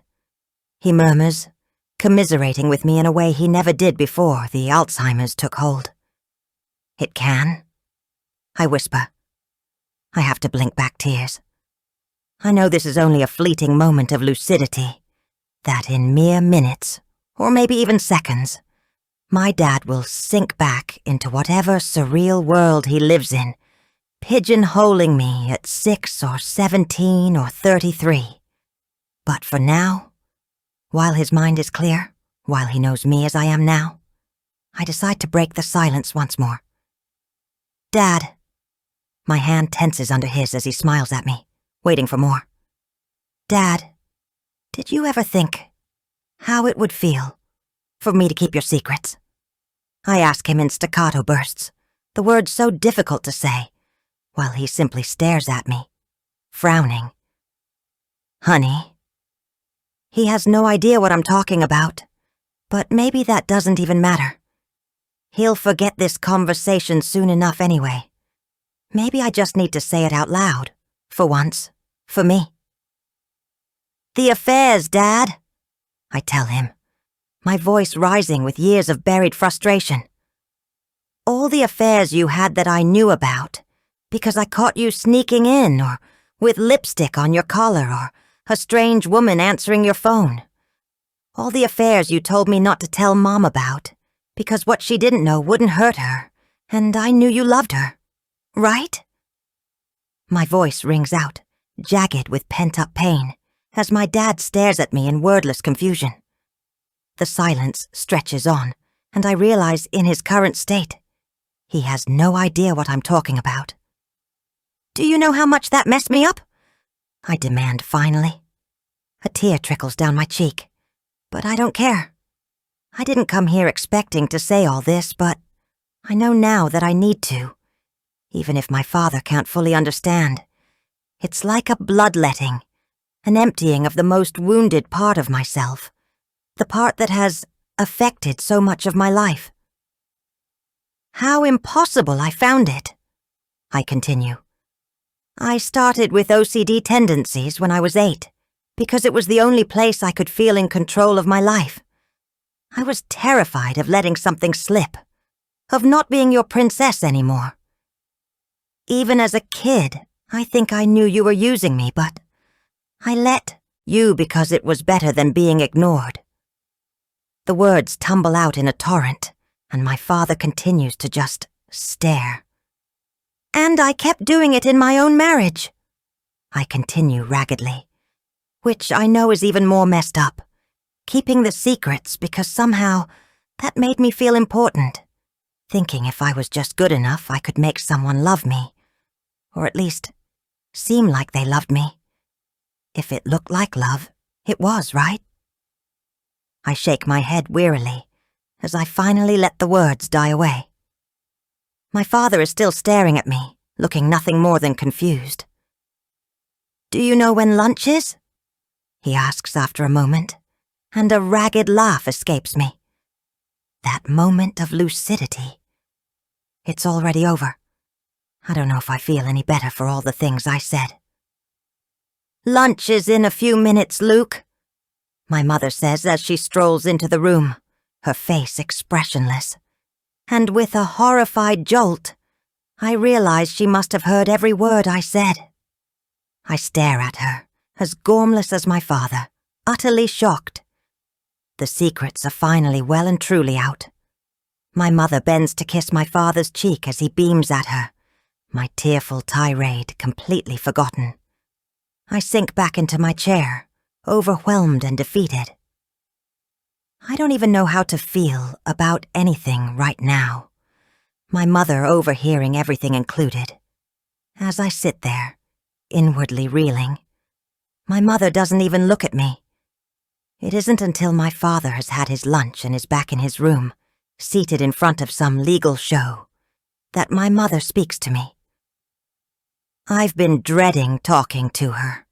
All through lunch we were basically both avoiding the other, but now as the TV drones in the background, there's nothing to keep one of us from speaking. She goes first. Elise, she says, and her voice is strangely, surprisingly gentle. I always knew you knew. It is the very last thing I ever expected her to say.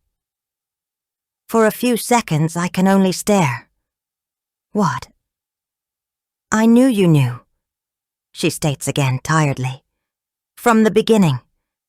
That phone call at your friend's house when you were 5 or so.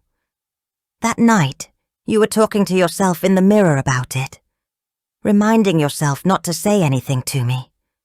I overheard you. It was heartbreaking. She pauses. And humiliating, which is why I never told you I knew.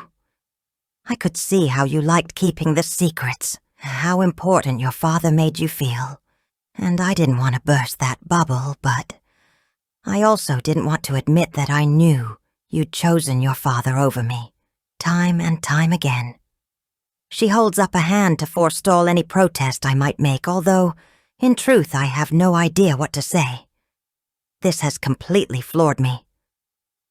I know I wasn't the most affectionate mother, she continues. Your father took up all my energy and air, and it was also partly because there was always this thing between us, I suppose. Her voice turns ragged in a way it never has before. I was hurt. I have always been hurt, and I've never wanted to let you know it. A sigh escapes her, and she dabs at her eyes. I'm telling you this now because I see the same cycle has happened with you and Michael. I saw it from the beginning, and I didn't want for you what I had. To love a man who will never love you back in the same way. Ouch. I wince because the truth certainly does hurt. But, Elise, my mother leans forward, I've come to realize that Michael isn't like your father. I thought he was. The way he's so charming, and how women of every stripe and shape flock to him, but I'm ashamed to admit, I think I've misjudged him. When you were in the hospital, she shakes her head slowly, he was so worried about you, Elise. Genuinely. It was obvious to me how much he cared for you. And this woman, this Harriet. Her tone turns scoffing, her lips pinching together in a way I recognize. I think that was just Michael going into doctor mode. Yes, her neediness might have attracted him a little. What man doesn't like feeling like the big protector? But you shouldn't read too much into it. Trust me, I know when a man loves you, and when he doesn't. For a few seconds, I can't speak. There's so much to unpack there, to absorb and accept. I'm sorry, my mother says into the silence. I should have been the bigger person, the adult, the mother, and said something before now. Sometimes. A small sigh escapes her as she shakes her head. Sometimes I wish everything had been different. She lapses into silence, and I find I still can't speak. I have no idea what to say. Yes, I wish things had been different too. I wish my mother had been different, that my father had, that I had. As for what she said about Michael, I don't know what to believe, or even to feel. From in front of the TV, having been oblivious to our whole exchange, my dad stirs. Hey, Laura, he calls to my mother. You should come and watch this. She gives me a small, sad smile, and then goes to join him. I still have no idea what to think about any of it, as I drive back to the city to pick up the boys from school. I feel like I'm too full, my emotions bubbling over, so I could either burst into laughter or tears at any given moment. All the secrets I kept were worthless. I feel stupid, but I also feel free. I don't have to keep any secrets anymore. Not my father's, not Michael's, and not even my own. My secrets are out there already, after all, with half of the school parents gossiping about how crazy I am. There's a humiliation in that, absolutely, but there's also a surprising freedom. With no more secrets to keep, I don't have to be perfect any longer. I don't have to pretend. And if I don't pretend, then who am I? The question reverberates through me as I walk to school from the parking garage around the corner. My phone buzzes with a call, and I almost don't answer. But then I see it's the office of my gastroenterologist. "Elise Donnette?" the secretary asks, and I confirm. "Dr. Allers would like you to come in to discuss the results of the tests you underwent a few weeks ago. Could tomorrow work?" For a second, I feel blank. What tests? Then I remember one of the doctors in the hospital telling me they'd run some tests right after my surgery. I was so out of it then. I'd completely forgotten about them. "Okay." I transfer the phone to my other ear as panic starts to flutter within me. "Do you know what the results were?" "Dr. Allers will talk you through them," the secretary replies smoothly. "Are you free tomorrow morning?" "Yes." Fear clenches my insides. Are these results urgent? Why do I have to talk to the doctor so soon? I make an appointment for tomorrow morning, my mind whirling. I feel like I've learned so many things today, and something more is coming. What on earth is Dr. Allers going to tell me? Chapter 32. Harriet. Several days after Alan collapsed, he's still in the hospital, under observation. There isn't, we've been informed, anything that can actually be done for him. But they need to get his breathing and swallowing under control before he can be released, and that might take some time. I didn't even think to look at the papers I was served with that have remained crumpled in my pocket until the next morning, after I'd taken Kira to school. I thought she might not want to go, with Luke most likely back in school. But she didn't put up a fuss, which was just as well, because I was going to be at the hospital all day with Alan, and that was no place for an 8-year-old girl. I kept things matter-of-fact, and no big deal when I told her that Alan was in the hospital for some checks, not wanting her to worry. And although she went very quiet, she seemed to take it, as she has so much, in her stride. She was more upset, in fact, when I told her I intended to talk to Mrs. Ryan about what had happened with Luke. "Kira, he hurt you," I protested, "and I pushed him back. Don't, Mom." She looked both furious and adamant, her eyes wild as she stamped her foot. "It will just make everything worse." "What everything?" I asked, desperate to find a way into this whole debacle. If my drama with Elise and Michael had somehow spilled over to my children. "What's going on with you two, Kira?" I practically begged. "Please, just tell me. I want to help." She went red then, and even more furious as she stamped her foot again. "I don't want to talk about it," she cried, and considering how upset she was getting, I felt I had no choice but to let the matter drop. For now. I didn't talk to Mrs. Ryan, but I told Kira I would if things continued. It felt more like a threat than a reassurance. Back at the hospital with Alan asleep, I took out the legal-sized envelope with a feeling of dread, as well as a weird sort of curiosity. Part of me couldn't believe Elise had really gone through with it. I slipped the yellow legal documents out of the envelope and studied the words emblazoned on the official-looking paper. I couldn't understand all the legalese, but the heavy black print at the top was plain enough, detailing that Elise Ann Donnette was the plaintiff, I was the defendant, and I was being sued for gross negligence. I had 20 days to file my response to the court. Staring at those words on the page, all of it stated so bleakly in black and white, stirred something in me. For a second, I could imagine myself back at the gala, Elise in my arms, a sense of frustration firing through me that she was resisting my help, as well as the residual anger that she had made such a scene. In the heat of the moment, I'd said something to her. I can't remember what, but I do remember feeling angry. Fortunately, I didn't have to think about what to do about it all just then. I had 20 days to respond. which felt like a long time when every day since the summons so far has been spent in a halogen-lit hospital room, wondering if, not when, Alan was going to get better. On Sunday morning, the doctor talked to me about discharging him.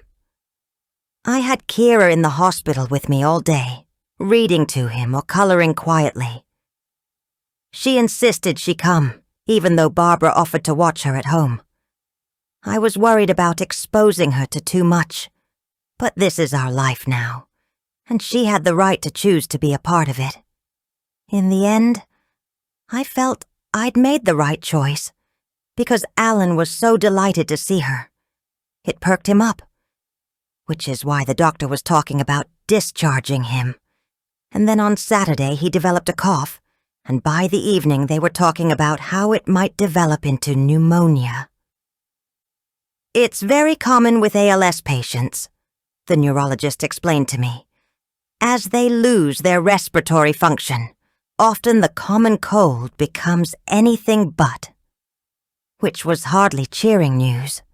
It looked like Alan was going to be in the hospital for a while, maybe even for Christmas if things took a downturn.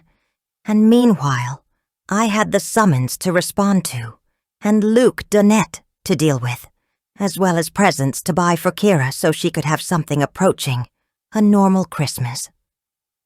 Besides that, there was my own complicated grief to work through, which felt like a tidal wave ready to crash over me at any moment. It all felt like way too much to deal with on my own. I wanted to be strong, but for the first time I recognized that maybe I wasn't, that I couldn't be. And so, on Monday afternoon, I ended up calling my dad. I got served the papers, I tell him, while standing in the hallway outside Alan's room. Kira is sitting with him after I picked her up from school, and the ward is decorated in red and green tinsel. "We'll talk to a lawyer," my dad replies, his voice low and gravelly and sure. "Together." The together is enough to make my eyes sting. I've been alone for most of my life, have chosen to be alone. But right now I realize just how tired I am of that solitary existence. Independence, I'm discovering, is overrated. I can't do anything about it right now, I tell my dad, my voice wavering with emotion and exhaustion. And then I explain about Alan being in the hospital, the chance that his cough might develop into pneumonia. Oh, honey. I can't recall the last time, if ever, my dad called me honey. Why didn't you say? I don't know. A laugh escapes me, wobbly and uncertain. It didn't even occur to me to say anything. I mean, you've never even met Alan. He's the father of my granddaughter, my dad replies, as if it's all there is to it. And maybe to him it really is that simple. Maybe it can be that simple for me too. A pause, and then, with a thrum of vulnerability in his voice, he asks, "Do you want me to come?" In that moment, I realize just how much I do. I really don't want to be alone anymore. I need someone else to be strong, if just for a little while. If it's not too much trouble, I whisper. That would be great, Dad. I'll leave right now, my dad says in his gruff way, and a sudden rush of love and gratitude almost overwhelms me. It feels so good to have someone strong on my side, to know I don't have to keep battling by myself. I give him the hospital details, filled with relief. Back in the hospital room, Alan is asleep, and Kira is sitting quietly by his bed. "Grandpa's coming," I tell her with a smile. "He wants to help out. Won't it be nice to see him?" Kira blinks at me. "Will he stay for Christmas?" "Maybe," I reply, although I can't see my dad staying with us in Alan's little apartment in Astoria for the next few weeks. Or I am filled with a sudden reckless sense of possibilities opening up for both of us. If Kira's not happy at the garden school anymore, Maybe we'll go and stay with him, I tell her. The idea just occurred to me, but now I wonder why not. My dad has the space, and it would be so nice to get away from everything here. For Kira too.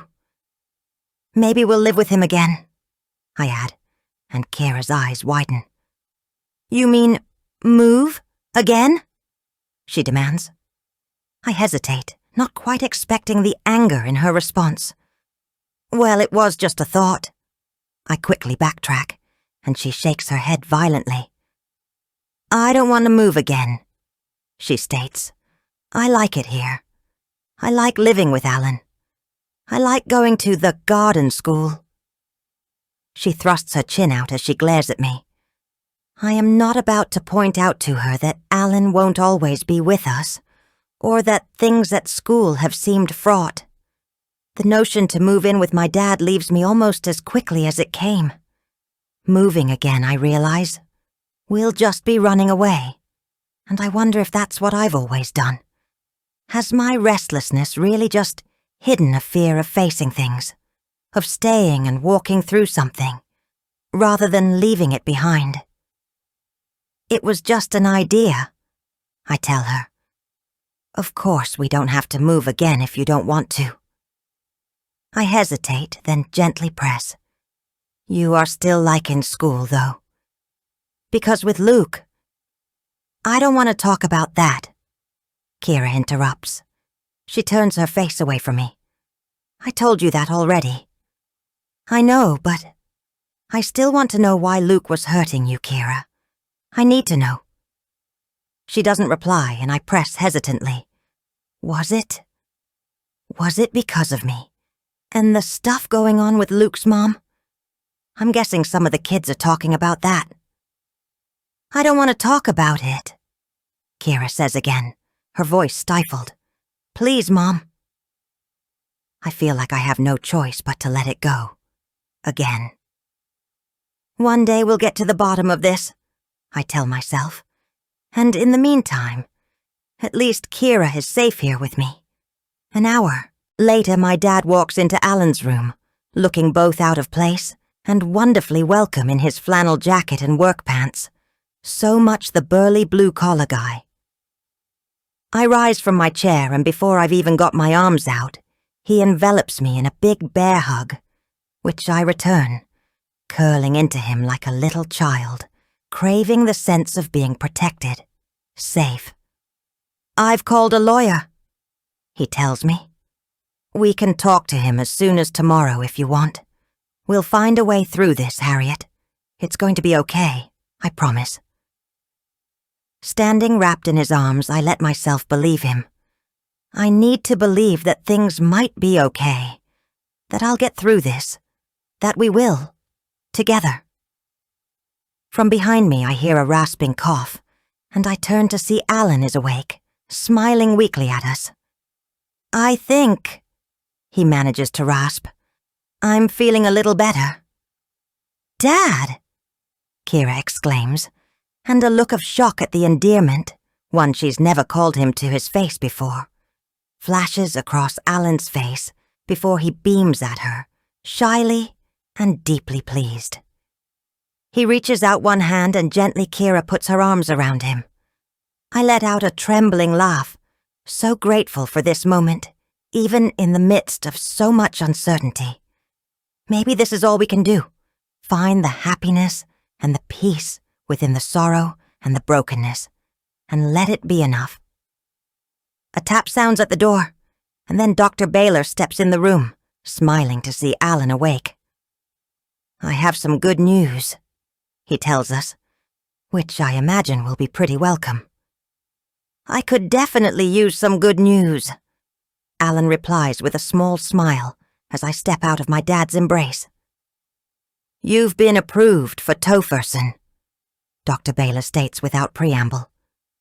Which is lucky, because only about 10% of ALS patients have the mutated gene that tofersen targets.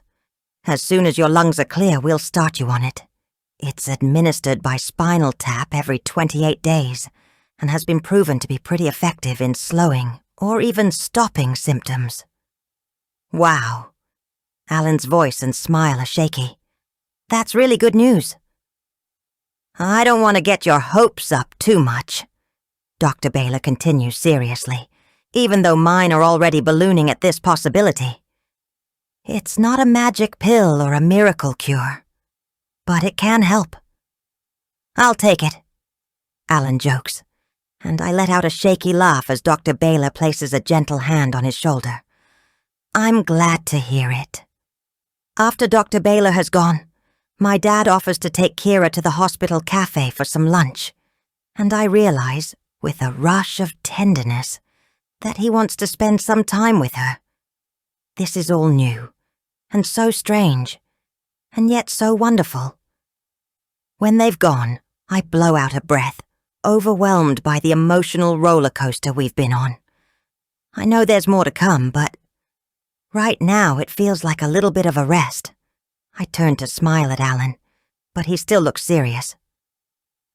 When I asked you to move here, he says, I didn't think it would be as hard on you and Kira as it's been. Slowly I straighten and turn. Oh, Alan. I should have, obviously. He continues with a wry smile, the words coming slowly and slurred, although he's doing his best to enunciate. I mean, I knew what the prognosis was. It was never going to be pretty. But when you feel more or less well in yourself, it's so hard to imagine that you'll get worse. And I thought I'd have more time. I told myself, when it starts to get bad, when I'm not in control anymore, I'll just take myself off, disappear into the night. Let you and Kira have the apartment. She can keep going to school, and you could both be happy here. And where would you have gone? I ask quietly. Does it matter? Alan replies with a sigh. I didn't do it. I couldn't, because I wanted to be with you both so much, even like this. I swallow the lump in my throat before I can speak. We want to be with you too, I reply as I come to sit next to him and take his thin hand. I smile down at his dear face, weathered by age and pain. The whole left side of his face droops, both his eye and mouth pulled down in a permanent grimace, and he looks far older than his years, far older than he did even just a few months ago. Even like this, I echo quietly. He holds my hand, turns it over in his. I don't expect you to love me, he says, the words coming slowly and still slurred. But I want you to know. I love you, Harriet. The you are now, just to be clear, and not who you were back then. I let out a rueful laugh at that bit of honesty. Have I changed so much? Maybe I'm the one who's changed, and not just because of this rotten disease. He answers with a smile that pulls at the right side of his mouth. Or maybe we both have. Whatever it is, I love you. I love you too, Alan. I never expected to find love when I came to live with him. And it's not the dizzying, head-over-heels kind of love I might have once longed for, but still something deep and true. I don't know what kind of future Alan and I can have as a couple, if we can even be a couple in that way. But I know I want to be with him, and I want Kira to have him as her father. I wasn't sure I was making the right choice by coming here, or whether Kira would be able to have any kind of relationship with him, or whether Alan would even want one, no matter what he'd said. Back when I was pregnant, I could have never imagined that he would. Yet everything has changed now, and despite what feels like a very uncertain future, I am grateful that I got to this place at all, that we all did. There's another tap on the door, and I turn, expecting a nurse or maybe my dad and Kira back already, but isn't any of them. It's Michael. Chapter 33. Elise. On Tuesday morning, I am sitting in Dr. Aller's office, waiting for her to tell me about my test results, whatever those are. I would feel nervous, except after yesterday. I am completely numb. I can't dredge up any emotion about what these ominous test results might be, because yesterday afternoon, while the boys were in the playroom and I was cleaning the kitchen, Michael told me he was leaving me. "I know this sounds cliched," he said tiredly, a long, low sigh escaping him as he stood in the doorway of the kitchen. "But I need some space." I stared at him, a dripping sponge in my hand, shocked to the core. I realized that in all my endless, nebulous fears, I never considered Michael would leave me. I anticipated thoughtlessness, deceit, infidelity. But not this. Maybe because my father never left my mother, or maybe because I couldn't bear to think about such a possibility. The reality that I'd failed as a wife, whatever it was, when he said it as bluntly as that, I felt as if I'd been punched in the gut, which, considering the state of my stomach, was devastating. "You want a divorce?" I whispered. "Not a divorce," Michael replied in that same weary tone. "Just a break." "From me?" I had to state the obvious. "Your hard work, Elise," he told me, an edge entering his voice. "The way we never talk about things and how you always watch me, the OCD." He shook his head. "I'm tired." I was hard work. For a second, I couldn't speak. I, the perfect wife who graced his arm, who cleaned the kitchen, who birthed his children, who never complained or was too tired for sex. I was the one who was hard work in this marriage. It seemed inconceivable. I'd been the one who had made his life easy, and the first time I stopped and said no more, suddenly I was hard work. Suddenly, my OCD, something I'd always managed, was too much. The injustice of it burned. I took a deep breath, let it out slowly. "Is this about Harriet?" I asked. "And the fact that I'm going ahead with the lawsuit? Are you punishing me for that?" "Are you punishing me?" Michael returned. "Because I really don't think slapping her with a lawsuit is about her at all, frankly. Maybe it is about you," I admitted recklessly. "But if you'd stood beside me in this, if you believed me, and were as concerned for me as you were for that woman, always running to her." "That woman?" Michael shook his head. "Elise, take Harriet out of this for once. Take out all the women you've been threatened by over the years, and all the women your dad was with, and all that complicated history that has completely skewed your thinking." I recoiled because he made me sound so broken. "And make this just about us." He met my gaze directly, unflinchingly. "You and me. Have we ever been honest with each other? Have we ever truly talked?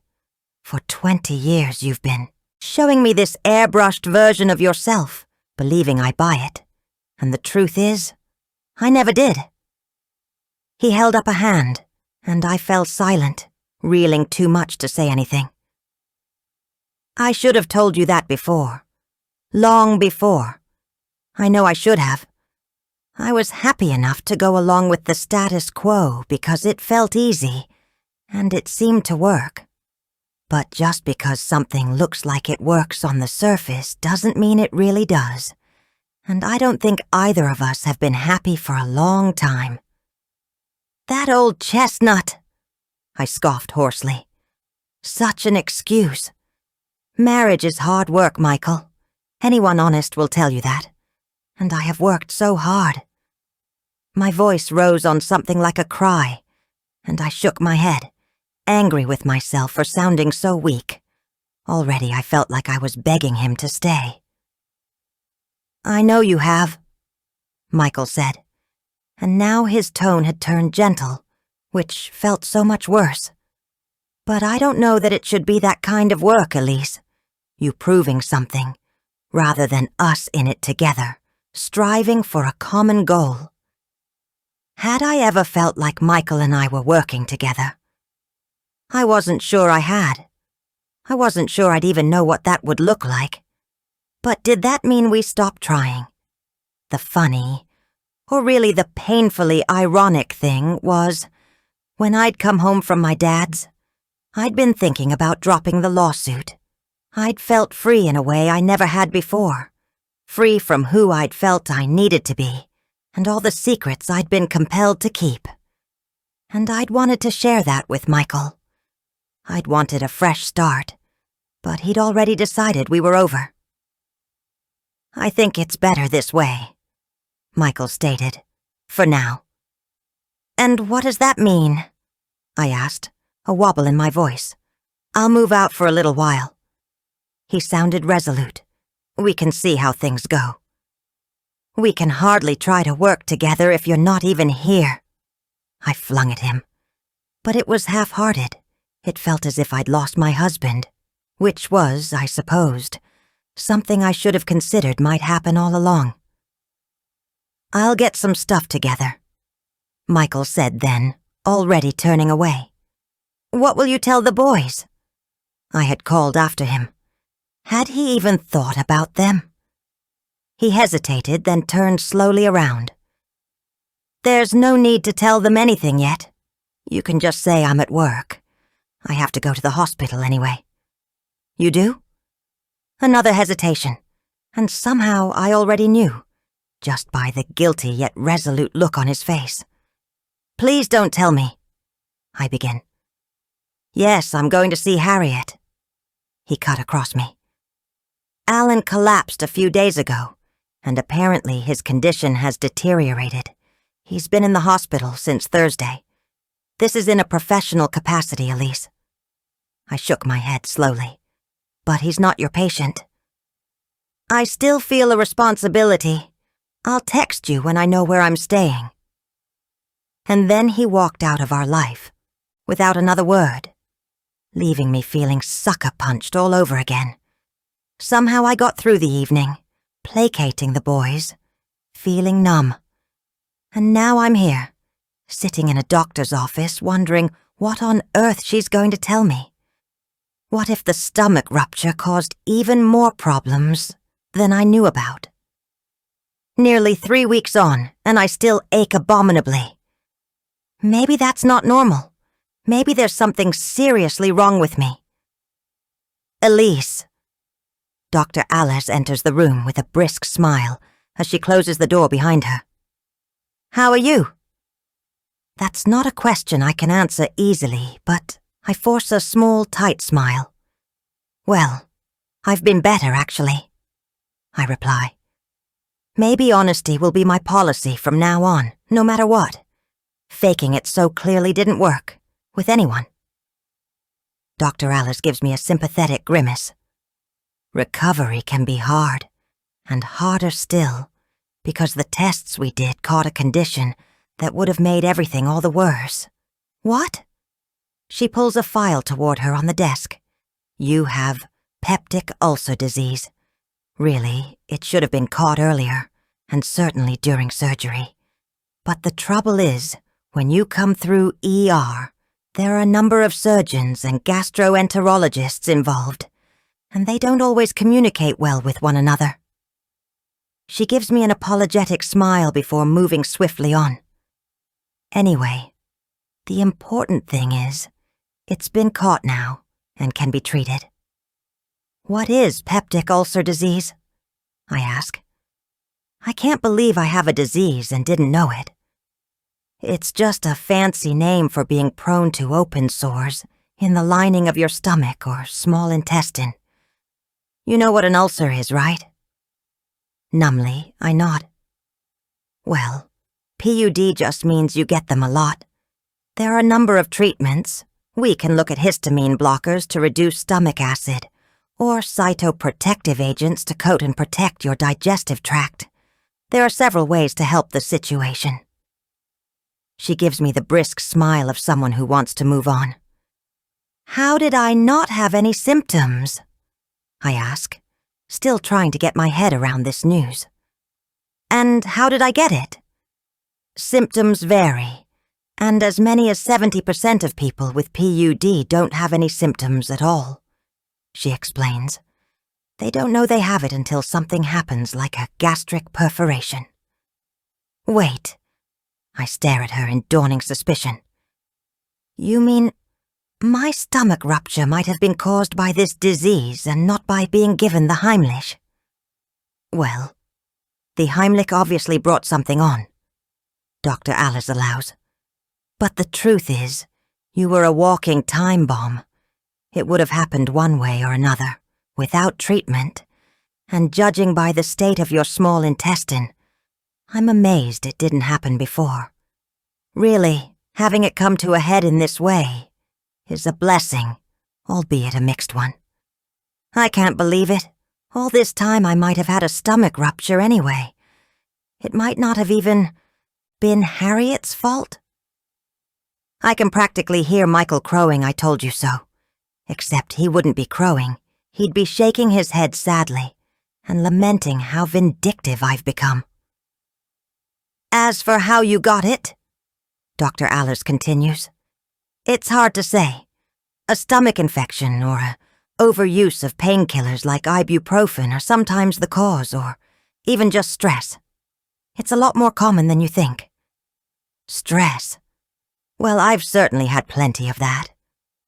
Right, I murmur. I am barely listening as she tells me what medications we'll get started on, and then hands me a prescription, suggesting I make a follow-up appointment in 4 weeks. I walk out of her office in a daze, having no idea what to do now. Drop the lawsuit? Call my husband? Apologize to Harriet? Try to mend all the broken pieces of my life, but I don't know how. I don't know what to do. I don't know who to be. My phone buzzes, and I grope in my bag for it, hoping it might be Michael. That he might be rethinking everything the way I am. Maybe there's a way back from this after all, especially with what I've just learned.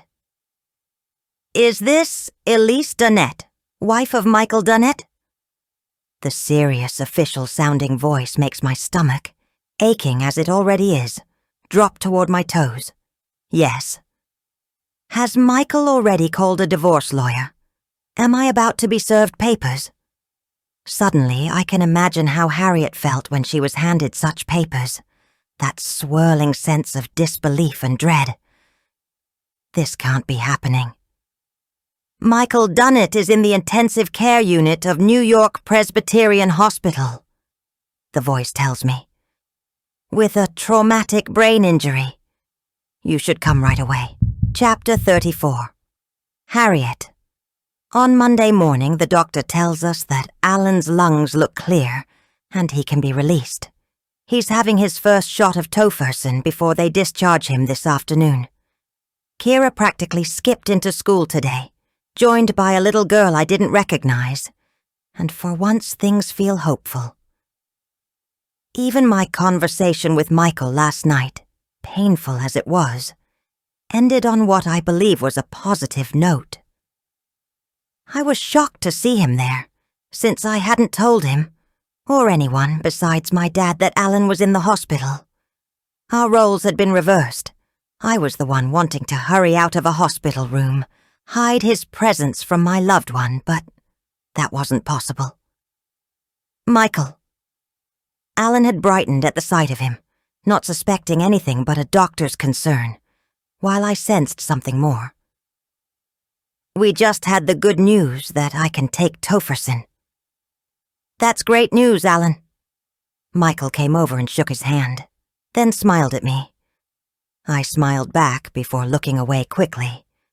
I still wasn't comfortable being around him. The loneliness and isolation I'd felt just a few weeks ago, when those coffees we had together were the highlight of my week, already felt like a long time ago. My life had changed. I'd changed. But why was Michael here? He chatted with Alan for a few minutes, but it was obvious Alan was getting tired, just as it was obvious Michael had something to say privately to me. And so, after he shook Alan's hand again and said goodbye, I walked him to the door. "Can I talk to you for a second?" he asked in a low voice, just as I suspected he would, and I slipped outside into the hallway. "What is it?" "I just want to say how sorry I am about the lawsuit. Elise." He blew out a breath. "I feel like I don't even know her, for her to do something as vindictive as this. I've left her, actually." He grimaced as I stared at him in shock. "You left her?" I couldn't believe it. "Why?" "This whole thing has brought up too much. I don't think I ever really knew her." "Michael." I held up a hand to stop him. "Don't say anything more. I have to tell you something." He frowned. "Harriet." I took a deep breath before forcing myself to go on. I knew this might change everything, and just when things were finally turning a corner with Alan, with my whole life. Did I really want to put all our happiness at risk? Yet I knew I had to be honest, for my own sake as much as Elise's. "That night at the gala," I began haltingly, "when I was giving Elise the Heimlich, I think I did use too much force."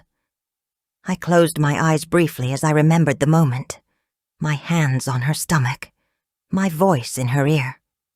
The sudden wave of frustration and fury that had risen in me, overwhelming all rational thought. For a second I'd wanted to punish her, hurt her even. It hadn't hit me until I'd seen the legal papers. Somehow, seeing it in black and white had brought it all back, and I'd recalled exactly how I'd felt in that split second. That blaze of anger that had fired through me, the feel of my fist driving into her stomach.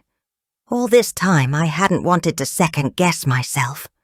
I'd been determined to believe I'd done the right thing, because, at the end of the day, I had saved her life. But when I was holding those papers, I'd been forced to acknowledge that maybe the situation was more complicated than I'd let myself believe. Maybe Elise had had a point. "Harriet!" Michael shook his head. "You don't mean that." "I do. It took me a while to realize and accept it, but Elise has a case, Michael. I mean, I did go to her to help her. I was trying to save her from choking. But in that moment, when she was struggling and I was so frustrated with her, and with all the history we had, I think I did push too hard. And I'm sorry, so sorry for that." He stared at me for a long moment. "If you admit that in court, you could be liable for damages." A sigh escaped me, long and heavy. "I know." The thought of a court battle right now was so exhausting and overwhelming, I could barely get my head around it. "I don't have any money, though," I pointed out with an attempt at wryness.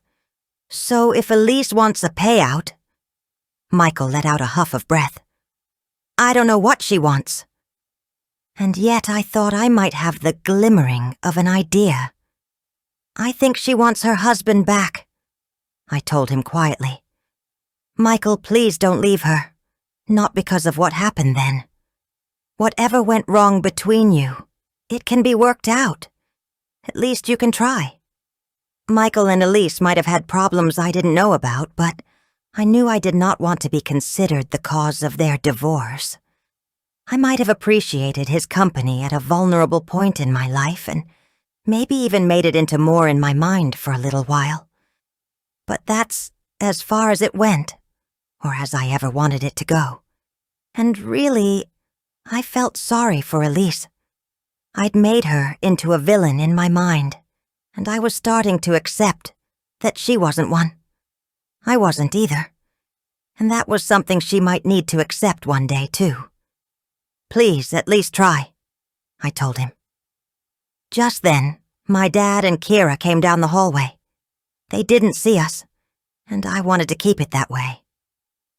"I have to go," I told Michael, my tone firm. "And so, I think, do you?" I gave him a quick smile of goodbye, and then I turned to my family. And by the time Kyra told me her smoothie flavor and gave me a sip, Michael had disappeared. And now it's Monday afternoon, and Alan and I are heading home in a taxi. He's had one shot of Tofurson, and maybe it's just wishful thinking. But he seems a little more with it already. We hold hands in the taxi, and I help him up the stairs. Barbara has left 2 casseroles and a loaf of banana bread in front of our door. I can't believe it's almost Christmas, I tell him, as I settle him on the sofa with his blanket and his book. I guess we'll have a quiet one. I'm just happy to have it with you and Kira. And my dad, I remind him, and he smiles and catches my hand. Thank you, Harriet, he says, his voice a low thrum of sincerity. For everything. I shake my head as I squeeze his hand. You don't have to thank me, Alan. This is our life now. Our life together. I smile as I let go of his hand and lean over to plump his pillow. I'm happy. And amazingly, I am. Even if I still have a lawsuit hanging over me. Admitting that I might have been guilty to Michael was weirdly freeing. It was a secret I'd been keeping, even from myself. But I'm glad to have it out, no matter what the results might be. Hopefully, I'll still be feeling that way when I'm standing in court. I'm still holding on to my good mood when I head to TGS to pick up Kira. I glance around for Elise, mainly to avoid her, but then I recognize her babysitter standing by the front doors. I'm relieved not to see her, but also strangely disappointed too. If there's some way to reconcile with her, I'd like to find it. I just don't know if there is. The school doors open, and when the 3rd grade comes out, I see, to my shock, that Kira is walking with Luke and Lewis, and they're all smiling. Mrs. Ryan is behind them, and she makes a beeline for me. I just wanted to reassure you that everything seems to have settled down with Kira and Luke, she tells me in a low voice, as Luke and Lewis peel off toward their babysitter, and Kira comes toward me. I haven't gotten to the bottom of it, but I guess they had some kind of argument. But it seems to have been resolved. I just didn't want you to worry. I shake my head as I start to smile. I have no idea what to think. Thank you, I finally tell her, and Mrs. Ryan smiles back. So often these little things resolve themselves. I always appreciate it when parents don't kick up a huge fuss, you know? It often just makes it worse. She lowers her voice conspiratorially. But then, I know a lot of parents wouldn't necessarily agree with me on that one. No, probably not, I reply wryly. I feel like I've found an unexpected kindred spirit. I also wanted to say I saw the backdrops you painted for the silent auction. I'm in charge of our class play, and I was wondering if you'd come in and lead the set making. Only if you have time, of course. Startled, I nod. Yeah, sure, I'd be glad to.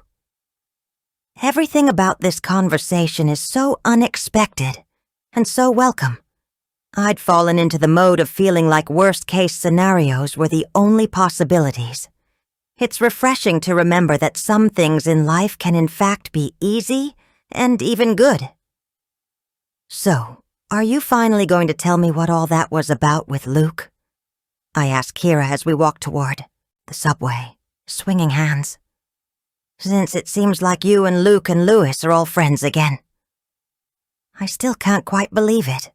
After all that drama and fear on my part, can things really be that simple? Ugh. She makes a face before looking away. Fine. I was mad at Lewis because he said he was going to marry me. She groans theatrically while I stifle a surprised laugh. He did? Yes. Kira sounds genuinely outraged, and I said I wouldn't be friends with him anymore if he kept saying that, and then he got upset. I still have to piece it together. So, you didn't stop being friends with him, I say carefully, because you were angry with his dad? Kira turns to look at me, her face screwed up in confusion. No, why would I do that? I shake my head. bemused. After all, why should she think that? No reason, I reply lightly. So then what happened? She sighs. Then Luke got mad at me for making Louis sad, and that made me sad. Her lips tremble. He wasn't very nice to me. I rest my hand on her shoulder. I'm sorry, Kira. I pause. And so what happened when you got those bruises on your arm? They still seemed serious to me. A shuddery sigh escapes her. Luke and I were fighting. He told me I should be friends with Louis again, and he grabbed me, and so I pushed him. I didn't mean to make him hit his head. I know you didn't, honey. I squeeze her shoulder. Accidents happen, I think with an ache in my chest. And sometimes no one is to blame, and sometimes both people are. I was sad about it, Kira continues quietly. And I didn't want to tell you because... Her face goes pink as she thrusts her lower lip out. It was embarrassing. Everyone was teasing about Louis wanting to marry me, and I hated that. Oh, Kira. I put my arm around her, because even if this seems like no more than a childish escapade, it obviously hurt, and I can certainly relate to how seemingly small things can take over our lives. But no one's teasing you now, I clarify. No, she tells me with relief, because Louis likes Chloe now. I laugh at that, passing a hand over my forehead. Phew. Yeah. She nods seriously. Phew. It's all so innocent and sweet, and yet it feels like there is a lesson in it for me, and maybe for Elise. I was so sure all the drama between the adults had affected the children. I was ready to blame both myself and Elise and Michael for what ended up being just a normal, if painful part of childhood. Maybe, I reflect, in this whole tangled situation, we shouldn't have blamed anyone at all. Or, conversely, we could have blamed everyone. We all had a part to play, and maybe that's how it so often is in life. We look for heroes and villains, winners and losers, and the truth is often a lot more complicated than that. I wonder if I'll be able to tell Elise that one day, if she'll let me. That thought is still pinging around in my mind when I drop Kira off at school, the next morning, and find out from Joanna that Michael Dunnett is in a coma with a traumatic brain injury, and they don't know if he'll recover. What? I stare at her in dazed shock. How? When? Apparently he was mugged on Sunday night, she tells me gravely. Whoever it was took his wallet and phone, so he wasn't identified for a while. Poor Elise must have been beside herself. I feel so sorry for her. She gives me a guilty look, and I know she still feels bad for gossiping. I can't believe it, I say numbly. It was right outside a hospital, she continues, and no one saw him for hours. I freeze at that, because if it was right outside a hospital, it was right after when he'd been visiting me. I don't feel guilty, not exactly, but I still feel responsible. And I realize, after everything that has happened, I need to talk to Elise. Chapter 35. Elise. I am sitting by Michael's bedside when I hear someone at the door. Before I turn, I already know who it is. I'm not sure how. Maybe it's just an instinct or a suspicion or a fear. But when I see Harriet standing uncertainly in the doorway, I am not surprised. For a second, we simply stare at each other, not so much a standoff as an acknowledgement. Elise. I'm so sorry, Harriet finally says, twisting her fingers together in front of her as she takes a hesitant step into Michael's room. How is he? He was in an induced coma for 24 hours to reduce the swelling on his brain, I tell her, my voice even. I've been surprisingly calm ever since I arrived at the hospital, but maybe that's just the shock. After all the fears I had, all the pain and grief at Michael leaving me, Having something like this come out of nowhere has left me feeling more lost than ever. You think you prepare for life's possibilities, and then something comes that scatters every certainty you clung to. They started bringing him out of it this morning, I tell Harriet. But so far he hasn't responded.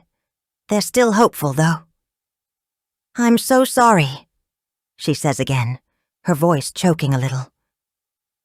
She looks as shocked as I felt when I got that call, when I realized again that life can change in an instant. You don't need to be sorry, I tell her, managing a wry smile even though I'm exhausted and emotionally as fragile as I've ever been. This one, well, it isn't your fault.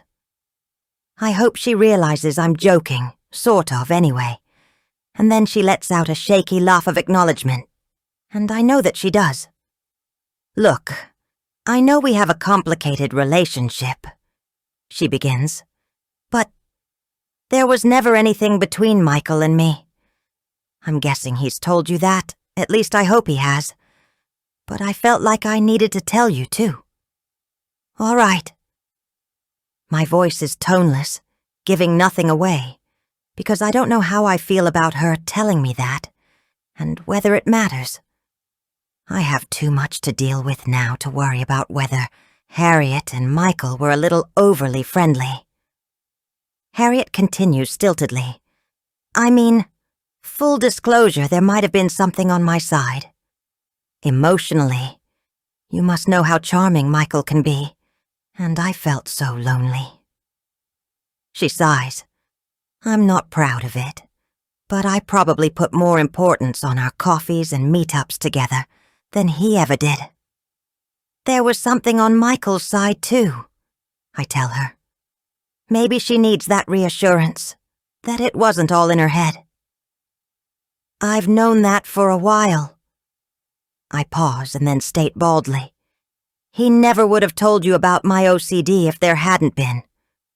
She flinches. Honestly, that just slipped out. From you or from him. I wave a hand, not wanting to dissect it any more than we already have. It doesn't matter. Everyone knows. In some ways, it's a relief. No more keeping secrets. No more pretending to be perfect. I look away because while I've been honest, which is how I want to be from now on, I don't necessarily want to see what I suspect will be pity on her face. No more secrets. She's silent for a moment. I get that, actually. I've been keeping a secret from you, she admits, and now there's a tremor of fear in her voice that makes me curious. I told Michael on Sunday. When he came to see Alan, I don't know if you knew. Yes, I reply calmly. I did. Which was how he came to be outside the hospital, getting mugged. Not that I'm looking to blame Harriet for that. I'm done with assigning guilt to anyone for things that just happen. She nods jerkily. I told him that I'd been thinking about everything a lot and I think you were right, Elise. Her words come thickly now, and painfully. I think I did hurt you on purpose. On a subconscious level, I mean, I wasn't... Oh, I don't even know. She lets out a ragged laugh while I simply stare. Maybe it was on a conscious level too. Some part of me, anyway. But what I'm trying to say is you weren't that off base there. I was angry, and I pushed too hard. I don't know what that means for the lawsuit. Admitting any guilt is probably not a good idea on my part, but... I laugh with genuine humor, surprising her. It's freeing to have her admit what I think I knew all along. But I also know it doesn't really matter anymore. Harriet, I tell her, I'm dropping the lawsuit. She stares at me dumbly. What? I haven't gotten around to calling my lawyer because of all this. I nod toward Michael. But I'd already decided to drop it. It was never about you anyway. You may have been angry, but you still saved my life. I am truly grateful for that, even if I never acted like it. I try for a wry smile as Harriet stares at me, shocked. And really, I continue painfully, it was more about me being hurt by Michael. And a sigh escapes me. I discovered yesterday I have a condition, some kind of ulcer thing. That meant my stomach would have most likely ruptured at some point anyway. Now she looks completely stunned. What? You having given me the Heimlich still caused it, I tell her, just in case she thinks I'm absolving her completely. And administering it harder than you should have, undoubtedly, didn't help matters. But the whole thing was a lot more complicated than I wanted it to be. I turn back to look at Michael, his eyes still closed. I'm trying to be optimistic, but when will he wake up? What will our future look like? I suppose, I tell Harriet as I gaze at my husband, that's how most of life is. I was just thinking the same thing myself. We are both silent, acknowledging this truth, and then she glances at Michael. Have they said anything about his recovery? It all depends on how he comes out of the coma. Like I said, they're hopeful. I sit up straighter as I glance at my husband, whom I love. I'm hopeful, I tell her firmly. Even if Michael was planning on leaving me, surely this changes things. I so desperately want to believe that we can find a way through this, that we will. I'm hopeful too, Harriet says quietly, and I glance back at her, noticing how tired she looks. Her hair is a mess of different dyed colors, and she's wearing an old Holy Fisherman knit sweater and a pair of baggy jeans. More than any of that, though, I see the sorrow and even grief etched onto the lines of her face, and I remember just what she's dealing with. A diagnosis for Kira's dad that is almost certainly worse than whatever I'm facing with Michael. How is Alan? I ask, and she looks surprised that I thought to ask, to care. He's okay, she says after a moment, for now. We're both learning to live in the present because, frankly, the future is very uncertain. That's a lesson we could all learn, I'm sure, I tell her, and we both fall silent in a way that doesn't feel companionable, but almost.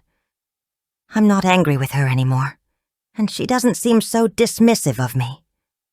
Maybe that's enough. I found out what was going on with Kira and your boys, she tells me after a moment, and she sounds amused, which has me stiffening instinctively before she explains the whole thing. So Lewis had a little boy crush on Kira, and Luke, dear Luke, was protective of him, and it escalated from there. I feel relieved that it was nothing more serious, and yet some part of me also feels sad. How swiftly small things can become the ones that change our lives. I'm relieved our children have resolved their drama, and I'm also glad that maybe Harriet and I have resolved ours. Thank you for telling me, I say, and Harriet nods and takes a step back. I should go, but when you can, will you let me know how he is, and how you are, she emphasizes, and I smile. I don't think Harriet and I will ever be friends, but maybe we could have been, once upon a time, and maybe that is enough too. I will, I tell her, and with a little smile and wave that seemed to hold both apology and acknowledgement for everything that has happened, she slips out of the room. I turn to my husband and see that his eyes are open. It's not until Saturday, when Michael has been out of his coma for several days, that we actually get a chance to talk. It's been a long few days, with cognitive tests and brain scans and talk about moving to a rehab facility. The good news is, they think Michael will make a good, if not full, recovery. He's likely to have long-term problems with concentration and memory, as well as some balance issues and the potential for seizures, but all those effects will hopefully lessen with time. The doctor explained how difficult it is to predict how things will go with a traumatic brain injury, which Michael could have explained himself, since he's a neurosurgeon. At least, he was a neurosurgeon. One thing that has become clear is he will not be able to operate again. Like Harriet and Alan's, our future is looking very uncertain. Christmas is in just 3 days, I tell him cheerfully, as I come into his room on Saturday morning with a poinsettia for the windowsill. The boys got out of school for the holidays yesterday. My mom came a few days ago to take care of them, and it's been surprisingly pleasant. She'll stay through New Year's at the very least. I was thinking I could bring the boys in to see you, and they could give you their presents. They've been a few times already, but I've kept the visits short for everyone's sakes. Michael smiles wearily. Everything exhausts him these days. I sit down next to him, touch his hand. Would you like that? Yes, that would be nice. He glances away, out the window. Along with my poinsettia, the windowsill is filled with vases of flowers from former patients and friends. The many, many people who know how wonderful Michael is. You're going to get better, Michael, I say softly, but I won't operate again. He sighs, shaking his head as if to stop me from talking, even though I haven't said anything. Please don't deny it. I wouldn't want someone who has had a TBI operating on me.